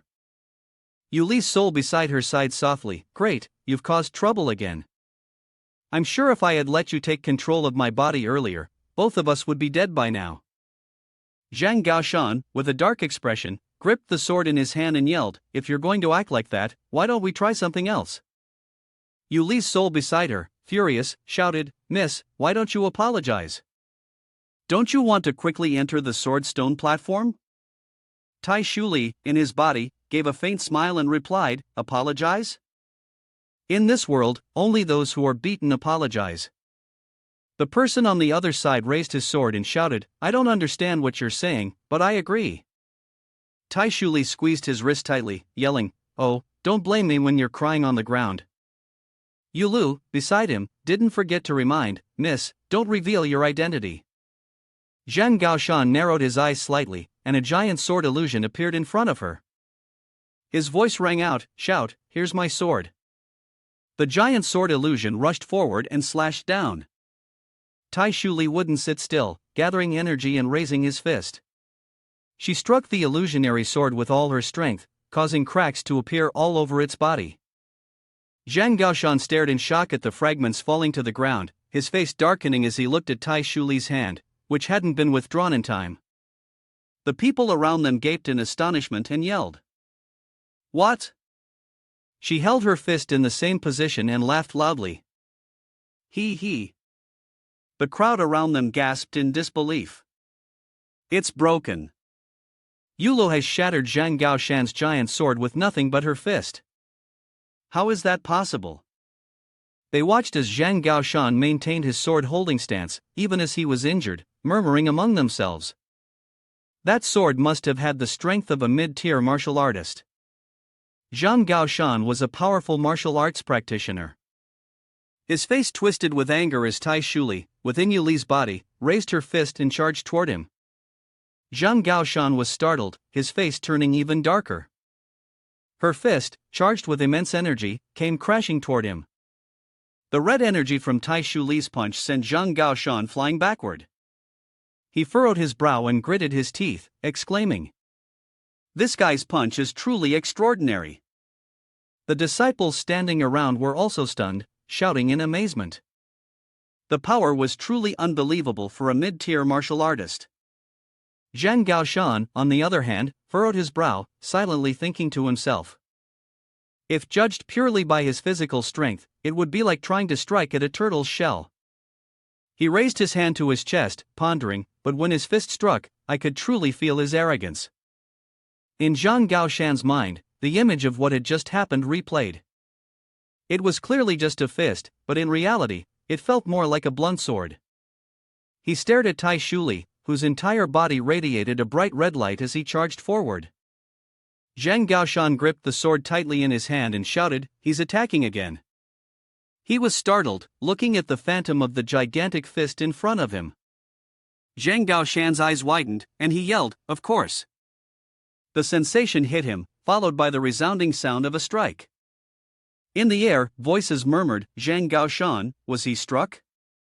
Are you all right? Zhang Gaoshan?" A voice echoed in Zhang Gaoshan's mind, "Master Guang, the 9th level swordsmanship only has 72 swords. Why did you tell me there were 73? He was stunned, looking at Guang Ziyu, who was raising a finger. With a serious expression, he said, "This is the 73 RD sword." Zhang Gaoshan was taken aback, his voice filled with doubt as he asked, "Your hand? How could your hand be a sword?" Hearing this, Guang Ziyu softly explained, "I once had doubts as well, but she told me, the sword does not control the person. You have mastered the sword, among the hundreds of sword trainings of heaven above lies a dull sword, and your hand is that very sword." Upon hearing this, he still couldn't understand and asked, "The hundreds of sword trainings of heaven above, but our practice shows the connection between the sword and the mind. If we do not train with the sword, but with flowers and grass, can we still call it a sword?"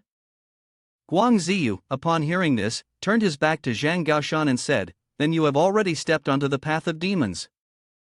Zhang Gaoshan's voice rang out in inquiry, "Wang Master, who is the she you mentioned?"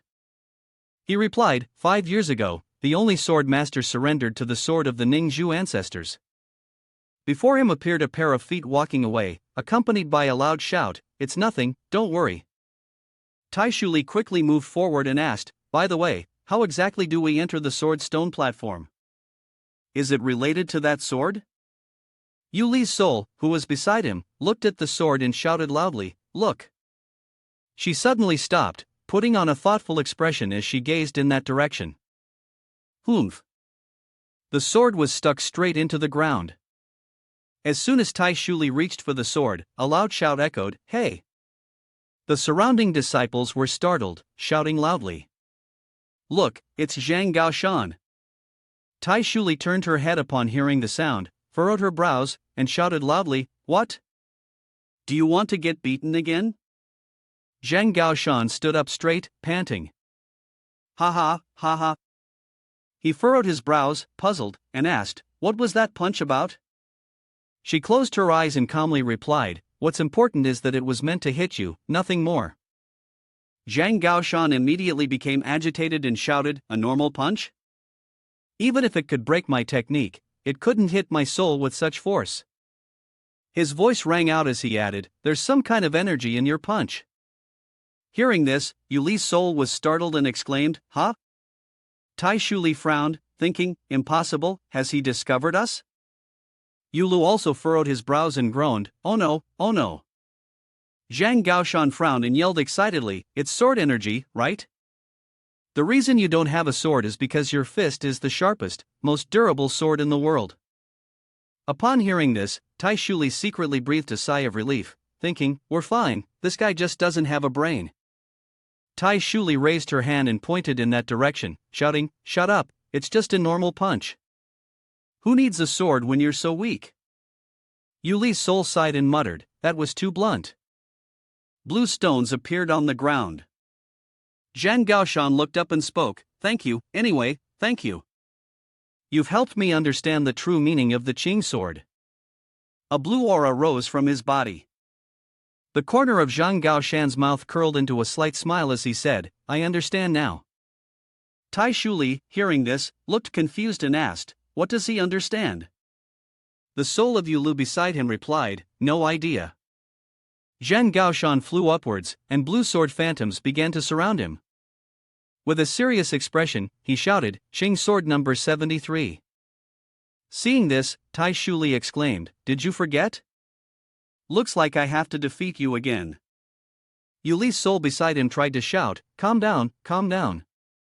Zhang Gaoshan stood upright and called out, "Today, I will become the Swordmaster." Zhang Gaoshan commanded the sword phantoms to stab towards Tai Shuli, and inside Yu Li's body, a voice rang out, "Stop." He turned to look in that direction, and she was also startled, looking over. Yu Lu immediately shouted, "We're doomed, it's Master Guang." Tai Shuli, hearing this, yelled, "2 against 1, now that's a fair fight." He growled in anger, "Fair my ass. He's an elder of his sect." She smiled brightly in response. "Yeah, I guess I really need to use my cultivation to deal with him." Tai Shuli looked up at the illusory swords surrounding her and said, "Ah, this guy's 13 swords have truly reached the level of artistry." Yula noticed this and reminded her, "You need to stop wasting time and start thinking about what's in front of you." Tai Shuli stood still, looking at the sword near her eye. She stared at it for a moment, then suddenly turned around and shouted, "Hey, why did it come back?" On the other side, Zhang Gaoshan's face darkened as he exerted force to control it. Ugh! He was immediately hit by a backlash and spat out a mouthful of blood. Everyone screamed as they saw Zhang Gaoshan fall from above. A sword immediately flew in to catch him. Zhang Gaoshan's voice rang out, calling, "Grandmaster Huang." Guang Ziyu, surprised, said, "You forced your weapon to return and got hit by a backlash. Let me treat you." He glanced at the young man and called out, "Master." Guang Ziyu furrowed his brows and asked, "What?" Zhang Gaoshan raised a pair of gloves and inquired, "Can you put on the gloves first?" The young man's face turned dark, speechless, and he stabbed the people around him. The crowd fell backward and screamed, "Why is it like this, damn it?" Yula looked at him as he was being treated and then called out, "Lady Poet, please stop possessing me." Tai Shuli made a sound of doubt, stopping. She smiled brightly in response, "What are you talking about? I haven't even seen the treasure yet, I can't leave your body." Upon hearing this, he cried out, "Why won't you return my body to me?" Yula spoke up to remind him, "If we wait any longer, we will miss our chance." Tai Shuli confidently shouted, "Don't worry, I've got it under control." He immediately screamed, "No, you don't." After healing his wounds, Zhang Gaoshan immediately clasped his hands together, bowed his head, and shouted loudly, "Thank you, Master Guang. I am ashamed of my actions and I have failed to become a swordmaster." Guang Ziyu, hearing this, asked, "Do you feel you are not ready to take responsibility?" Hearing this, he lowered his head and replied, "I don't dare to accept it." Zhang Gaoshan bowed his head and clasped his hands, saying, "The rank of swordmaster and the path to achieving it require both the heart and the talent to accept it. I lack those necessary qualities." Guang Ziyu looked at him seriously and affirmed, "No, you are already a swordmaster." Zhang Gaoshan, hearing this, was astonished and asked, "Huh? But I can't have it." He closed his eyes, lowered his head, and answered, "In fact, after the death of the sect leader, all sword masters since then must be recognized by the sword he left behind. This rule has been continuously eroded by the demonic energy, and the sword is now unstable and has lost its significance over the past centuries." You and the others were startled and shouted loudly, "What? It has been eroded by demonic energy?" Tai Shuli immediately burst out laughing and shouted, "Did you hear that? You'll realize that I was right." Yulu sighed and exclaimed, "The lady scholar?" Guang Ziyu's voice rang out, recounting, "The chief's sword is called Su Lion, and over the course of thousands of years, it has become increasingly intelligent and more difficult to gain its approval. Then, 500 years ago, when Shenning subdued it, it was already seduced by demonic power. Due to the influence of Shenning Zhu on it, Su Yuan gradually became more corrupted. After Shenning Zhu left the sect, the sword refused to accept anyone. Since then, it has been a test of faith rather than a test of your ability." Guang Ziyu calmly added, "For this reason, it is normal for us to sometimes break the rules. What we need is a swordmaster who can lead our disciples, not someone who blindly follows every rule. You were able to redirect your sword at the last moment. And for that reason, you have passed the test." He lowered his head and exclaimed. As for Su Yuan, no one could control him now. Suddenly, a hand raised behind him, calling out loudly, "I will give it a try." Tai Shuli rolled up his sleeves and joyfully shouted, "That spirit sword is strange, I'll give it a good fight." Yu Lu, standing beside them, sighed in despair, "Lady, you're ruining its reputation." Guang Ziyu glanced over, deep in thought. "Originally, I wanted to test him here to see how strong his will was, but I didn't expect him to be strong enough to fight Gao Chan in just one day. It's only reasonable that the master values him so much. Tai Shuli tilted his head back and yelled, "Aren't these treasures meant for the strongest warriors?" He thought to himself, but isn't his mindset a bit too rough? Huang Ziyu immediately responded, "It doesn't matter, you can try." The disciples around them gasped and shouted, "If Yulu does it, wouldn't he become the youngest swordmaster in history?" Tai Shuli grinned and said, "Haha, you get it now." Elsewhere, the sect master of the demon cultivators asked curiously, "The eternal demon king will challenge the swordmaster for 3 days, right?" Wai Luyuer immediately answered, "Yes, the swordmaster has been instructed by the master to follow the righteous path. At the same time, you must eliminate all the demons blocking the way." I was shocked when I found out about that. His voice came from inside the mirror, asking, "The only flaw of this demon-slaying pill is that it is ineffective against celestial-level cultivators of the 10th rank." Hearing this, she shouted, "But it was certain that it would at least weaken him." The sect master of the demon cultivator glanced over and said, "I fear it's not that simple. Once he takes this pill, it will have no effect until he dies." Clearly, that person has planned for this.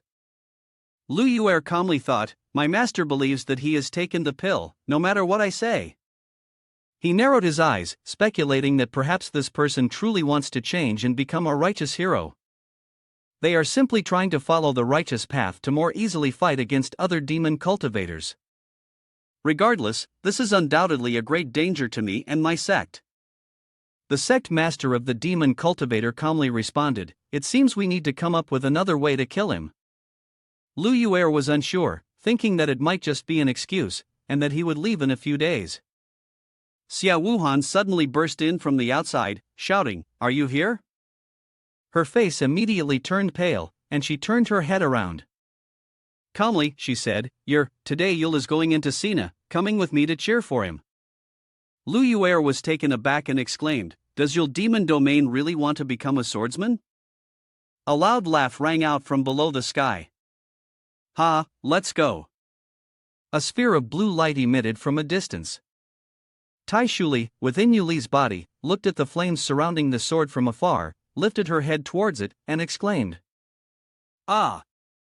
Yulu was also surprised and exclaimed, "This is the Sword Saint trial." Streams of red light quickly rushed towards them, followed by a mocking laugh.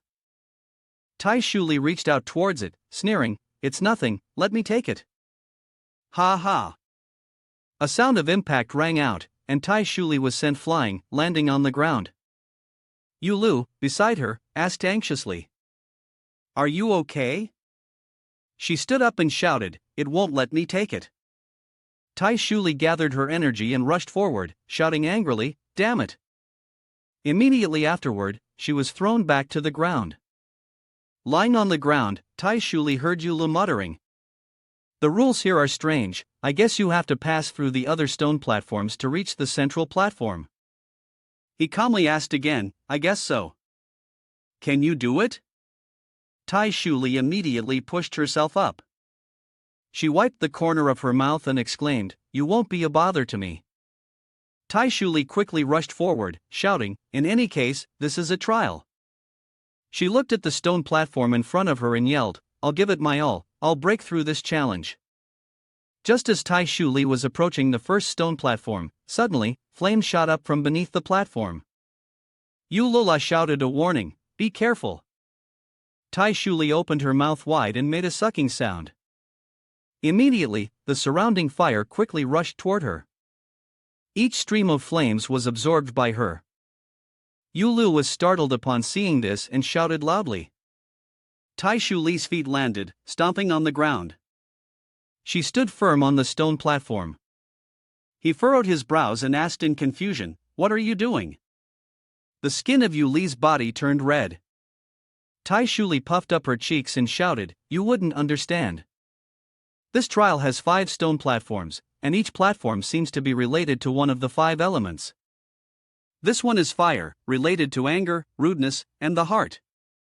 The trial here is to stay calm and composed, as long as your clothes are neat. Once the fire is extinguished, you can pass." He frowned and exclaimed, "I'm asking why my body is changing like this."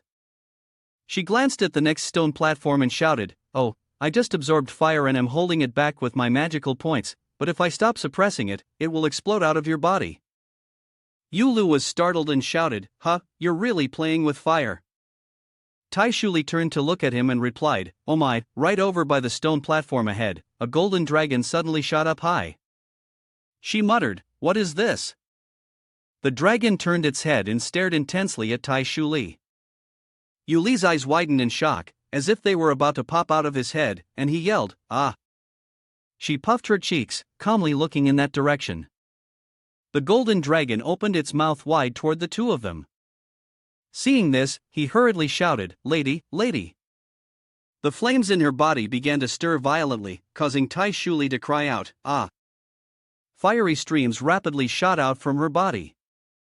Wherever the flames passed, the golden dragon vanished completely. Yula gasped, "Oh, the face of your body has returned to normal." Tai Shuli gave a slight smile, hee hee. Yuli's soul was in a daze as he muttered, "I thought we were definitely going to die." She heard that and wiped the corner of her mouth, shouting loudly, "Don't worry, the dragon is golden, and fire can melt metal, we can easily melt it." On top of the empty stone platform, a small golden dragon appeared. Yulu, seeing this, asked cautiously, "How come you seem so familiar with this challenge?" Tai Shuli looked at the golden dragon in front of her, smiled, and replied, "I'd never seen it before." She winked and boasted, "I'm just a genius." Tai Shuli grasped the golden dragon tightly and shouted, "Is it the path of righteousness or the path of demons?" In the end, both rely on cultivating yin and yang, the 5 elements, and channeling chi into the body, right? She clenched it with both hands and pulled hard. The golden dragon instantly transformed into a long sword. Tai Shuli held it firmly and said, "All training principles are the same, and of course, the way we learn is the same as well." She stomped her foot on the ground. Yulu, seeing Tai Shuli charge toward the central stone platform with the sword, called out, "Didn't you say we couldn't enter the center yet?" Her feet were planted firmly on the ground, and he looked around at the surrounding forest, asking in confusion, "Where are we?" Tai Shuli calmly replied, "This is the third platform, the Wood Realm, the land of vitality and merciful heart."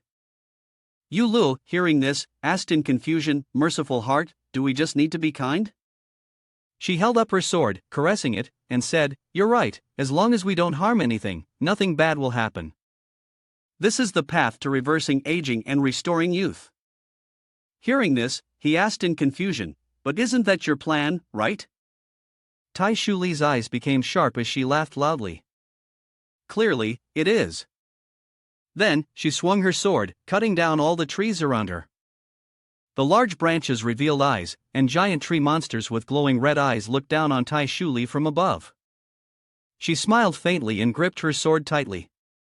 Next, Tai Shuli raised her sword, blocking the monstrous creature's fist coming down. She swung her arm, slashing at the fist, knocking it away. Tai Shuli continued to slash repeatedly at the treants, laughing heartily, I haven't felt like this in a long time." Yula looked at the treants gathering around them and reminded her, "Lady, is it just me, or are there suddenly more of them?" She glanced around and replied, "It seems so." His voice filled with doubt, "Why is that?" Tai Shuli slung the sword over her shoulder and explained, "They absorb life force and magical energy from the wounds we inflict, so naturally, they'll keep coming." Hearing this, Yula frowned and asked, "So, what should we do?" She reached up to touch her mouth and replied, "It's simple, we will eat it." The group of subordinates froze and shouted. After finishing the pile, Tai Shuli, with her round belly, lay still. She smiled brightly and exclaimed, "All right, let's go to the next platform and take that sword." Yula saw this and shouted, "Did that guy Zhang Gaochan come here without getting hurt?" Tai Shuli stood up and walked forward. Soon after, her foot stepped into a puddle of water. Tai Shuli looked at the figure resembling Yulu in front of her and said, "This might be more useful than I thought." She gazed at him and, seeing those dark eyes, sighed, "It's starting to get interesting." Yuli's soul flew out, looking at the figure that resembled himself. He was stunned and exclaimed, "Lady, if I'm not mistaken, isn't that me?" Tai Shuli reached for the sword hilt on her back and shouted, "This is the trial of water. Water reflects everything, so this is the trial to break oneself. He frowned in confusion and said, so, what should we do? Her voice echoed in response, water gives birth to gold, this sword is. Tai Shuli walked toward the figure opposite her and said, water can defeat fire, so all the magic I've used before is useless. Yu Lu, seeing this, exclaimed excitedly, and you're getting closer to him? Then, her figure flickered and vanished in the blink of an eye. Tai Shuli smiled and swiftly rushed toward the person, saying, don't panic, I'm strong enough.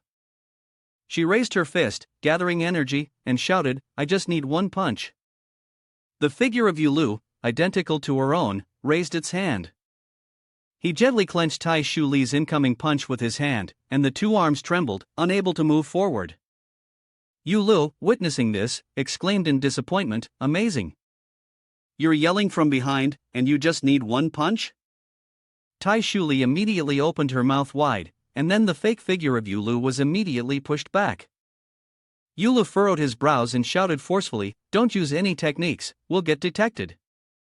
Suddenly, his eyes widened, and the enormous illusion of Tai Shuli appeared. She responded, this is a different area, so it will be fine. She opened her mouth wide, raised her hand, and struck downward. A flash of red light gleamed in his dark eyes. Then, Tai Shuli's gigantic hand slammed down with force. Yu Lu couldn't determine the inquiry. Are you done? She blinked in surprise. A beam of blue light shot out from the center of Tai Shuli's palm. He anxiously shouted, heroine! Seeing this, she opened her mouth wide in confusion. The blue light quickly slammed onto the ground, and Jing Ziren immediately appeared. Yu Li's eyes sparkled with excitement as she shouted, awesome! Tai Shuli, startled by the sight, realized something. That's not it, this is just a reflection of your body, blessed by the power of other forces.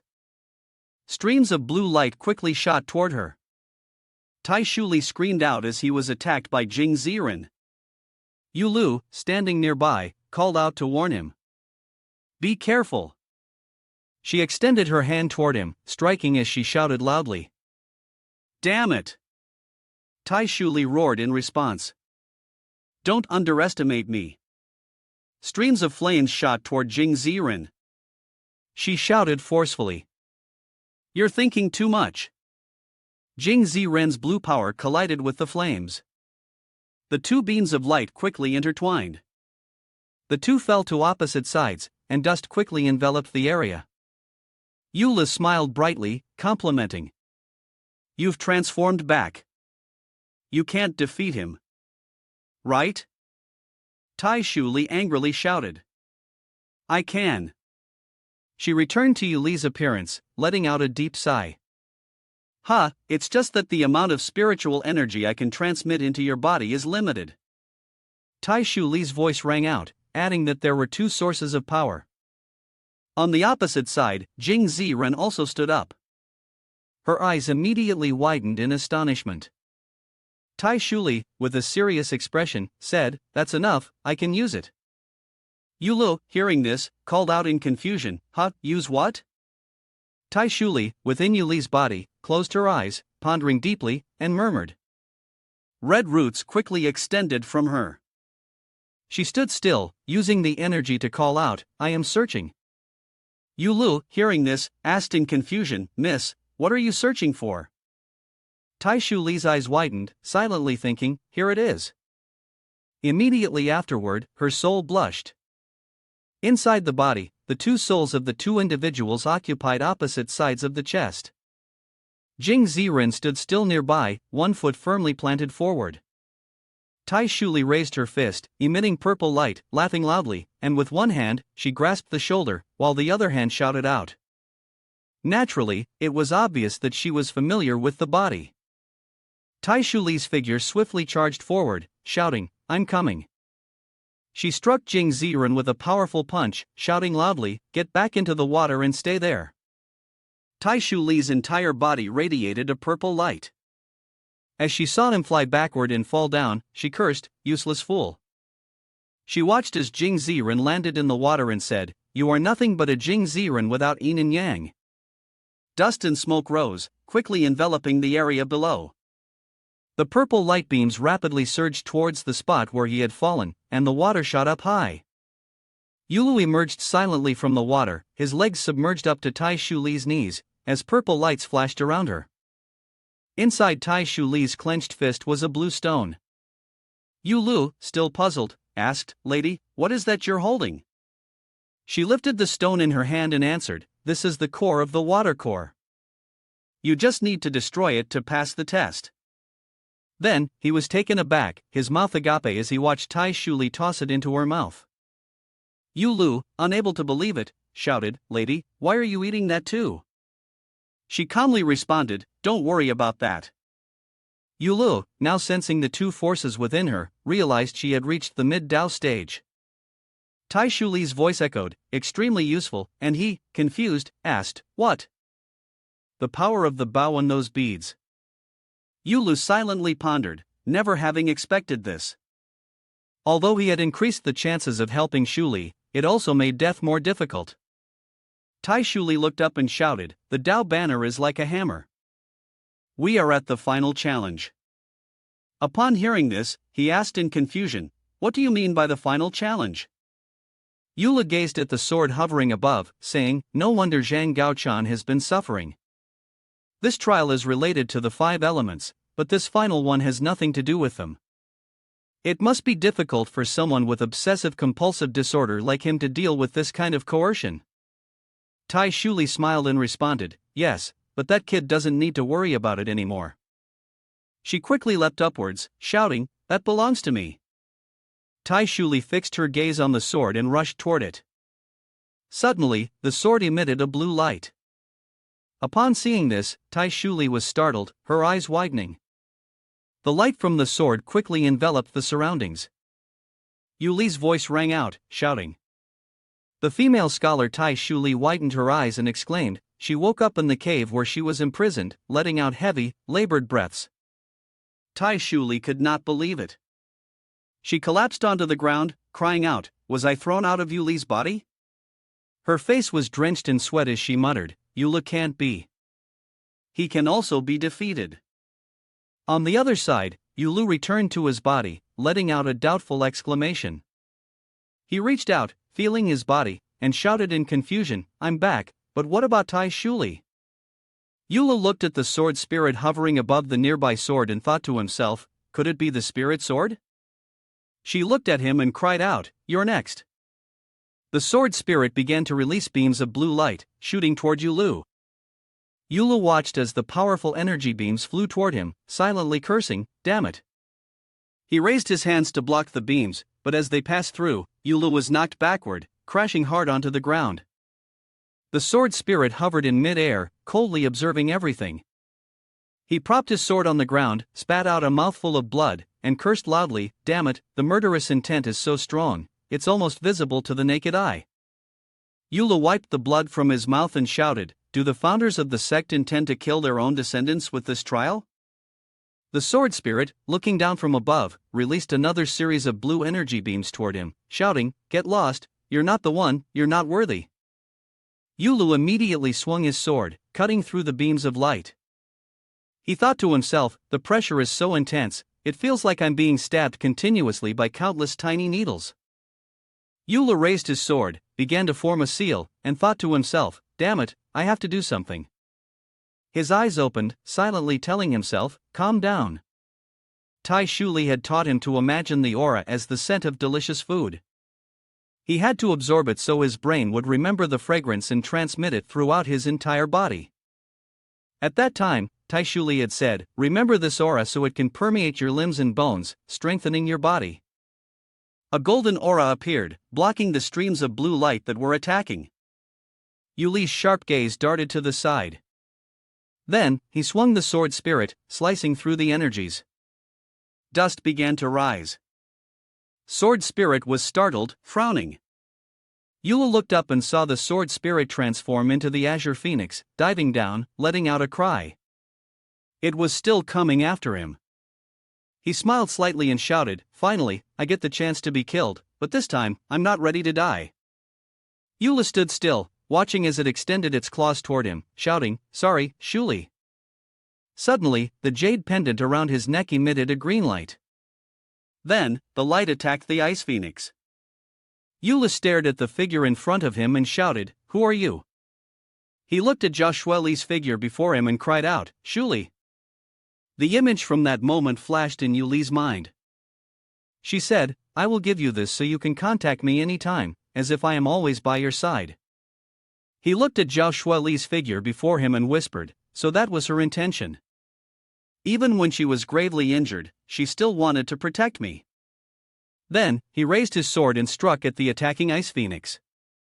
Joshua Lee's figure gradually faded, and Yuli's expression darkened as he cried out, "Shuli."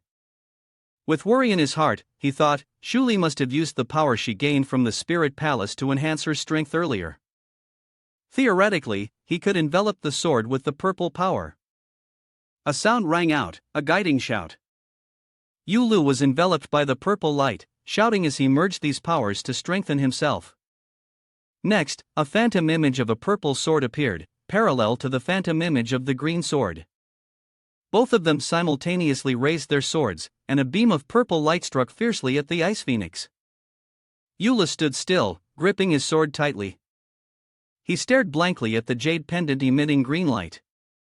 Yulu extended his hand toward it, shouting, "Shuli," and clasped it tightly in his palm. Eula stared at it, shouting, "I will survive to see you again." Suddenly, he froze, staring blankly. When the loud sound was heard, Sword Spirit appeared and shouted with all her strength, "Practitioners are not allowed to have relationships or express affection, it is forbidden." Eula heard this and, in confusion, shouted back, "Are you saying it's forbidden? Who are you?" Sword Spirit furrowed her brow, leaned her face close to his, and yelled, "Who am I, huh?" She turned her head to the side and let out a deep sigh. Sword Spirit then put on her glasses and shouted, "I am your ancestor." Yuli's face turned blank as he listened to her announcement. He said, "What are you still doing here? You failed, I won't accept you. Go away." She turned her head, looked at Yulu, and reminded him, "Be careful. I've been here for hundreds of years, but this is the first time I've seen a woman with someone." Yulu, upon hearing this, thought to himself in doubt, "Hundreds of years, huh?"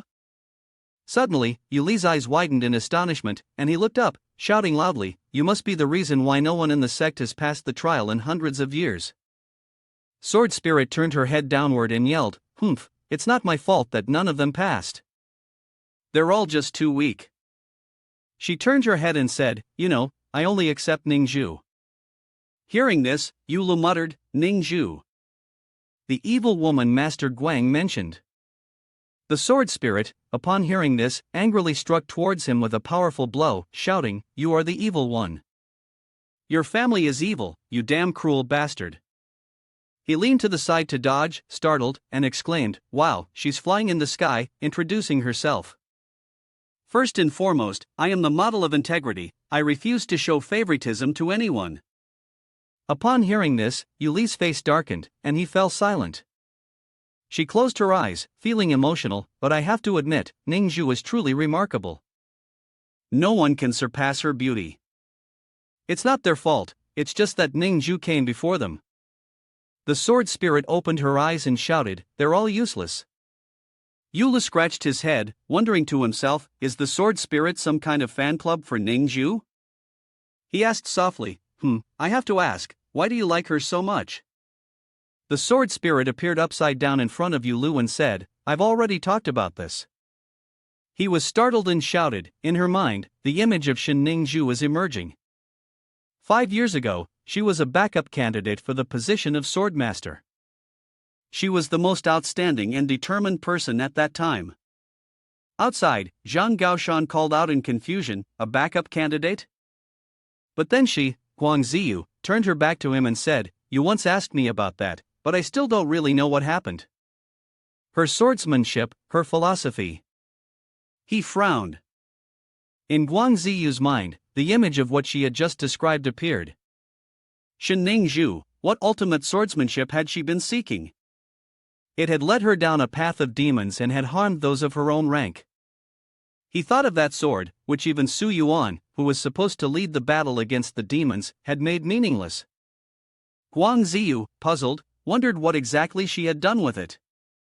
Inside the sword spirit, with both hands on her hips, she declared, "She gave me true freedom."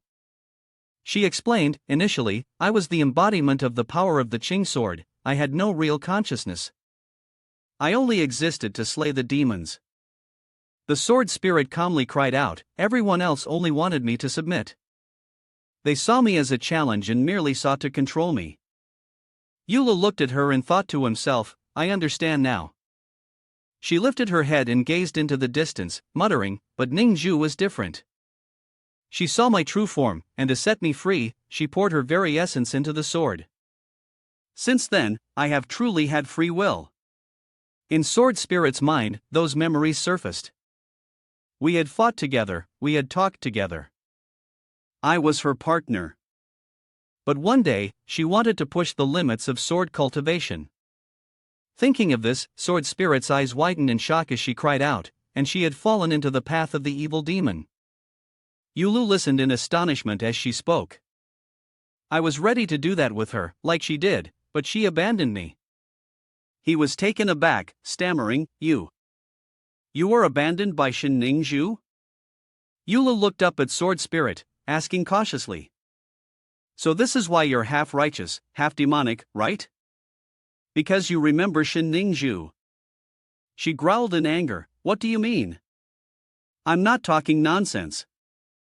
Sword Spirit's face darkened as she shouted, "It's just that you're all too troublesome, always coming here to bother me."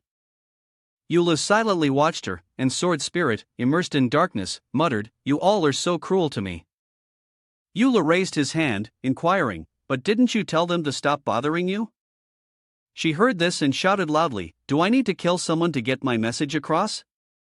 He, hearing this, asked in doubt, "Of course not, haven't you spoken to anyone before me?" Sword Spirit's eyes gleamed with a red light as she yelled, "You're not worthy." Suddenly, she stopped, making a suspicious sound. Sword Spirit raised her hand to cover her face and spoke. It seems that Yulu was standing still, watching her. Sword Spirit propped her cheek with one hand, turned to one side, and exclaimed, "Just now, I felt an extremely powerful demonic energy. It activated my instincts and truly awakened me. There must be someone strong nearby." Then, she flew close, her face inches from his. Sword Spirit stared at Yulu, probing, "You are not a practitioner of the demonic sect, are you?" Upon hearing this, he immediately raised his hand to deny, No, why would I?" She found this confusing and asked, "So you didn't notice anyone suspicious just now?" Yula broke into a cold sweat, raised his hand, and shouted, "Of course not, I just got here." "You must be talking about the one who was here before me." Sword Spirit frowned as she looked at him, making a sound of deep thought, lowering her voice slightly. She placed her hand on her chin, glanced at him, and said, "You seem too pitiful to be a demonic sect practitioner. Even if any demonic cultivator were to come near me, I would completely obliterate them." Yula thought to himself upon seeing this. She had awakened thanks to Sui's presence. She was extremely sensitive to demonic energy. No wonder Ningzhu had left her behind at the Wind Sword sect. He watched her fly back and forth, musing quietly, "This sword is so powerful that I can't believe she could ever be defeated. How can I earn her approval?" Eula took a step forward and said, Because you don't want to stay here in this sect as some kind of prop." He tilted his head back and looked up before replying, "Why don't you come with me?" The Sword Spirit made a sound of confusion, turning her head to ask, What do you mean?" Eula raised his hand, looked at her, and called out, "You once said that you were Shin Ningzhu's sword. So after you approve of someone, a swordsman can take you out like a sword, right?" The Sword Spirit's eyes widened, and she yelled, "So what? If I go out with you and you die, I'll be sent back here again." He looked at her and promised, "I'll make sure you go find Shin Ningzhu." The Sword Spirit's eyes grew even wider, and then her face filled with anger as she shouted, "You want to trick me into accepting you?" Eula stopped when he heard this. Immediately after, an attack was launched toward him. Yulu was trapped in a mass of ice crystals and called out, "Wait, wait, listen to me, I really don't want to become a swordsman, but I need you to accept me." Sword Spirit silently listened to the sound of his voice echoing. "The woman just now is very important to me. She was severely injured and needs my help. She hasn't said anything, but please," Yula persuaded. "Will she tell you?" Sword Spirit looked down from above and shouted loudly. Yula looked up at her and asked in return, "Isn't this better than just sitting here, doing nothing?" He calmly continued, "And even if the person stayed here for another 10,000 years, she wouldn't return for you. So why don't you trust me? Just once." Sword Spirit, hearing this, widened her eyes and glared at him. After a moment, her illusory figure slowly began to fade. Sword Spirit returned to the sword and threatened, "If you dare deceive me, I will kill you." Yula stood inside the ice block and shouted, "I promise." "Wait," her voice came again, "it will melt soon." He looked up and smiled, thinking, "Sing, sing, sing. After I help Tai Shuli, you can leave." At Jianshi Tai, the sword embedded in the square began to shake. The crowd, startled, screamed loudly, "The Suyuan sword is flying." A disciple exclaimed in astonishment, "What's happening? I've never seen anything like this before." Then, from within the beam of blue light emitted by the sword, a figure gradually began to appear. The sword continued to emit its glow, and a sound rang out. "I have received it." Yula reached up and grasped the sword, raising it high, and continued, "The spring sword." The crowd around them stood frozen, watching as he held the sword aloft. Yula then approached Guang Ziyu and inquired, "Can you now let me meet Tai Shuli?" Seeing this, he was startled but nodded in agreement. "You've really done it. You've obtained the spring sword. All right, I'll take you to meet the master." Zhang Gaoshan, his face dark with frustration, stood motionless.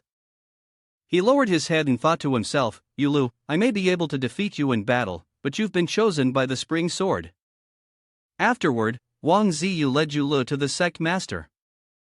The sect master looked at the sword on the table and said, "Seeing you wield the Suo sword, I can tell I was not mistaken." The sect master gently caressed the sword and added, "This sword has undergone changes over the past centuries, and our sect has purified and suppressed it. But I never anticipated this outcome. We have been too secretive about Xinning Zhu. And therefore, the sect was never recognized." The sword had almost fallen into the hands of the demonic faction. Yula glanced at him and inquired, "What happened to Xinning Zhu after she fell onto the demonic path? Is she still alive?" The sect master, upon hearing this, replied, "I searched for 100 years, but no clues have appeared. Perhaps if you descend the mountain, you might find where she is." Upon hearing this, Yuli's face showed resolve as he responded, "I will do my best." The sect master turned to Guangzi and ordered, "Zhu, take Yulu and set a time to bring him down the mountain." He immediately clasped his hands together and called out loudly to another place. The sect master of the demon cultivators angrily shouted, "Why hasn't he died yet?" Lu Yuer raised her head, looking towards the water mirror, and explained, "Master, I had the chance to trick him into drinking the medicine, but my plan was interrupted when he asked about Elder Tai Shuli. Yulu even took on the position of Swordmaster to meet her. Alas, I fear that my chance has already passed."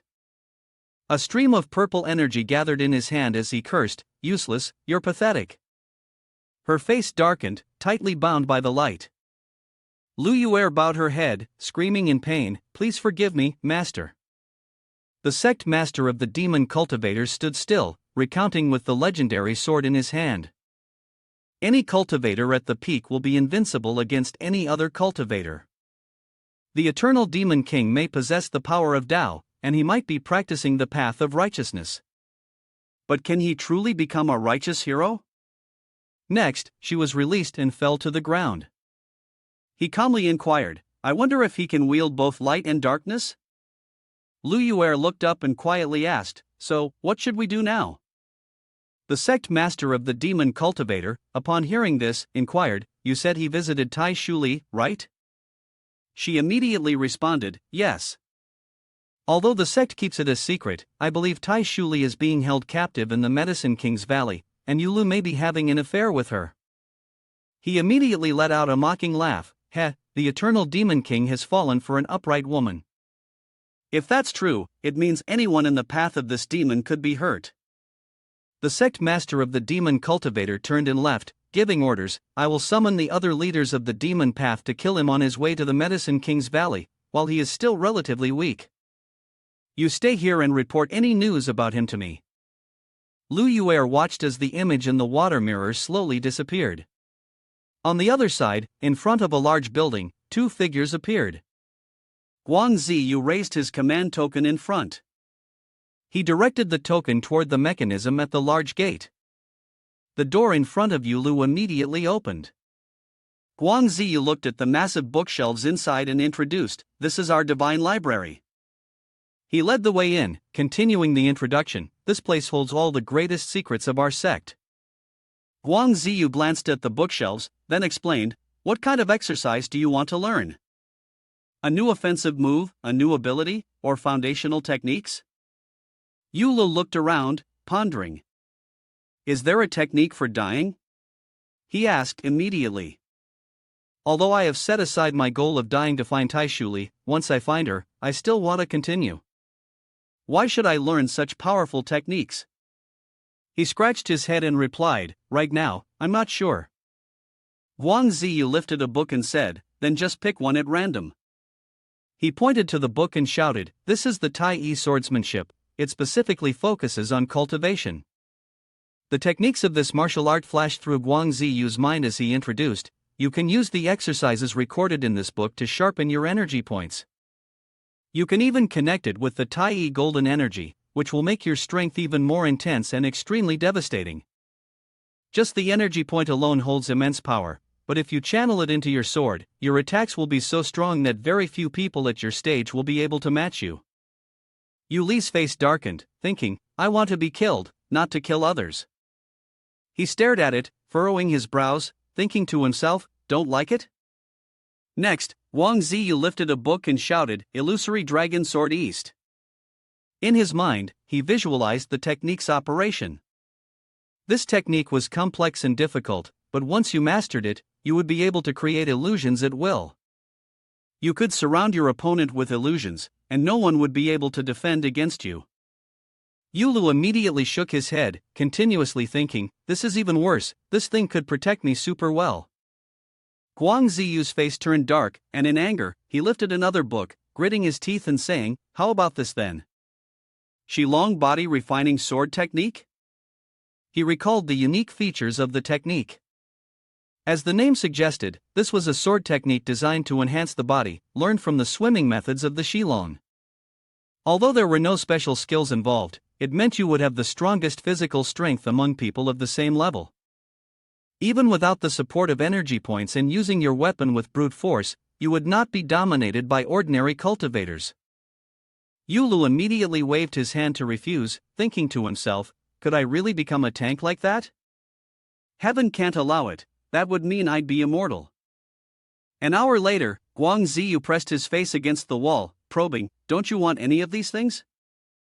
Yulu awkwardly smiled and replied, "Yeah, I really don't want any of them." He erupted in anger, pointing at him and shouting, "Do you just want to waste time after becoming a swordmaster? These secrets are the best in the world, you won't find techniques like these anywhere else. Why don't you want any of them?" Yulu immediately panicked and tried to explain, No, they're all really good, I just don't like them." Guang Ziyu's face darkened, his fist raised as he pressed on, "Why don't you like them?" Yulu turned his head away, muttering, "They're just too powerful. Once I learn them, I'll be immortal." But Yulu still tried to make up an excuse. Maybe these techniques were just too stable. He heard this and asked, "Stable?"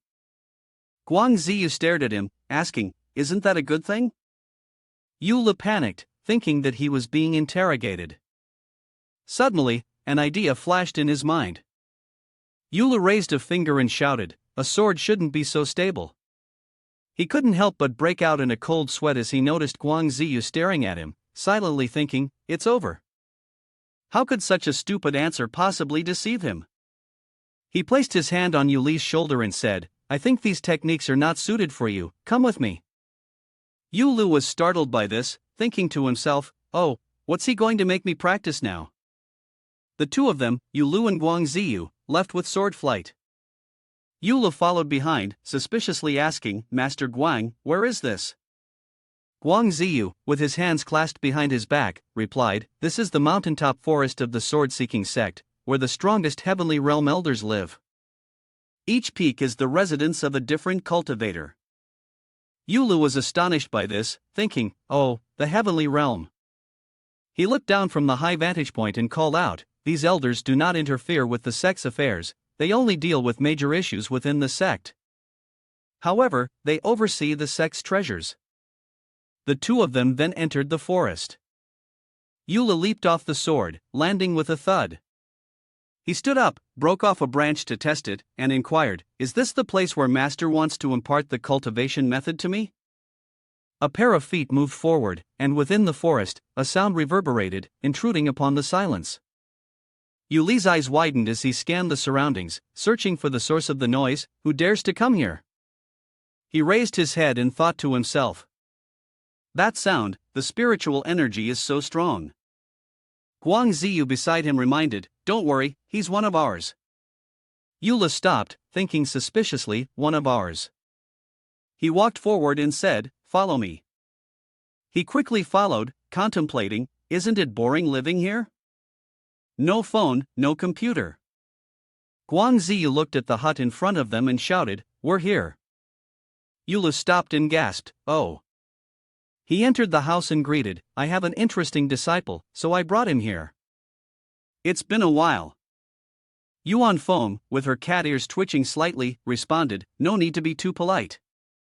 She calmly shouted, I'm very curious, what kind of disciple could make you come here in person? Yulu looked inside, thinking about the sound just now. Then he immediately bowed his head and introduced himself, I'm Yulu. Yuan Feng, upon hearing this, exclaimed, please, have a seat. She went over to brew tea and said, indeed, someone you brought here, truly extraordinary. He's still new, but has already reached the realm of law. I can see his great talent. Truly a great blessing for the sect. Guangziyu's face darkened, responding, that's right. Yulu covered his mouth with his hand and coughed lightly to hide his laughter. He made a sound that attracted attention, saying, let's talk about other things later. I came today to receive a request. Yuan Feng placed the teapot on the table and asked, what is it? As Guangziyu's voice rang out, the hand she had extended froze. He has been accepted by the sword patriarch of the sect, she said, her face darkening. Hearing his demand, she added, I want the sword heart technique from you. Without hesitation, Yuan Feng raised his hand and released a golden sword. Guangziyu pushed Yulu aside with her hand, stopping the sword with her own. He fell backward, letting out a painful sound. Yulu looked up, making a puzzled sound. He gazed at her, the golden light radiating from her body as the sword flew towards him, and asked, what's going on? Yuan Feng frowned, gritting his teeth as he spoke each word carefully, Guangzu. Guangziyu stood still, not dodging the sword, and said, of course, I remember, but so what? Although Yulu was a mortal, his soul was at the heavenly realm level. This technique was very suitable for him. Now, I have taken on the responsibility of teaching disciples, he said. I need to ensure they receive the most appropriate techniques. He looked at Yulu and declared, he's not like her. With me here, he won't follow in her footsteps. Hearing this, he silently pondered. Master Guang is indeed soft-hearted but loud-mouthed. If you trust me this much, I cannot disappoint you. Yulu stood upright and shouted. Yuan Feng Master, I will not let down the expectations of the Asking Sword sect, I wish to learn the sword heart technique. He furrowed his brows, silently thinking to himself, don't worry, I won't walk the path of Shenning Zhu, I definitely won't do that. Upon hearing this, Yuan Feng suddenly paused, then lowered her head and withdrew her spiritual energy. The sound of someone being urged to leave echoed through the forest. Leave, don't come back for such matters again. Yula looked at the book and asked, Master Guang, why doesn't Master want to give it to us? You're not sure if this cultivation method is that powerful? Guang Ziyu cried out, very hesitant, aside from the ancestor, you are the only one who has practiced this method. Yu Li's eyes immediately sparkled, and he shouted, is it really that difficult? That's even better. He turned his back to him, preparing to leave, saying, it's not just difficult, it's dangerous. Every step could be fraught with peril. A single mistake, and you could either fall into madness or lose your life. I can assure you that it's far from stable. The sword heart technique is an extremely difficult cultivation method in the way of the sword. To wield such an unstable technique requires an immense amount of effort. Guang Ziyu looked up and added, cultivators must go through countless battles to quickly advance their realms. When you leave the mountain, the road ahead will be full of difficulties, but that is the perfect environment for you to hone your skills. He quickly walked ahead and instructed, you must learn to seize opportunities, train diligently, and build a solid foundation. Once you reach the 4th level of the cultivation realm with the exercises in the technique, you must accept challenges from other cultivators. Yula smiled slightly, thinking to himself, alright, so I don't need to practice any foundational skills or sword techniques. I'll just reach the 4th level and get killed by the challengers.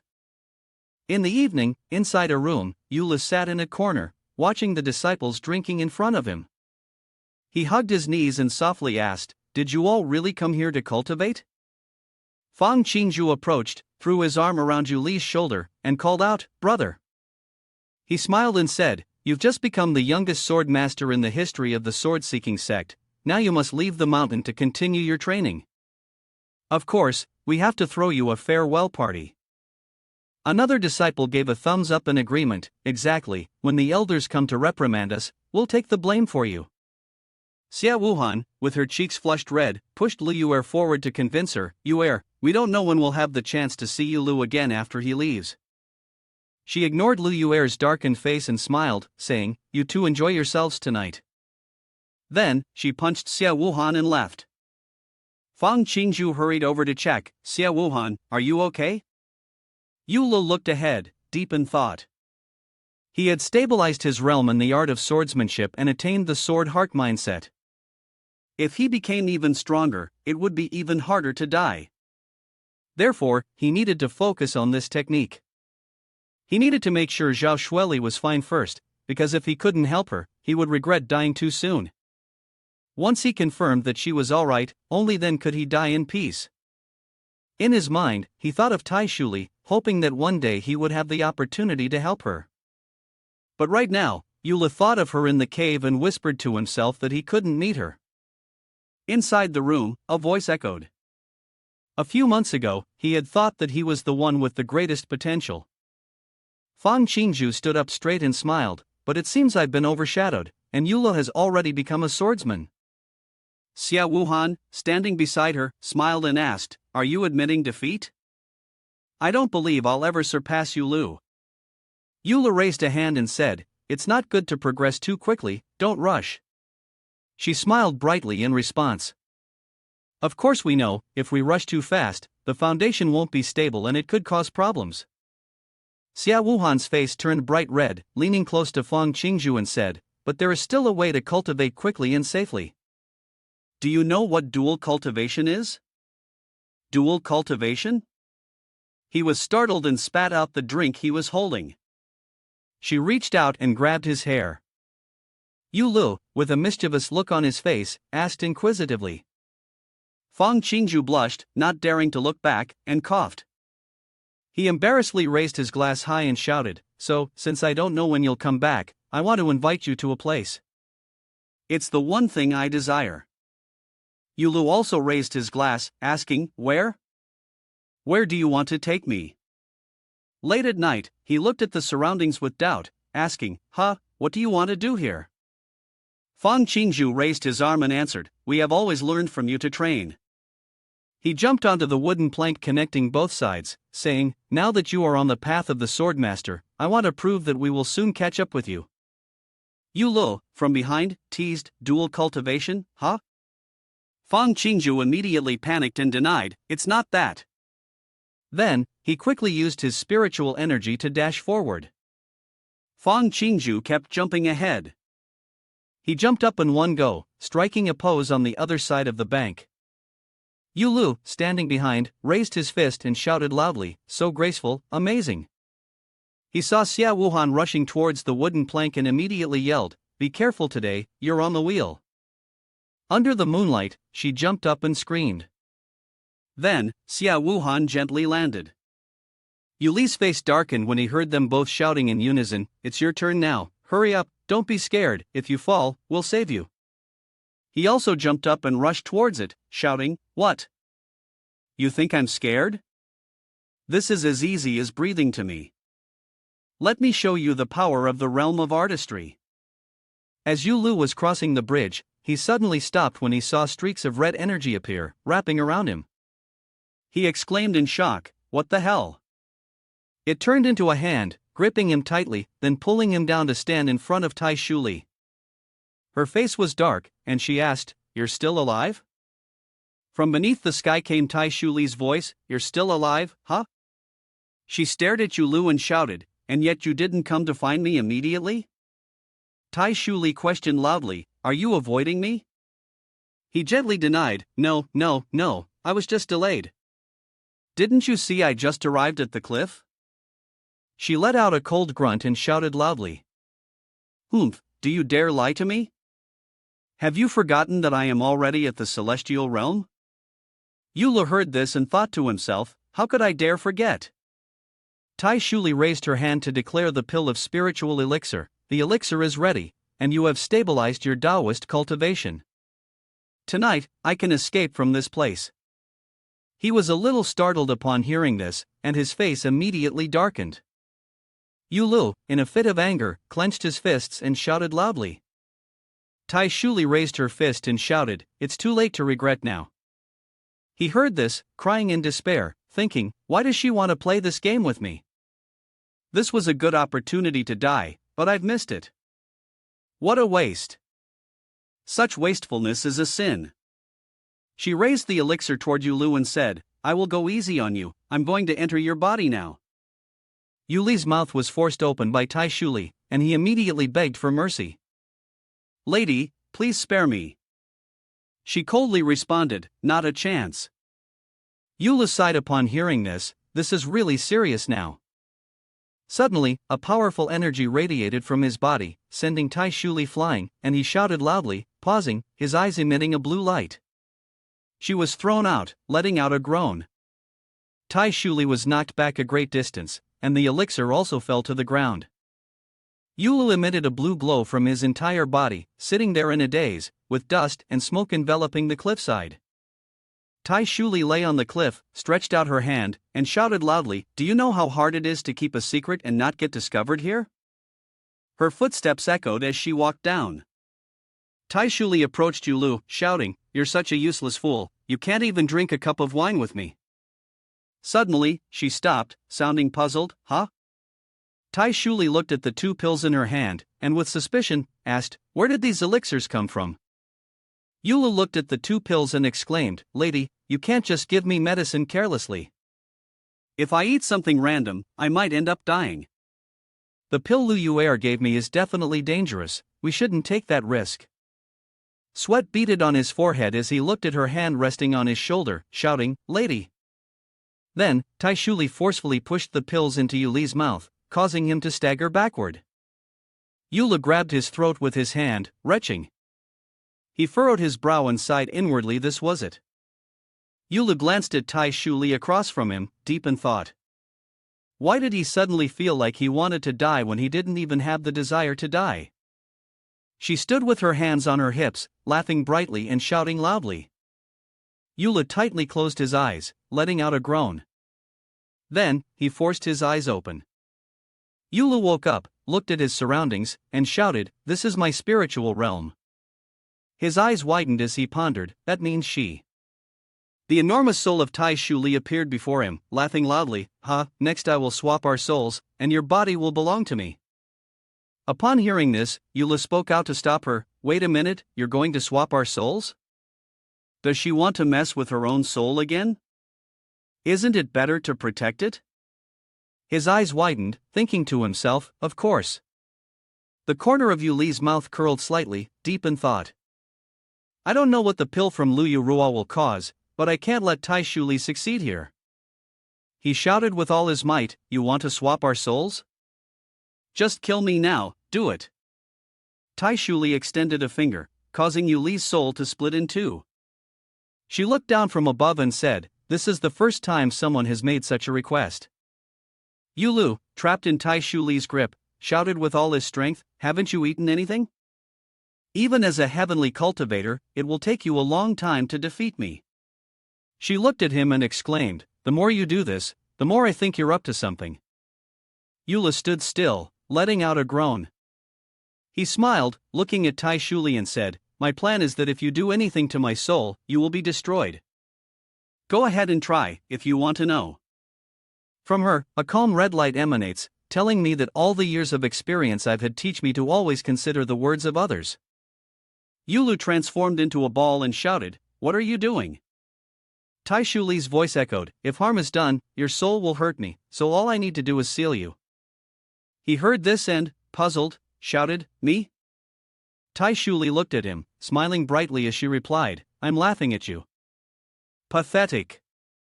Yula watched as her figure disappeared and shouted, hey, don't go. He angrily yelled, why do you trust me this time? System, you said you would protect my soul and destroy anything that attacks it, right? Next, a beam of light appeared. Yula looked at the system screen in front of him, asking, does sealing not count as an attack? Seeing it remain silent, he urged, hey, say something. Yulu, furious, watched the system leave. He shouted loudly, hey, say something. Stop. His voice echoed through the space. Outside, Tai Shuli, inside Yuli's body, looked at her hand, laughed loudly, and shouted. She looked up at the sky and shouted, I did it, I succeeded. Ha, finally I can escape from this place. Delicious food, great pleasures. Here I come. The scene shifted to a gigantic crack, with voices of discussion coming from it. What kind of magic is this? I can't escape. A strong person, this must be a powerful cultivator. Something strange is below. Suddenly, Yula broke through the crack from below and shot up, excitedly shouting, freedom, I'm finally free. I've really escaped, I've finally escaped. Wuhan and Xingzhu stood in shock, frozen in place. The voice sounded again, do you understand? I guess you don't. The feeling of freedom is truly amazing, it's so wonderful. Fang Xingzhu stammered, asking, you're not Yulu, who exactly are you? Tai Shuli answered loudly, me? I'm just a demon cultivator passing by. If you've discovered me. His expression turned terrifying, then you can disappear. A powerful aura of demonic energy shot toward the two unlucky humans. Wuhan, terrified, asked, what's happening? Xingzhu replied sternly, he wants to drag us into that bastard of yours, what exactly have you done to Yulu? She suddenly burst into wild laughter, ha, you all are disappearing right here. Tai Shuli's vision went dark in front of her, and she collapsed in pain. Xingzhu and Wuhan stared at her in shock, their eyes wide. Tai Shuli muttered to herself, this feeling. It's the demon-slaying pill. Yulu, also sealed, was puzzled, what is that? The demonic energy howled violently within his body. Yulu wondered in confusion, what is happening? Tai Shuli screamed angrily, damn it, I've fallen into a trap. Yula said, you bastard, why did you bring the demon-slaying pill with you? She quickly ran off, knowing she had to reach a place where the demon-slaying pill couldn't harm her. The pull grew stronger and stronger. Tai Shuli panicked, the power is getting stronger, I can't escape. This demon-slaying pill can actually suppress the spiritual power of a heavenly realm level 10. Yulu, this was all planned by you, wasn't it? She yelled in frustration.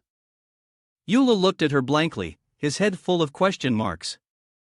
She continued to mutter to herself, you knew all along this is the legacy of the Crimson Sun Demon Lord, didn't you?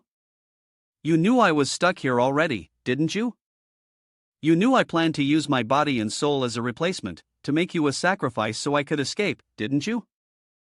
Yuli's face tightened as he replied, I didn't.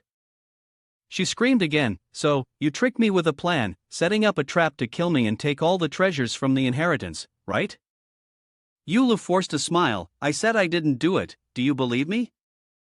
Tai Shuli screamed in fury, Yulu, you bastard, come out here, come out. Yulu helplessly responded, if I could come out, I would have already done so. You're the one who stuffed me in here. Tai Shuli's screams grew louder. How can a disciple of the Asking Sword sect have demonic pills in their body? You're clearly hiding your strength, come out here, you old witch. Yulu frowned, feeling embarrassed. I really am just a disciple of the sect. He too shouted angrily, right now, you just need to destroy the pill and release me. Then I can help you. Tai Shuli immediately refused, I won't. Yulu anxiously explained, don't be hasty, the demon-slaying pill hasn't been fully used up yet. With your cultivation, you can't escape. Tai Shuli still retorted angrily, bastard. She whispered in despair, bastard, there's no way out. She raised her hand, bastard. A surge of power shot straight towards Yulu. The green light spread in all directions, and with a swish, Yuli's figure was projected out. Tai Shuli was startled and shouted, what are you planning to do? Yulu appeared, completely naked, his hands on his hips, calmly calling out, System, time to work. Red beams of light struck toward Yuli's soul. He cried out in pain, shouting, System, come out now. Yulu gritted his teeth and shouted loudly. When he was sealed, the system hadn't appeared, but Tai Shuli should have been destroyed by the medicinal pill by now. Now that it was his turn to be destroyed, surely the system should intervene, right? The system screen immediately appeared, and a loud voice rang out, warning, warning. The host's soul is being eroded, but the soul protection system cannot resist the toxin. Hearing this, he cursed angrily, useless. Then, the system's voice rang out again, the host is about to die, but has met the conditions of the lazy one. Upon death, the host will gain unparalleled power. Yulu frowned upon hearing this and shouted, hey, wait a minute. The system, upon hearing this, inquired, do you have any last words before you die? Hearing that, he spoke up and asked again, why does your tone sound so displeased?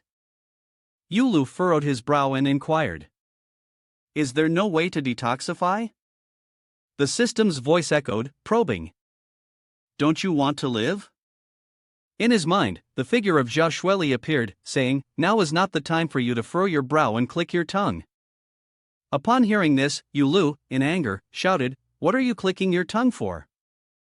The system reminded him, the demon-dispelling pill and the soul will corrode each other. You need to channel enough spiritual energy to resist it. Hearing that, he smiled and shouted, as long as I know that. He looked at Yulu and shouted, then I wish you a long life of 100 years. Yuli's voice rang out, can you stop with that wish? He raised his head and watched as streams of red energy from the pill shot toward him, pondering silently, I need to channel spiritual energy, how do I do that? Yulu was hit, feeling pain, and thought to himself, it seems the sword heart technique has a solution. He closed his eyes and called out, sword heart technique. From Yuli's body, streams of power surged out. He began to think, recalling his previous attempts.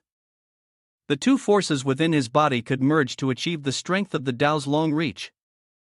The demon-dispelling pill had already eliminated half of it. The two forces, green and red, collided with each other, and his voice rang out. Using their power externally, Yulu spat out a mouthful of fresh blood. Fang Qingju anxiously shouted, Yulu. The two of them turned to look at him with concern. Yulu raised his hand and shouted, wait a moment. He looked at the two of them and yelled, it's me. Yulu felt the energy within him, thought for a moment, then said, it's done. The spirit vault and Ningju's power have neutralized the demon-dispelling pill. Indeed, a blessing in disguise death will now come more easily. His entire body emitted a blue light as he calmly explained, just now, a demon cultivator took over my body, but I consumed poison, so she was eradicated. Eula stared directly at the two of them, reflecting before continuing. If Tai Shuli is discovered, it will be a huge problem. We can't let them spread the word. Fang Qingju and Xia Wuhan shouted in unison, Yulu. Yulu scratched his head, asking cautiously, what, is there a problem? He looked at his arm when the two of them asked, did you complete the stage of the law realm? The next morning, the sect master stared intently at Yulu. He raised his hand and used spiritual power to check his body. After completing the examination, the sect master was astonished, muttering to himself, strange, truly strange. He frowned and exclaimed, in just one night, you've completed the first stage of the sword heart technique. Yulu, you are truly incredible. Yula heard this and forced a smile, asking, ha, really? Ha, it's easy to get rid of two unfavorable states, but they are replaced by something else. The sect master raised his hand and patted his shoulder, saying, because of that, I can happily let you go down the mountain. He furrowed his brows and issued an order, go meet Shueli and Shinning Zhu. Yu Lu, with a determined expression, shouted, I understand. He turned his head and looked at Guang Ziyu behind him. The latter smiled and shouted, go ahead. Yu Lu immediately cupped his hands in farewell to the two, wishing them well. After that, he turned and left.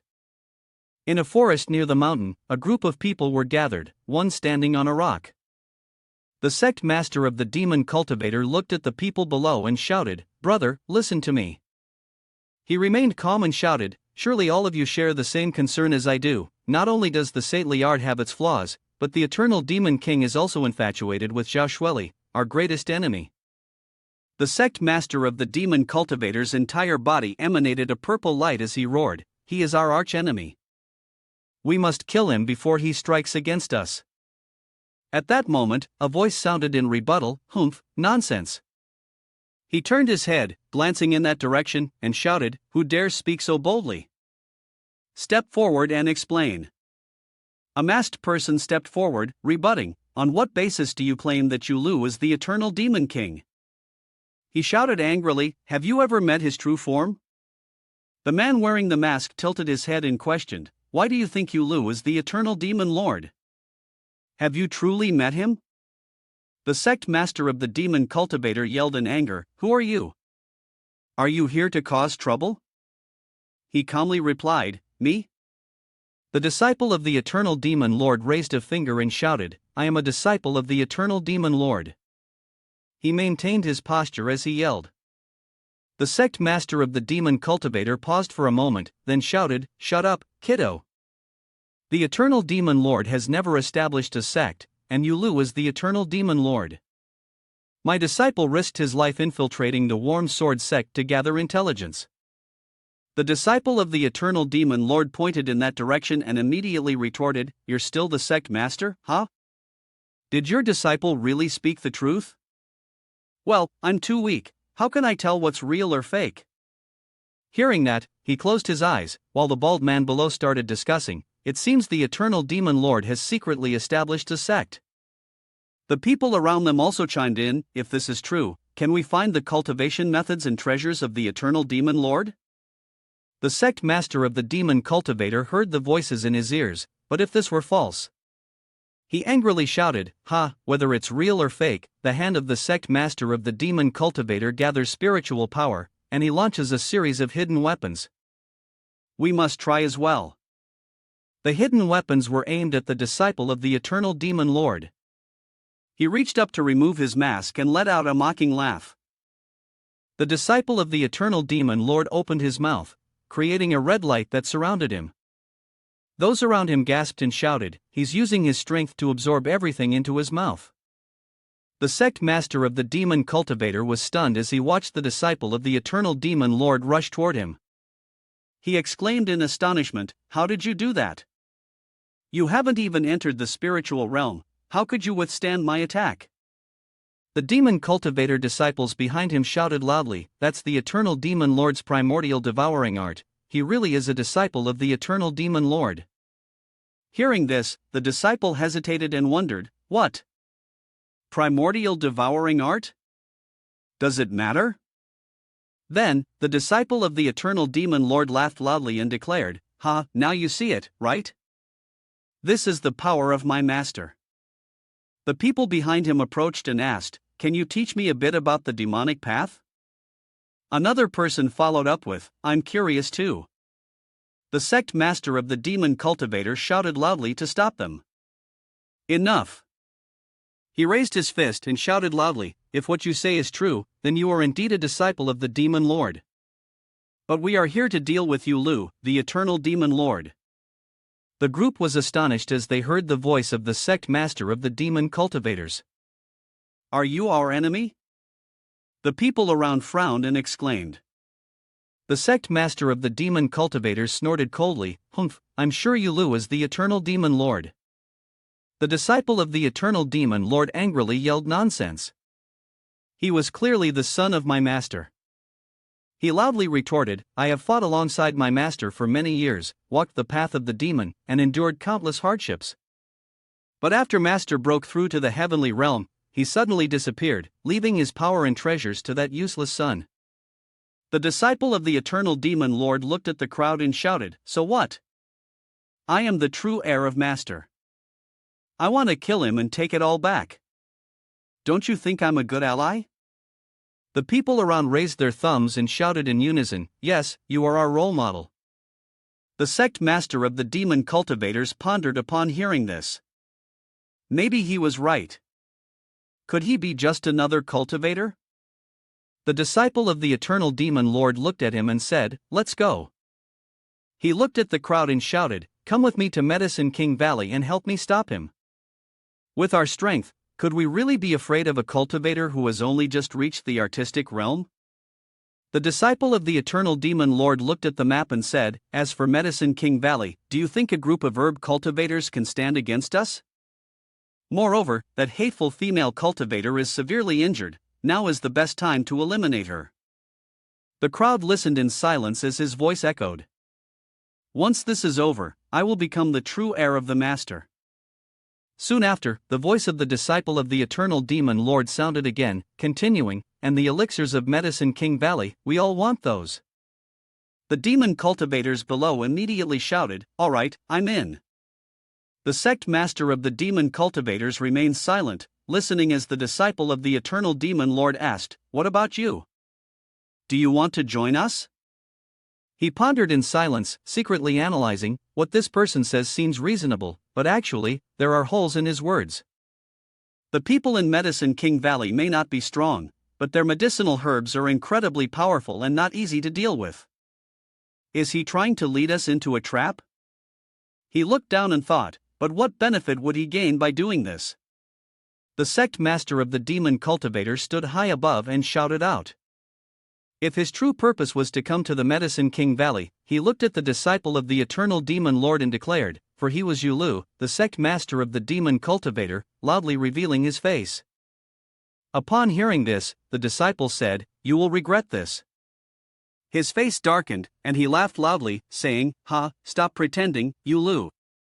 The disciple of the eternal demon lord looked over and shouted, "If you refuse to listen." He reached for his mask, letting out a mocking laugh. The disciple of the eternal demon lord threw the mask far away, revealing his true face, and responded with a smile, "I told you, you will regret it." Now, in the Medicine King Valley, Yulu arrived and knocked on the door, declaring his identity, "I am Yulu from Sword Seeking Sect, here to see Zhao Shueli." A female disciple came out to greet him and led the way, inviting young Master Yulu to follow. She introduced him, saying, "Young Master Yulu, this is Bai Chaoji, the Valley Master of Medicine King Valley, a senior." Bai Chaoji was standing, admiring the scenery outside. She was somewhat surprised and turned her head, saying, "You sent a letter, but I didn't expect you to arrive so early." Yulu stated frankly, "The purpose of my visit is urgent. I must confirm whether Zhao Shueli is safe. Please, senior, allow me to meet her." Bai Chaoji suddenly frowned, and she abruptly exerted force toward him. The cloth wrapped around Yuli's arm was torn apart, revealing the bruises beneath. Bai Chaoji suspiciously questioned, "This aura of yours, did you borrow power from Su Yuan to hastily enhance your strength?" He honestly did not hide anything, "I cannot afford to delay.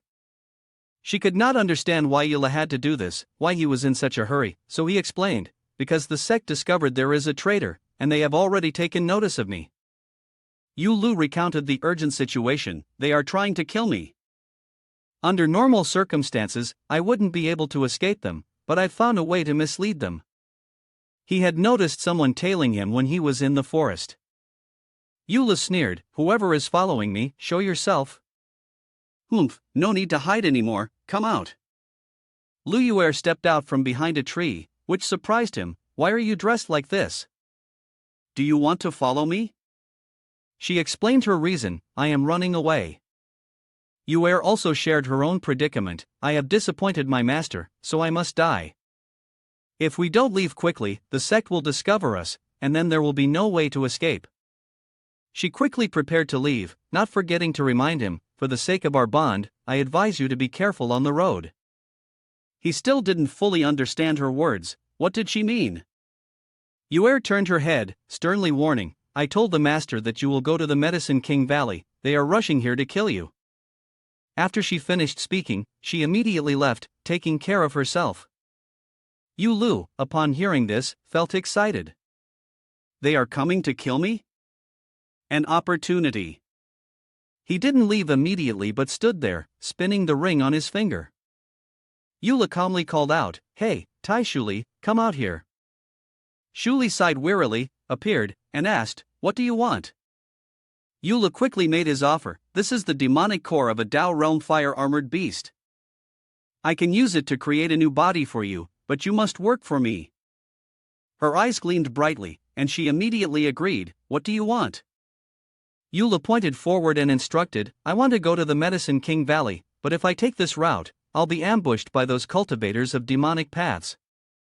I need to find a way to bypass them, and I need you to stall and mislead them, giving me enough time to enter the valley. Holding the demonic core in his hand, he clarified, this is just a Tao realm demonic core, it can't restore your celestial realm power, there will be risks. But if you agree, I will give it to you. Shuli was still completely fascinated by it and immediately agreed. Alright, although it's just a replica, with my celestial experience, dealing with a few at the nascent soul level shouldn't be a problem. Hey, I might even be able to absorb their strength, right? Yulu didn't forget to remind her, it's up to you, as long as you don't harm innocent people. She accepted the demon core, no problem, demons were much tastier than mortals. The demon core hovered in mid-air, and it began to take shape into a human form. Shuli quickly entered the fire circle, obtaining a new body, and slowly stepped down. Shuli leaned close to him and teased, aren't you afraid I'll kill you once I have this body? Yula scoffed nonchalantly, if I really die at your hands, then I must be a fool.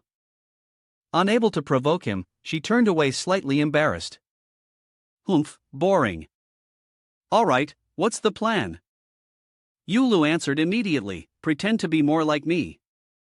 Shuli confidently replied, easy. I've been in your body long enough, imitating you won't be hard. He cautioned her again, if you use demonic techniques, you'll be easily detected. Don't let yourself be killed. She blushed slightly but was sure of herself, no need for your reminder. Shuli finished her disguise, you sound just like my mother, and quickly jumped off to carry out the plan. See you later. Yulu was still explaining things to Chaoji. I have arranged for someone to distract them. If the plan succeeds, they will be led away. But their target is still here. I need you to help me eliminate them. I propose another solution. We could also lure them away if you let me meet Miss Jiao sooner. Yulu smirked inwardly. When I help Shueli restore her strength, those demon cultivators will come to kill me. At that time, it will be a chance to kill two birds with one stone. She suddenly spoke, are you risking yourself for her? Chao Ji unexpectedly used her power to repair the cloth wrapped around the Valley Master's arm. She gestured for Yulu to follow. Come with me. In another room, Shueli was soaking in a bathtub. She hesitated and called his name, Yulu. Chao Ji had led Yulu to where Shueli was soaking. As they walked, she told him about her story. Zhao Shueli is a powerful elder. She specializes in exterminating demons, so her karmic record is very good. But because of the influence of the divine continent, she fell in love with a mortal and believed she had broken her oath to the sect.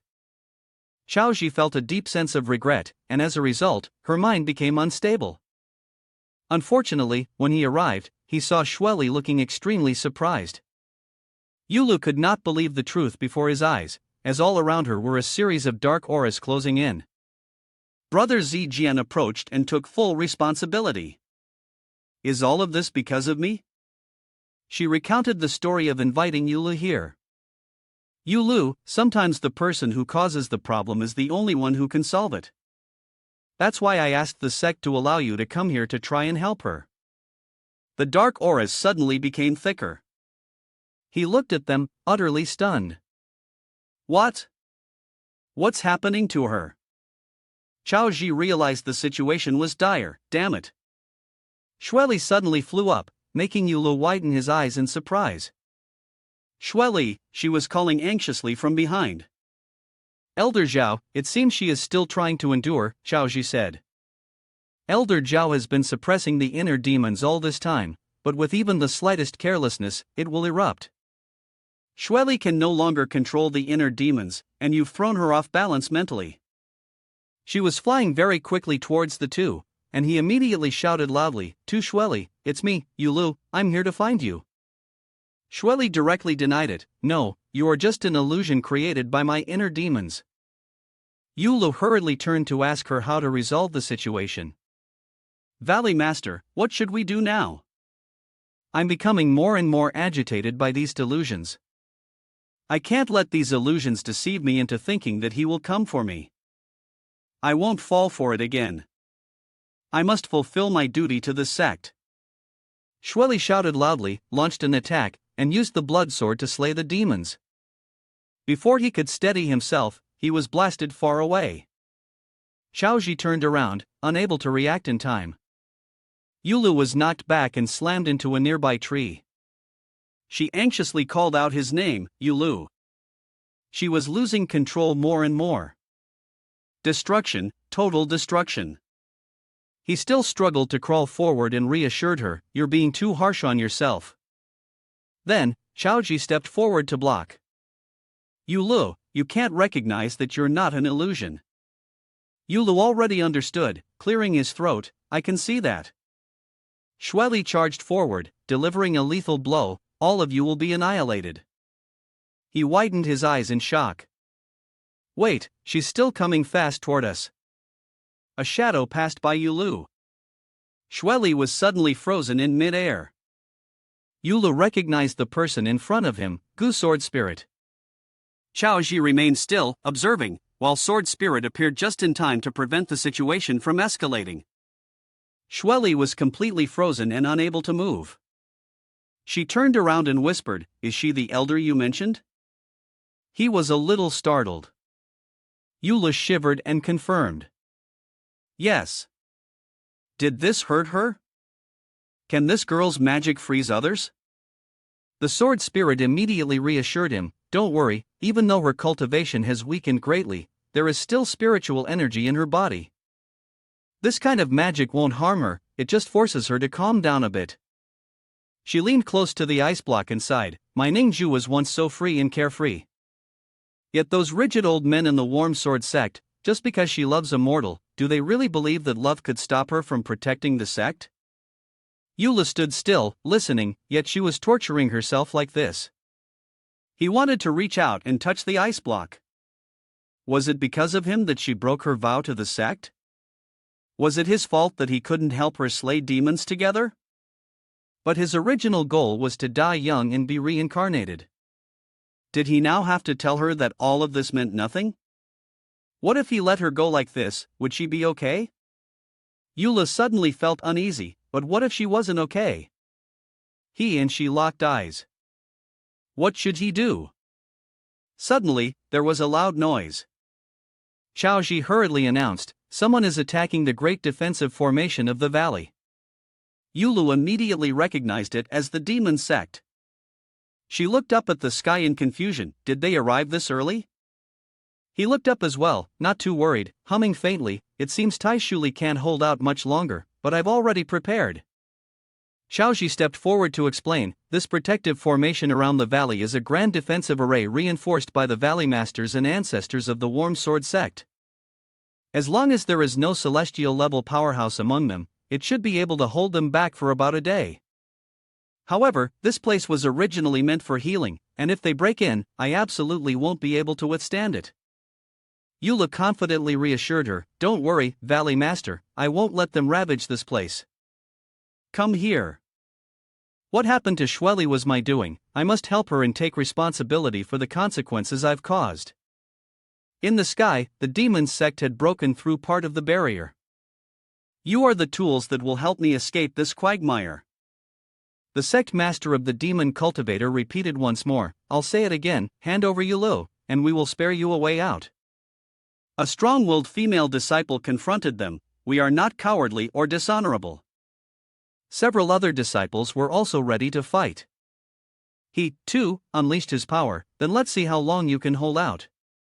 Suddenly, a lightning-fast strike zipped past the head of the demon cultivator's sect master. He appeared with a cool demeanor. Eula looked up at the sky and scolded, "You want me to get to this point? Do I owe you something, or are you all insane?" He spoke with disdain, "Do you still dare to step outside?" He sneered, confidently stating, "Of course, I'm not a coward." The sect master of the demon cultivators glared threateningly, "Do you want to die?" Eula remained playful, "How scary.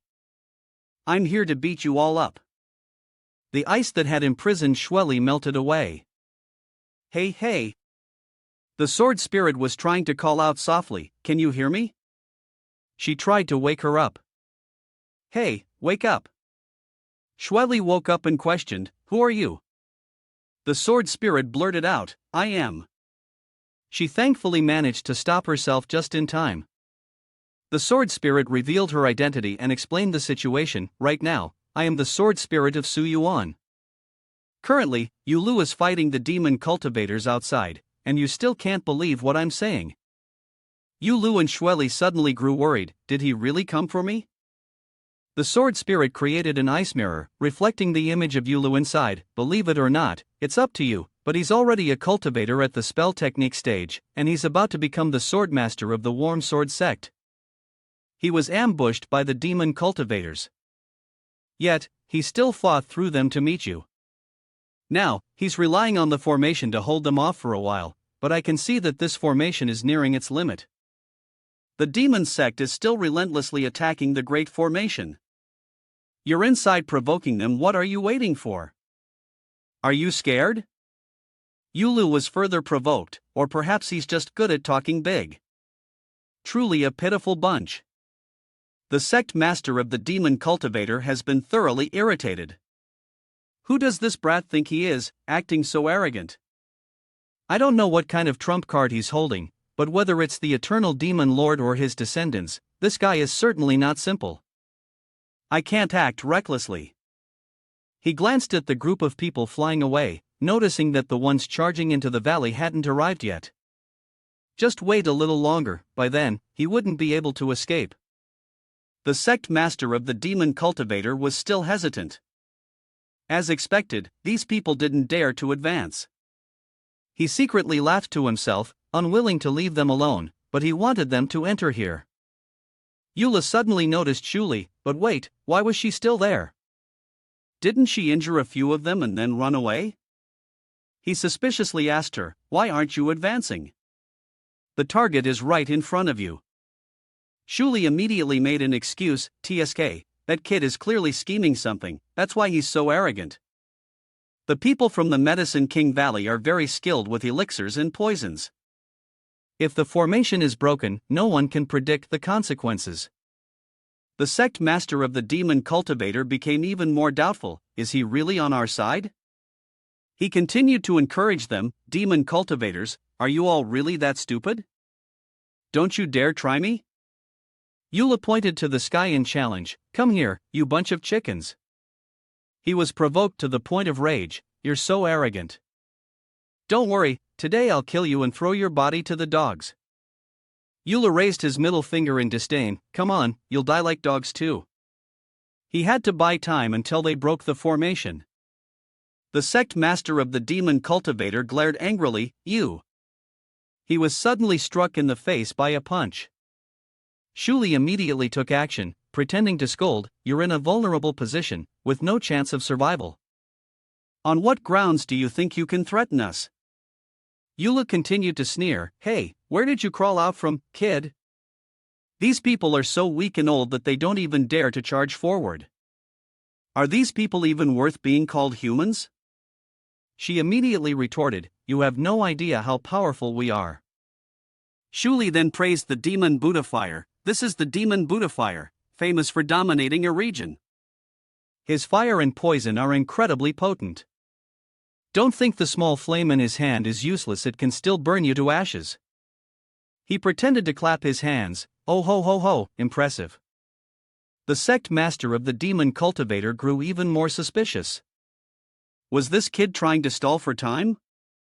She then turned to praise the elder brother of 8 Treasure Silver Gold Mountain, and this is the elder brother of 8 Treasure Silver Gold Mountain. He is famous for his iron head, bone like steel, and golden buttocks. Even though his paint is a little scratched today, one punch from him is enough to crush you into dog food. Eula stroked his chin thoughtfully. Golden buttocks? He must be doubting himself. Am I wrong? Shuli then introduced the shadow demon. And here is the infamous shadow demon, who flies by day and kills by night. What else? She pointed at him again. Oh, they're preparing to attack. The sect master of the demon cultivator was at a loss for words, unsure of what to say next. He immediately shouted, enough! Shut up! Are you really on our side, or are you helping him? Shuli remained calm. Hey, I'm just having a bit of fun. An explosion suddenly occurred near Shadow Demon. Oh, I forgot. I gave them a little gift. The sect master of the demon cultivator quickly took action. Die. He ordered the attack. They're not ready yet. Charge. The sect master of the demon cultivator led the charge towards the Great Formation, attacking Medicine King Valley. A massive force slammed directly into the formation. He helped several female disciples, urging them to quickly take their pills and protect the area. Demon Buddha Fire suddenly jumped behind Yulu, and without hesitation, he attacked. Yulu, today is the day you die. Demon Buddha Fire was suddenly surrounded by a cloud of green smoke. What is this? He jumped back, trying to avoid it. Big brother, no poison, old man. The sect master of the demon cultivator warned him, old man, get out of here. Demon Buddha Fire's arm turned to stone. She reminded from behind. We've already talked about it, breaking the formation is an extremely dangerous task. Yulu exclaimed in surprise, I can't believe what just happened. Why did the demon Buddha Fire turn to stone? Yulu wondered, how could he have done that? Shuli, holding a toothpick, replied, I've always been keeping an eye on them. She also explained it to you, I absorbed spiritual energy from them. I knew you wanted them to act first, so I only helped you a little. Shuli also revealed, I've been watching that monk for a long time. Eula still couldn't believe it and pointed at her, asking, have you recovered your cultivation? She pointed toward the sky, saying, I've only reached the spirit realm. If I had absorbed spiritual energy from someone stronger than you, I would have already recovered to the Tao realm by now. He was a little surprised and asked, someone stronger than me? Eula looked up in confusion, feeling stunned. Carefully, he quickly jumped to a different spot to dodge the powerful attack. Yulu, using the momentum, placed his hands on the ground and immediately sprang to his feet. Yulu felt slightly fatigued, breathing heavily. He and Shuli stood still, waiting to deal with the disciple of the Eternal Demon Lord. The demon sect disciples kept shouting, protect the demon path. Shweli, through the mirror, wanted to come out and assist. Let me go outside. Although the people of Medicine King Valley are skilled in healing, they are not good at fighting. She worries and wants to join the battle immediately. I have to go outside to help him. Jianling remained nonchalantly eating shaved ice. Ah, she said it so casually. It's useless for you to go out there. Jianling clearly stated Xueli's condition. Your heart demons haven't been overcome yet, and you're still struggling with your own issues. If you go out there, it'll only be seeking death. She remained silent, not responding. Xueli looked at Yulu through the mirror, still fighting. What am I doing here? She blamed herself. I betrayed my oath to the sect, yet I still can't let go of my feelings for Yulu. Outside, there are still many from the demonic sect. Xueli sadly watched him getting beaten. Being here just makes me more tangled up. Xueli quickly turned around. Yulu was sitting on the ground, unable to avoid the attacks. Goa, be careful. She immediately took action, and Xueli managed to pull him out of harm's way. Yulu looked at the spot he was in earlier, sighed in relief. He looked up and gave a forced smile. Hee, thanks. She was still focused on observing. Shut up, looks like something is coming. Xueli carefully watched the sky. Something's approaching. Yulu scratched his head, still not understanding what she had just said. Huh? What? A terrifying shockwave erupted nearby. He looked at the sphere on the ground and exclaimed, "What is that?" A figure stepped out, shouting at the traitor. Yulu and the woman were still watching his every move. The elder brother of 8 Treasure Silver Gold Mountain was shocked, so you knew him before. You're all in on this together. He leaned in close to Xueli and whispered, by the way, when you said he had a golden bell, was that true or fake? She immediately affirmed, do I look like someone who lies? He suddenly jumped up high, and the elder brother of 8 Treasure Silver Gold Mountain aimed an attack at Xueli. Now that you know my name, let me show you my skills. Traitor! Yulu shouted at the woman being knocked away. Senior, hurry up and chase after her. Fortunately, Yulu managed to catch Xueli in time. Senior, are you alright?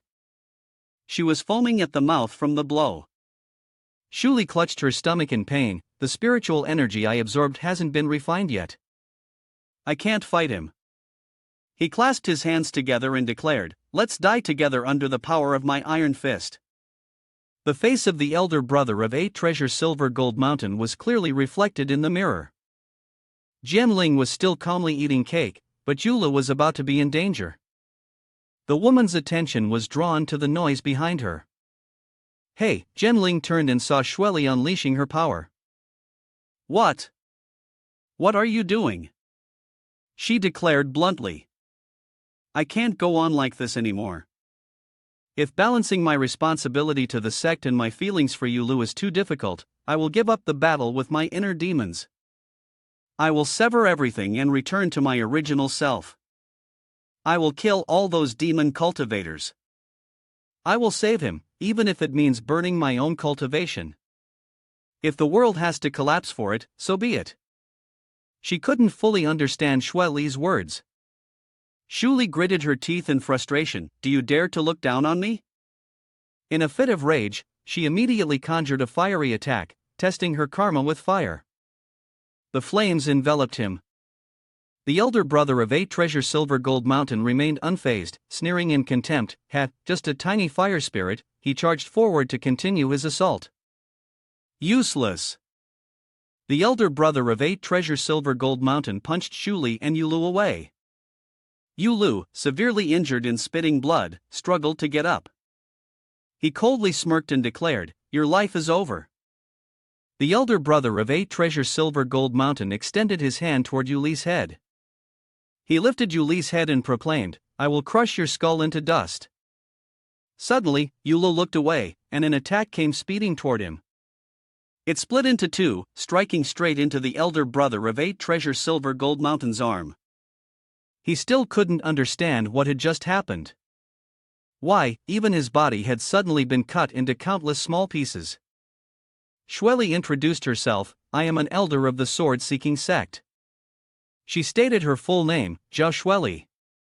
Shweli stood facing the sect master of the demon cultivator, who was also somewhat surprised. Did you suddenly recover? She remained silent and did not respond. Shweli gripped her sword firmly, then immediately soared into the air. Yulu, below, watched in surprise. His eyes widened in astonishment as he exclaimed, Shweli! A crystal of ice suddenly shot towards them. It stopped right in front of Yulu. His eyes widened, still unable to comprehend. A wall of ice rose right in front of him. He remained astonished, still not understanding. Ha! Ice? Yulu recognized what was before him, an ice wall? What was going on? A voice suddenly rang out. So weak, yet you dare to be arrogant? He was a bit taken aback. Hey! Yulu scratched his head in confusion. Is that Jianling's voice? Is it really Jianling? How did you break free? Shweli appeared, announcing that her inner demon had been shattered, and her righteous path was now solid once again. He still couldn't fully believe it. Really? Yulu felt a surge of joy, smiling unconsciously, still in disbelief. He silently thought to himself, great, now I can die in peace. Shuli was in mid-air, yelling, stop talking nonsense. In her hand was the corpse of a demon sect disciple. Are you going to let her fight alone? Yulu also leaped onto the ice wall and said, of course not, wait for me, I'm coming. He unleashed his own move, the first form of sword heart decision. Powerful waves of energy surrounded Yulu, knocking back multiple demon sect disciples. They were shocked and warned each other, he can actually use such an advanced divine technique. The eternal demon lord is extremely dangerous, everyone, attacked together. The disciples charged at him recklessly. Yulu, I'm coming for you, die. He was feeling exhilarated inside. Ah, this is amazing, this way of seeking death isn't bad at all. System, you saw that, right? I didn't give up, I was just defeated by an opponent too powerful. Shweli, I'm sorry, I left without saying goodbye. Eula smiled secretly and waited, hee. A massive force suddenly struck from behind him, but if she could forget. Ah, both Jianling and Shuli had struck at the same time. Yulu was speechless, unsure of what to say next. Well. You can calmly fly over to Shweli now. Calm down. It's the first time I've failed, but I still have a second chance. Oh, that's right, Sect Master. Shweli is here to help you. She doesn't understand what Yulu is trying to do. What are you doing? The Sect Master of the Demon Cultivator has been severely injured. I didn't expect this to happen. But I must survive to fight another day, to make a living. He admits defeat. This time, you win. The Sect Master of the Demon Cultivator is about to leave, we will meet again. He unexpectedly ran into you. Where are you going? Yulu has appeared, his hands clasped together. Greetings. The Sect Master of the Demon Cultivator shouted in shock. Yulu, he hesitated slightly. You? The Sect Master of the Demon Cultivator looked around and saw himself surrounded. You run first. He wanted to curse you. The Sect Master of the Demon Cultivator clenched his fists and gathered his strength. You forced me to make a move. He used both hands, trying to summon something. The Sect Master of the Demon Cultivator summoned a massive mirror. If I can't escape, then I shall die together with this mirror, filled with misery. You and the others were greatly astonished. Shweli quickly warned, this is bad, retreat quickly. His entire body was consumed by the mirror. He was merging himself with the magical treasure. She continued warning everyone. This is a space-distorting magical artifact. If we are trapped inside, we will never be able to escape. Shuli clicked his tongue, what a hassle. If I still had my original cultivation, I could break this old man's mirror. Jianling also realized their mistake, we should have defeated the Sect Master first. Shueli gripped her sword tightly, resolute. There's nothing we can do now. The only choice left is to risk everything and break it. Eula raised his hand to stop her. Wait, I'll take responsibility for this, I'll go. Shueli hesitated, unwilling, but Yuli's determination made her blush. It's not like you think. If anyone's going to take the risk, it shouldn't be you getting hurt again. He suddenly turned around, grabbing Shueli's hand, then said, I know what to do. We can't afford to miss this chance. She also had a plan. To escape from here, we need to find the true location of the mirror and destroy it. Shuli spoke up to remind them, but the mirror has been twisted. If you get too close, it will pull you in. If you break it, you'll be destroyed with it. Eula quickly flew off. I'm going. She anxiously called after him, Yulu. He couldn't help but smile inwardly. Good. Suddenly, the sect master of the demon cultivator inside the mirror spoke up. Do you want to break the mirror? He extended several streams of power, pulling Yulu closer. Then come closer. Shueli ordered everyone to protect him. He looked down and thanked them, expressing his gratitude to everyone.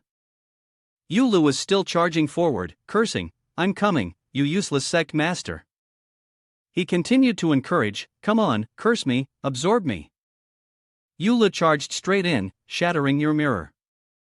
The mirror cracked with a large hole. The sect master of the demon cultivators kept screaming. It can't be, it can't be. He could not accept this reality. No, the sect master of the demon cultivator can't believe it.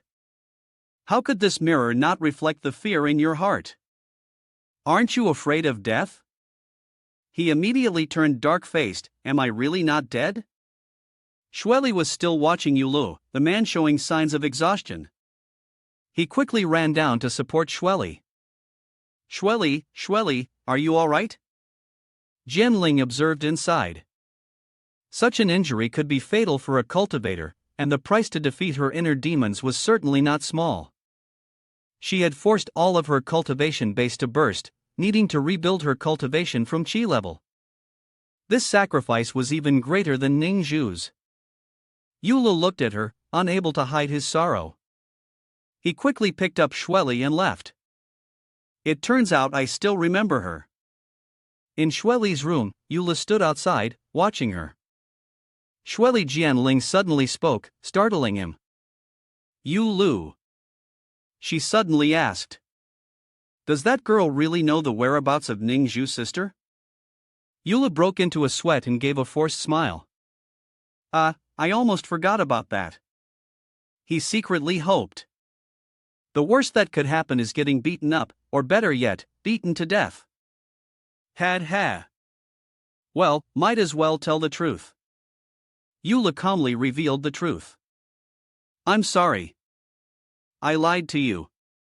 Actually, even the sect leader doesn't know where Shin Ningzhu is gone. Shueli definitely doesn't know. He was in high spirits, while Jianling's face turned cold with murderous intent. Oh, can't hold back anymore, are you? She summoned a sharp ice spear. Jianling thrust it straight toward Yulu, pointing it at his neck, and reiterated, I told you, if you dare lie to me, I will kill you, Jianling declared coldly. Yulu, unfazed, continued speaking as though recounting a mission. Well, now I'm telling the truth. This time when I went down the mountain, besides meeting Shueli, sect leader also tasked me with finding Shin Ningzhu's whereabouts. Yulu gave her two options, you can either come with me to find her, or kill me. It's up to you to decide. The ice slowly melted away. Forget it, you can deceive me for that little girl, even daring to face the whole group of demonic cultivators with such a small cultivation base. Jianling recalled the matter of Ningzhu. This really resembled Ningzhu's sister, both of you are willing to risk everything to pursue what you want. She chose to follow him, and until I find Shin Ningzhu's sister, I will continue to follow you. Yulu sighed in frustration after hearing this. Well, that's truly a pity. Jianling suspiciously poked Yuli's cheek. What are you doing? Do you really want to die that badly? He turned his face away, trying to change the subject. How could that be?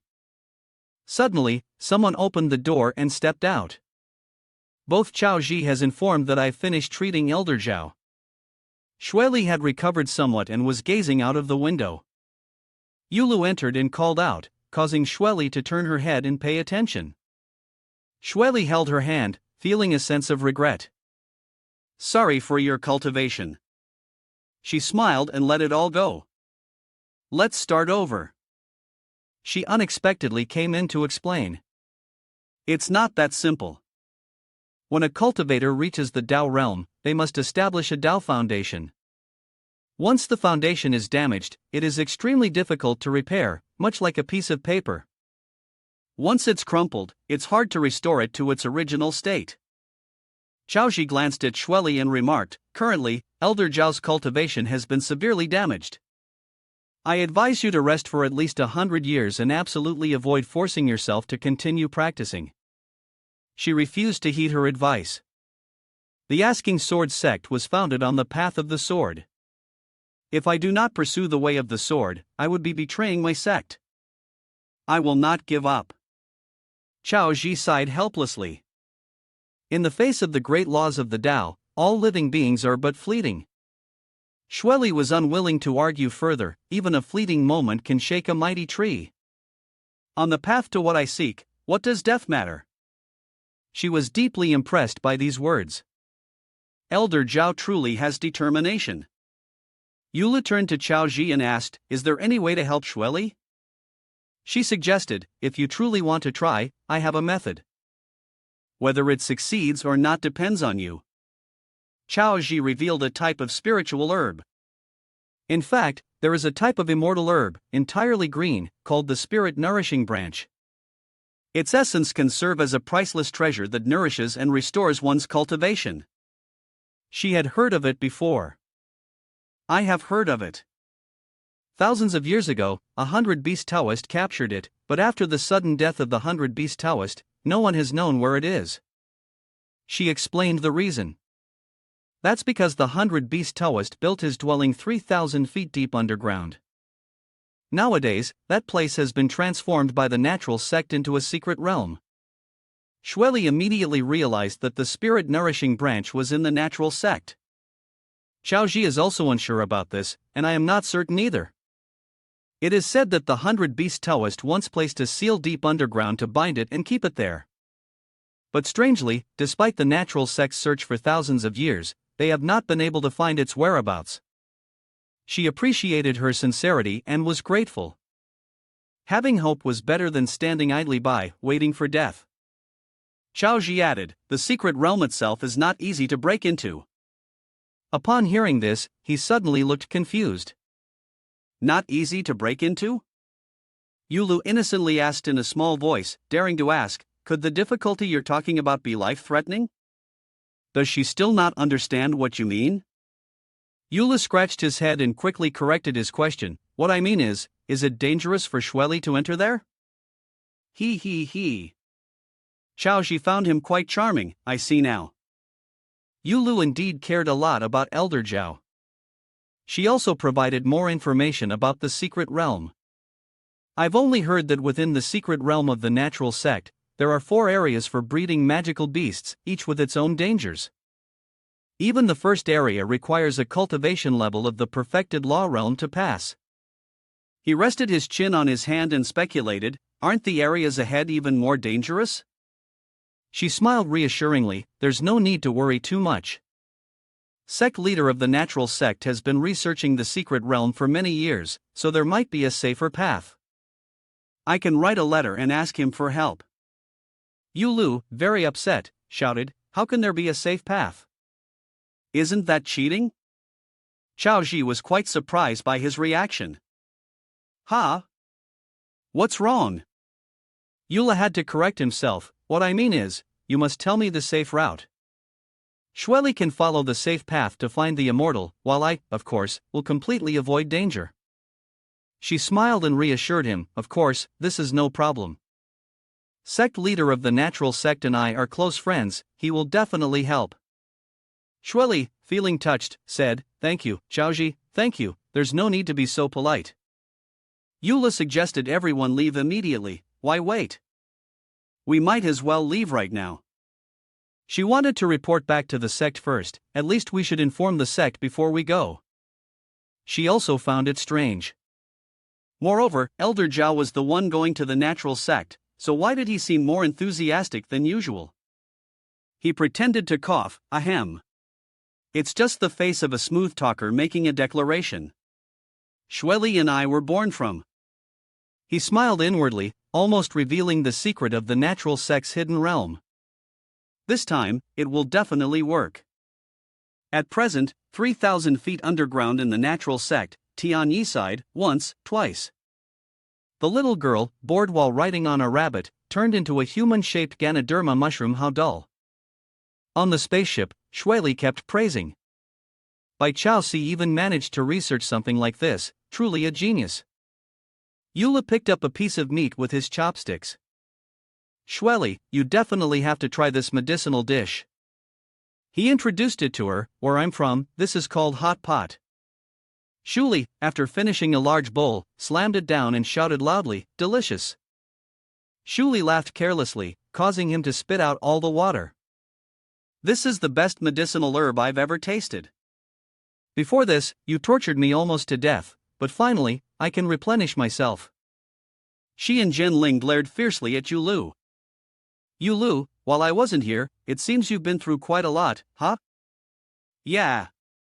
He shouted loudly in explanation. Her physical body was destroyed, now she can only exist in my core's new solution. Please use the correct terms, can you? She innocently asked, is there a difference? She sneered, mocking Xueli. So you're also a spiritual being. No wonder Yulu is following the path of demonic cultivation. She immediately retorted, you're talking nonsense. I'm not Yuli's pet. If this were the peak of my power, I could crush him with a single palm. Xueli interjected, how dare you, a mere demonic cultivator. Eula took you in out of compassion. If you dare to act recklessly, I will not let you go. Xueli turned and shouted, just because you open your mouth and call someone demonic, aren't you the ones from the sword-seeking sect who once had a sword demon?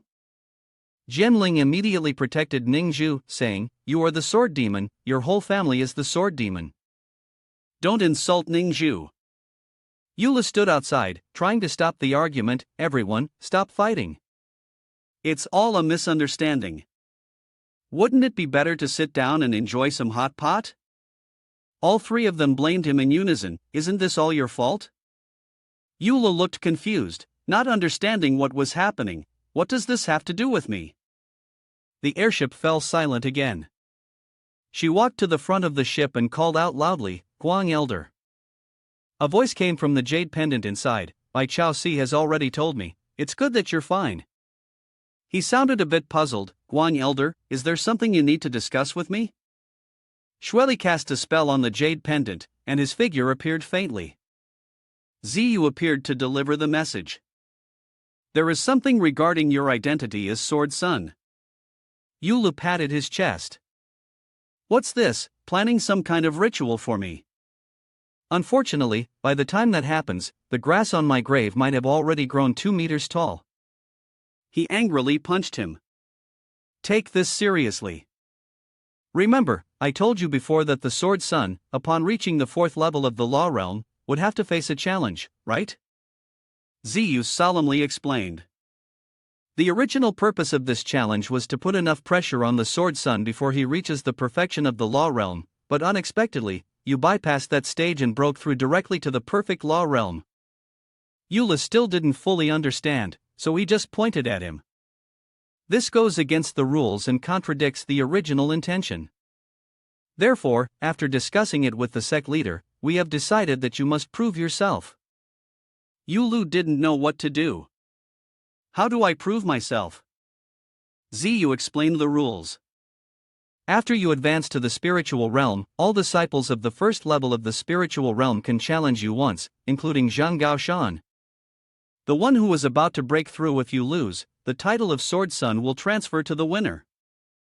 He immediately became excited. This challenge, I'll definitely accept. Isn't this just a safety net designed specifically for me? If the planet the natural sect fails, I just need to fake an upgrade to the spiritual realm and then come back. Guaranteed to die for sure. He presented another option, of course. You could also choose to give up your identity as Sword Sun right now.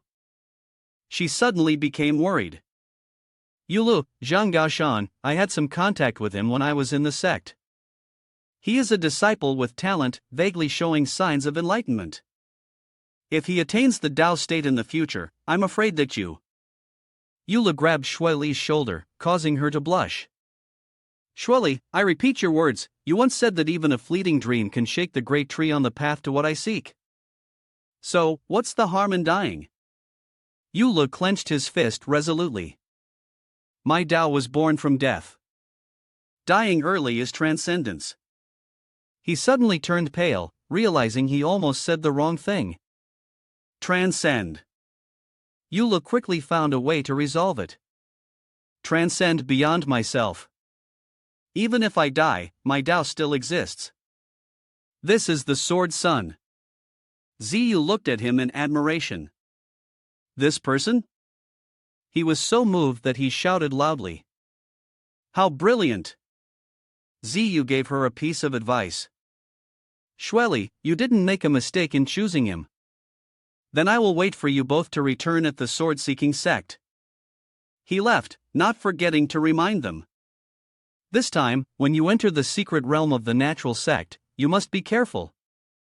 She looked at Yulu with admiration. Yulu, I feel like I've misjudged you all this time. You possess the heart of the great Tao, you are a true cultivator. He also pretended to smile. What should I say?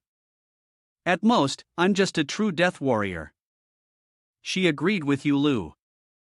Being born from death, called a death warrior, might be the most accurate explanation for a cultivator. There was someone pacing back and forth in the room. He stopped the sect leader of the natural sect. Sect leader, walking back and forth like this won't help. From what I see, it doesn't seem like a major issue. He disagreed, worried.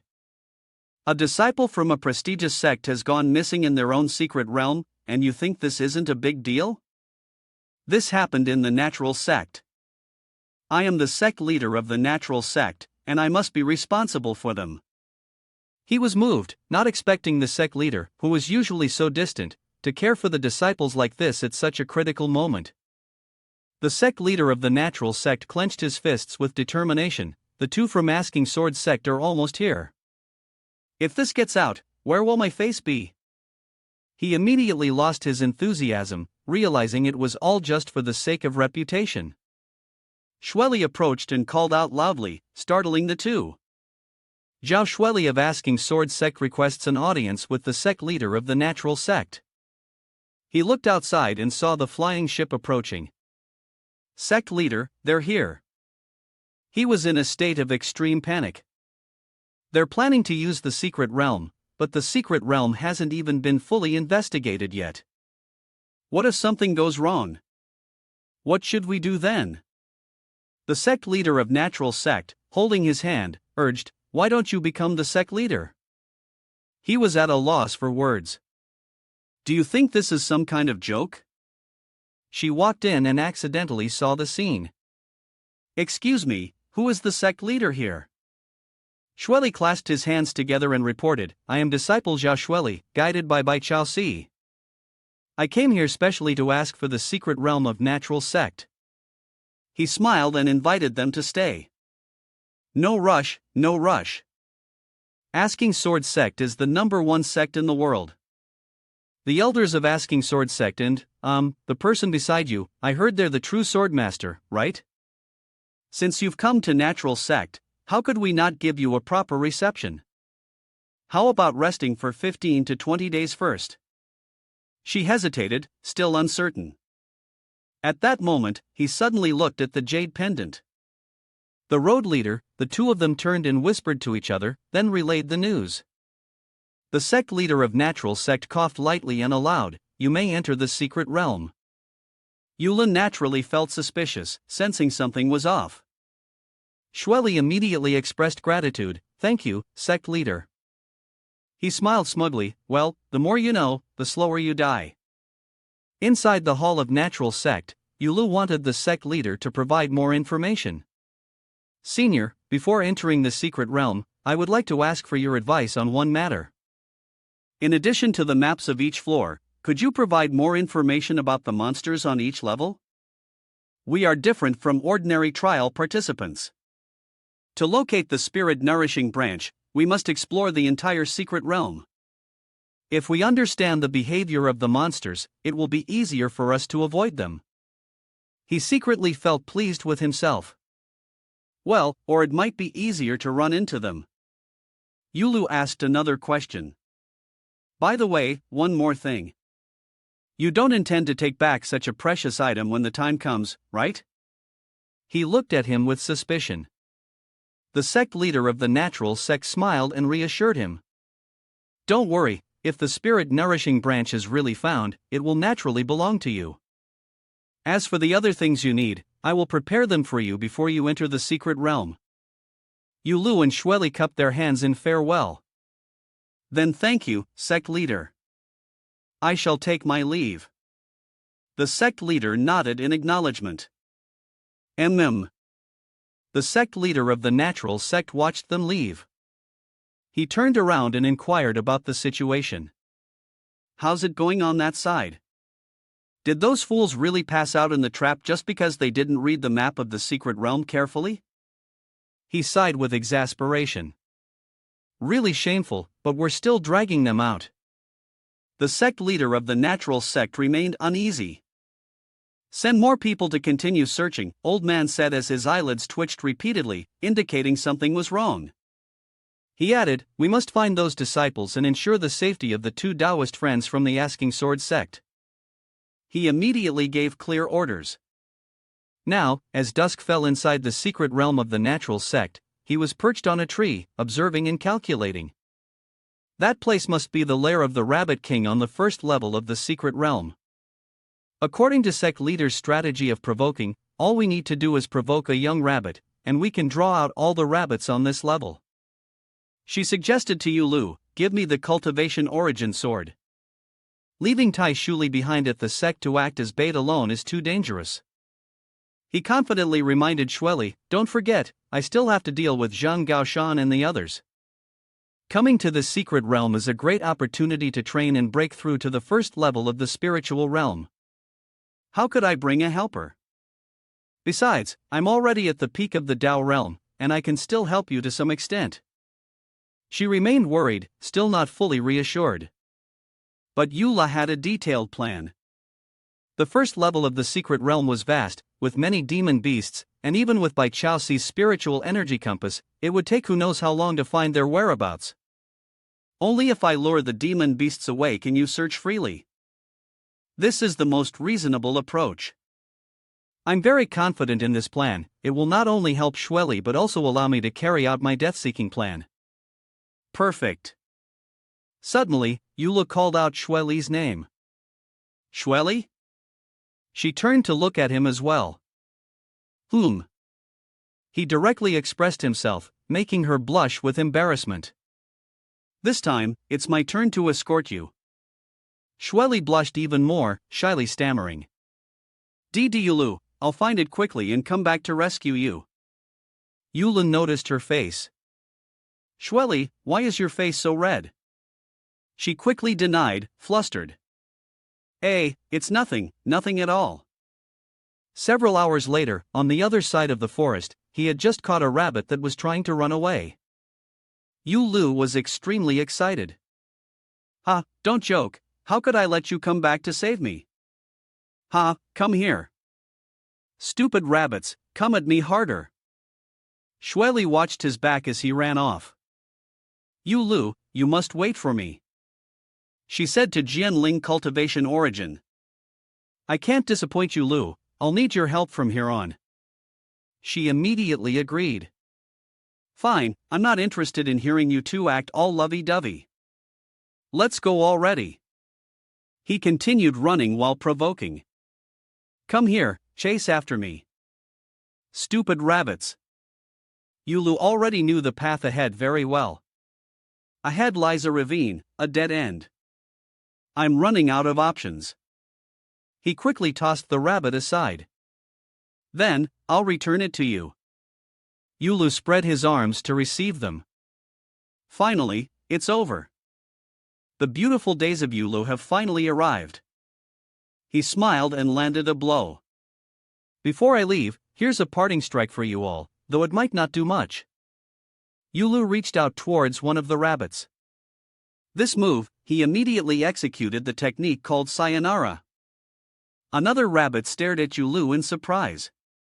It was suddenly knocked away, leaving him dumbfounded. What the heck?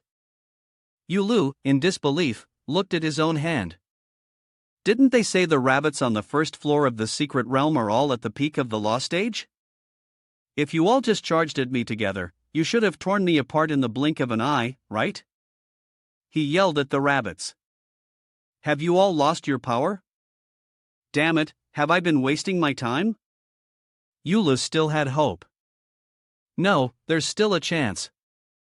He quickly scanned the massive number of rabbits in front of him. There are at least a few hundred giant rabbits here. Even if the average ones are at the 6th or 7th stage of the law, it's enough to drain the life of someone at the peak of the law stage. Yulu grinned wickedly. But the premise is that they don't retreat. He reached out toward a baby rabbit. Yulu continuously embraced it. Hee, if the welfare spirit beast has appeared, then I must pet it until it's crushed. The rabbits immediately rushed over. Hurry up and drain me dry. Yulu mustered all his strength and shouted loudly to attract the attention of the giant rabbits. Upon hearing his shout, they quickly charged forward to attack. At this point, facing the aggressive momentum of the rabbits, Yulu did not retreat in the slightest, striking fiercely, showing his skills. His punch instantly shattered their weapons. Yulu said smugly, "Is that all you've got?" Contrary to his outward appearance, in his mind, he secretly winced at his now swollen hand. It really hurt. That spiked mace was indeed formidable. Seeing that their side seemed to be at a disadvantage, the leader rabbit quickly ordered the others to continue charging at Yulu. Facing the three giant, fierce rabbits in front of him, Yulu remained calm and thought to himself, but pain is what makes it right. He held the rabbit tightly in his arms with great bravado and said, "What I need here is exactly this feeling." At the same time, on the other side, Shueli and Jianling were continuously searching for the shadow of Ganoderma. Shueli frowned and speculated, "There's no reaction here either. It seems Ganoderma isn't on the first floor of the secret realm." She couldn't help but worry about Yuli's situation. Quickly making a decision, Yulu wondered how things were going on the other side, realizing he needed to return as soon as possible. Over here, he was relentlessly attacking, actively fighting against the strange rabbits. After knocking out a few of them, he tightly held the small rabbit at his side, feeling exhilarated as he said, "Come on, give me a bit more." However, Yulu couldn't help but think to himself, feeling exhausted. His magic power seemed to be running low. A few more rabbits charged at him. With a sense of satisfaction, he thought, "This isn't bad, at least I don't have to worry about not dying." "Right, exactly like this, feel free to gang up on me while I'm exhausted," he said with a carefree smile, completely unaware of the strange green light appearing above his head. His mission was complete.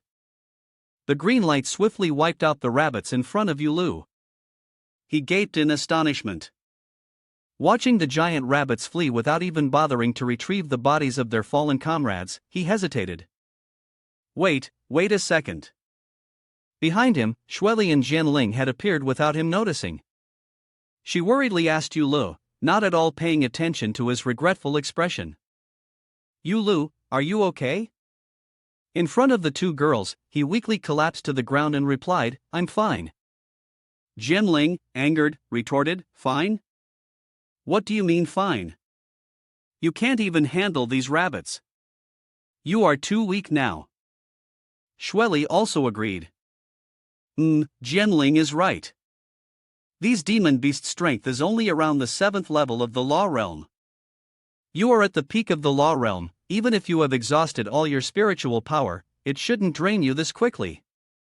Yula laughed carelessly, "Who knows, maybe it's because I'm just low quality to begin with. Jianling, with an air of understanding, explained, I know, my sister Shin Ningzhu also encountered this situation before. Yulu, puzzled, asked, huh? She continued with admiration, Sister Ningzhu is the most intelligent sword cultivator in the world in Sword Heart. Her teachings have recorded this kind of thing. Yulu, intrigued, asked further, so, what does it say? But Jianling replied coldly, you see, Yulu, I have no words left for her attitude. After a long pause, Yulu began to figure it out. Ha! Yulu continued, this happened after the Sword Heart was forged.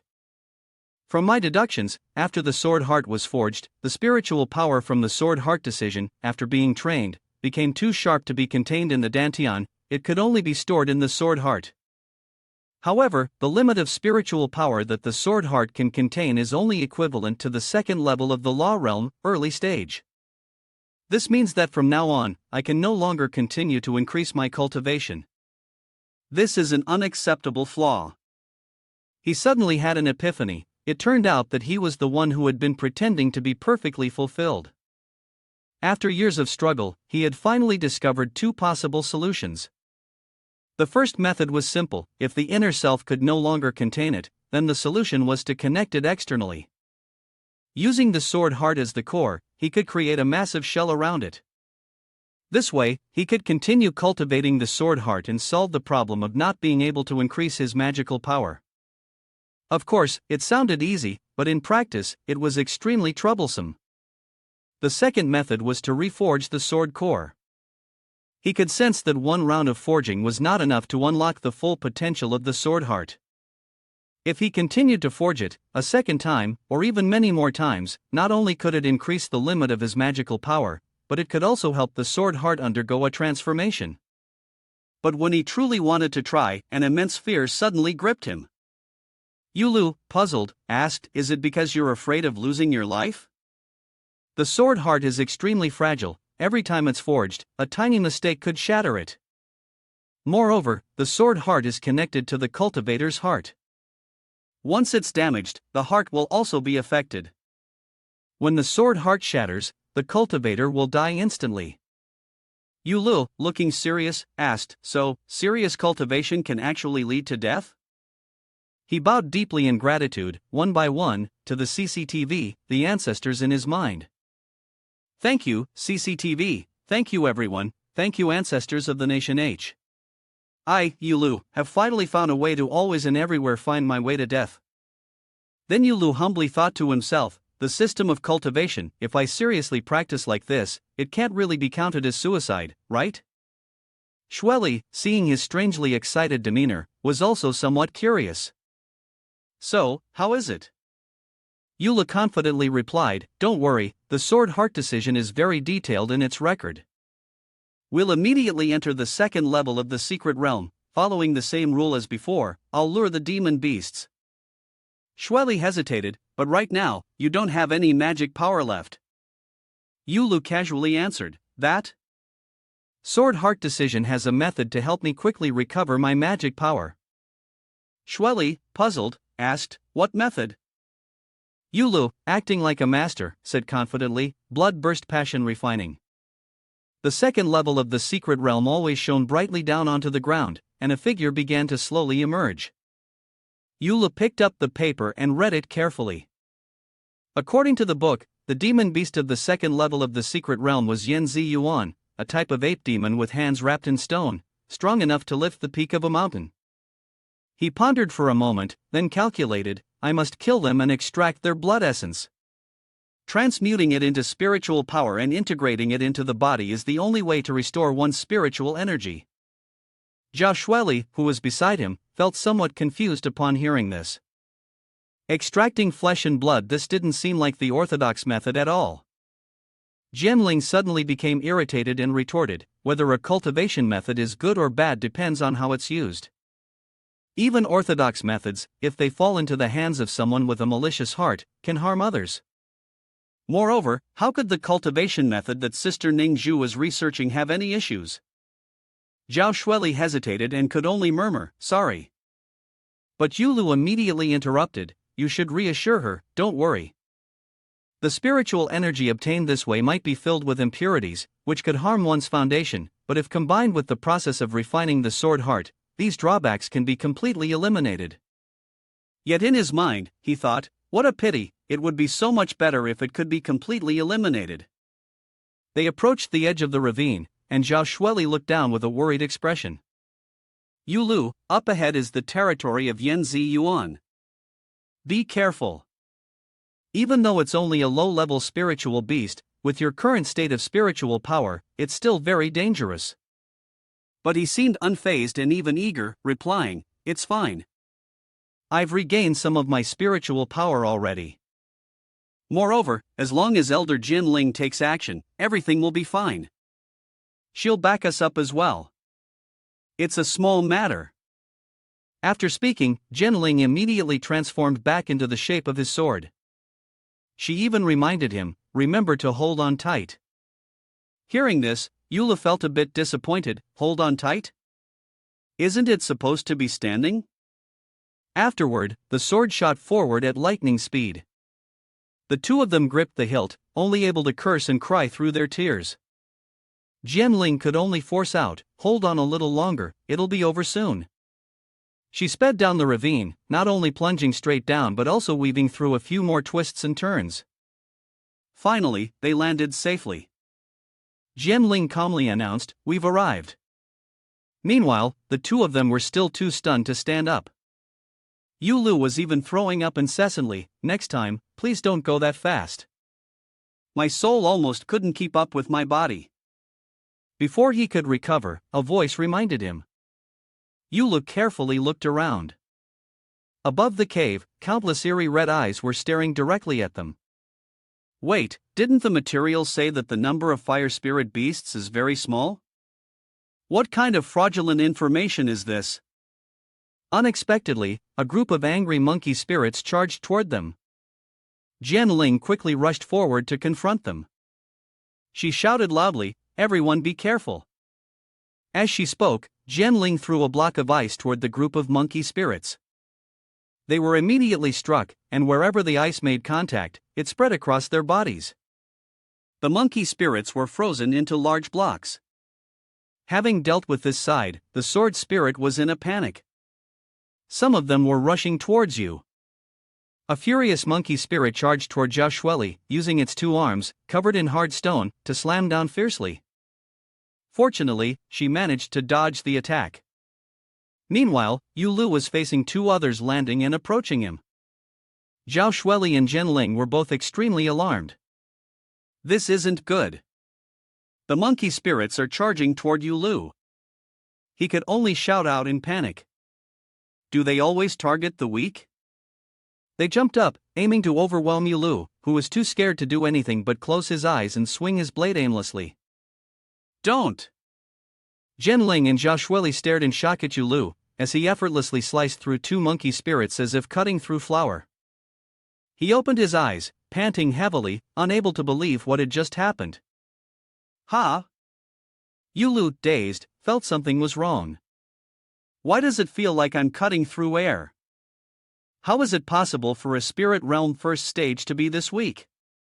Before he could even think further, another one charged at him.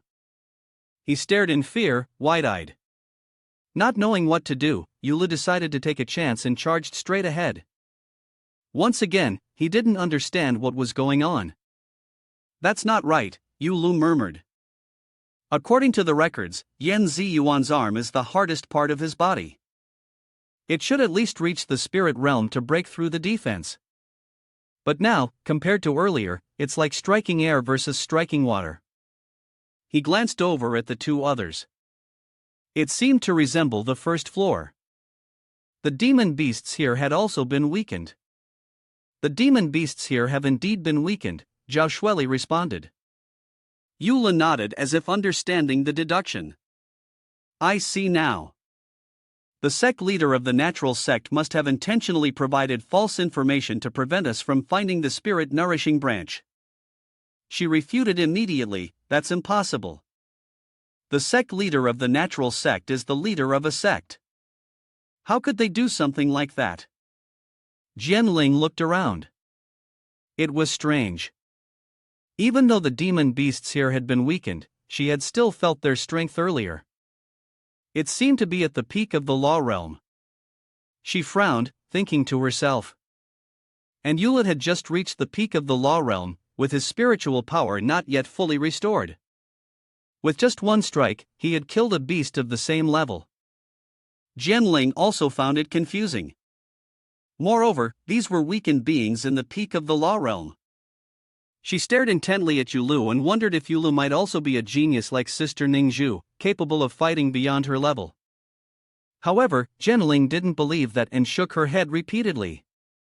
Yulu told Zhao Shueli, I suddenly remembered when I first arrived at the natural sect, the sect leader seemed to be deliberately dragging out time. Coupled with the strange occurrences that kept appearing on the first and second floors of the secret realm, could there have been some kind of incident inside the secret realm? She was surprised. An incident? Zhao Shueli thought for a moment and then said, if that's the case, then why did he still allow us to enter? Perhaps Yulu, you're right.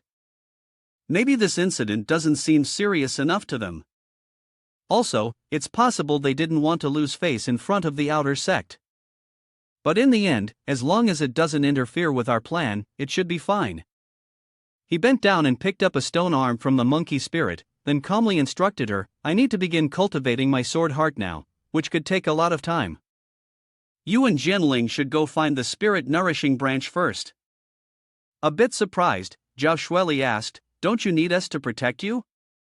Yulu confidently replied, no need. I know my limits, and besides, the demon beasts have already been weakened. What's there to worry about now? She still seemed a little uneasy, alright, be careful. After saying that, Zhao Shueli turned and left. Jianling, let's go. He stood still, watching the two of them move forward, then raised both hands high in the dark cave. Gradually, a shining streak of light appeared, the spiritual energy becoming much clearer. Yula thought to himself in satisfaction, the first step of tempering had inadvertently been completed thanks to the pressure just now.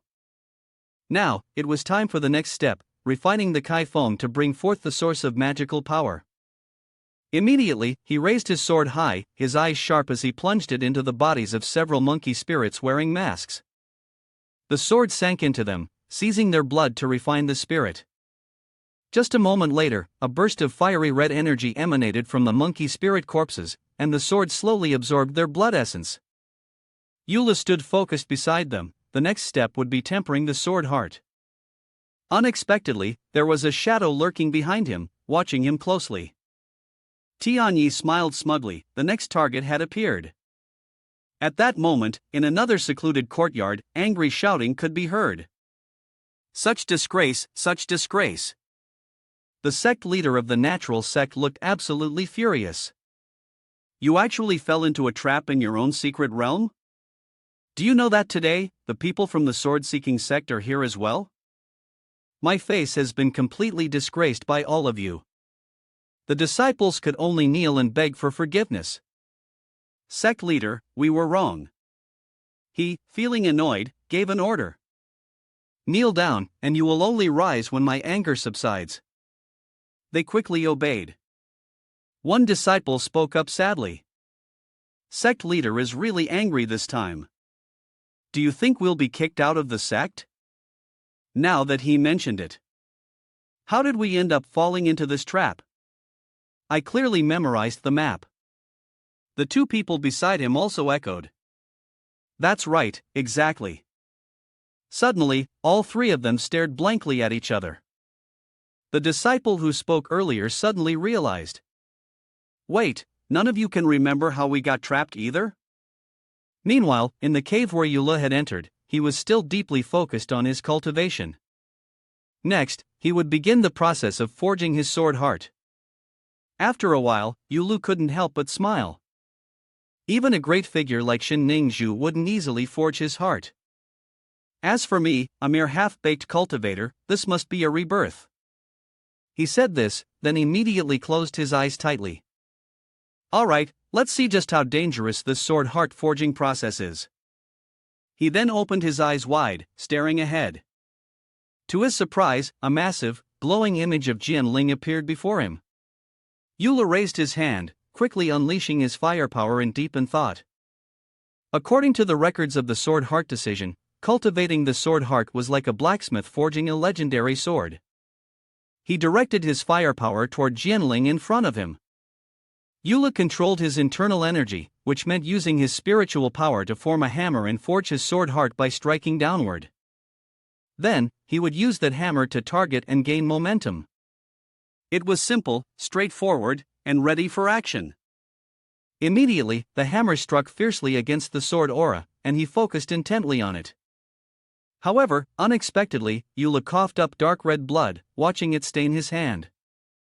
Yet, Yulu remained calm, truly worthy of his cultivation technique, which even Eldershin dared not attempt.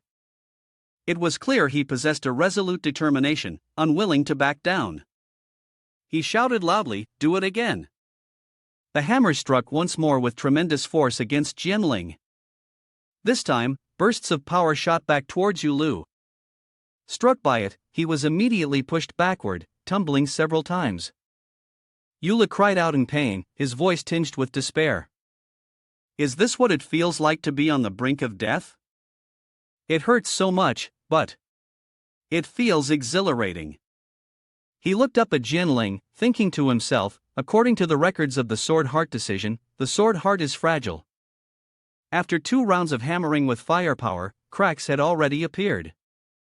Each time the hammer of spiritual power struck. They are all at risk of cracking, and moreover, the risk increases over time. Yulu, however, smiled wickedly. If that's the case, then just smash it. With that, he did as he said, laughing gleefully, his hands swiftly raising the hammer in excitement. I smash, smash, and smash some more. By now, Jianling had turned a bright red, with cracks spreading more densely by the moment. Ha! You want to crack already? A notification appeared on the screen. Congratulations, host, you have successfully refined it for the first time. My magical power has leveled up to the 2nd tier of the magical realm. Truly, you live up to your reputation. After reading it, Yulu scratched his head, looking somewhat embarrassed. Don't make it sound like I'm so amazing. The system screen even seemed to feel embarrassed for him. He suddenly realized, wait a minute, Yulu is going crazy, what did you just say? Immediately, the screen displayed, system shutting down. Yulu, not bothered by the system anymore, turned his attention back to Jianling. Now, it was completely covered in cracks. He wiped the blood from his mouth and thought to himself, this Sword Heart decision really is dangerous. Even if I successfully refine it, it could shatter at any moment. If this keeps up. His eyes then lit up with a spark, I just need to keep smashing, right? Isn't that the way to meet the lady of the underworld? Yulu continued to increase the intensity of his firepower. This time, the forge was making a monstrous hammer, the small hammer was simply no fun. Yuli's gaze was serious, determined to go all in this time. Let's go big this time. He shouted as he slammed the hammer down onto Jianling, beginning the process. It seemed to have results. Yulu laughed, but his expression froze. Despite his full strength, Jianling remained unharmed. Yulu was stunned. What? He was dazed, confused. This coincided with a notification from the system. Congratulations, host, you have successfully leveled up. Your current magical power has reached the 3rd stage of the magic realm. Yulu could only stand there, bewildered. Not only had he not died, but he had also broken through to a higher level. A breakthrough to a higher level? He collapsed, falling to the ground. Sword Heart had shattered to pieces like this. Not dying was already a blessing, but how could he have broken through? The system continued. According to scientific analysis, due to the host's overly violent forging technique, the probability of Sword Heart cracking on the first attempt was 80%. Yulu listened intently, but because the host had used the giant hammer for the 2nd time, which contained a massive amount of magical power, the resulting force caused a transformation in the material. Each forging was equivalent to 2 sword heart refining attempts. Under the influence of the spiritual power, sword heart did not become any harder. He immediately exclaimed, "In other words." The screen continued, "In other words, if the sect leader uses the small hammer for the second time, and the spiritual power is insufficient, lacking in intensity, failing to meet the standards for forging the sword body, then by now, you would probably have already gone to meet Yama King." Yula lay face down, his soul lost on the ground. The system kindly reminded him, "Please take care, sect leader." With no other choice, Yula pushed himself up with his hands. His head hurt as he tried to calculate, thinking he had to try again. He didn't believe it. Determined this time, Yula continued cultivating his inner strength. If he didn't die from this, he might even jump straight to the 3rd level. Something felt wrong, his face showed confusion. Yula raised both his hands, only to see his spiritual power completely drained. Was he supposed to use blood sacrifice to absorb more spiritual power? Suddenly, a sound came from behind, and Yula quickly turned around. What was that sound? Something had appeared behind him. The door at the sect mansion, which had been mentioned earlier, suddenly seemed to remember the disciple position being reprimanded. "I remember now, it was a door," he said. "Did we hear a voice telling us to enter?" The other two nodded. The disciple position was sweating, uncomfortable as he covered his ears. That voice, a voice that made one feel nauseous and sent chills down the spine, a harsh, sweet, pig-like tone, as if a deadly poison was simmering within. The person sitting next to him looked on in shock, shaking him. He continued muttering, and the door before them seemed unusually ominous, as if it were still in a cave. Jianling hurriedly asked Zhao Shueli, "Hey, why are you running so fast?" She replied, "I sense something." Right next to Yulu, yet they only saw him step into the strange door in front of them. The two of them froze, shouting, "Yulo?" But in reality, both Jianling and Zhao Shueli only saw the skull of a beast. What was that? Jianling and Zhao Shueli frantically ran after him, shouting loudly, "Yulu! Yulu!" Both of them rushed towards the direction Yulu had gone, but Zhao Shueli suddenly froze. The beast's skull that had been there before was still there. The two of them rushed forward, but when they got close, it vanished in a bizarre manner. Jianling barely managed to utter, "It's gone." She looked around, but the door was nowhere to be seen. Zhao Shueli suddenly turned pale, her eyes wide with fear.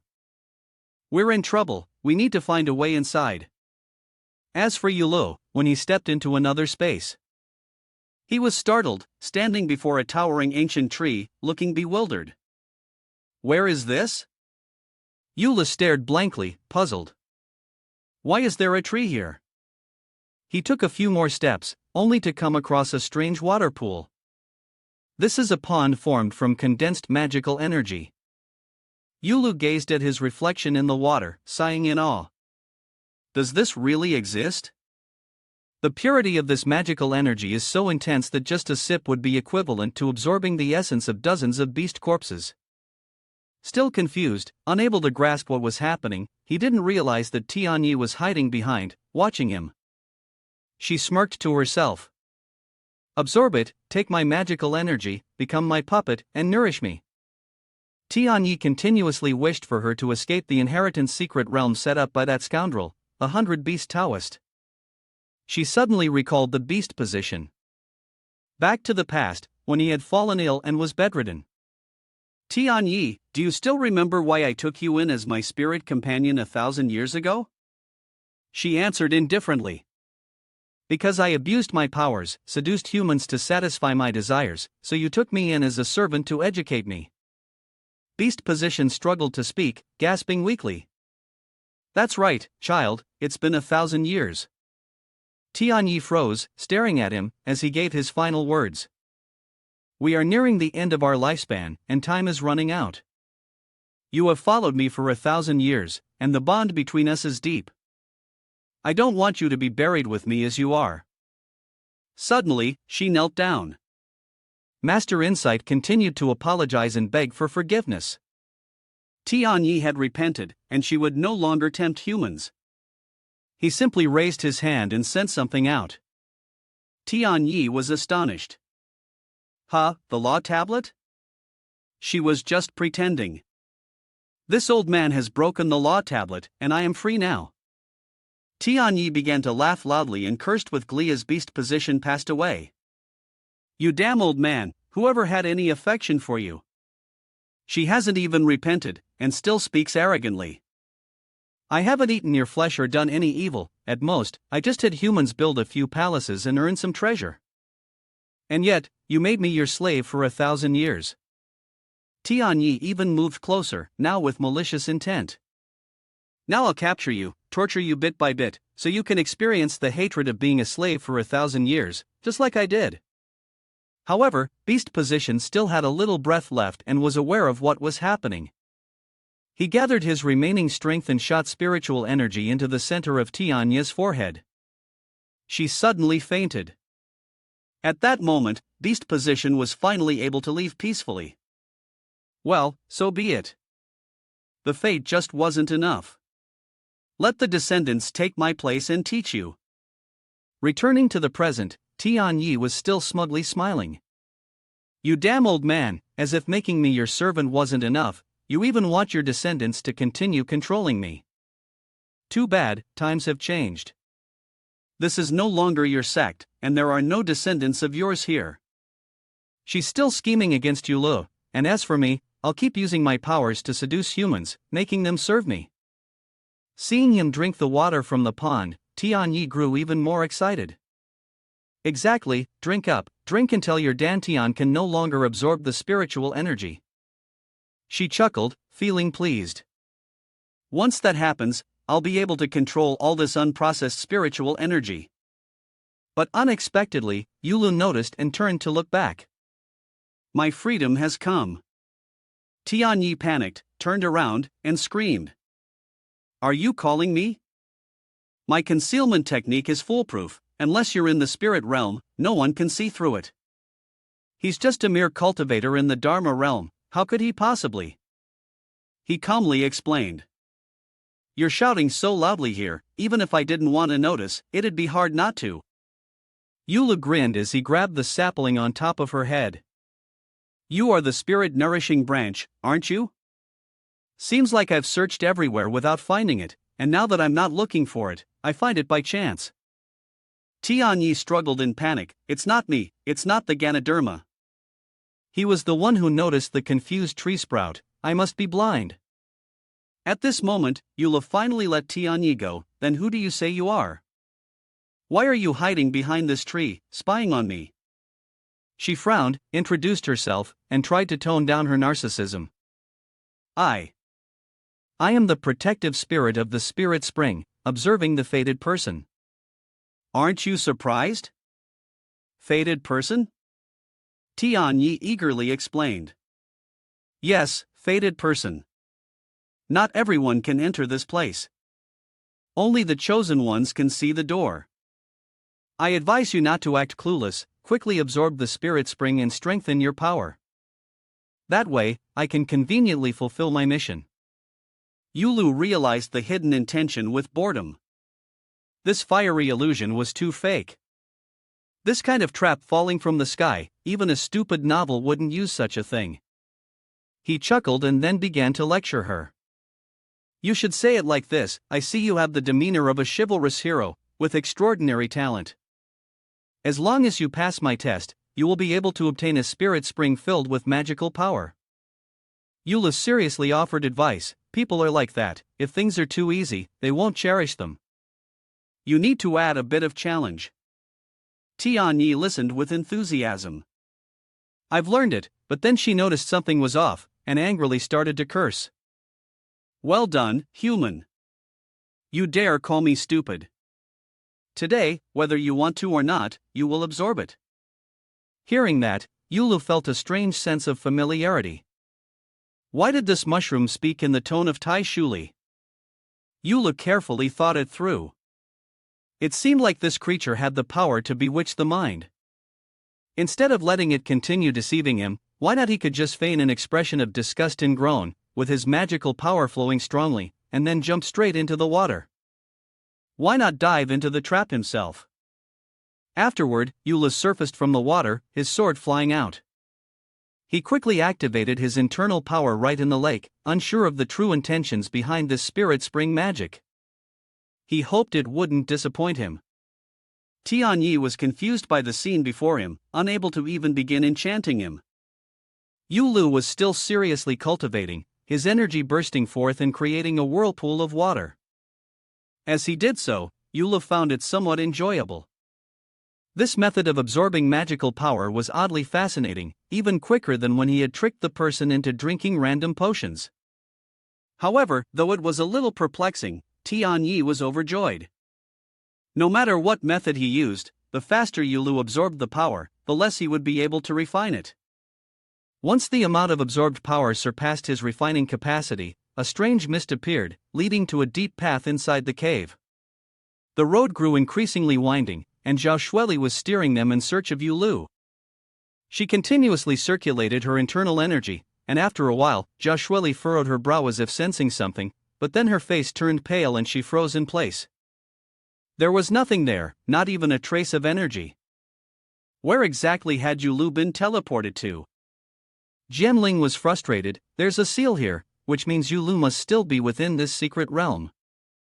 But with such a teleportation barrier, the old man from Natural Sect never mentioned it, and the documents didn't mention anything about it either. Zhao Shueli wondered aloud, what happened just now was really strange. Eula is the prime sword candidate of sword-seeking sect, and Natural Sect surely wouldn't want him to get into trouble, unless... She frowned, seriously considering the possibilities, though they were still uncertain. Jianling suddenly realized, a place even Natural Sect doesn't know about. As for Eula at that moment, could this be the hidden refuge of the spirit-nourishing branch? Tianyi remained focused as she watched him sitting in the cultivation pool. The last time, those 3 cultivators had absorbed their fill in less than an incense stick of time, and this one was clearly of a higher rank than them. She silently concluded, he must be a core disciple of an outer sect. Capturing him would bring far greater benefits than those 3 insignificant disciples from before. Tianyi laughed loudly, fantasizing about the scene where Eula would kneel and offer a tribute to the queen. She stood confidently, observing him, and said, "Let me teach you just how treacherous the world can be." Eula closed his eyes passionately and then suddenly opened them wide. Tianyi was startled. Did I accidentally speak too loudly? He lowered his hands into the water, and Eula dipped both of his hands in, sitting silently without moving. She exclaimed in shock, is he absorbing with his hands? Can it be done with hands too? No wonder he's a core disciple, his methods are truly diverse. Tianyi, still naive, thought to herself, but this is where it ends. I've spent hundreds of years setting this trap. She calculated that the spiritual energy in this place had already been depleted. Since I awakened from the seal, I could only absorb the thin traces of spiritual energy from the heavens and earth, transforming it into magical power, day by day, year after year, in an endless cycle of insignificance. Fortunately, after the spirit spring formed, the number of magical beasts I enchanted kept increasing. They all became nutrients for me, greatly accelerating my absorption of spiritual energy. Tianyi smirked with a malicious grin. Now, with the spiritual energy I've stored, not even a perfected Taoist might stand a chance. Even someone in the 10th layer of the spirit realm would explode at my will. Unexpectedly, he even submerged his face into the water. Eula opened his mouth to directly absorb the spiritual energy. She couldn't help but tremble, her hand shaking. Tianyi was exhilarated with joy. Interesting. Have cultivators of today become this powerful? But the human dantian has its limits. How much spiritual power can it hold? Unless he's not human. After a while, Eula resurfaced. He still kept his eyes tightly shut, a serious expression on his face. She continued to wait, hoping to observe. Has he finally reached his limit? Tianyi shouted in excitement. It's time for me to harvest. Suddenly, Eula released his inner strength, causing the lake to explode. She stood there, greatly affected by the force. Tiani was blown by the strong wind, her face contorted from the impact. Unable to bear it anymore, she had no choice but to beg. Stop, stop, this is Tiani, confused.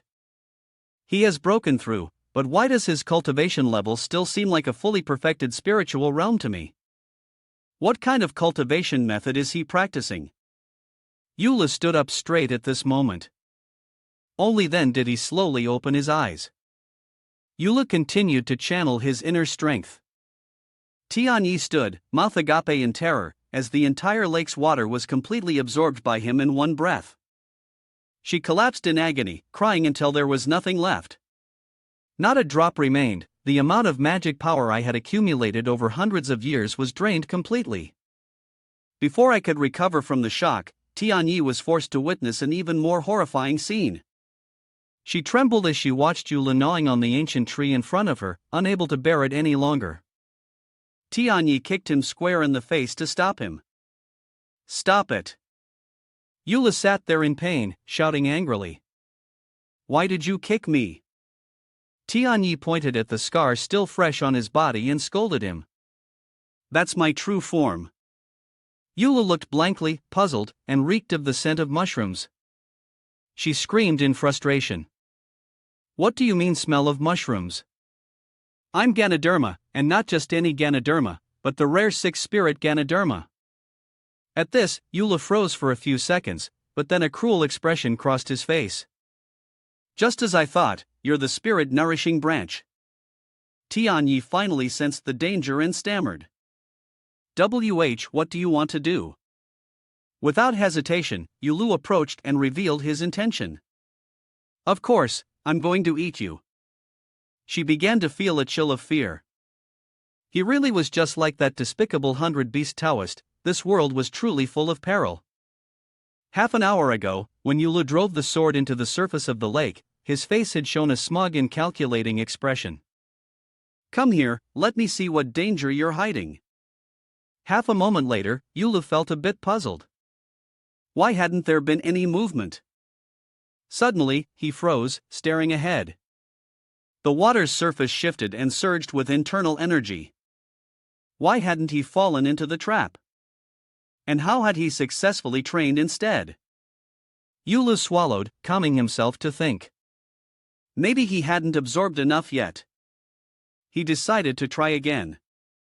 His eyes widened in astonishment, his expression now more terrified than before. The water kept shifting, rising without end. He wondered aloud, did I just break through again? Is this spirit spring not only free of traps but also a supreme tonic? Eula's gaze fell on the sword. The training had finished, but the sword heart was still absorbing spiritual energy, even beginning to drain his own life force. He remembered the time when he had plunged his face into the spring to drink the water dry. At that moment, he had been starving mad, his body uncontrollably charging toward the spirit spring, desperately absorbing the spiritual energy within, even climbing trees to chew on leaves. When the spirit spring ran dry, he had even bitten into the willow tree. Eula slowly started to realize that perhaps it was the sword heart that had been manipulating his body's instincts. He furrowed his brows, deep in thought, Bai Chao Si really didn't lie to me. Even though Tiani was eager to rush in for revenge, Eula remained surprisingly calm. This minor family fire is truly a treasure. I only need a small piece, and the effect is even greater than half a vial of spirit spring from earlier. She shouted loudly in refusal, give up, even if I self-destruct, I will never let you have it. I will not allow myself to be enslaved by others again.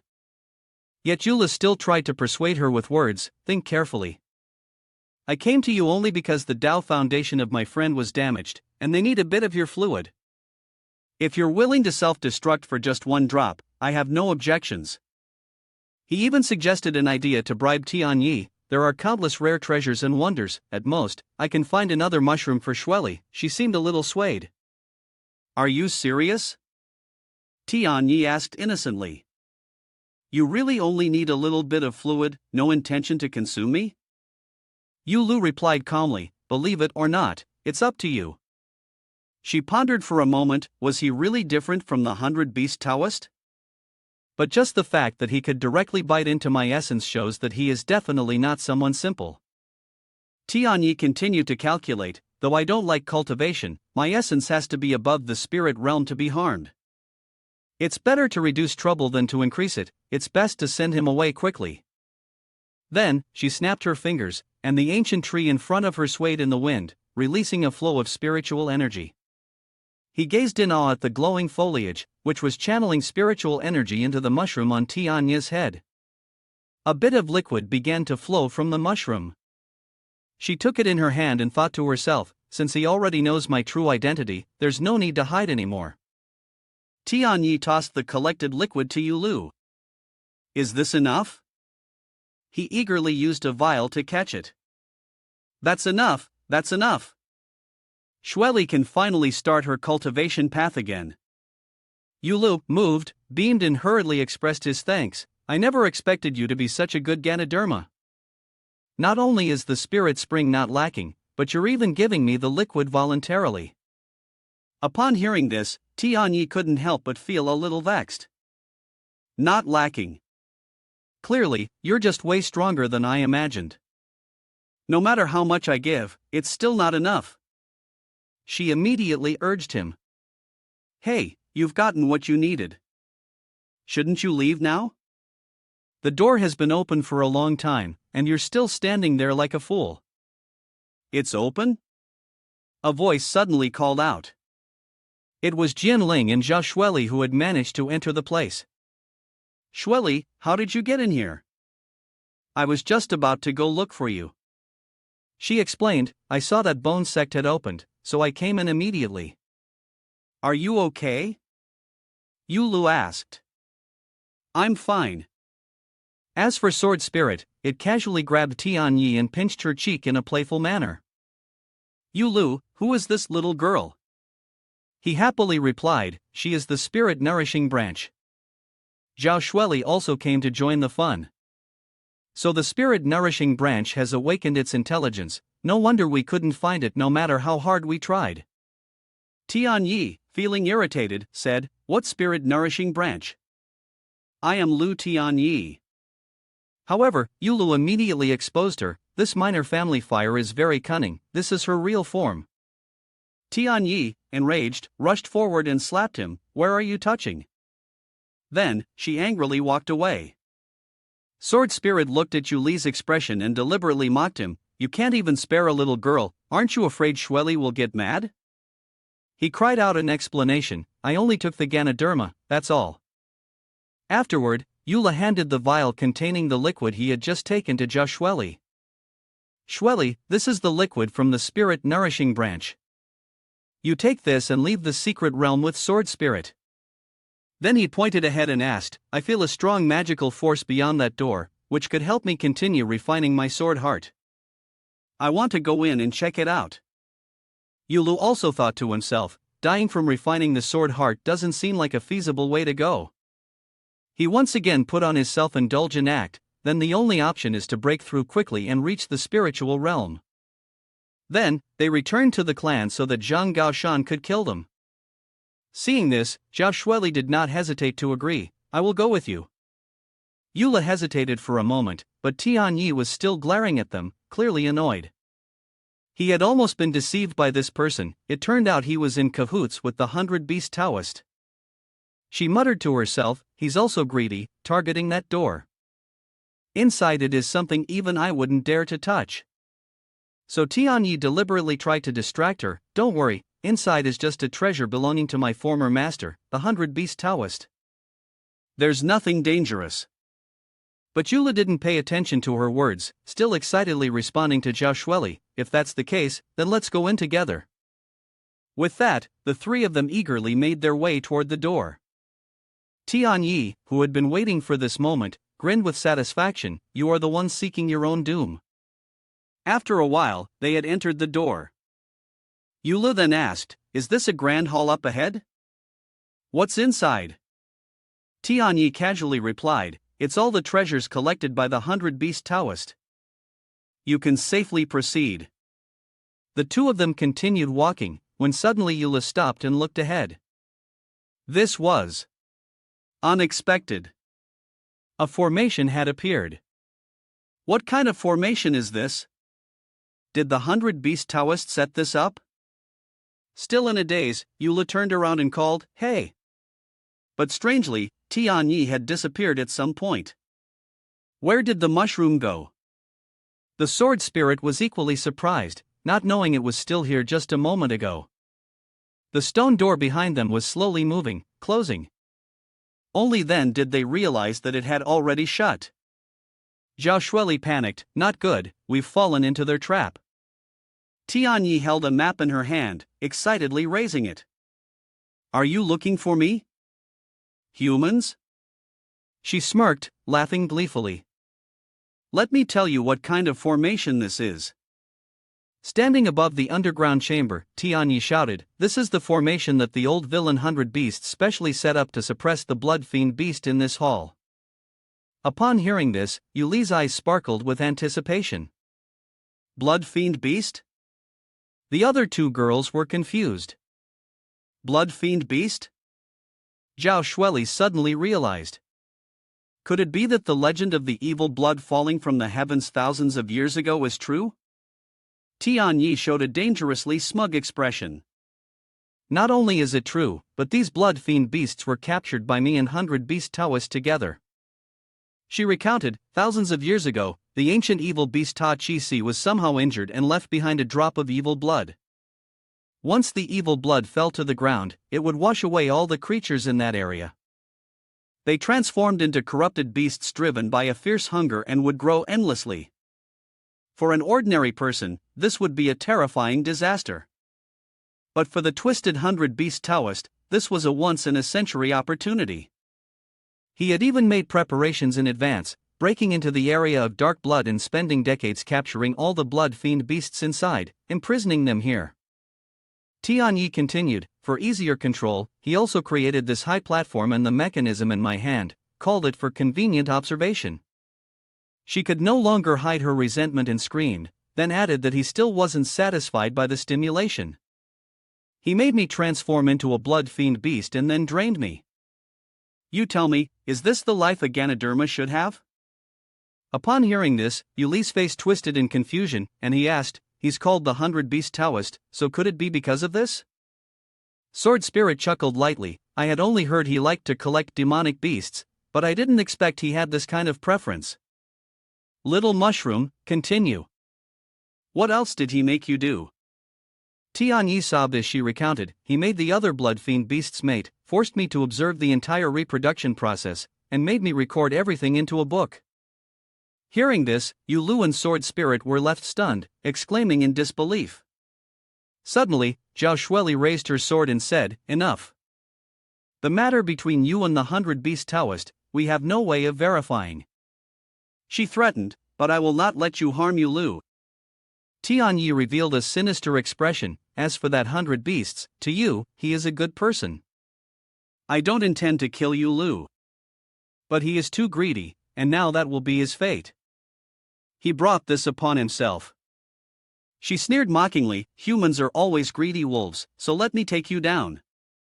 The magical battle from earlier gradually faded away. Yulu looked up in panic, the seal was gone. At that moment, the ground began to shake violently, an earthquake, but they didn't need to duck.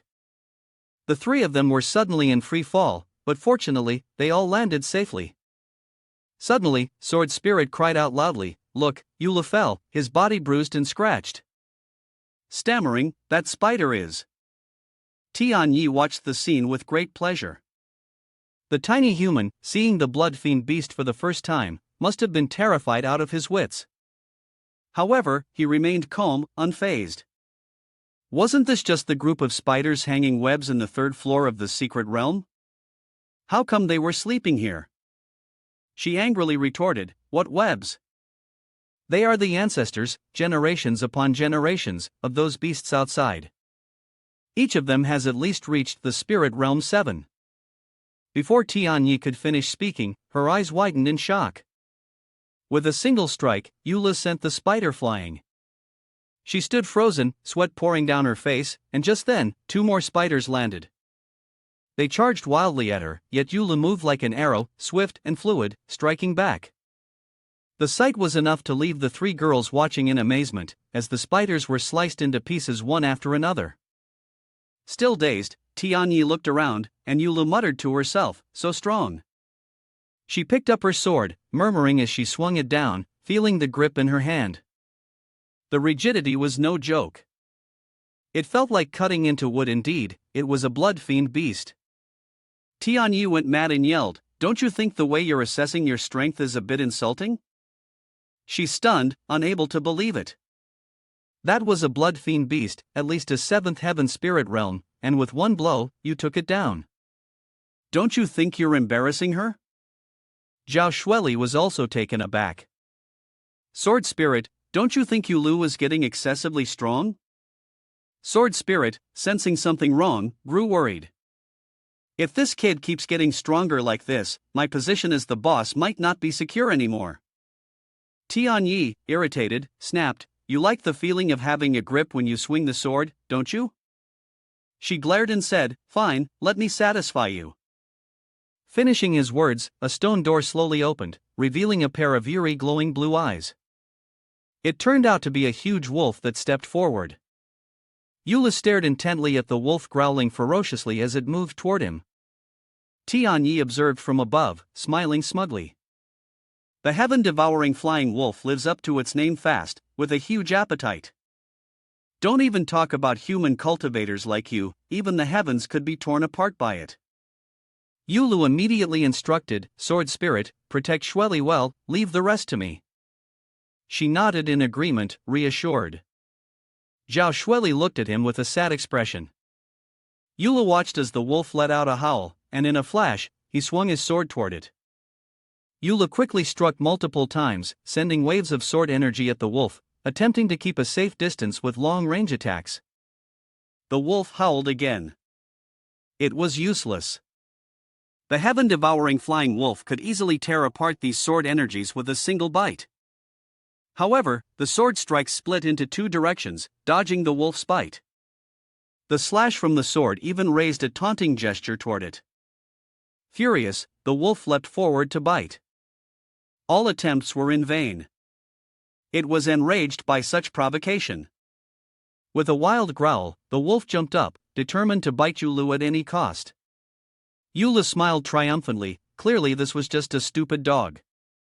The sword wound was deliberately twisted, blinding it, making it unable to see anything. The wolf dog, now dizzy and disoriented, had lost its ability to fight and collapsed to the ground. Tianyi and the other two stared in disbelief, their mouths agape. Yula turned around, teasing intentionally, "Little mushroom, this beast is no good, it speeds off, and the feeling of the sword cutting down wasn't satisfying. I even purposely held back some of my strength." She yelled angrily, "Don't get too smug." Tianyi made a decision, then smiled and commanded, "Then let's all go for it." The stone doors opened one after another, and eerie sounds came from inside the dark stone gates. Iron-armored sect bear, iron-pattern earth roaming rooster, fire soul tiger, silver shadow steel fox. Tianyi confidently taunted, "How about it? With so many beasts, there must be one that suits your taste, right?" Yula scanned them briefly, then smiled as he spun his sword to face the monsters. He suddenly leaped up, delivering a single blow that struck their vital points. His sword was soaked in bright red blood, and Yula smiled victoriously. Tianyi was once again stunned. How could this be? He quickly planted his sword into the dead bear's corpse. Yula laughed loudly, feeling triumphant. Many thanks to the spirit-nourishing branch for the reward. The blood essence of these beasts, I accept it as a mockery. Tianyi, feeling a chill run down his spine, continued practicing his sword chi. With so much blood essence, it should be enough for me to refine my sword heart once more. She was horrified upon seeing this. What's happening? From Yuli's position, a terrifying skull materialized. Has this brat gone mad? Zhao Shueli cried out in panic. Yuli's sword spirit quickly intervened. Yulu, stop. At this moment, Yuli's power erupted more violently than ever. Frowning, he sensed something. Yuli's eyes were wide open, and the sword chi now took on a monstrous form. An eye appeared, and from the sword chi, strands of energy emerged, wrapping tightly around him. What kind of monstrosity is this? Yula suddenly collapsed to the ground. When he turned around, his eyes had become a terrifying red. Yula growled angrily, "Hungry, so hungry." He yelled loudly while unleashing his power. So hungry. The sword spirit furrowed his brows in confusion. Zhao Shueli, realizing what had happened, deduced that the bloodlust from absorbing the blood-refining essence had affected his mental state. Hearing this, she panicked. No, he promised he would find Ningzhu's sister with me. He could not lose his mind. Sword Spirit hurriedly rushed towards Yulu. I will control him, you help him eliminate the killing intent. Zhao Shueli immediately complied. At this moment, he was almost losing consciousness. Sword Spirit shot out a shard of ice to block, calming him down. Immediately, Yulu was stopped in his tracks. She looked down from above and thought to herself, it's working. However, his hand immediately moved, circulating energy, and the fiery force erupted, shattering the ice. Sword Spirit was shocked. What? Yulu is going berserk. Zhao Shueli shouted from behind, no, just the two of us might not be able to suppress Yulu. Sword Spirit began to think, if only something could attract his attention. She then turned to look at Tiani and thought, got it. Tiani looked down, pondering. This kid really has entered the state. She chuckled in delight, this is the retribution for drinking all my spirit spring. Let them continue to destroy each other. However, before she could revel in her joy, the stone wall suddenly collapsed into pieces. Tianyi screamed in terror, looking down at Yulu, who was frantically throwing ice as he advanced. He quickly rushed to attack her. Tianyi, scared out of her wits, reached out to grab him, but she suddenly vanished. Tianyi tightly shut her eyes, accepting her fate. She slowly opened her eyes and sobbed quietly. Sword Spirit smiled gently, offering reassurance, don't worry, she's determined that we will definitely save you. Yet, just a moment later, Sword Spirit quickly changed her demeanor, despite having just said that she would throw Tianyi directly toward Yulu. You need to help us with something, focus on your magic power immediately. Yulu rushed after Tianyi, continuously asking, magic power? At this moment, Zhao Shueli shouted loudly, Senior, don't hesitate, act now. Sword Spirit made her move, and Yulu was instantly blocked. Tianyi was shielded by a layer of ice. What was happening? Yulu lost his resolve and muttered repeatedly, magic power flesh. Tianyi cried out in fear, Jiumin. Both of them were trapped inside a massive ice sphere. Senior Sword Spirit is truly clever, she praised, keeping Yulu in place makes purifying him much easier. When she received the compliment, Sword Spirit became embarrassed and stammered, it's just. Okay. The two continued with the plan. Then, at the same time, both of you strike with your palms at the ice sphere. Let's begin. Zhao Shueli thought to herself, Yulu, I will never abandon you, just like you never abandoned me before. Seeing you in such an unstable state, Tianyi suddenly opened his eyes wide, watching you wake up in a strange space. Staring at the woman in front of him, Yulu was confused and asked, who are you? She was a woman wearing an eye patch, and she sat down to speak with Yulu. You have practiced the sword heart decision, so I can be considered as half your master. Hearing this, he was astonished, you are Shin Ningzhu? Where are you? The sword spirit has been searching for you. The woman acknowledged that there was an issue with the sword heart decision, and likely, you had already noticed something unusual. Yulu recalled how the sword had manifested a strange red eye. He replied, it really is strange. Just now, it seemed like I was being imprisoned by the eye on the sword heart. Yulu then asked, Senior, do you know the cause? She simply answered, I don't know. The sword heart decision was not created by me. He jumped up in panic, what? Yulu was puzzled, but when Guang Elder gave me the sword heart decision, he clearly said. The woman did not respond. She stood up, walked over, and raised her hand. What did he say? She lifted Yuli's chin and said, he said the sword heart decision was created by me, and that's why you're so surprised, right? She immediately sighed. Wang Jr. brother still has such poor judgment and yet he accepts such a foolish disciple. Then, the woman turned her back and left. In fact, what he said was partly right and partly wrong. She recounted, several hundred years ago, I happened upon a secret realm of inheritance, and suddenly, my mind became clear, as if I had gained some profound understanding. I was overjoyed and stayed in the secret realm for half a year, combining my insights with my own comprehension, and created the sword heart decision. But gradually, I realized that even though this cultivation method was written by me, it contained secrets that even I couldn't fully comprehend. This was obviously strange. I began to doubt whether I truly created this cultivation method, or if, without my knowledge, some strange, demonic existence had subtly influenced my mind and guided me to write it. If that weren't the case, why would it be tied to ancient secrets, and why would it be related to the demonic sect? Yu Lu was confused. Ancient secrets? The woman then turned around and asked, what's wrong? Are you trying to help me, you foolish disciple? Unfortunately, right now, you can hardly even protect yourself. Let your master give you some guidance instead. Hearing this, he was dumbfounded. The one speaking was the person who didn't know how to resolve the issue. She explained, though the sword heart decision was not created by me, and I don't know how to completely solve your situation. I do have some speculations. Yu Lu listened attentively. Do you still remember where the murderous aura went after your first training with sword heart? He frowned and scratched his ear. Where did it go again? Yu Lu recalled that when the murderous aura was sharpened by sword heart, it disappeared without a trace. But as I practiced sword heart more, the spiritual power from the blood draining refining also gradually increased. Over time, it seemed like sword heart could no longer bear it.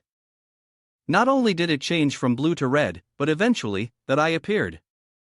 The woman continued speaking, that's right.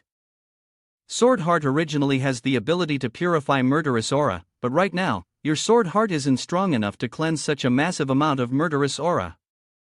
Gradually, Yu Lu understood her point, reasoning that if he continued training sword heart, he might be able to use its purifying ability to eliminate that eye. She smiled and praised him, you're not completely stupid, you might just be worthy of being my disciple. Yu Lu looked around in confusion. What is this? What kind of fog is this? Seeing the woman moving further away, he hurriedly called out, are you leaving already? I still have so many questions I want to ask. She calmly replied, right now, I am just a trace of consciousness. I cannot stay long. If fate allows, we will meet again. Yu Lu panicked and shouted, at least tell me where you are. The woman reminded him, not forgetting to take care of her, as he fell face first to the ground. Where, return to the present moment? Yu Lu was still bound tightly by the sword chi. This is. I've come back. The eye from the sword chi still glared at him. It shot out threads toward Yu Lu. This time, he dodged the attack. Yu Lu thought to himself, damn, can't let my guard down for even a second, this is really dangerous, I almost got controlled by that eye again. He stared at it, calculating, temporarily setting everything else aside. I have to deal with this first. While dodging the threads from the sword chi, Yu Lu suddenly came up with an idea. Got it. He jumped high. Yu Lu deliberately led them to chase after him. Come catch me. He kept circling around it. Yu Lu intentionally acted as bait, making it charge towards him. With each passing moment, the threads grew closer. Yu Lu glared at them. At this point, they had wrapped around each other. Just as I thought. This eye hadn't developed any intelligence, it just attacked by instinct. He smiled smugly. Yu Lu provocatively said, come on, bring it on. The eye was confused. In that instant, Yu Lu unleashed his firepower. You're holding the hammer in your hand, and you're so excited. We'll go over there. Yu Lu rushed forward with the hammer, attacking instantly, striking hard at the sword aura. A loud sound of impact echoed, and the sword aura began to crack, shattering into many pieces. Yulu looked up intently, and to his surprise, a glowing sword appeared before him. His entire body began to glow as well. The system notification popped up, "Congratulations, host, you have successfully ascended to the first stage of the spiritual realm." Yulu was still in a daze when a voice suddenly called out, "Yulu, Yulu." Shweli was outside, calling out repeatedly. After a moment, Yulu came to his senses. She anxiously asked, "Yulu, you suddenly spoke up. I know the whereabouts of Shin Ningzhu now." The two others were also stunned. "What?" After recounting the story, it was roughly like that. Yulu thought for a moment. Time was limited, and the senior hadn't said much. "Sword Spirit is in a hurry. I want to go to the demonic sect to find her." Zhao Shueli quickly intervened. "Wait," she advised, "now is not the time for rash action. Not only do we not know if Shin Ningzhu is really at the demonic sect, but even if she is, the demonic sect is so vast. How do you plan to find her?" Yulu continued, "We should return to the sect first and report the situation to the sect leader to get their opinion." The sword spirit was anxious, but she interrupted immediately, "Don't worry." Yulu reassured her, "Once we confirm the clues with the sect leader, I'll go with you to find her right away." The sword spirit reluctantly agreed. "Then we are clear." He nodded confidently, "Don't worry." Suddenly, Yulu turned around, but before returning to the sect, the three of them paused to reconsider what should be done with this little mushroom. At that moment, Tiani had also awakened, and as she did, her body suddenly started to glow. What was going on?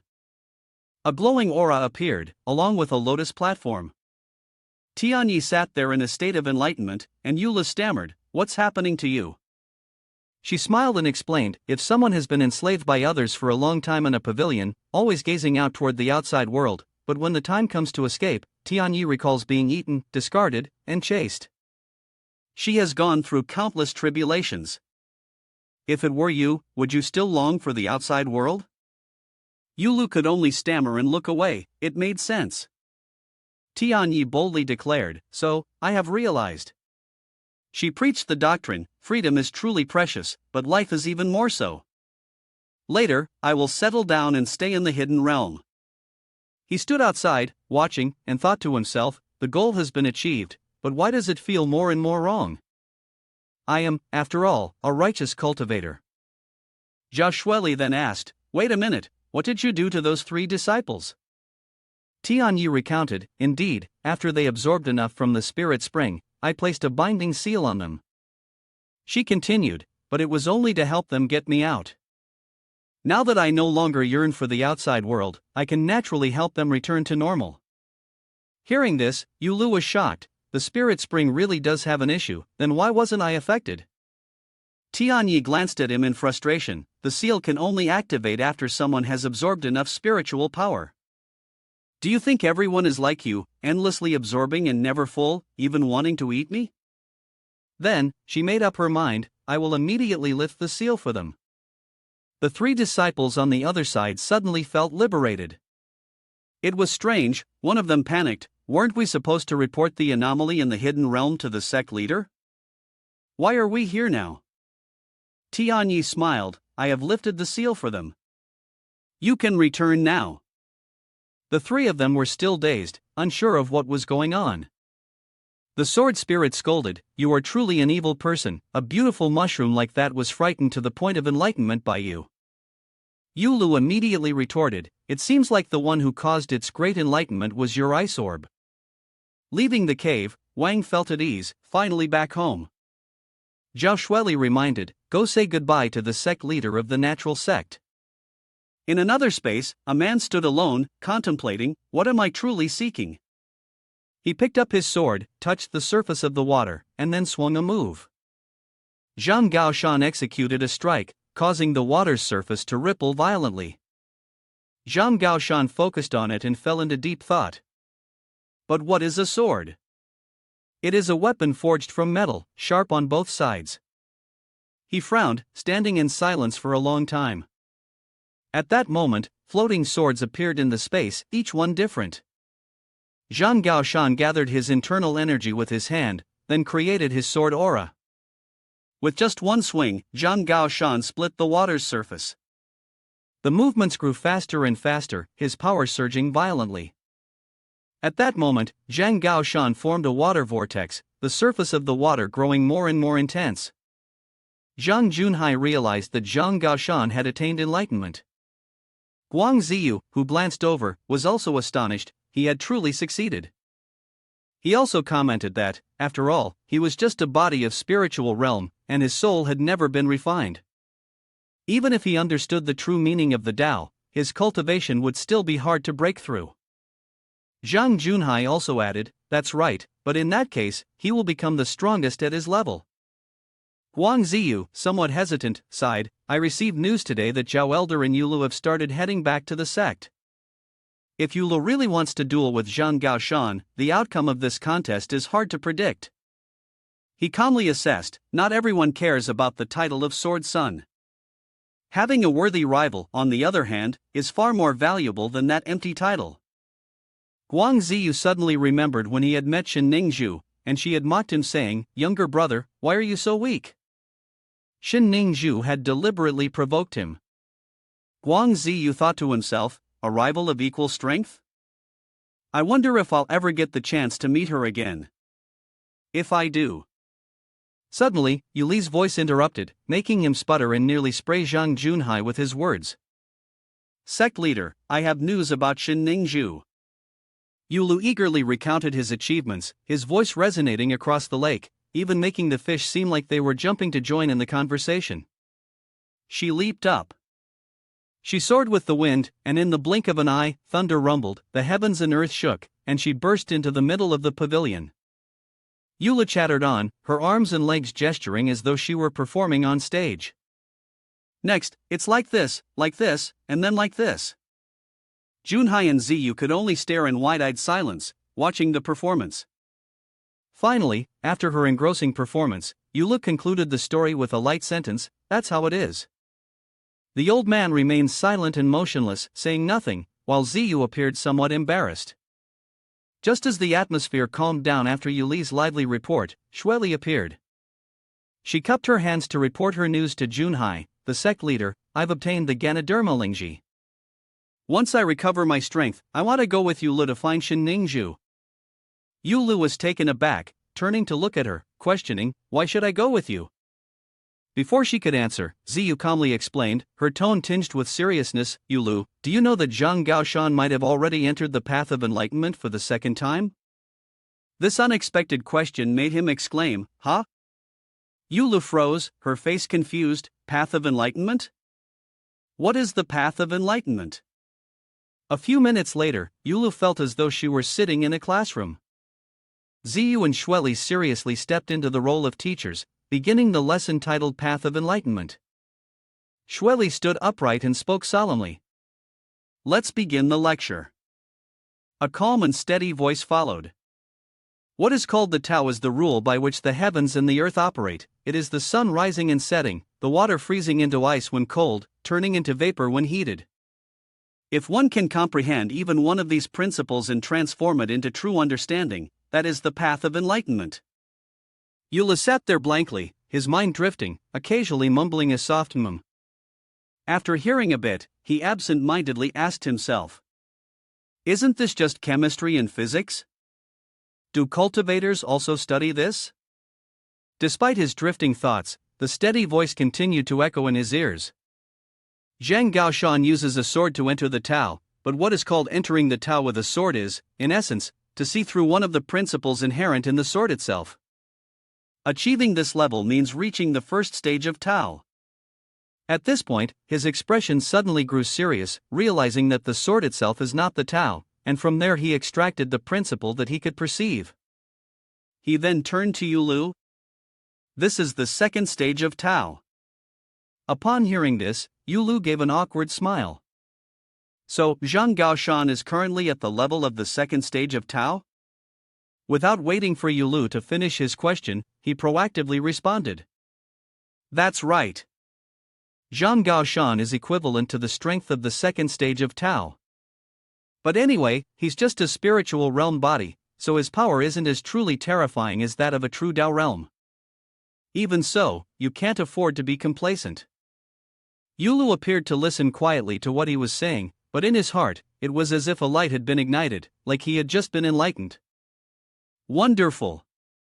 Zhang Gaoshan's strength was nearly on par with the second level of the Tao realm, while he was still only at the first level of the spiritual realm. Xueli, standing beside him, smiled slightly as she watched the change in his expressions, from joy to confusion, to bewilderment, and even excitement. It seems like he's really happy, huh? From Xueli's perspective, all she saw was him sitting upright, serious, like a model student. But in reality, his mind was full of nonsense. So, isn't it just a matter of striking a few random blows and he'd be off to meet Yama King? He was happily lost in his daydreams, laughing out loud, while she stood quietly beside him, admiring him. Truly amazing. As expected of Yulu, he wasn't the least bit scared by the path of enlightenment the second time around. After arriving at the competition area, Yula stood and looked down at the audience below. The crowd was as dense as a festival, packed together as if there were no tomorrow, and the sky wasn't any less crowded. Shadows of people hovered in mid-air, and he couldn't help but wonder why there were so many people here. Xueli glanced at the crowd in front of them and explained in a calm voice, because everyone wants to see the strength of Zhang Gaoshan after the second path of enlightenment. Yulu immediately snapped to attention upon hearing that. It seemed that the so-called path of enlightenment was indeed terrifying, and Guang Elder had not lied to him. Yulu gathered his energy and leapt into the air. His green robe swept through the air like a streak of lightning, and he landed lightly on the arena floor, under the focused gaze of thousands of onlookers. Looking at the opponent in front of him, a faint sigh escaped his heart. Though, he thought to himself, losing naturally in a duel and dying at the hands of Zhang Gaoshan still required careful consideration. After steadying himself, he crossed his arms and smiled, his eyes filled with mockery. I've heard you've entered the path of enlightenment for the second time, congratulations. Zhang Gaoshan tightened his grip on the hilt of his sword, his gaze as cold as ice as he looked back at him. Don't waste your breath. The wind stilled, and the only thing that could be felt was the oppressive killing intent rising silently after his words. Begin. Upon hearing this, Eula smiled and slowly took his stance, his eyes glinting with interest. Did he really want to be beaten this much? He swung his sword, its tip aimed directly at his opponent, his voice calm. Then I'll grant your wish. He silently added in his heart, Zhang Gaoshan, don't hold back, give it your all. On the other side, Zhang Gaoshan also began to gather his energy in preparation for battle, his eyes burning with fiery intensity. Do you think I'm the same as before? With that, he surged forward, his shout tearing through the air like thunder. You will pay the price for underestimating me. The two quickly engaged in combat, swords flashing in the air, the sound of metal clashing ringing throughout the arena. When their blades met, Eula smiled at his opponent, his heart filled with astonishment. So this is the speed of the Path of Enlightenment, version 2? However, less than a second later, the tip of his sword was cleaved in half by his opponent's blade. Xueli, watching from the sidelines, felt a pang of worry as she saw Yuli's sword sent flying far away. Yulu, pale-faced, lowered his gaze to the half-sword still in his hand, muttering to himself, "Where is my flower-bearing sword?" Seeing him still stunned in the middle of the battle, Zhang Gaoshan squinted slightly, thinking to himself, still distracted in the midst of the fight? Seizing the opportunity without hesitation, he unleashed his next move, the seventh strike of the Sunset Sword Manual. A gust of sword chi streaked toward him like lightning, and Yulu, completely unprepared, took the full brunt of the blow. From a distance, Xueli saw the situation go awry and cried out in worry, "Yulu!" His body was sent flying by the force, his weapon spinning away, his form like a fallen leaf drifting aimlessly through the air, before finally crashing to the ground. But it didn't stop there, his body continued to be pushed backward for some distance. Just when it seemed like he was about to fall off the arena, he managed to struggle and break in time. Xueli, on the other side, anxiously reminded him. "Yulu, falling off the ring means you lose." On the stage, Zhang Gaoshan did not relent. He quickly closed in and swung his sword again. Yulu gritted his teeth, his mind fixed on one thought: he could not afford to lose like this. If I lose, there's no way I'll survive. I have to get back to the center of the ring. Fortunately, this time Yulu managed to bend down in time, narrowly dodging the deadly strike. Taking advantage of the moment when his opponent was still off balance, he seized the opportunity and launched a counterattack with all his strength. His eyes became determined, and he gritted his teeth, saying, "Take this punch." A loud crash echoed across the arena as Zhang Gaoshan was hit, flying backward. However, the force wasn't enough to seriously injure him. Amidst the white smoke created by the friction, he managed to stop himself, his cold gaze sweeping toward Yulu. He was no longer just defending. Hearing this, Yulu chuckled softly, his voice tinged with sarcasm. "Is this really all you've got?" He clenched his fist, stepped forward into a defensive stance once more, his sharp eyes fixed ahead, thinking to himself, "If I want to return to the center of the ring, I can't just keep being forced into defense." The next moment, both of them charged forward simultaneously. The sword and the blade met in mid-air. Yulu unexpectedly blocked Zhang Gaoshan's sword with his bare hands, and an immense force exploded at the point of contact. Zhang Gaoshan froze, his eyes briefly filled with shock, his brows furrowed tightly.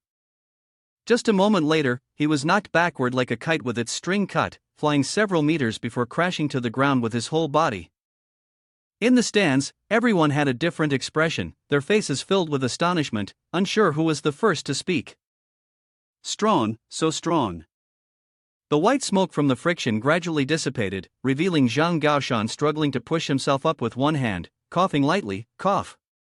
Cough, breathing heavily, sweat dotting his forehead, whispering almost in disbelief.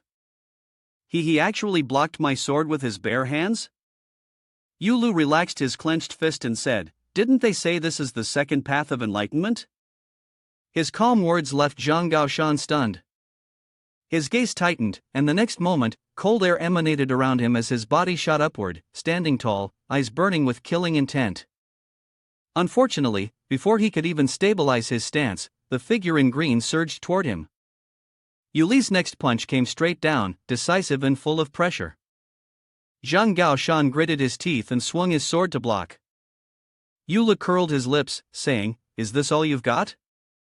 Zhang Gaoshan pressed his lips together, his gaze darkening, but he did not utter a word. That silence was like the undercurrent before a great storm. The two figures collided again, swords and fists intertwining in chaotic confusion. Yulu took the initiative to dominate the battle, each strike full of decisiveness and relentless speed, forcing Zhang Gaoshan to keep retreating, dodging with no end in sight. Shueli sat in the stands, watching him as he ruthlessly attacked his opponent, her brow furrowing as she assessed the situation. At this moment, he shouldn't be provoking his opponent like that. Zhang Gaoshan's swordsmanship is definitely not just this. Before she could finish her thought, she saw Yulu gather his spiritual energy, his aura surging violently, and once again, he launched a powerful strike towards his opponent. She sat still, wide-eyed, too afraid to blink. His greatest strength was in the arena. Yulu growled softly and swung his fist with tremendous force towards his opponent's face, the power of his strike creating a violent wave of air. For a moment, Zhang Gaoshan's mind flickered, can he really withstand this blow? In the stands, a few voices began to murmur, filled with excitement. They're facing each other head-on, this punch.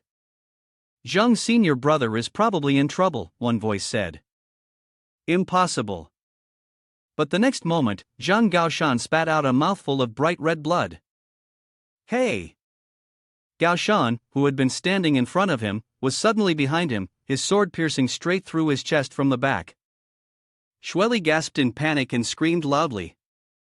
Yulu and the people in the stands, upon seeing his attacking move, began to discuss excitedly, realizing it was an illusion combined with swordsmanship. Zhang's senior brother was the most accomplished disciple in the sect in terms of spiritual realm, second only to the sect leader, having comprehended the entire Void and Deep Dragon Sword manual. Every movement of his could create illusions, plunging the enemy into a hallucination without them realizing it.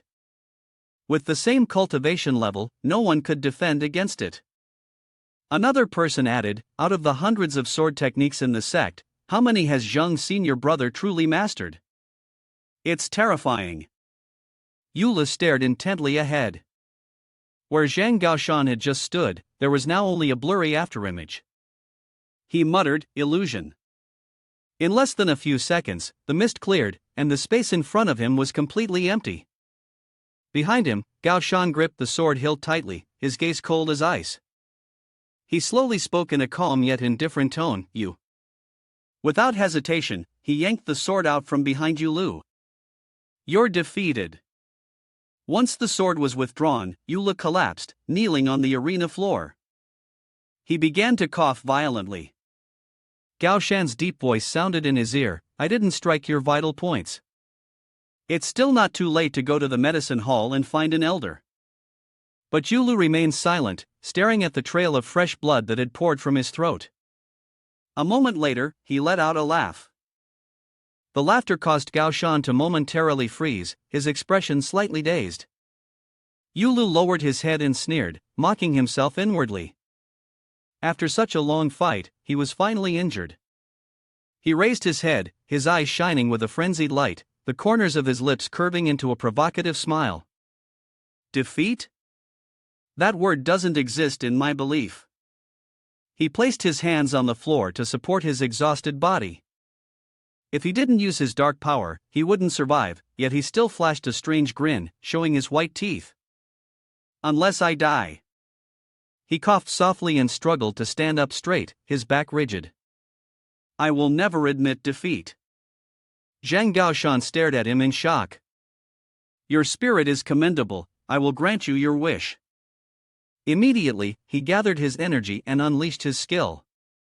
Shadows appeared on the arena floor, and in the blink of an eye, he charged toward Yulu. But Yulu wasn't afraid, nor did he yield. He gathered his energy to counter, his gaze cold. Is this all you have? With that, he threw several punches toward his opponent, but none landed. He was stunned and looked up toward the sky. Gaoshan was gathering all his power, diving down like a meteor, heading straight for him. Yet Yula broke into an excited smile, muttering to himself, now this is what I'm talking about. Wait until he was about to charge at him, Yula was still lost in thought. Finally, just as the sword was about to strike his face, he remained calm and smiling, his mind already plotting the next move. Next, all I need to do is make a half-hearted counterattack. Suddenly, a shield materialized out of nowhere, blocking right in front of Yuli's chest. Gaoshan's sword was now only a hair's breadth away.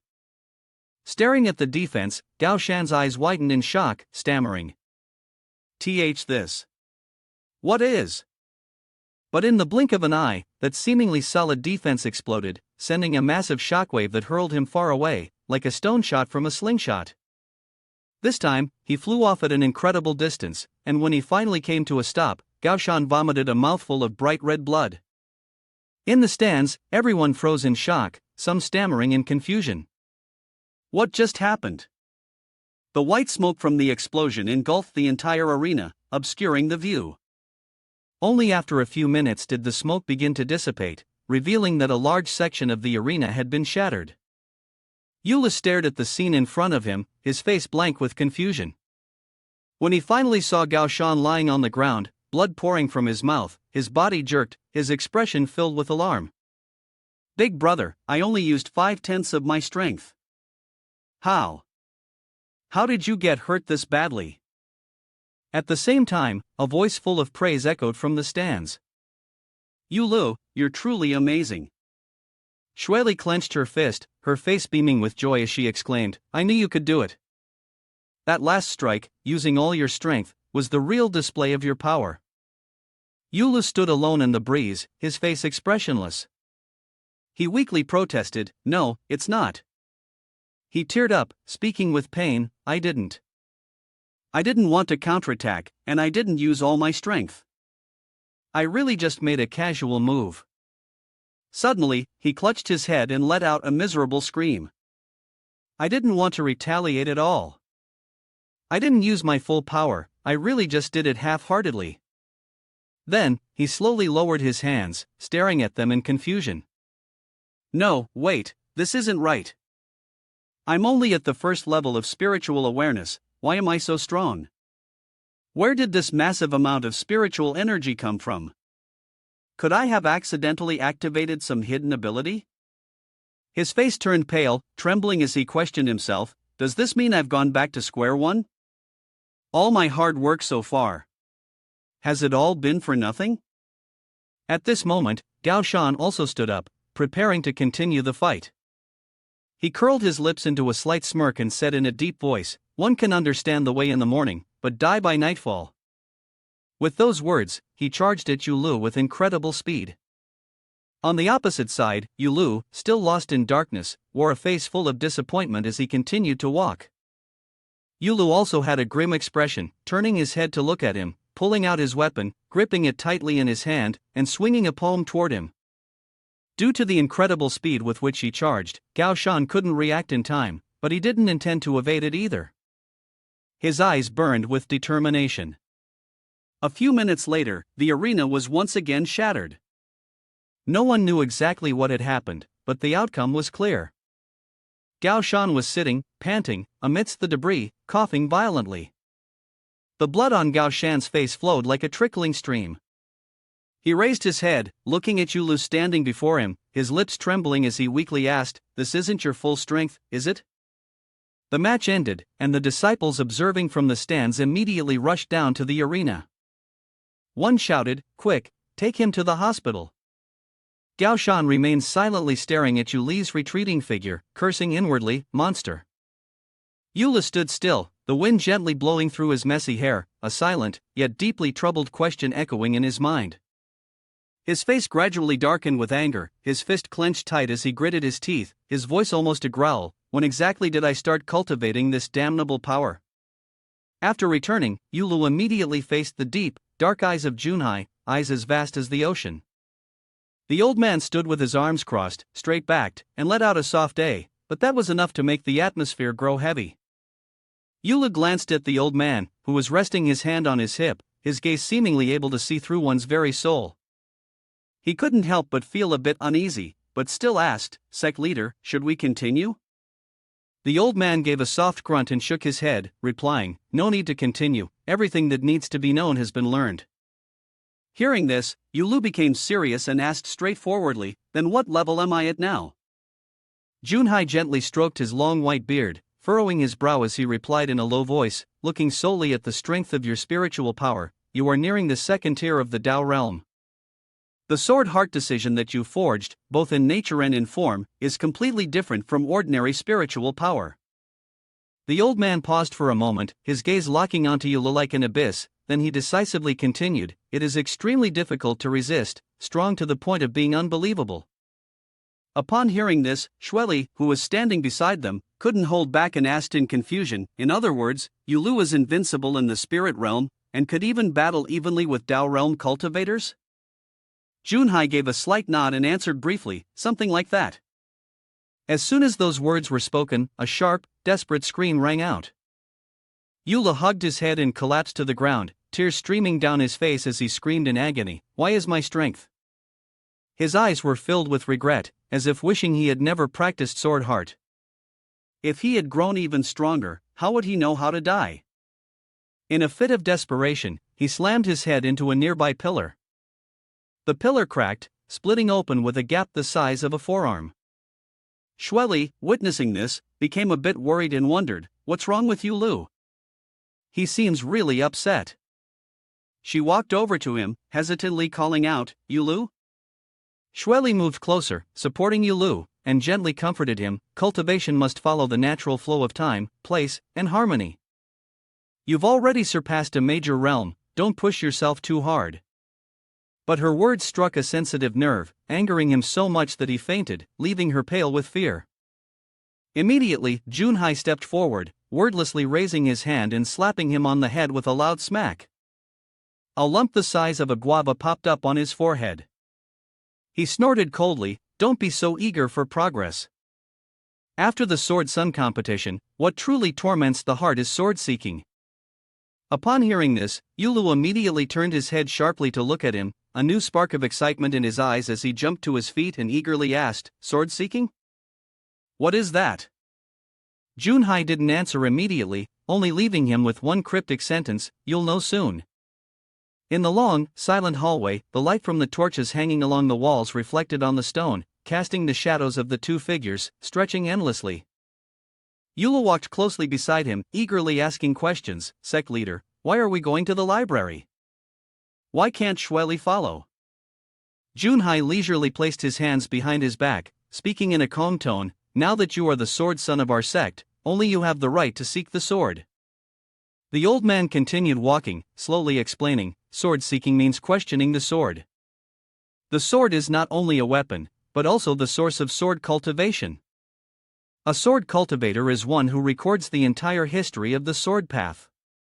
Senior sword cultivators continue to seek the way forward, passing down their experiences and insights through writings, oral transmissions, and direct teachings. But not all insights can be passed on, only the sword can. Every time spiritual energy is infused, every time sword techniques are wielded, every time sword intent is strengthened." At this point, he paused, slowly stroking his beard, and said in a deep voice, "The sword etches everything permanently, truly preserving all about sword cultivation." After they reached the end of the corridor, they finally stopped in front of a massive door. Junhai did not halt, continuing to speak, "Sword seeking is the ultimate path pursued by sword cultivators. Unfortunately, this process is extremely dangerous. Without the temperament and talent of a sword son, one might destroy their own foundation, causing their cultivation to completely collapse." At this point, he slowly tilted his head and looked directly at him. "You are already the sword son of our sect, so of course, you must continue on the path of the sword Tao, enduring hardships for the sake of all living beings." Hearing this, Yulu hesitated for a moment, then replied with some uncertainty, "But Junhai, I don't need you to answer me." He stepped forward, placing a hand on his shoulder, his gaze calm yet profound. "I don't know what burdens weigh on your heart, but from the moment I first met you, I knew that you are a unique existence for our sect, for the righteous path. You may not understand it now, but one day, you will." Yula listened silently to every word he spoke, but before he had time to think, Junhai turned and stood before the door, his voice stern, "Follow me." Once inside, they saw a golden sword floating silently in mid-air, emitting a soft glow. Yula took a few steps forward, his eyes fixed on the sword, and asked softly, "What is this?" Junhai stepped forward to stand next to the sword, then turned to face him and began to explain, "This sword is called the Wheel of Time. It is the heirloom sword of every sect leader of the Asking Sword sect. Not only does it bear the imprint of every past leader, but it also hides the secrets of the master of the ancient hidden realm from 10,000 years ago. You could say it is the most suitable target to challenge the sword throughout the world." Junhai looked at him, raised a hand, and pointed at the sword. "So, what do you think? Want to give it a try?" Yuli's gaze remained fixed on the Wheel of Time. He asked in a deep voice, "What should I do? Talk to the sword?" Junhai raised his index finger, closed his eyes, and replied, "Use your sword heart to sense the sword intent within this blade. The sword intent will respond to you." After speaking, he silently stepped back, giving Yula space. Yula took a breath and stepped forward, but as he raised two fingers, about to channel his energy to do something, Junhai immediately frowned. Before he could proceed, Junhai quickly stepped up, grabbed his wrist, and pressed it down. Yulu was puzzled, a huge question mark appearing on his face. Junhai looked at him and coldly said, "I knew it. With your temperament, you wouldn't hesitate to take risks, but I still need to remind you of one thing." Junhai's brows tightened, and his voice grew deeper. "The Wheel of Time has passed through many hands, holding countless memories.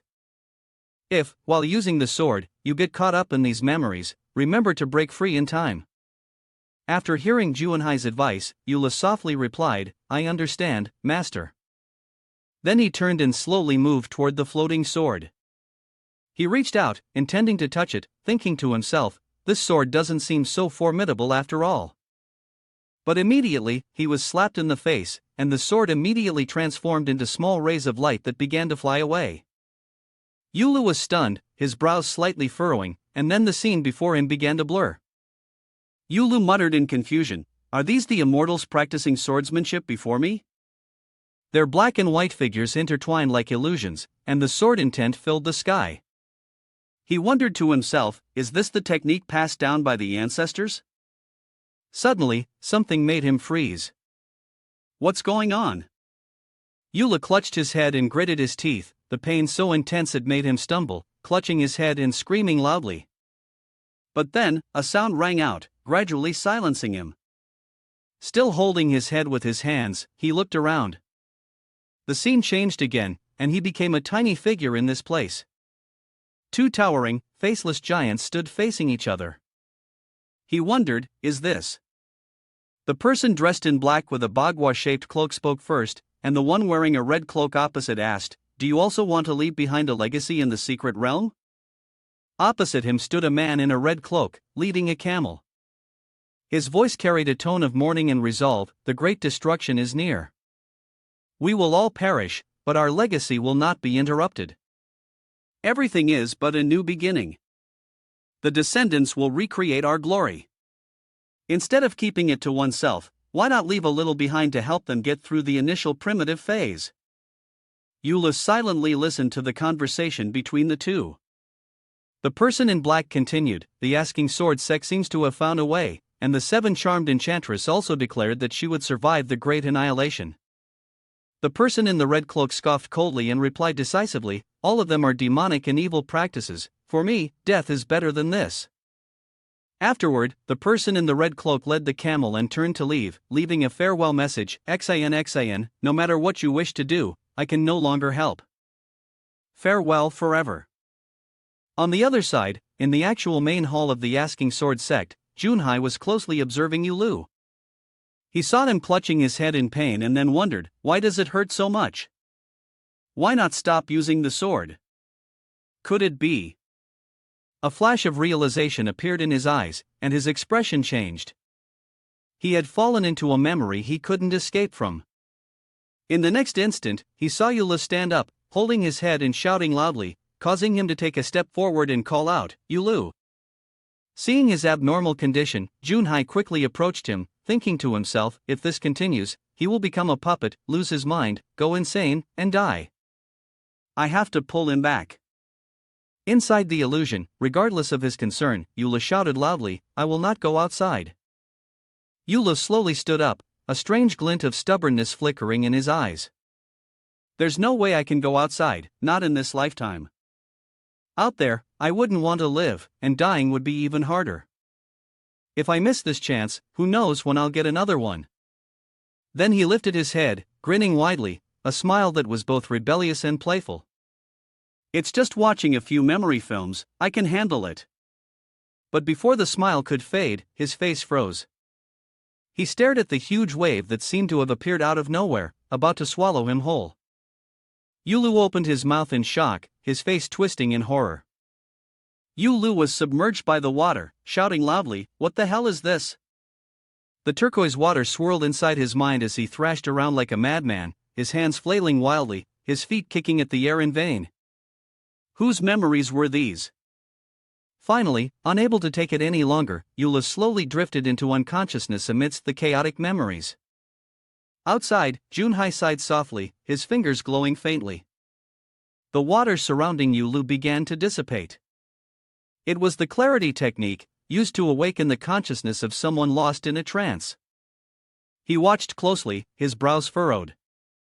Why isn't he waking up? Could it be that the usual clarity technique is ineffective? His gaze gradually darkened, and Junhai softly murmured to himself, "It seems I have to use my ultimate move now." He slowly gathered his energy, and the air around him seemed to be compressed. Waves of spiritual power surged, his hair and beard fluttering, and his right hand was raised high. Before he even struck, the entire room trembled lightly from the force of his stance. She endured Yuli's presence, but before she could act, Junhai saw his calming technique begin to glow. He muttered in frustration, "I haven't even used my ultimate move yet." In a moment, Yula slowly opened his eyes, his gaze gradually becoming clearer.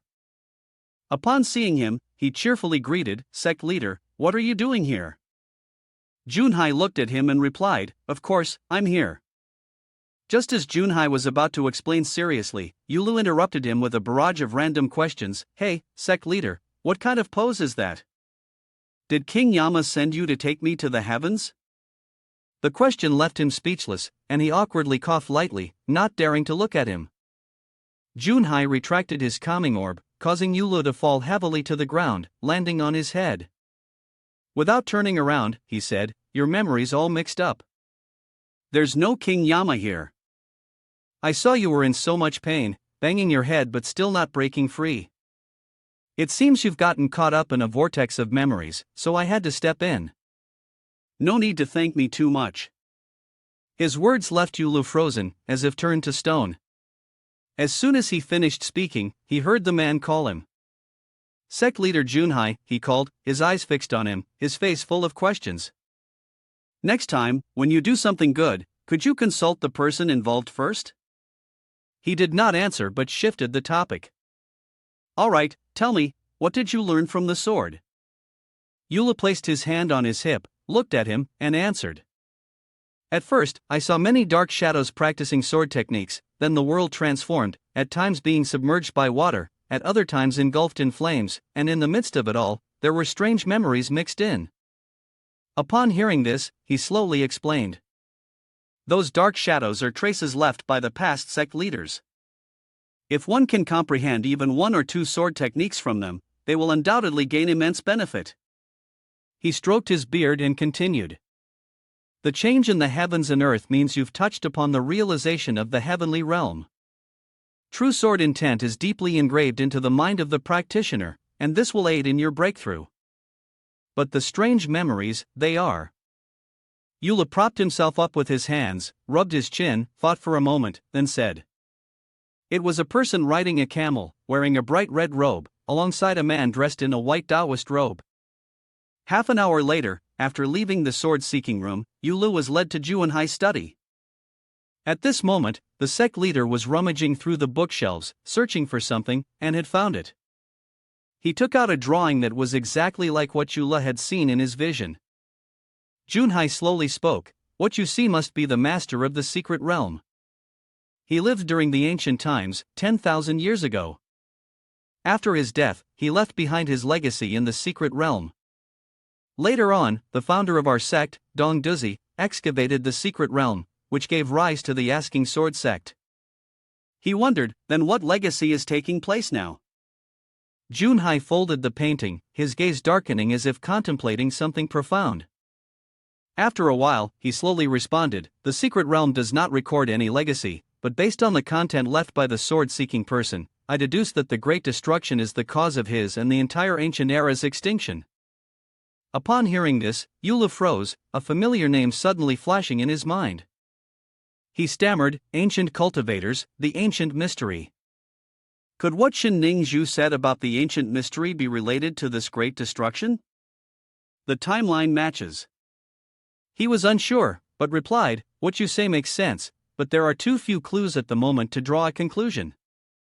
If you wish to continue searching for the truth. Yula straightened his back, silently listening to every word Junhai said. The only way forward was to descend the mountain and continue sword-seeking. In this world, the swords known as the 7 divine swords are the 7 most powerful swords. Among them, 3 belong to the demonic path, and the last one is in the hands of the righteous path. The sect possesses the strongest sword among them, the Wheel of Time, which the person has just obtained. He paused for a moment, his gaze flickering with caution. Other divine swords had also been found in the secret realms. If one wanted to uncover ancient mysteries, this weapon was the best method. However, he hesitated, and Dunyak asked, however, what? He closed his eyes, his aged face wrinkling as he spoke. Everything has its gains and losses. The stronger the sword, the more memories it records, and the more memories it holds, the more dangerous the sword becomes. Yulu, are you sure? It seemed as if he was waiting for this very question. Upon hearing it, Yuli's eyes sparkled with excitement, and he shouted, I'm sure. I'm absolutely sure. The sword is my lifelong ideal. The sudden fervor in his voice startled the old man, but he still nodded. All right, but remember, don't push yourself too hard. When it's time to retreat, retreat. Yulu grinned and confidently pointed at himself, saying, Don't worry, I know my limits, I won't be reckless, but secretly, I'm saying to myself, this will be interesting. The next day, the sky was clear with white clouds, the weather mild. Yulu and Shueli set off for Ningzhu. As they traveled farther, Yulu kept turning around to wave goodbye to Junhai, Ziyu, the sect leader, and the elders. Ziyu also raised a hand in farewell, watching as their figures slowly disappeared into the distance. After a long pause, Ziyu said in a deep voice, The great cataclysm, the ancient mysteries, Shin Ningzhu, this is no simple matter. Is it really alright to only send Yulu and Shueli? Hearing that, Junhai turned his head, slowly reminding, Ziyu, I too have searched. He looked up at the sky, his gaze distant, but I have never seen the master of the secret realm, nor have I ever heard of the great destruction. He looked at him and softly called, Sect leader, you shouldn't speak further, yet you continue.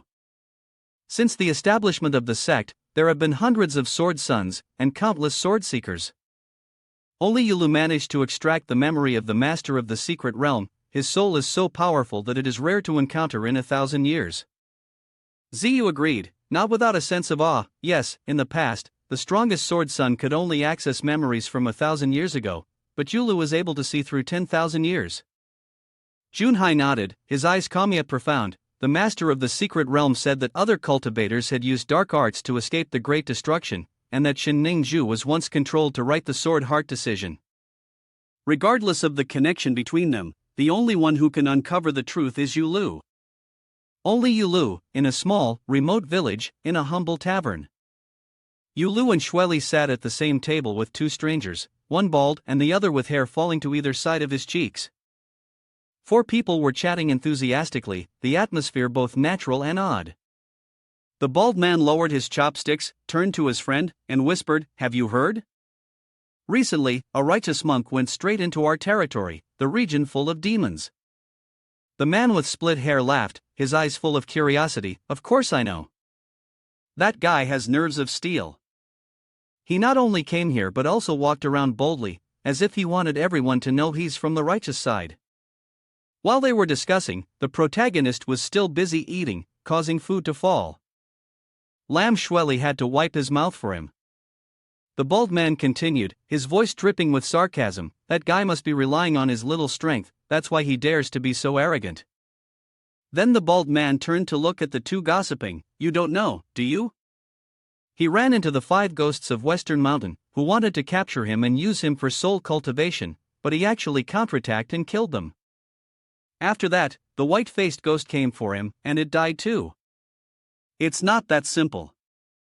Even when Yama King heard about it, and Cien personally made a move, plotting and setting traps to lure the enemies in, thinking it would be a great victory, yet, in the end, they were still chopped in half.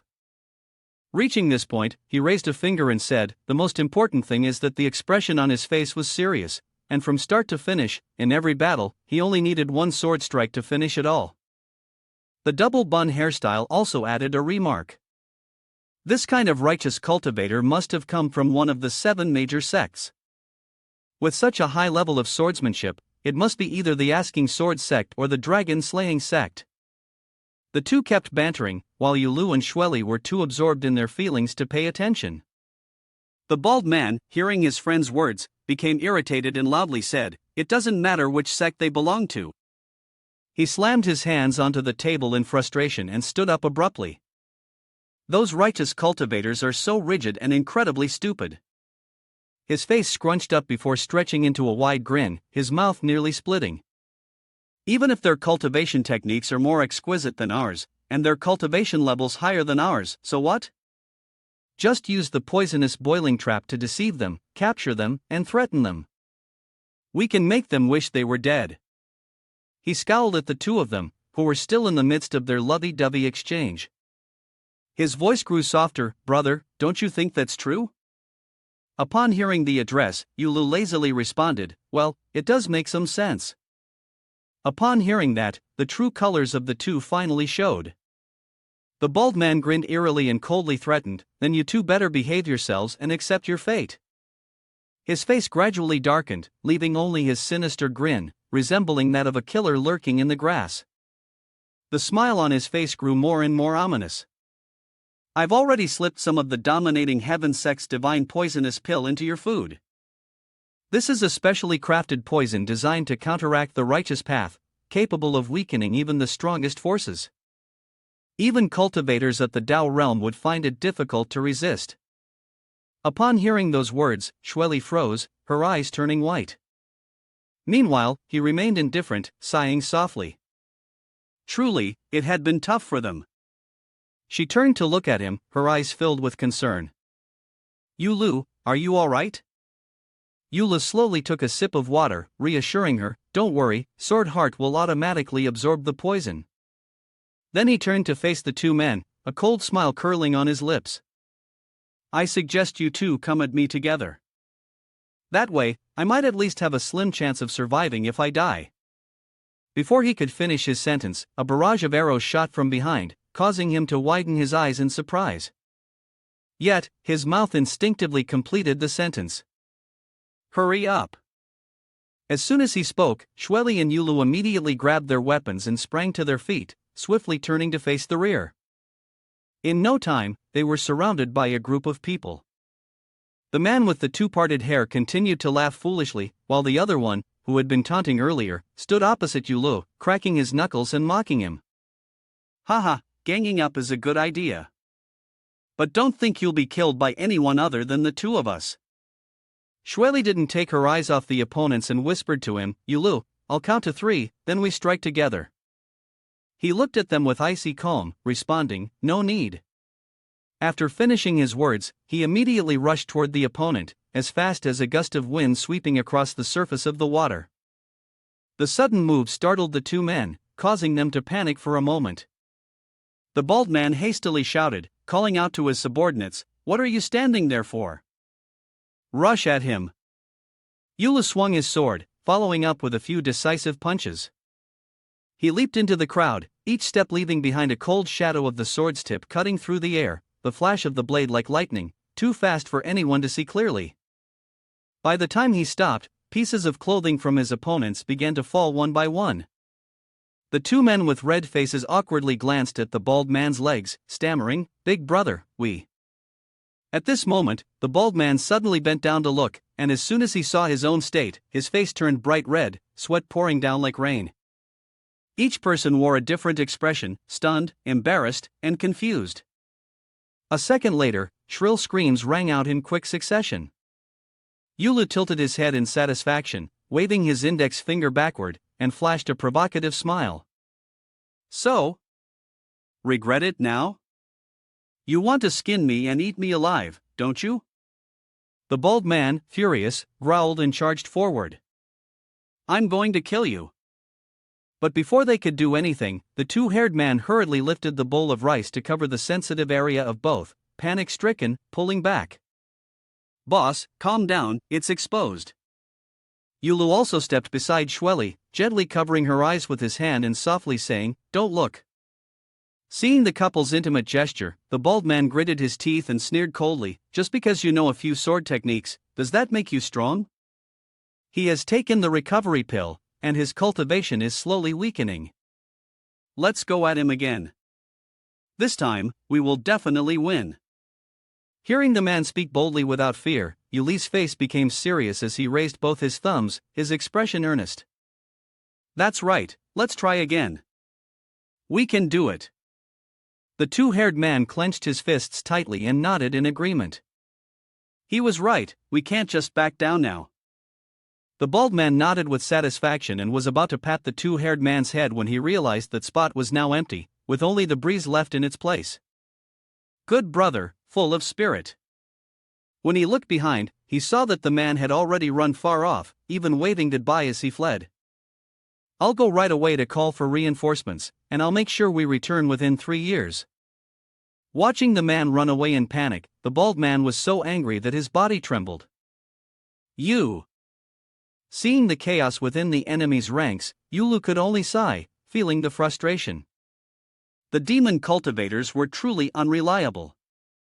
Even the black-clad ones who had just attacked quickly turned and fled. The front runner didn't forget to turn around and wave a final goodbye to the bald man. "We are travel companions, we'll meet again after having children." As they were almost out of sight, the bald man was so furious that he shouted after them, "You travel companions, stop right there." Just as he was about to say more, a cold sword pressed against his neck, causing him to turn pale with fear. Yuli's voice was icy, his sharp gaze locking onto the man as he asked, "Are you from the dominating heaven sect?" The bald man trembled, nodding like a chicken pecking at rice. "Yes, yes, yes." His legs shook, and he dropped to the ground, begging the two of them with a quiver in his voice, "Please, noble warriors, spare my life." Yulu leisurely reached into his sleeve, as if retrieving something, and spoke slowly, "You can live." He then pulled out a map, pointed to a spot on it, and smiled as he motioned for them to follow. A few hours later, at the gates of the dominating heaven sect, the two of them stood at a distance, staring at the grand entrance before them. The bald man's voice echoed from ahead, "Esteemed sirs. The man in the straw skirt, just pointing ahead, that's the dominating heaven sect. Please, let me." Yulu didn't bother turning around, nearly spitting out two cold words, "Get lost." Upon hearing this, the bald man immediately turned and ran off, his legs slick as if greased, crying as he ran, "I've been saved." The two turned their heads to look at him. Yulu called out to them, "Make sure to tell those demon cultivators." He turned back, continuing to stare at the cold iron gate ahead, and said in a low voice to Shweli, "This sect is heavy with killing intent." Shweli nodded in agreement, slowly replying, "The Heaven Overlord sect reveres the powerful, embracing the path of unity. Every year, they hold a life and death battle right at the city gates." Upon hearing this, he turned his gaze, his expression more serious. The sect leader is a formidable heavenly realm expert at the 10th level. He also wields one of the 3 divine swords of the demonic path, the blood-craving dry bone sword. As soon as he finished speaking, Yula suddenly grinned widely, his eyes gleaming brightly. "Just hearing about it makes it sound like an easy way to die." Shweli stood facing him, his back straight, his voice serious as he inquired, "Yulu, are you really certain that tracking down the 3 divine swords of the demonic path can lead us to Shinningshu?" Yula placed his hand on his hip, smirking. "Shinningshu's disappearance is tied to the ancient cultivators. He is very likely in the demonic sect. The only way to find any clue about the ancient cultivators is through the Asking Sword sect. We'll be looking for both people and clues at the same time, 2 birds with 1 stone." His gaze was resolute, his tone as if a model student swearing an oath. "Moreover, I had promised the sword spirit to help her find her elder sister Ningzhu. I cannot break my word." While the two were still discussing, a voice suddenly rang out from behind. Turning around, they saw 2 individuals dressed in the robes of dominating heaven sect approaching.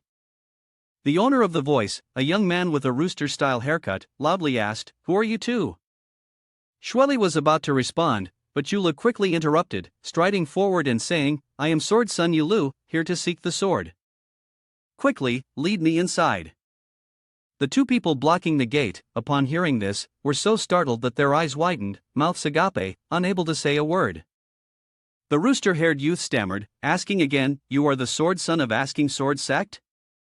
Yula feigned calmness, nodding in affirmation, though inwardly he was smirking. "I've heard that the sect leader of dominating heaven sect is as ruthless as a demon, having killed countless people. With that temper, he definitely won't be able to tolerate this provocation of mine." Meanwhile, in the martial arena of dominating heaven sect, on the vast square, rows of disciples dressed in black were practicing in perfect order, the sound of their shouts reverberating across the area. In front, the sect leader of dominating heaven sect was watching them, angrily shouting, "Haven't you eaten enough? Shout louder for me." But his roar did nothing to frighten the disciples below. The name still echoed in her mind, and she thought to herself, the sect leader's anger is actually kind of cute. If it were anyone else, they'd be trying to suppress their laughter, turning red in the face. But no, she mustn't laugh out loud. If she does, it's all over. Just as the stern atmosphere was thickening, a loud voice suddenly called out from outside. Reporting to the sect leader. The sect leader, dominating heaven sect, squinted slightly and turned to look at the guard beside her. The person who had just arrived immediately knelt and reported, at the gate, there's a swordsman, claiming to be the sword son of sword-seeking sect. Upon hearing this, the sect leader's face instantly darkened, and her anger surged like a flame. The sword son isn't obediently staying at sword-seeking sect, or with other orthodox sects. What's he doing here? Is he still alive? The trembling guard lowered his head and continued, this person is also accompanied by the sword fairy. I suspect there's something suspicious going on. She blinked in confusion, her voice a bit higher than usual. Joshua is also there? Are you sure it's her? The guard replied, I'm sure, sect leader. Upon hearing this, the sect leader's expression immediately turned cold. She rubbed her chin, her gaze flashing with suspicion. Even the cunning schemes of dark forces have limits. Has Zhao Shueli really started down the path of the evil way? She then turned and gave an order to the person beside her, Wei Shan, go investigate them. Wei Shan replied respectfully, understood, sect leader. Outside the gates of dominating heaven sect, Eula stood waiting, yawning repeatedly, even tearing up. He rubbed his eyes as he yawned, wondering why no one had arrived yet. Shueli, standing next to him, stared intently at the gate. The doors open. As soon as the door opened, Wei Shan immediately swung his sword and charged out, his shout booming like thunder. Who was the one shouting loudly earlier, asking to borrow a sword?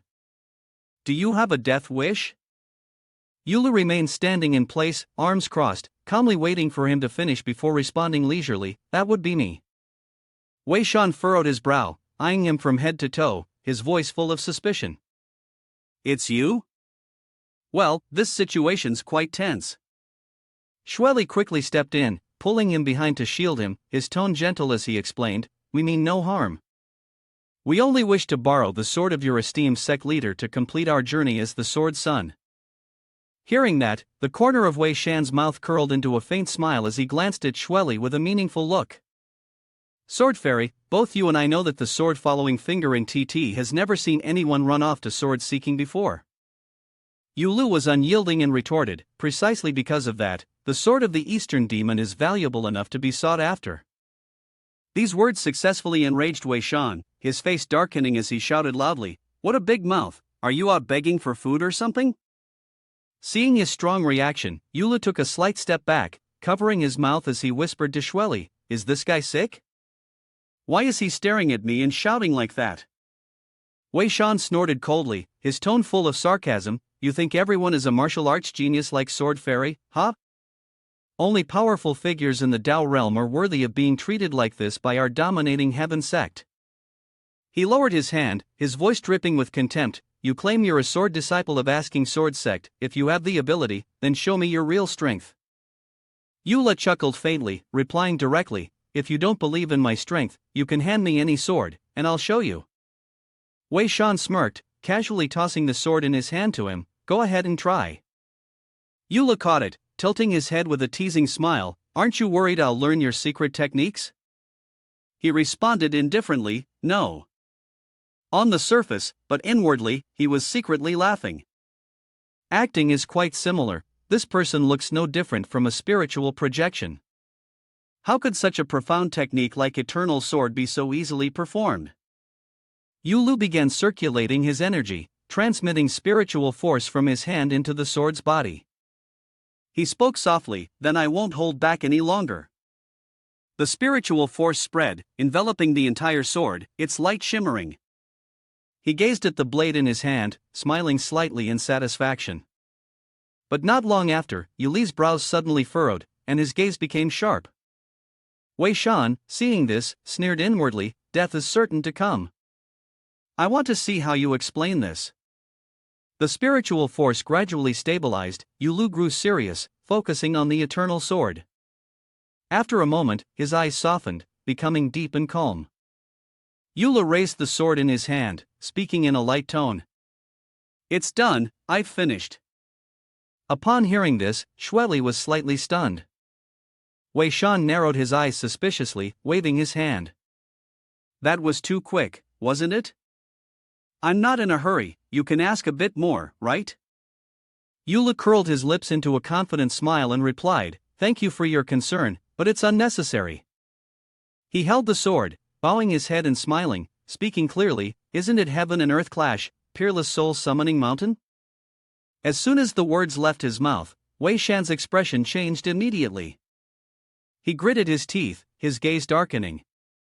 He truly knew, but immediately afterward, he reassured himself, tightening his fist and thinking to himself, no, it's just a name. This soul-summoning mountain slash is something I snatched from a demon cultivator in the Deadly Gully, a move that only I can comprehend. Even after years of hard training, I still haven't fully grasped it. He absolutely doesn't know the specific first move. Seeing that Wei Shan had remained silent, Yula cleared his throat lightly and demonstrated the move as a reminder, then began to take on the role of a strict teacher lecturing. Your ultimate skill is to channel magical power no less than the first level of the law realm from the Dantian, guided into the Tiani meridian in the hand, and then pass through the cannon. Special Lotus enters the Tiani spleen meridian. Wei Shan immediately frowned, his face full of tension. Is this really the move? Yula casually pushed the non-existent glasses on the bridge of his nose and continued speaking in a steady tone. After one full cycle, divide the spiritual power into 2 flows. Xueli, standing beside them, was stunned, her heart silently thinking, Yula sword-seeking can ask for such details? Wei Shan kept his gaze fixed on him, his mind in turmoil. He had truly asked for the core of my ultimate technique. No, this is the culmination of years of effort and hardship. Yulu, indifferent to the change in his expression, calmly continued, one flow operates along the hand 3 yang meridian, the other counterflows along the hand 3 yin meridian. Before Yulu could finish his sentence, Wei Shan became so furious that he lost control, raising his fist and aiming straight at his face, shouting loudly, shut up. But Yulu, quick as lightning, leaned sideways to dodge, his hand effortlessly grabbing Wei Shan's wrist, holding it tight without letting go. Yulu raised an eyebrow and sneered coldly, shut up? I was just talking about the peerless sword, not even mentioning the soul-summoning mountaintop yet. As he spoke, he tightened his grip, his gaze growing sharper. After the peerless sword, 2 streams of spiritual power converged at the Heaven Gate acupoint and flowed through the Han Xiaoyang triple burner meridian, reaching the Huichong acupoint, before connecting directly to the technique of the soul-summoning mountain. As soon as the words left his mouth, Wei Shan was shaken, and his mind was bombarded with a sound like thunder. This technique. Yulu remained calm, his eyes darkening, but his lips curled into a mocking smile. Why aren't you saying anything now, brother? Did you understand it? All those years of hard training, and you went down the wrong path? After a tense exchange of words, Yulu and Xueli were finally led into the arena. Yula followed behind Wei Shan, his gaze casually sweeping the surroundings. Suddenly, his eyes paused, and his brows furrowed slightly. Ahead, on the high platform, stood a small figure, standing upright, tilting their head slightly. He pondered who it could be as he got closer. The person's face became clearer in his line of sight. He continued to think that it might be possible. When he looked more closely, his face turned red, and his heart raced. Was it really this adorable? At that moment, Wei Shan stepped forward, knelt before the high platform, and respectfully reported, Sect Leader. His voice was clear but still carried a hint of caution. Everything was absolutely correct, that person was indeed the Sword Son. Wei Shan cupped his fists and raised his head, looking directly at the platform, continuing his report. Not only had he uncovered the disciple's secret technique, but he had also completed the missing elements in the disciple's moves. Upon hearing what he said, the sect leader of Dominating Heaven sect slightly curved the corner of her mouth and let out a soft "oh." In the blink of an eye, her figure like a whirlwind descended from the platform with unimaginable speed. Without a word of warning, the sword in her hand swung, and a fierce sword light tore through the air, heading straight towards Yulu and Xueli, causing Yulu to cry out in panic, "This is bad." But the sect leader showed no intention of stopping. The sword light flickered, dazzlingly bright, as if it aimed to crush everything in its path. Seeing this, he immediately shoved Xueli out of the way, shouting loudly, "Xueli, get away." In the instant he pushed her out of the sword's path, the sharp force was already nearly upon them. It was so close that the hood he wore was sliced in two. It fell to the ground, breaking into 2 perfect pieces. He looked at the sword that had been chopped off and fell to the ground, letting out a sigh of relief.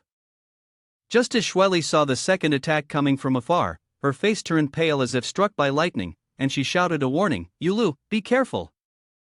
He turned his head, just in time to see a new wave of sword energy sweeping toward him, sharp and decisive. Grinding his teeth, he muttered, "It's not over yet." Fortunately, he managed to crouch down and dodge in time. Though he avoided the main strike, the shockwave still forced him to stagger back a few steps. Seeing this, Shweli frantically shouted, "Yulu, are you okay?" He stabilized his body, coughed lightly to reassure her, "I'm fine." With that, he swiftly ripped off his cloak and tossed it aside, then looked up, his expression turning serious, albeit a bit cold. At that moment, the figure of the sect leader of the dominating heaven sect gently landed on the ground, casually saying, "Interesting." She raised the weapon in her hand, a faint smile playing at the corners of her lips. "How did it feel just now?" "This is the divine sword you wanted, crimson blood dry bone. Normally it is as white as mist, but when used with full force, it turns red like blood." She glanced at the sword in her hand, her voice calm yet filled with provocation. "Like it? If you can defeat me, I'll let you seek the sword." Hearing her words, Shweli, who was standing at a distance, immediately became indignant. "Impossible, she's a master at the heavenly realm 10 layers after all." As soon as she finished speaking, Wei Shan quickly rushed over and stood facing her. His expression was stern, his voice cold and mocking. "Sword Fairy, you're not the one who wants the eternal sword, and you're not speaking with the sect leader either. Please, try to keep your temper in check." Upon hearing him, Shweli gritted her teeth in anger. "What about you, huh?" Yula calmly brushed off the dust on his clothes, his expression devoid of emotion. "Thank you for your generosity, sect leader." He then cupped his hands and bowed, saying, "Please, sect leader, feel free to make your move." Looking at his fearless stance, the sect leader of the dominating heaven sect squinted and smiled, thinking to herself, "He really isn't afraid of death." She raised an eyebrow with interest and spoke, "Have you thought it through?" "I won't pretend to be generous, nor am I afraid of being criticized for bullying the weak. I won't engage in silly things like 'if you can endure a few moves, you've won' either." However, her words only made Yulu blush. He immediately created a scenario in his mind. "Heavenly Master, exalted on high, grant this humble one the privilege of your grace and bestow the honor upon me." He then lost himself in that imaginary world, quietly sighing inwardly. "God, listen to this, this is what true words sound like."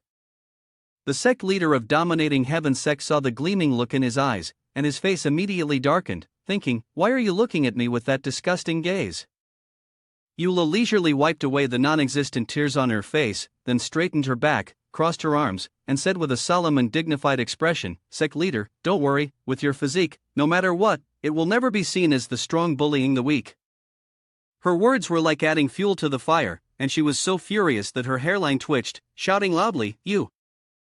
Yula remained calm, his face full of provocation. "Come at me, I'm ready." Her expression darkened, she snorted softly, then silently moved her steps into position, her face as cold as ice and snow, exuding a fierce aura like a demon taking form, making it clear for all to see. Seeing the formation gradually appear beneath her feet, Yulu widened his eyes, his mind in turmoil, thinking, "So this is the power of heavenly realm 10 layers?" Before he could think any further, the formation exploded, shooting directly toward him. His eyes flickered with surprise, but he shouted loudly, "A single shield ball isn't enough." The sound of the explosion shook the heavens, reverberating across the entire martial arena. Yulu stood within the protective circle, silently observing the explosion that flashed before his eyes.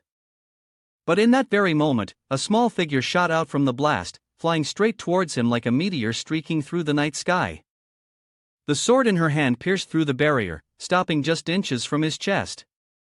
But the moment the tip of the sword touched his body, a strange aura suddenly erupted, shaking the space around them.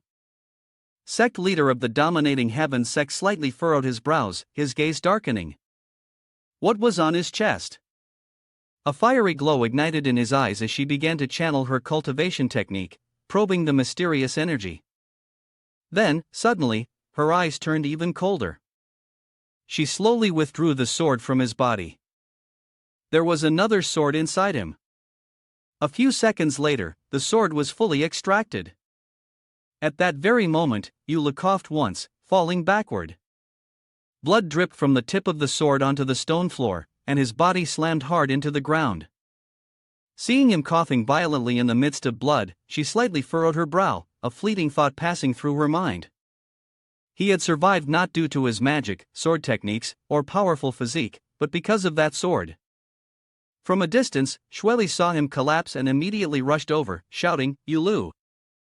You're hunched over, coughing violently, blood pouring from your mouth in streams." Shweli hurriedly supported him, her hands trembling as they pressed against his body, intending to use her internal energy to heal him. But after inspecting, she found nothing unusual. She stared at him in surprise, her heart in turmoil. Why is Yuli's aura so stable? Didn't he just get pierced by a sword? At that moment, the wound on his body began to emit a faint green light, slowly closing up. The sect leader of the dominating heaven sect, standing beside, fixed her gaze on him, her eyes cold and profound. That sword is healing him. What kind of martial technique is this? He's definitely not just an ordinary sword cultivator, she thought grimly, a sense of dread rising within her, such terrifying potential. Right now, he's only at the spirit realm and can still block one of my attacks. If he continues to cultivate, he might reach the heavenly realm in the future.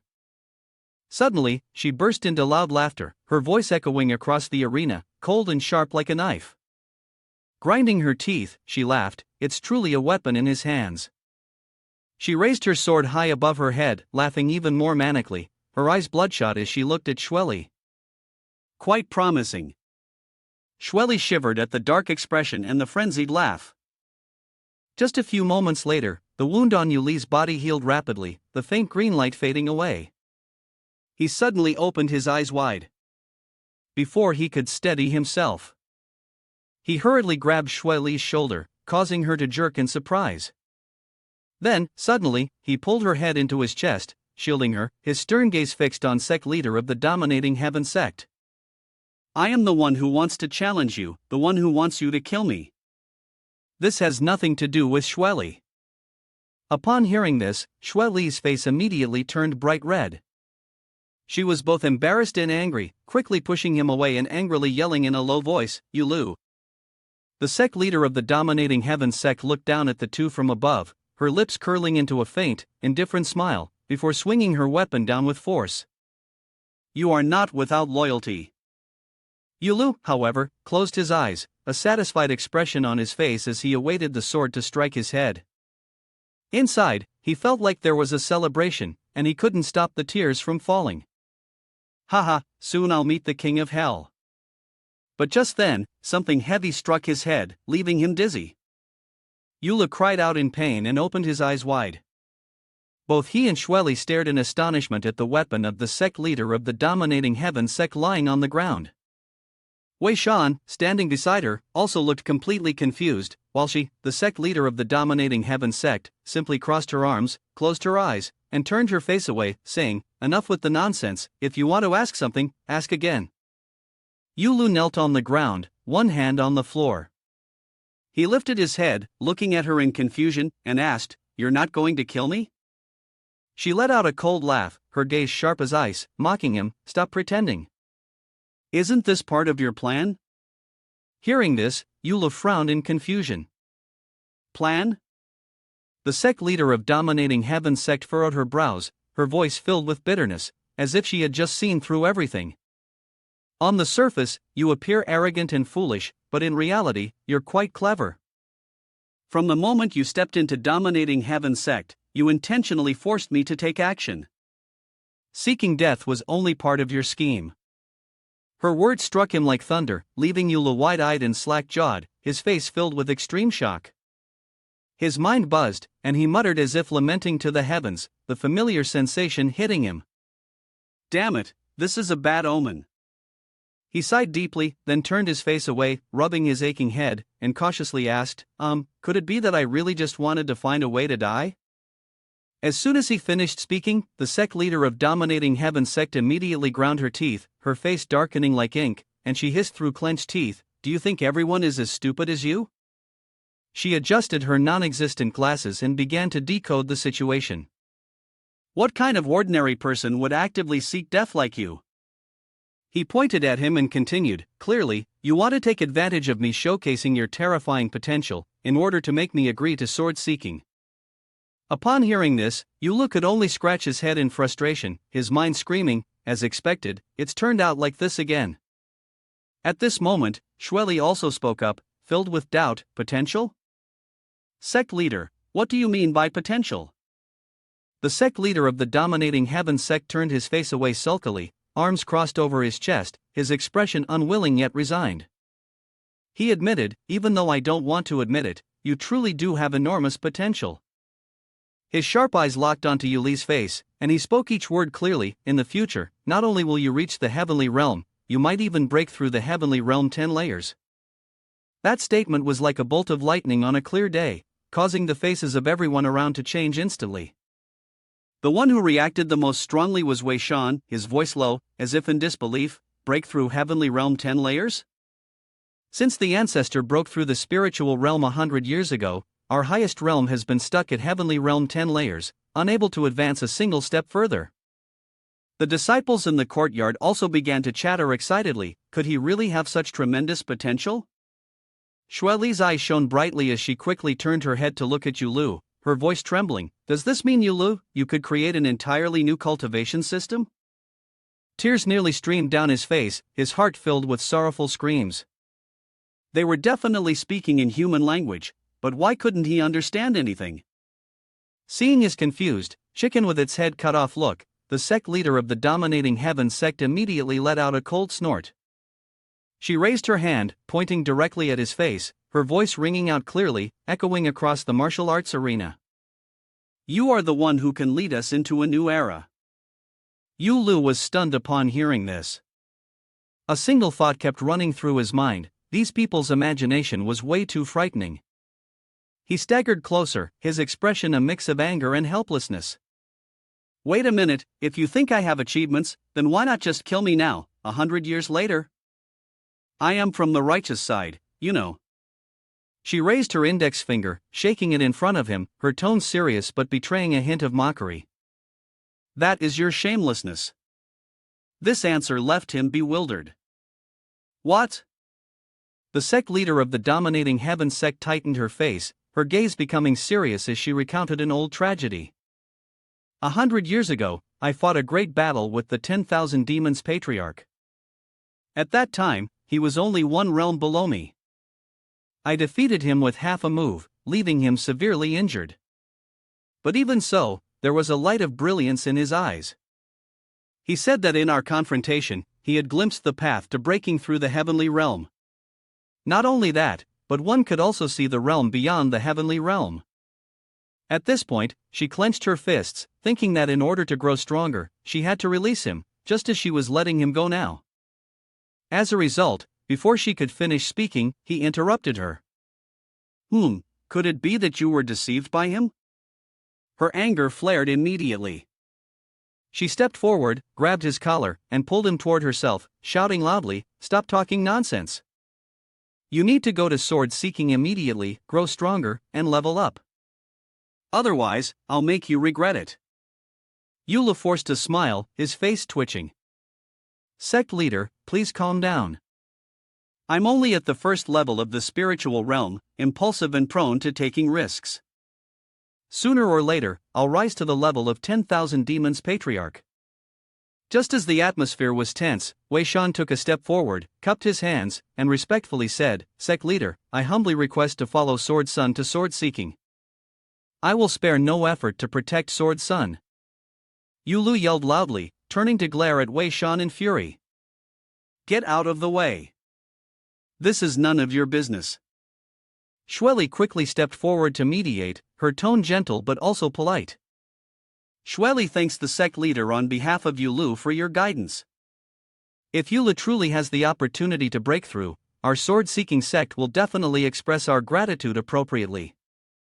The sect leader of Dominating Heaven's sect also responded courteously. Nothing.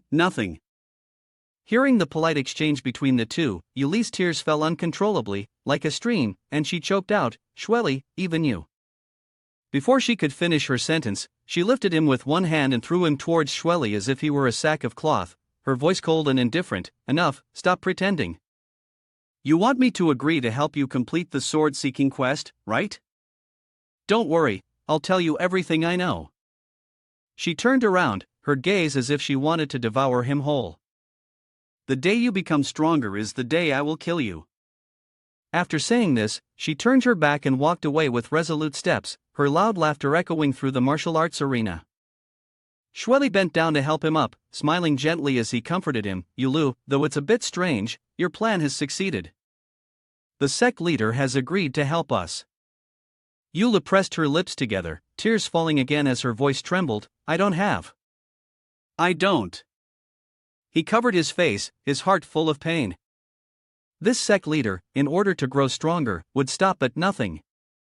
If he didn't agree, she would probably break the rules and threaten Shweli as well. But I agreed with her. He thought to himself, crying uncontrollably, throwing himself into Shweli's arms, hugging him tightly, and silently screaming in his heart. At this rate, who knows when I'll be reincarnated? Shweli looked at him, suddenly feeling a pang of sadness, and started crying. She hurriedly asked, "Yulu, why are you crying?" She quickly cupped his face in her hands, leaned down, and asked softly, "Do you feel uncomfortable anywhere?"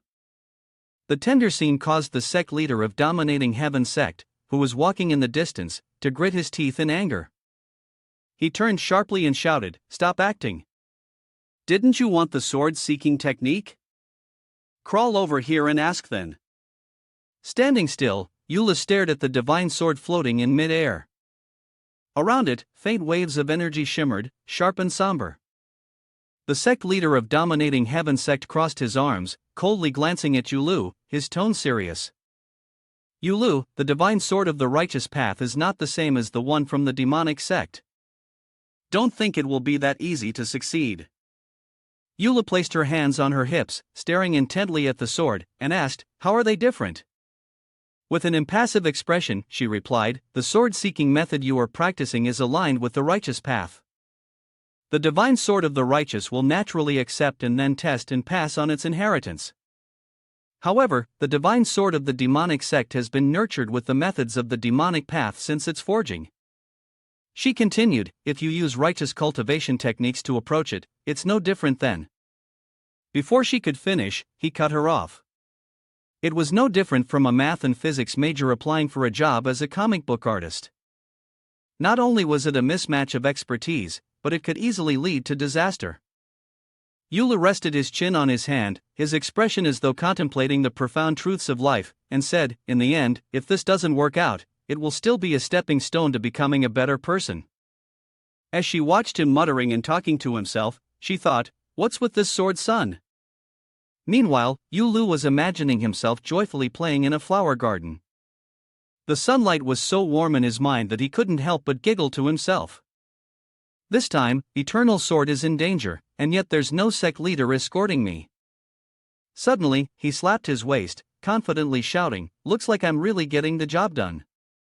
Sect leader of dominating Heaven sect stared at him with a cold expression, smiling as if something was wrong with his circuits. In his heart, he concluded, it seems his mental state is definitely not normal. After clearing his thoughts, Yula moved towards the floating sword in the air and began. Just as he reached out his hand, he froze. His eyes widened, pupils contracting. In the blink of an eye, the world around him vanished, and he fell into a strange illusion. All around him were pale white skulls and piles of human bones. A sinister, blood-red atmosphere filled the space. Next to the pile of wreckage, there was a gigantic, shriveled hand. Only one middle finger remained, and the black sword, as dark as ink, was thrust straight into the tip of that finger. Yula stood on the pile of skulls, looking up at the top of his head, muttering, "Is this really the world of crimson blood dry bone?" He covered his eyes from the eerie, dark light shining down, frowning as he observed his deformed hand. What on earth was that strange posture?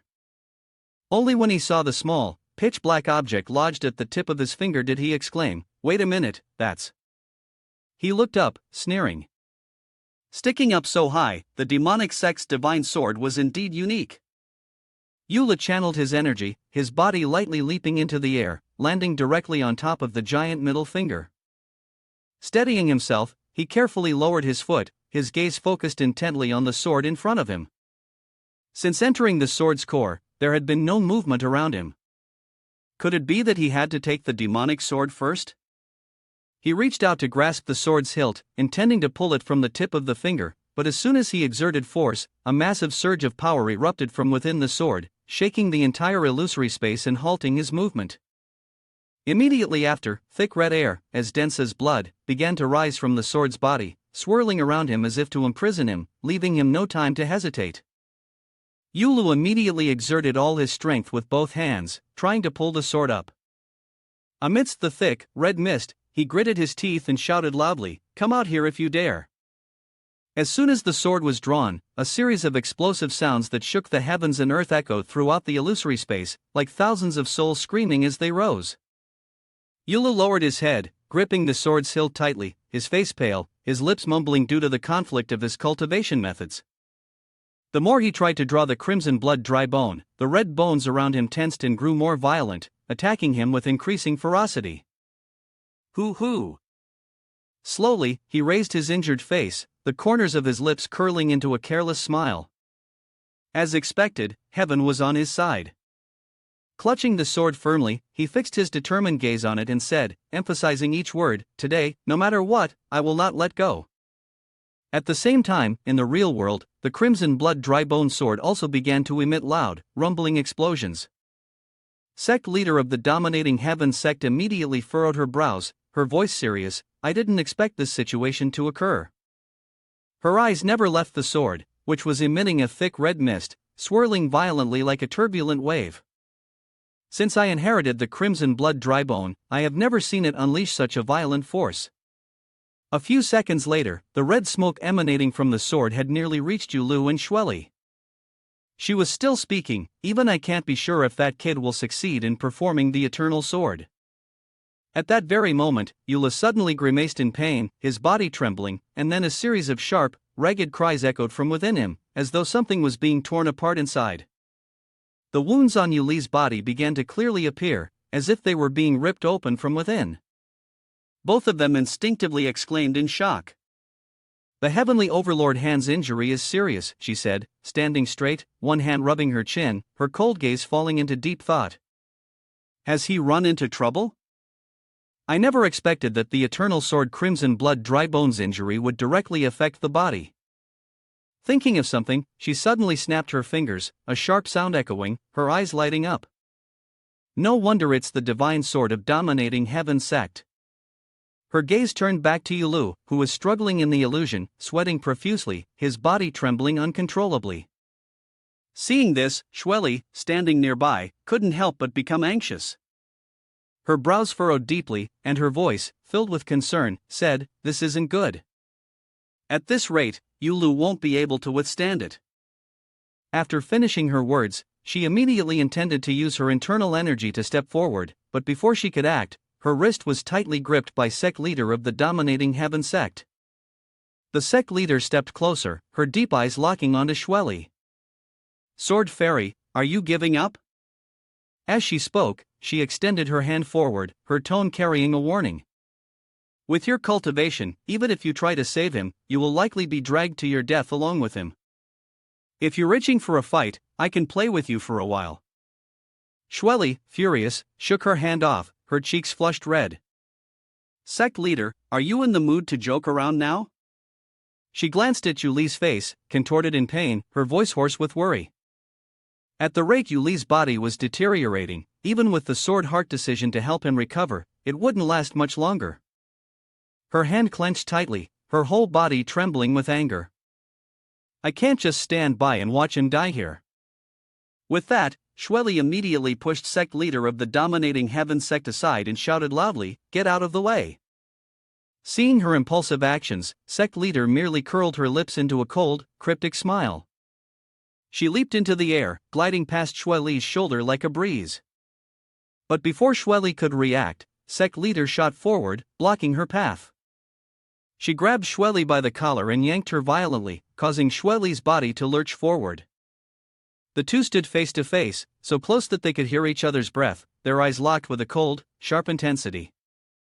The sect leader gritted his teeth and warned, "As long as he still has 2 breaths left, you stay where you are.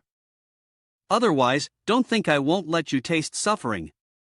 Xueli froze, her eyes ablaze with fury as she shouted, "You."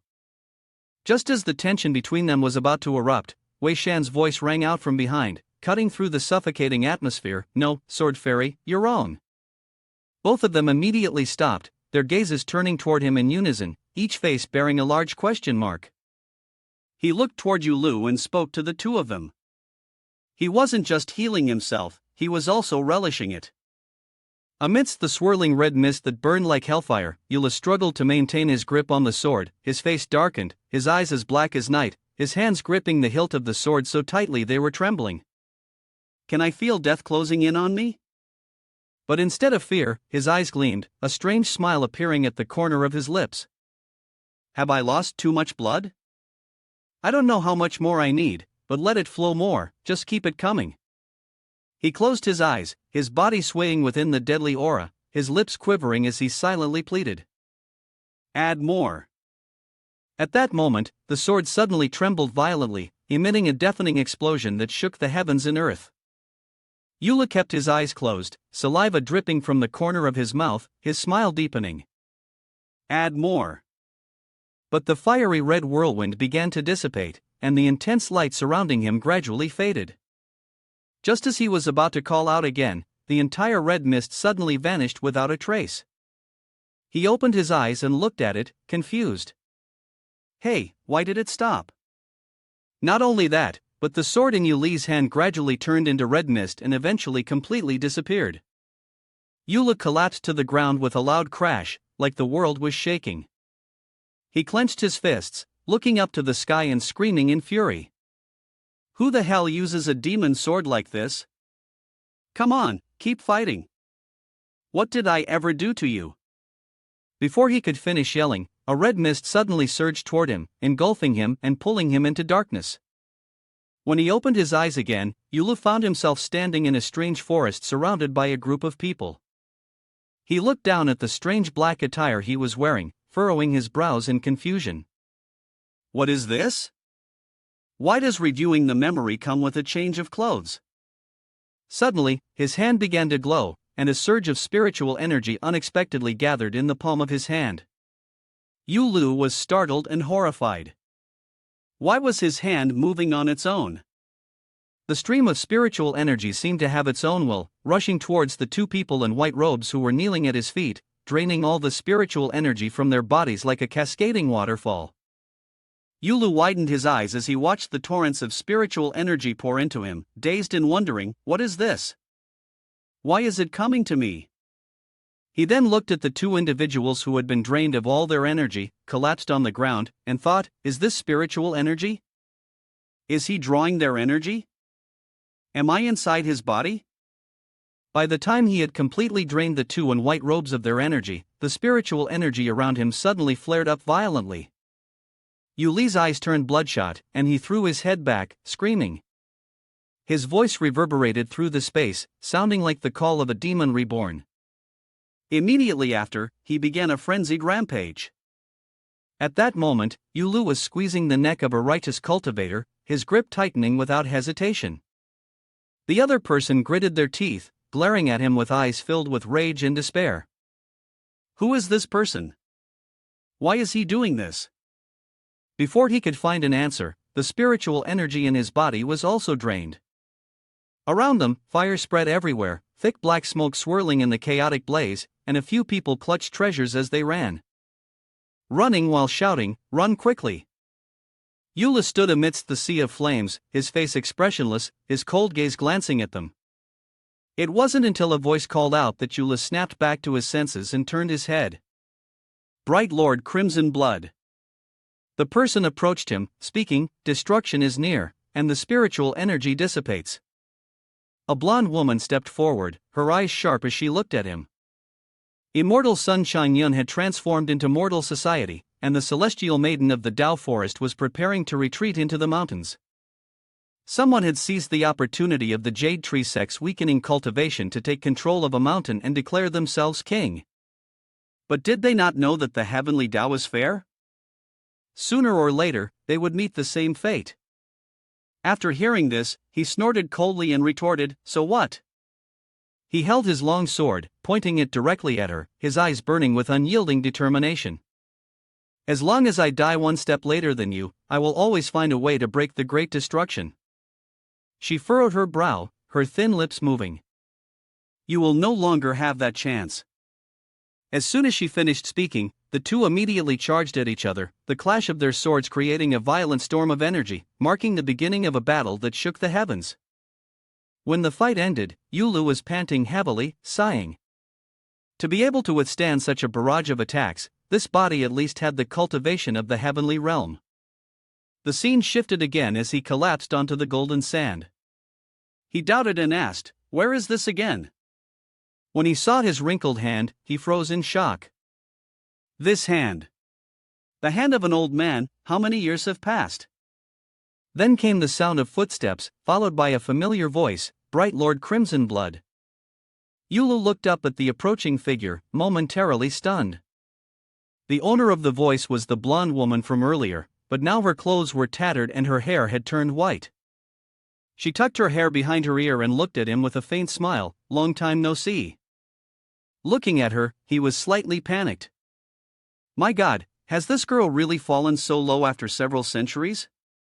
She stepped forward, gripping his sword tightly, her voice sharp as she said, "Back then, you demonic cultivators rampaged everywhere, causing the people to live in fear. Then she smiled mockingly. Now, after just 10 years, you still can't escape birth, aging, sickness, and death."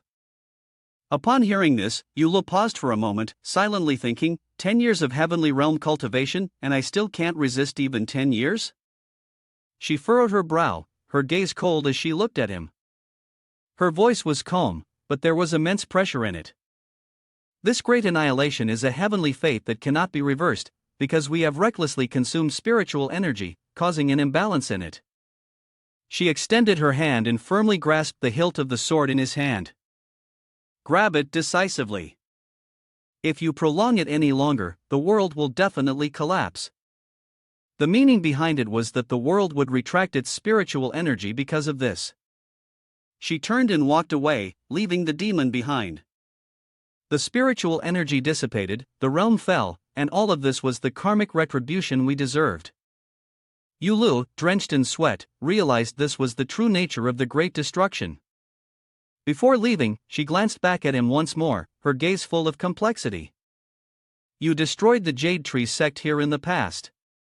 The Heavenly Tao reincarnation. Now, I shall also take back the Crimson Blood dry bone from you. He clutched his chest in pain, staring at her. I will treat it well. After saying this, she turned and walked away. He watched the sword in her hand, and slowly, Yuli's vision grew blurry. His strength seemed to drain away, his mind went blank, and eventually, his body collapsed, crashing onto the barren ground. He clenched his fists, his lips barely moving, and a bitter thought echoed in his heart. The master of this divine sword. Yulu closed his eyes, on the verge of death. But in that very moment, a familiar voice tore through the darkness, weaving into his ears like a lifeline from the depths of the abyss. Yulu. His eyes snapped open, startled awake. It was the voice of Shueli. He immediately turned towards the sound, but before he could see anything clearly, a punch came crashing into his face. The force was so powerful that it made his face twist to the side, and his body flew out like a sandbag thrown into the air. Once again, the familiar voice echoed in Yuli's ear. Yulu. He slowly opened his eyes and saw Shueli in front of him. Seeing him open his eyes, she hurriedly asked, Are you okay? Yuli's face was swollen like a bun, his nose was bleeding profusely, and he was crying uncontrollably. Why did you hit me? Sect leader of the dominating heaven sect gave him an annoyed look. He shakily stood up, grumbling. Who knew what you were thinking when you asked about the sword, swinging the crimson blood dry bone around all over the place? I just wanted to help you sober up a bit. Then, she tilted her head and scolded him. Come on, what's the big deal? A man can take a beating, can't he? Hurry up and tell me, after asking about the sword, what did you gain? Eula straightened up, wiping the blood from his nose, and replied. Actually, nothing much. I just comprehended a few martial arts techniques and went through a few trials.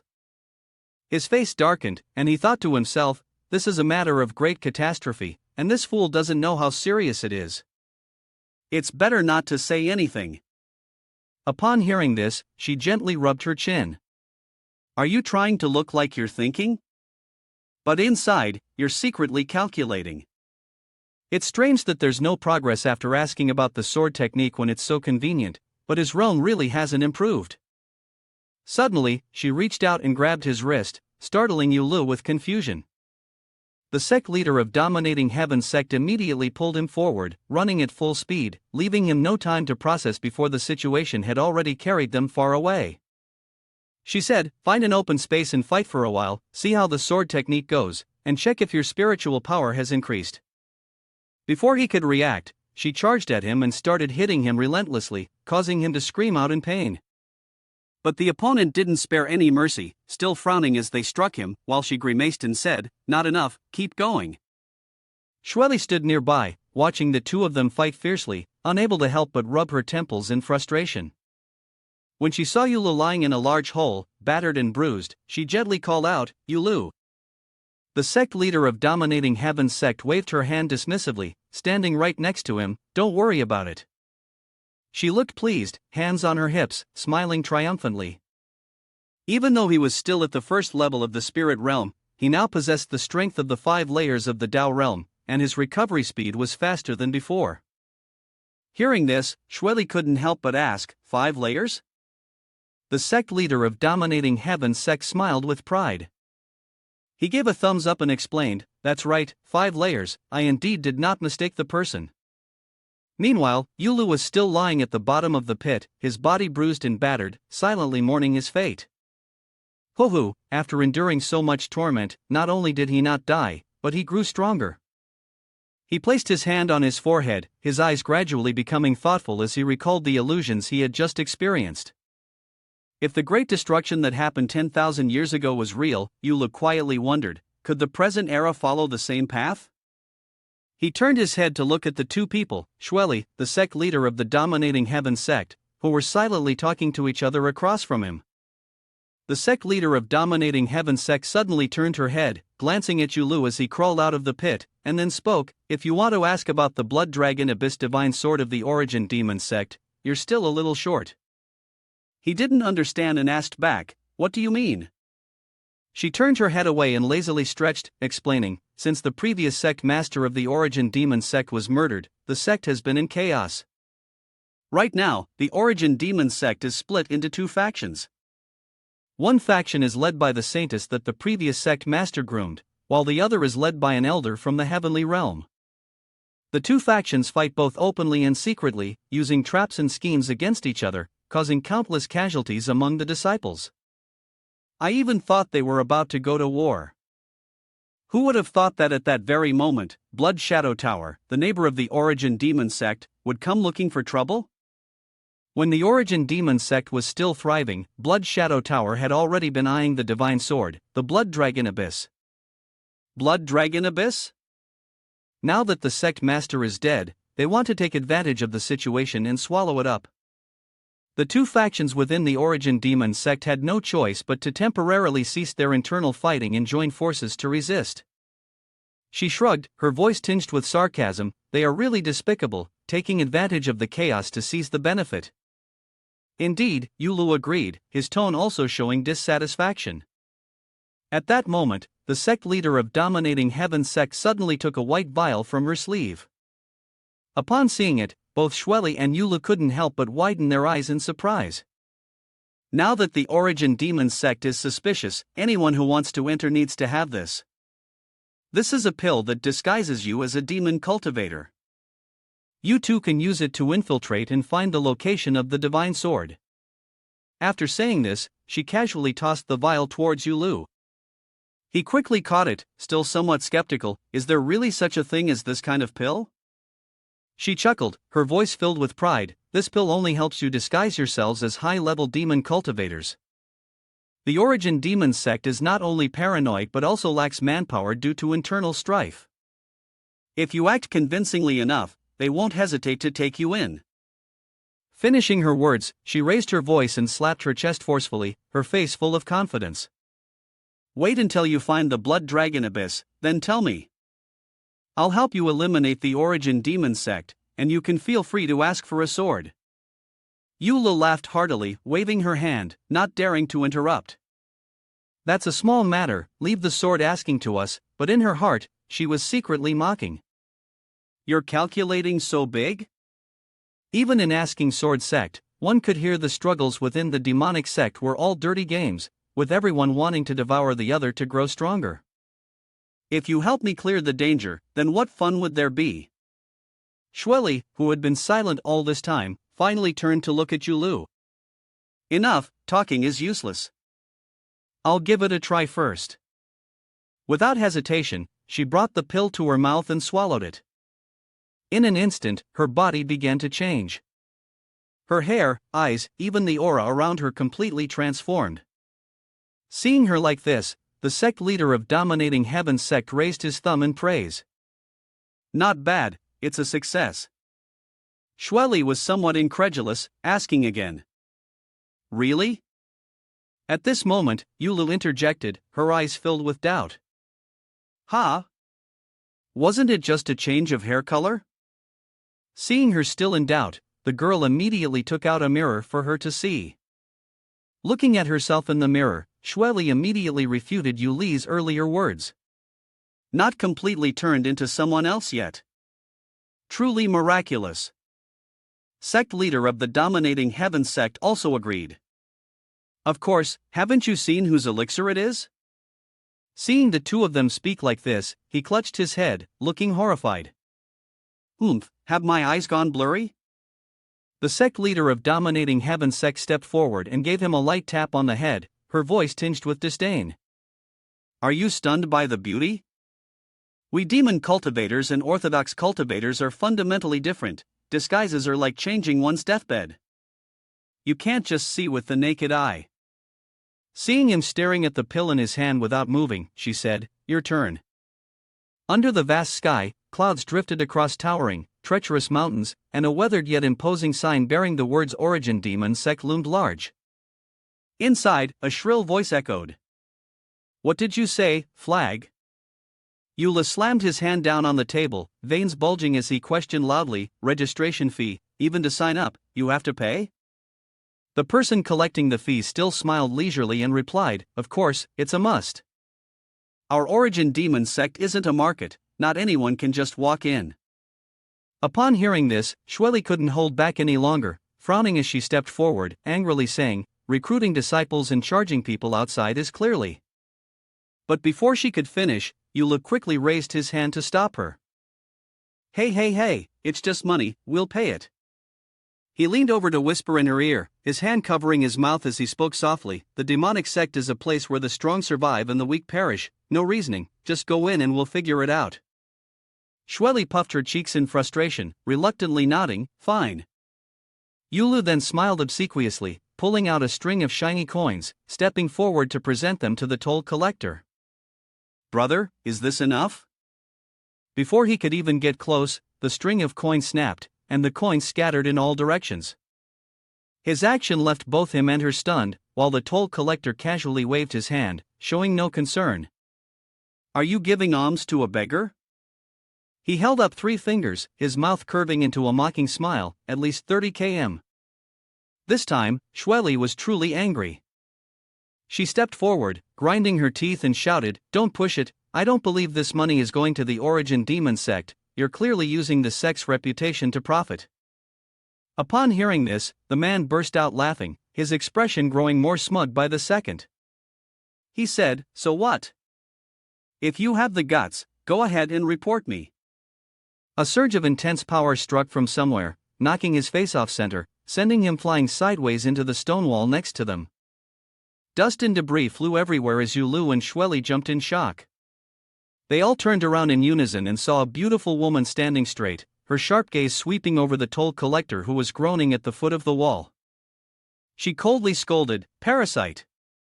Behind her was a group of people wearing the robes of the Origin Demon sect, bowing their heads respectfully, calling out, "Lady Saint." Suddenly, Yuli's gaze collided with that of the golden-haired saintess. The two pairs of eyes met, and both were secretly startled. "Damn it, why is she here with him?" The saintess led them into a room and said, "You two can stay here for now. This place is the closest to where I am, so if anything happens, it will be easier for me to take care of you." Yulu replied politely, "I'm so sorry, we're troubling you." The saintess sat casually in a chair, smiling as she spoke, "All right, no need to be so formal. Now, tell me, what is a righteous cultivator like you doing at the Origin Demon sect? And you brought a strange female demon cultivator with you. Could it be?" The saintess grabbed Yuli's shoulder and pulled him down. "Did the sword fairy dump you? Did you give up on everything and come to the demonic sect to flirt?" Under Shueli's harsh gaze, Yulu hurriedly pushed the saintess away. "Can't you tell who she is? She's Shueli." The saintess was a bit surprised and observed her, replying, "Has Zhao Shueli's cultivation been restored? Why are you still following Yulu all the way here? Are you here to settle scores? She probably doesn't know that we used to be undercover at the Asking Sword sect, right?" Shueli saw this and immediately flew in front of Yulu to block the way. "We're here for sword seeking, hoping the saintess will make it possible." The saintess smiled and asked, "Sword seeking, huh?" A moment later, she finally realized and shouted, "Sword seeking." She was astonished and asked, "How long has it been, and you've already become a sword son?" Yulu arrogantly responded, "Yes, is there a problem?"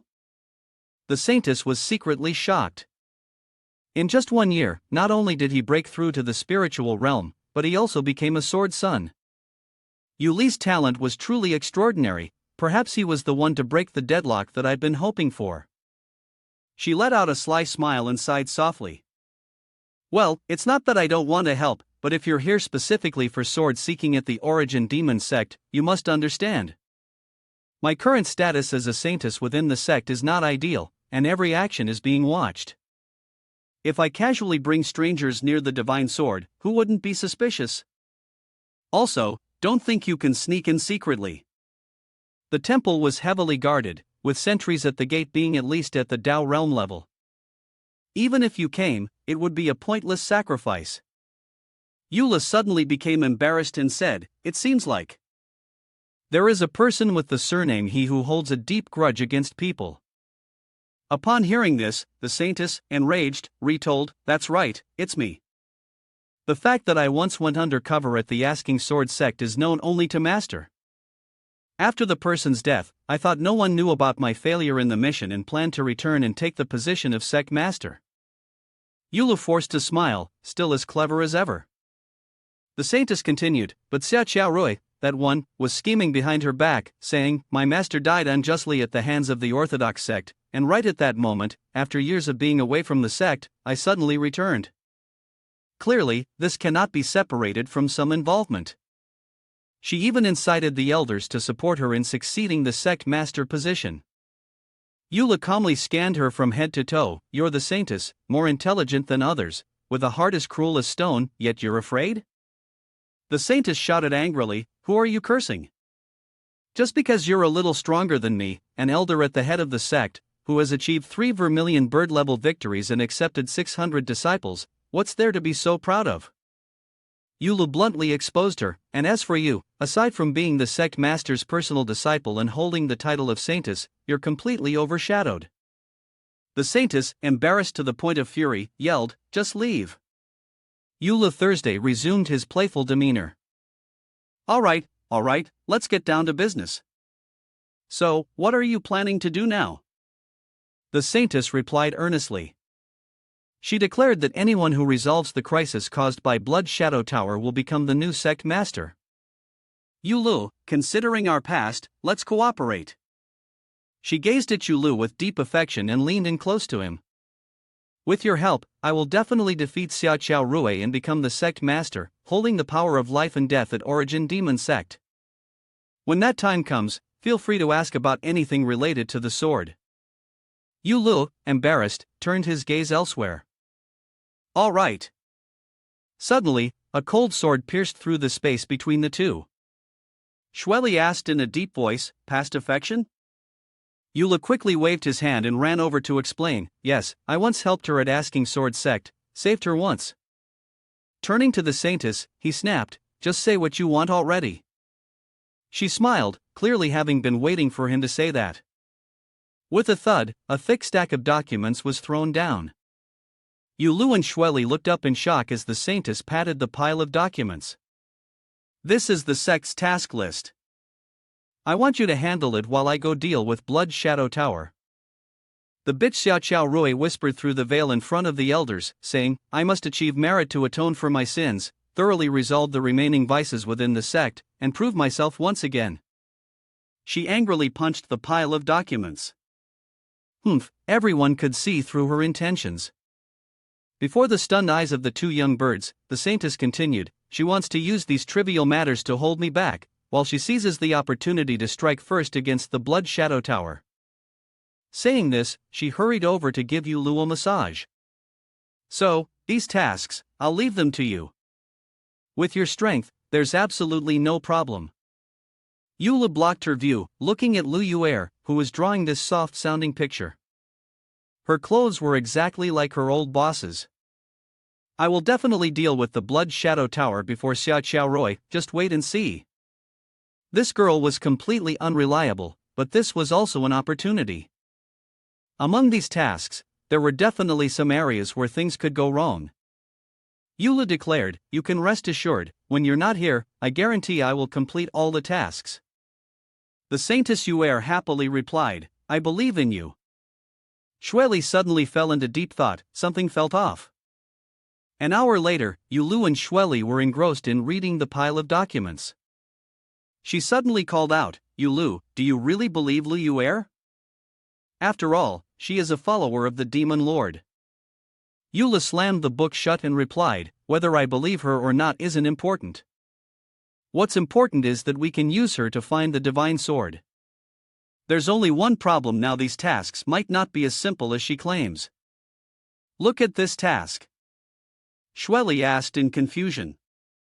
Red Water Seal Rescue. She quickly opened the ledger. Last month, the disciples were assigned to leave the sect and gather spiritual wood and materials for weapon forging.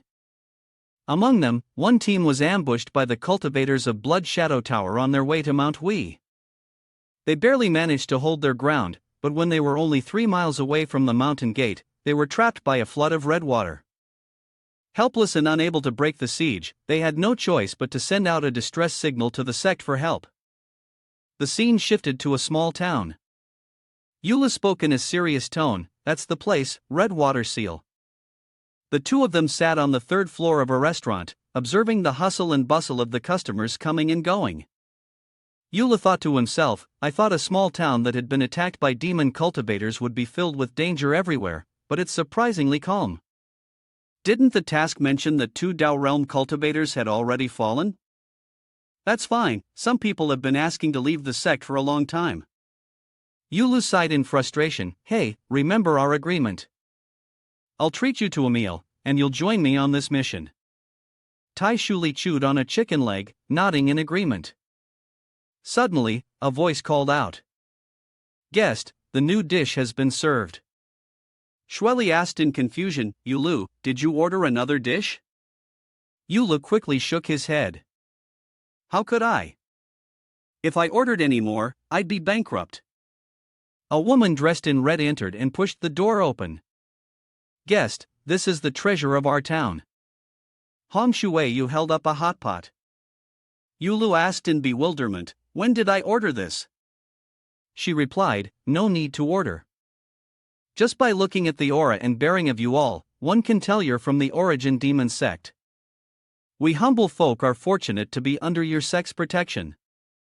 This small gesture is only proper. Shueli glanced at the hot pot and exclaimed in surprise, this is exquisite, even the uninhabited paths are engraved on the map. The shopkeeper smiled and introduced, that path is actually the spiritual vein of our town. Ordinary people like us can't endure such dense spiritual energy. If one were to live there, even newborns would not survive. That's why no one has ever lived there. However, for cultivators like you, there's no such issue. Would you two like to set up camp here?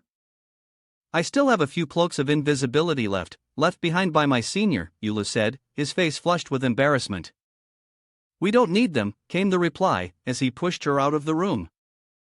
She complained with regret, Master, you truly have no eye for quality. Tai Shuli laughed heartily and asked, is the quality really so good? If he doesn't take it, I'll take it. Yulu let out a sigh of relief.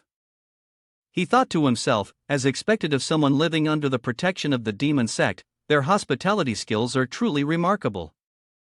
Just as Yulu was about to close the door, a knock came, knock knock knock. His temper flared, and he yanked the door open. Isn't it done yet? I told you we don't need it. A soft, coquettish voice came from outside, young master, you've finally come. She rushed in and hugged Yulu tightly, clearly delighted. I've been waiting for you, it's been so hard. He quickly raised his hands in a defensive gesture, who are you? I don't even know you. Tai Shuli grinned, mocking him, Yulu, is this your charming little mistress? Quite impressive. Seeing Shueli's gaze, Yulu felt a surge of panic. This was the end. He quickly pushed the woman in the green dress away. Miss, I believe you've mistaken me for someone else. The woman, frustrated and confused, asked, could it be that young master is not the one chosen by the origin demon sect? Yulu and Shueli were suddenly stunned, standing still in shock. This person was related to the mission at Red Water Seal. The four of them sat down at the table, and Yulu seriously asked, was it her who sent the distress signal? The young woman honestly replied, the signal was triggered by our chief officer. As for why we were targeted by Blood Shadow Tower, I honestly have no idea. We carry no priceless treasures, nor do we have any grudges with Blood Shadow Tower. I really don't understand their motives. If it weren't for the chief officer risking his life to help us, I fear my companions and I would have already perished.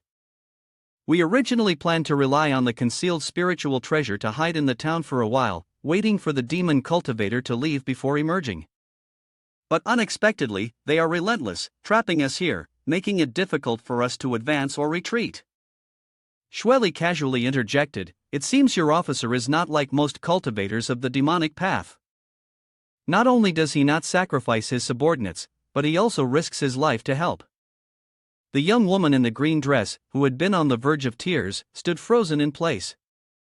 Yulu quickly grabbed Shueli's wrist and gently explained, not all cultivators of the demonic path are heartless, like you and me. The officer alone can hold them off, and considering the enemy's strength, it shouldn't be too difficult to deal with. But the two senior disciples who arrived earlier have been completely silent. Could it be that they never met with you? Tai Shuli was also puzzled. Could it be that they fell into an ambush? The green-haired girl seemed a bit lost, naturally looking down at the ground. Just as the fellow cultivator had guessed, the Blood Shadow Tower's cultivators disguised as civilians, and the two fellow disciples were caught off guard. Because of me, my fellow disciple lost his life, and I could only hide in fear. But just now, when I met with the distinguished ones, I suddenly realized I could not continue to be frightened and retreat any longer. Yuli's pupils contracted in confusion, feeling a sense of unease. As soon as this thought crossed her mind, she collapsed, hoping that the young master could help them escape. I am willing to serve as a horse for the young master for life. She placed 2 grapefruit on Yuli's lap, her eyes glistening with tears as she spoke. Shueli remained silent, crushing the teacup in her hand. Yulu stood up abruptly in a panic. Why you, please stand up first. The girl in the green dress continued to reach her hand closer to Yuli's inner thigh. Young master need not worry. We have not been sitting idle these past few days. We now know the whereabouts of all the Blood Shadow Tower cultivators in the town. By day, we hide, by night, we can completely rely on the Blood Dragon Abyss Divine Sword to defeat them. Shueli still remained silent. She pinched Yuli's hand, and he cried out in pain. All right, Alright, I agree, get up now. The girl in the blue dress smiled happily, as if she had been waiting for this moment. Thank you, young master. According to the news, every night around the time of the ox hour, they gather in the old mansion in the southwest of the town for about a quarter of an hour. We can set up an ambush inside the residence early and execute a strike to kill. Yulu took the piece of paper. Understood, you hurry back and relay the message to the other two. The girl shyly nudged her finger like a young maiden. Then tonight, we will meet, young master. Yulu, with tears streaming down his face, nodded.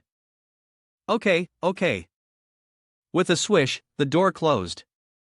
Shweli spoke up, you, woman, haven't even assessed her cultivation or her strength, yet you're so quick to entrust your life to her. It's hard to trust. Tai Shuli inquired, what are you planning to do? Yula calmly replied, of course, we go. For now, it's the only clue related to the mission. He thought to himself, of course, we must go. How could something so coincidental happen? The setup is so clear, it's practically an invitation to a coffin.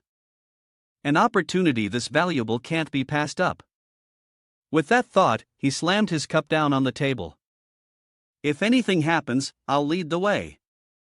And the two of you must absolutely never surpass me, understood? Night fell, and the moon had reached its zenith, with three figures standing before a large door. Yulu was certain this was the place.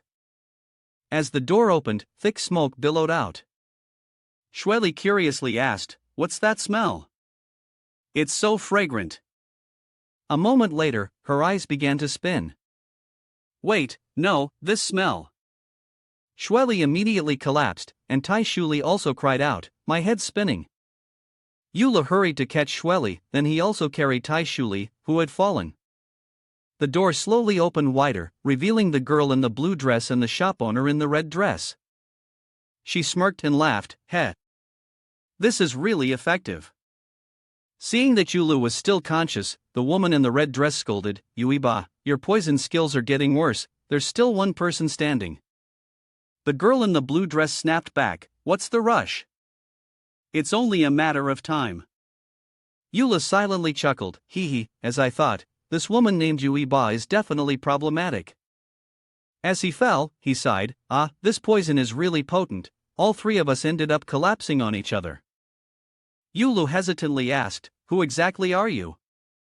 Why can't I move? Yuiba replied, we are, of course, your fellow disciples, master. She stepped forward and grabbed Yuli's chin, saying, let me tell you the truth. In fact, there was no ambush at all. Our team's leader, the one you thought had died, is still alive. He sent a distress signal just to lure you here. Yula put on a confused expression, why did you do this? You went through all this trouble to set a trap against fellow disciples, what was the point of it? Yuiba was frightened and let go of her. Then, both of them, like demons, asked again, you're a cultivator of the demonic path, and you're asking me what the point is? Isn't it obvious? Of course, it's for the wealth you carry. Yulu exclaimed in shock, what? Yuiba gritted her teeth and explained, the Origin Demon sect is known as a major sect, but internally it is deeply divided. Those with higher cultivation levels easily plunder countless resources, but what about us? Ordinary disciples at the Dharma realm level?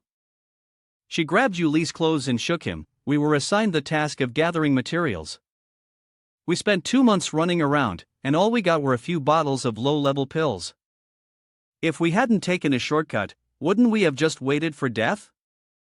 This so-called demonic path is actually quite simple, harm your fellow disciples, seize their wealth and lives, kill a Dharma realm disciple, and take all of his possessions. It's enough to keep us well fed and warm for the entire year. Over the past few months, we've made quite a bit of profit. Yula paused, deep in thought. Having stayed at Asking Sword Sect for so long, he had almost forgotten the true nature of the demonic path. He pushed her hand away from his face, but why was there an ambush targeting people right here at the Red Water Seal? This place is too close to Mountain Gate. Aren't you worried about being discovered? Yuiba replied nonchalantly, the closer we are, the easier it is to send out a distress signal that will be trusted. The outside mission seems simple, which allows us to lure weaker officers here. But what if we run into a master? We won't be exposed. Eula still didn't understand and asked, but this mission has already cost several backup groups their lives, including 2 cultivators at the Taoist realm. If this keeps happening, sooner or later, the sect will send someone to investigate, and then none of you will escape death. The other woman chuckled softly, her voice echoing from inside, "You don't need to worry about that." A middle-aged man holding a tower stepped out, and the 2 women respectfully bowed. "Chief Officer, you're here." "Master, it's been a long time. I've been looking forward to your arrival." Eula sneered inwardly. "Been a long time, huh? Still using that sweet tone?" The old officer spoke. "If the Origin Demon sect cannot keep me, then naturally there will be another place that will. We're all part of the great demon sect, where does it matter where we live? Don't you agree?" Eula immediately played the role of an onlooker, asking, "Have you all joined the Blood Shadow Tower?" The old man smiled and praised, "Clever, old man is showing off the tower. See this? This is the sincerity of the Blood Shadow Tower's Thunder Tower. This magic weapon can unleash extremely powerful lightning in an instant, enough to drain the entire combat power of a cultivator at the Tao realm. As long as they're not from the heavenly realm, no one who comes here should expect to leave unscathed. At the Origin Demon sect, I had never even touched such a powerful magic weapon, but in the Blood Shadow Tower, it was just a random reward from a task." Eula admired it, truly impressive. After speaking, the old man began to channel energy into the tower. "Consider yourself lucky, before you die, you will experience the power of a Tao realm magic weapon." Eula tore his clothes open, looking at the old man with deep affection. "Come on, don't go easy on me just because I'm a fragile flower." At that moment, Eula was punched in the back. Taishuli angrily shouted, and Shweli also rose, drawing his sword and brushing off the dust from the traitorous disciples. "The scum of the demon path, I will definitely capture all of you and bring you to justice." Eula lay on the ground, crying. "Wait a minute, Shweli Taishuli, are both of you awake now?" The trio, shocked, exclaimed in unison, "How come you guys are still up?" Shweli smugly responded, "We had prepared in advance, so of course, we couldn't be poisoned for real." Taishuli sneered with disdain, "And you?" The one called something else, "Your poison is so weak, even without any preparation, I woke up quickly." Old officer, hearing this, grinned excitedly, "Awake, huh? That's good, then I'll make sure to throw all of you into the stinking pit. My cursed tower." Whoosh! A dark shadow shot out from behind Shweli and Taishuli, and he shouted, "Traitors!" Eula, trying to look cool, shouted, "Come at me if you have the guts, leave her out of this." He smirked slyly, "Law weapon Tao realm." Old officer immediately launched the tower, "Die already." Eula satisfiedly collapsed, certain that this would mean his reincarnation. "Blood Shadow Tower, I thank your ancestors from 8 generations ago." Old officer yelled, "Obey my command." Eula happily grinned, full of anticipation. The old man shouted with full force, and then the 3 of them scattered and disappeared without a trace. Eula regretted losing the entire battle. Shweli, confused, asked, "What the hell is going on?" Taishuli stammered, "I'm not really sure either." A sorrowful cry echoed in the air. "Why?"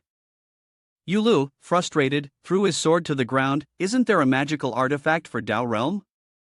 Why are you still running? Chase them, force them into a corner, make them take action. Today, I'm going to fight these cowards to the death." Taishuli, confused, asked Shweli, "Has your man gone mad from anger? Why must we gather them together? Can't we just take them down one by one?"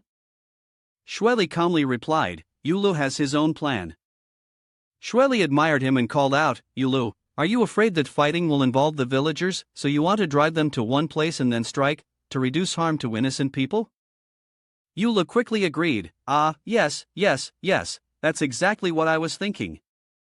In his mind, he secretly thought, "Because I want to take on 3 by myself, I'm tired of living, but this reason can't be said aloud. Shweli happily suggested, then let's drive them to the spiritual vein, there are no people there, and we can fight without holding back. Tai Shuli, frustrated, scolded, your righteous path is really. The old man sighed, and in the quiet of the night, only the moonlight illuminated the way. The Yulu group dispersed, each person chasing after one target. Tai Shuli flew over the rooftops, shouting, stop right there, you. She gritted her teeth in anger, this is so annoying. Below is full of commoners.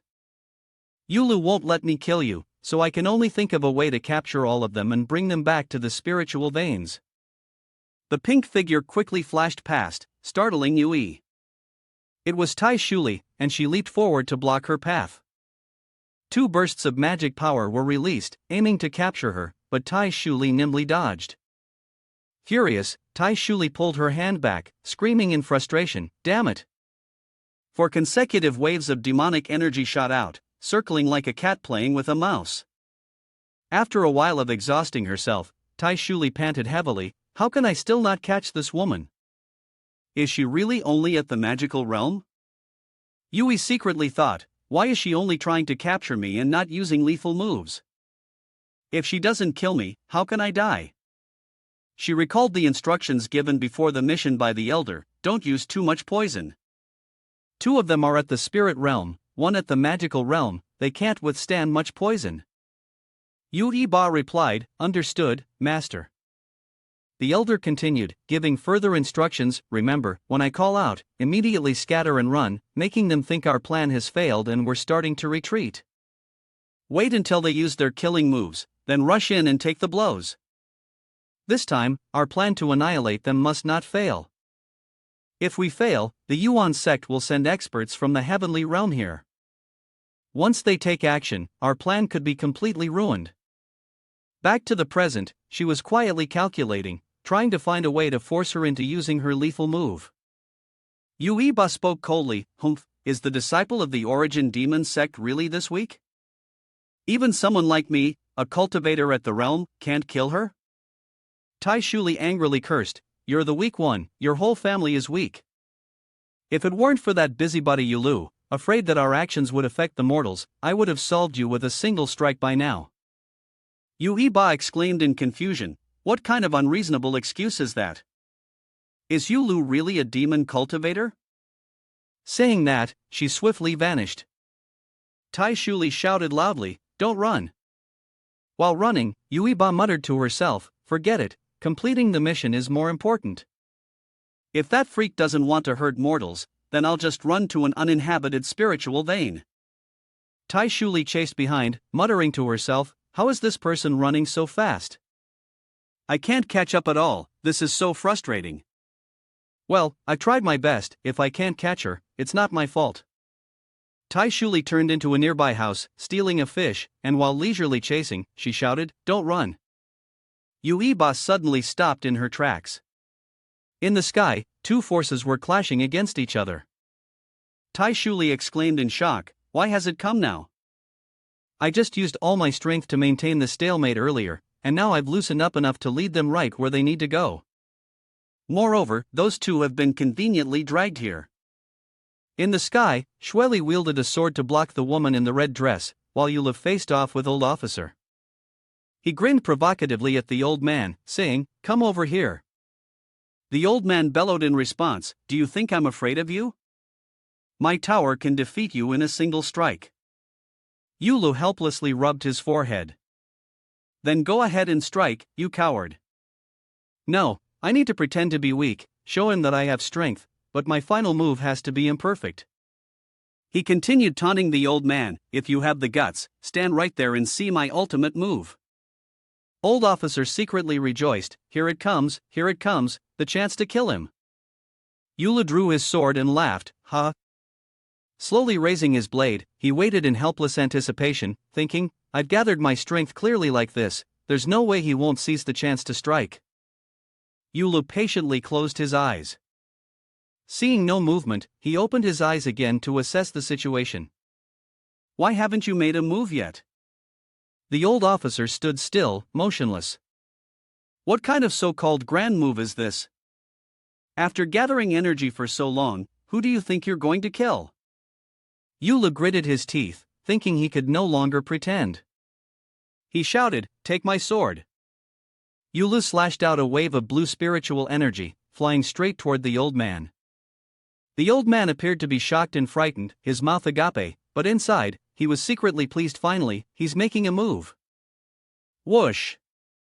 The strike flew right past the old man's body, and his face darkened with disappointment. The old man shouted angrily, "Are you blind? I'm standing right here, and you still missed. Is that what you call a grand move?" Yu Lu, also frustrated, shouted back, "You're the blind one. You've launched your grand move, but you didn't even retaliate, just standing there waiting to die?" The red-haired woman suddenly screamed in agony, "Ah!" The old officer saw this and, his eyes bulging with anger, shouted, "Shenghua!" Yu Lu suddenly froze. Shenghua laughed triumphantly, "Ha, I've completed my mission.